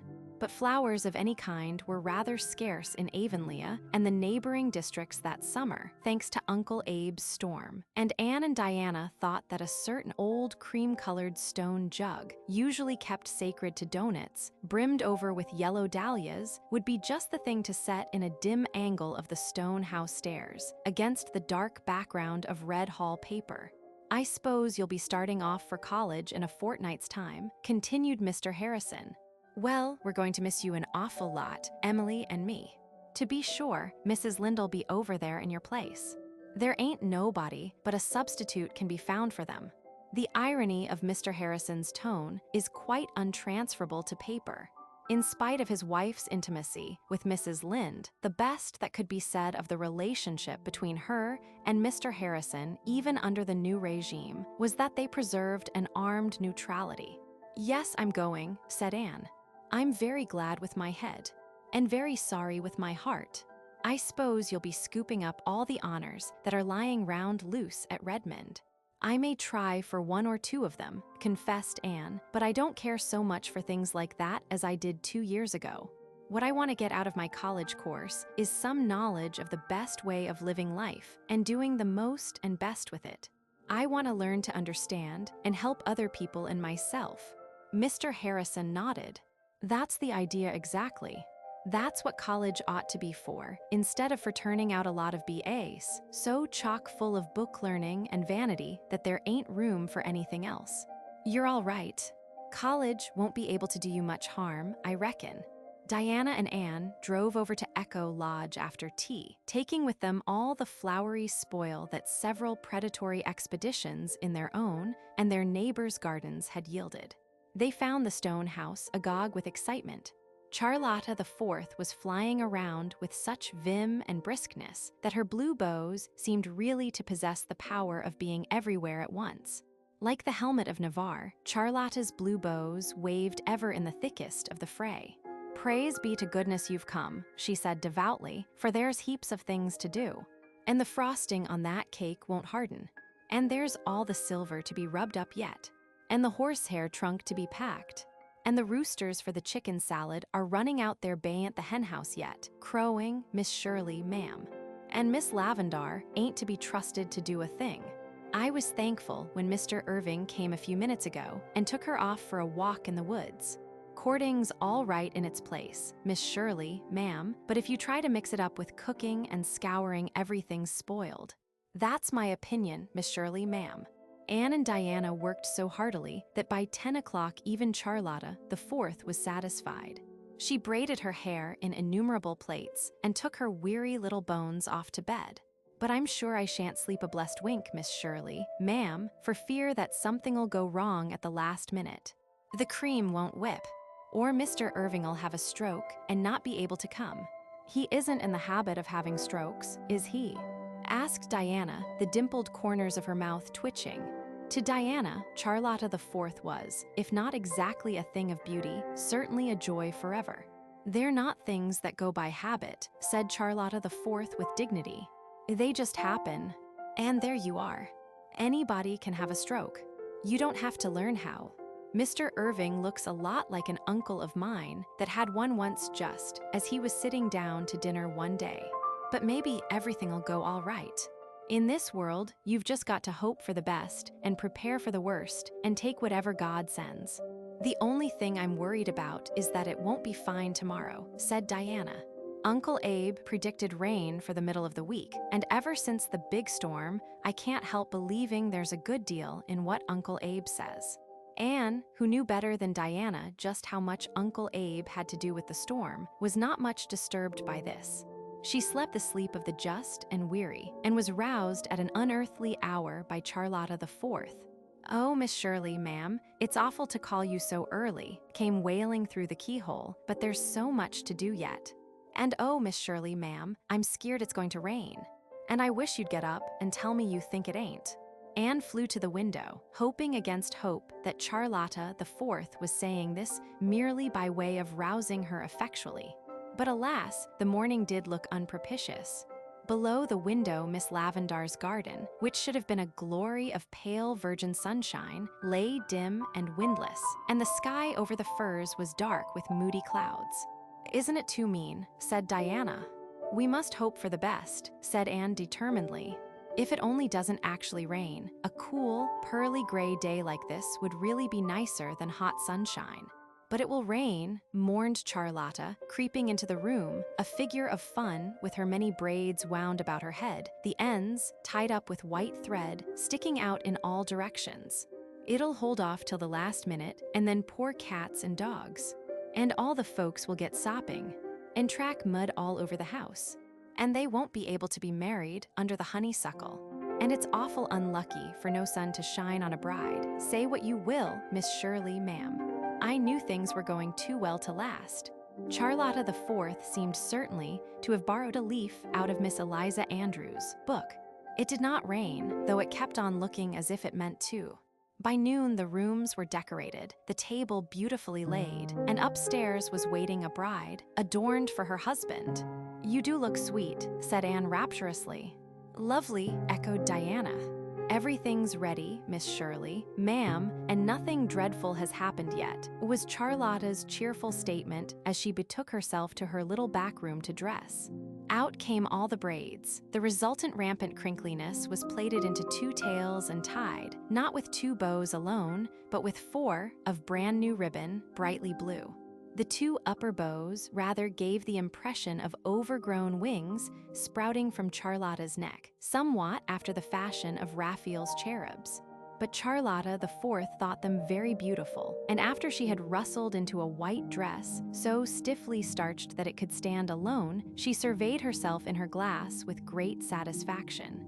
A satisfaction which lasted until she went out in the hall and caught a glimpse through the spare room door of a tall girl in some softly clinging gown, pinning white, star-like flowers on the smooth ripples of her ruddy hair. "Oh, I'll never be able to look like Miss Shirley," thought poor Charlotta despairingly. "You just have to be born so, I guess. Don't seems if any amount of practice could give you that air." By 1 o'clock, the guests had come, including Mr. and Mrs. Allen, for Mr. Allen was to perform the ceremony in the absence of the Grafton minister on his vacation. There was no formality about the marriage.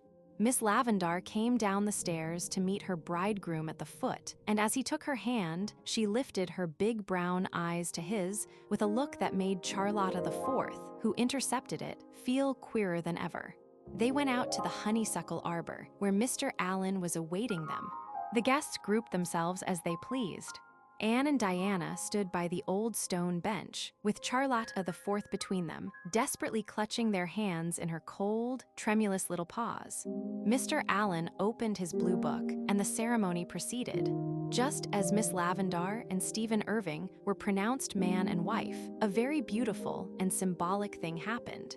The sun suddenly burst through the gray and poured a flood of radiance on the happy bride. Instantly, the garden was alive with dancing shadows and flickering lights. "What a lovely omen," thought Anne, as she ran to kiss the bride. Then the 3 girls left the rest of the guests, laughing around the bridal pair, while they flew into the house to see that all was in readiness for the feast.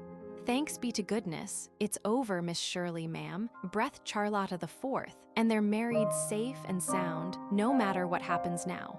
The bags of rice are in the pantry, ma'am, and the old shoes are behind the door, and the cream for whipping is on the cellar steps." At 2:30, Mr. and Mrs. Irving left, and everybody went to Bright River to see them off on the afternoon train. As Miss Lavendar, "I beg her pardon, Mrs. Irving," stepped from the door of her old home, Gilbert, and the girls threw the rice, and Charlotta the Fourth hurled an old shoe with such excellent aim that she struck Mr. Allen squarely on the head. But it was reserved for Paul to give the prettiest send-off. He popped out of the porch, ringing furiously a huge old brass dinner bell, which had adorned the dining room mantel. Paul's only motive was to make a joyful noise, but as the clangor died away, from point and curve and hill across the river came the chime of fairy wedding bells, ringing clearly, sweetly, faintly, and more faint, as if Miss Lavendar's beloved echoes were bidding her greeting and farewell. And so, amid this benediction of sweet sounds, Miss Lavendar drove away from the old life of dreams and make-believes to a fuller life of realities in the busy world beyond. 2 hours later, Anne and Charlotta the Fourth came down the lane again. Gilbert had gone to West Grafton on an errand, and Diana had to keep an engagement at home. Anne and Charlotta had come back to put things in order and lock up the little stone house.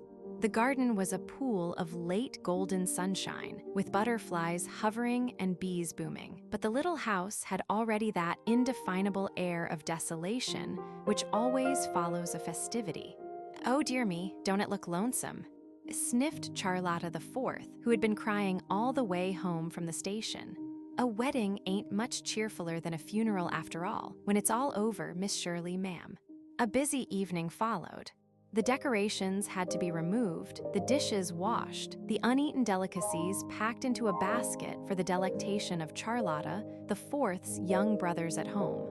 Anne would not rest until everything was in apple pie order. After Charlotta had gone home with her plunder, Anne went over the still rooms, feeling like one who trod alone some banquet hall deserted, and closed the blinds. Then she locked the door and sat down under the silver poplar to wait for Gilbert, feeling very tired but still unweariedly thinking long, long thoughts. "What are you thinking of, Anne?" asked Gilbert, coming down the walk. He had left his horse and buggy out at the road. "Of Miss Lavendar and Mr. Irving," answered Anne dreamily. "Isn't it beautiful to think how everything has turned out? How they have come together again after all the years of separation and misunderstanding?" "Yes, it's beautiful," said Gilbert, looking steadily down into Anne's uplifted face. "But wouldn't it have been more beautiful still, Anne, if there had been no separation or misunderstanding? If they had come hand in hand all the way through life, with no memories behind them but those which belonged to each other?" For a moment, Anne's heart fluttered queerly, and for the first time her eyes faltered under Gilbert's gaze, and a rosy flush stained the paleness of her face. It was as if a veil that had hung before her inner consciousness had been lifted, giving to her view a revelation of unsuspected feelings and realities. Perhaps, after all, romance did not come into one's life with pomp and blare, like a gay knight riding down. Perhaps it crept to one's side like an old friend through quiet ways. Perhaps it revealed itself in seeming prose, until some sudden shaft of illumination, flung athwart its pages, betrayed the rhythm and the music. Perhaps. Love unfolded naturally out of a beautiful friendship, as a golden-hearted rose slipping from its green sheath. Then the veil dropped again, but the Anne who walked up the dark lane was not quite the same Anne who had driven gaily down it the evening before. The page of girlhood had been turned, as by an unseen finger, and the page of womanhood was before her with all its charm and mystery, its pain and gladness. Gilbert wisely said nothing more, but in his silence he read the history of the next 4 years in the light of Anne's remembered blush. 4 years of earnest, happy work, and then the guerdon of a useful knowledge gained and a sweetheart won. Behind them in the garden, the little stone house brooded among the shadows. It was lonely, but not forsaken. It had not yet done with dreams and laughter and the joy of life. There were to be future summers for the little stone house. Meanwhile, it could wait. And over the river in purple, durance the echoes bided their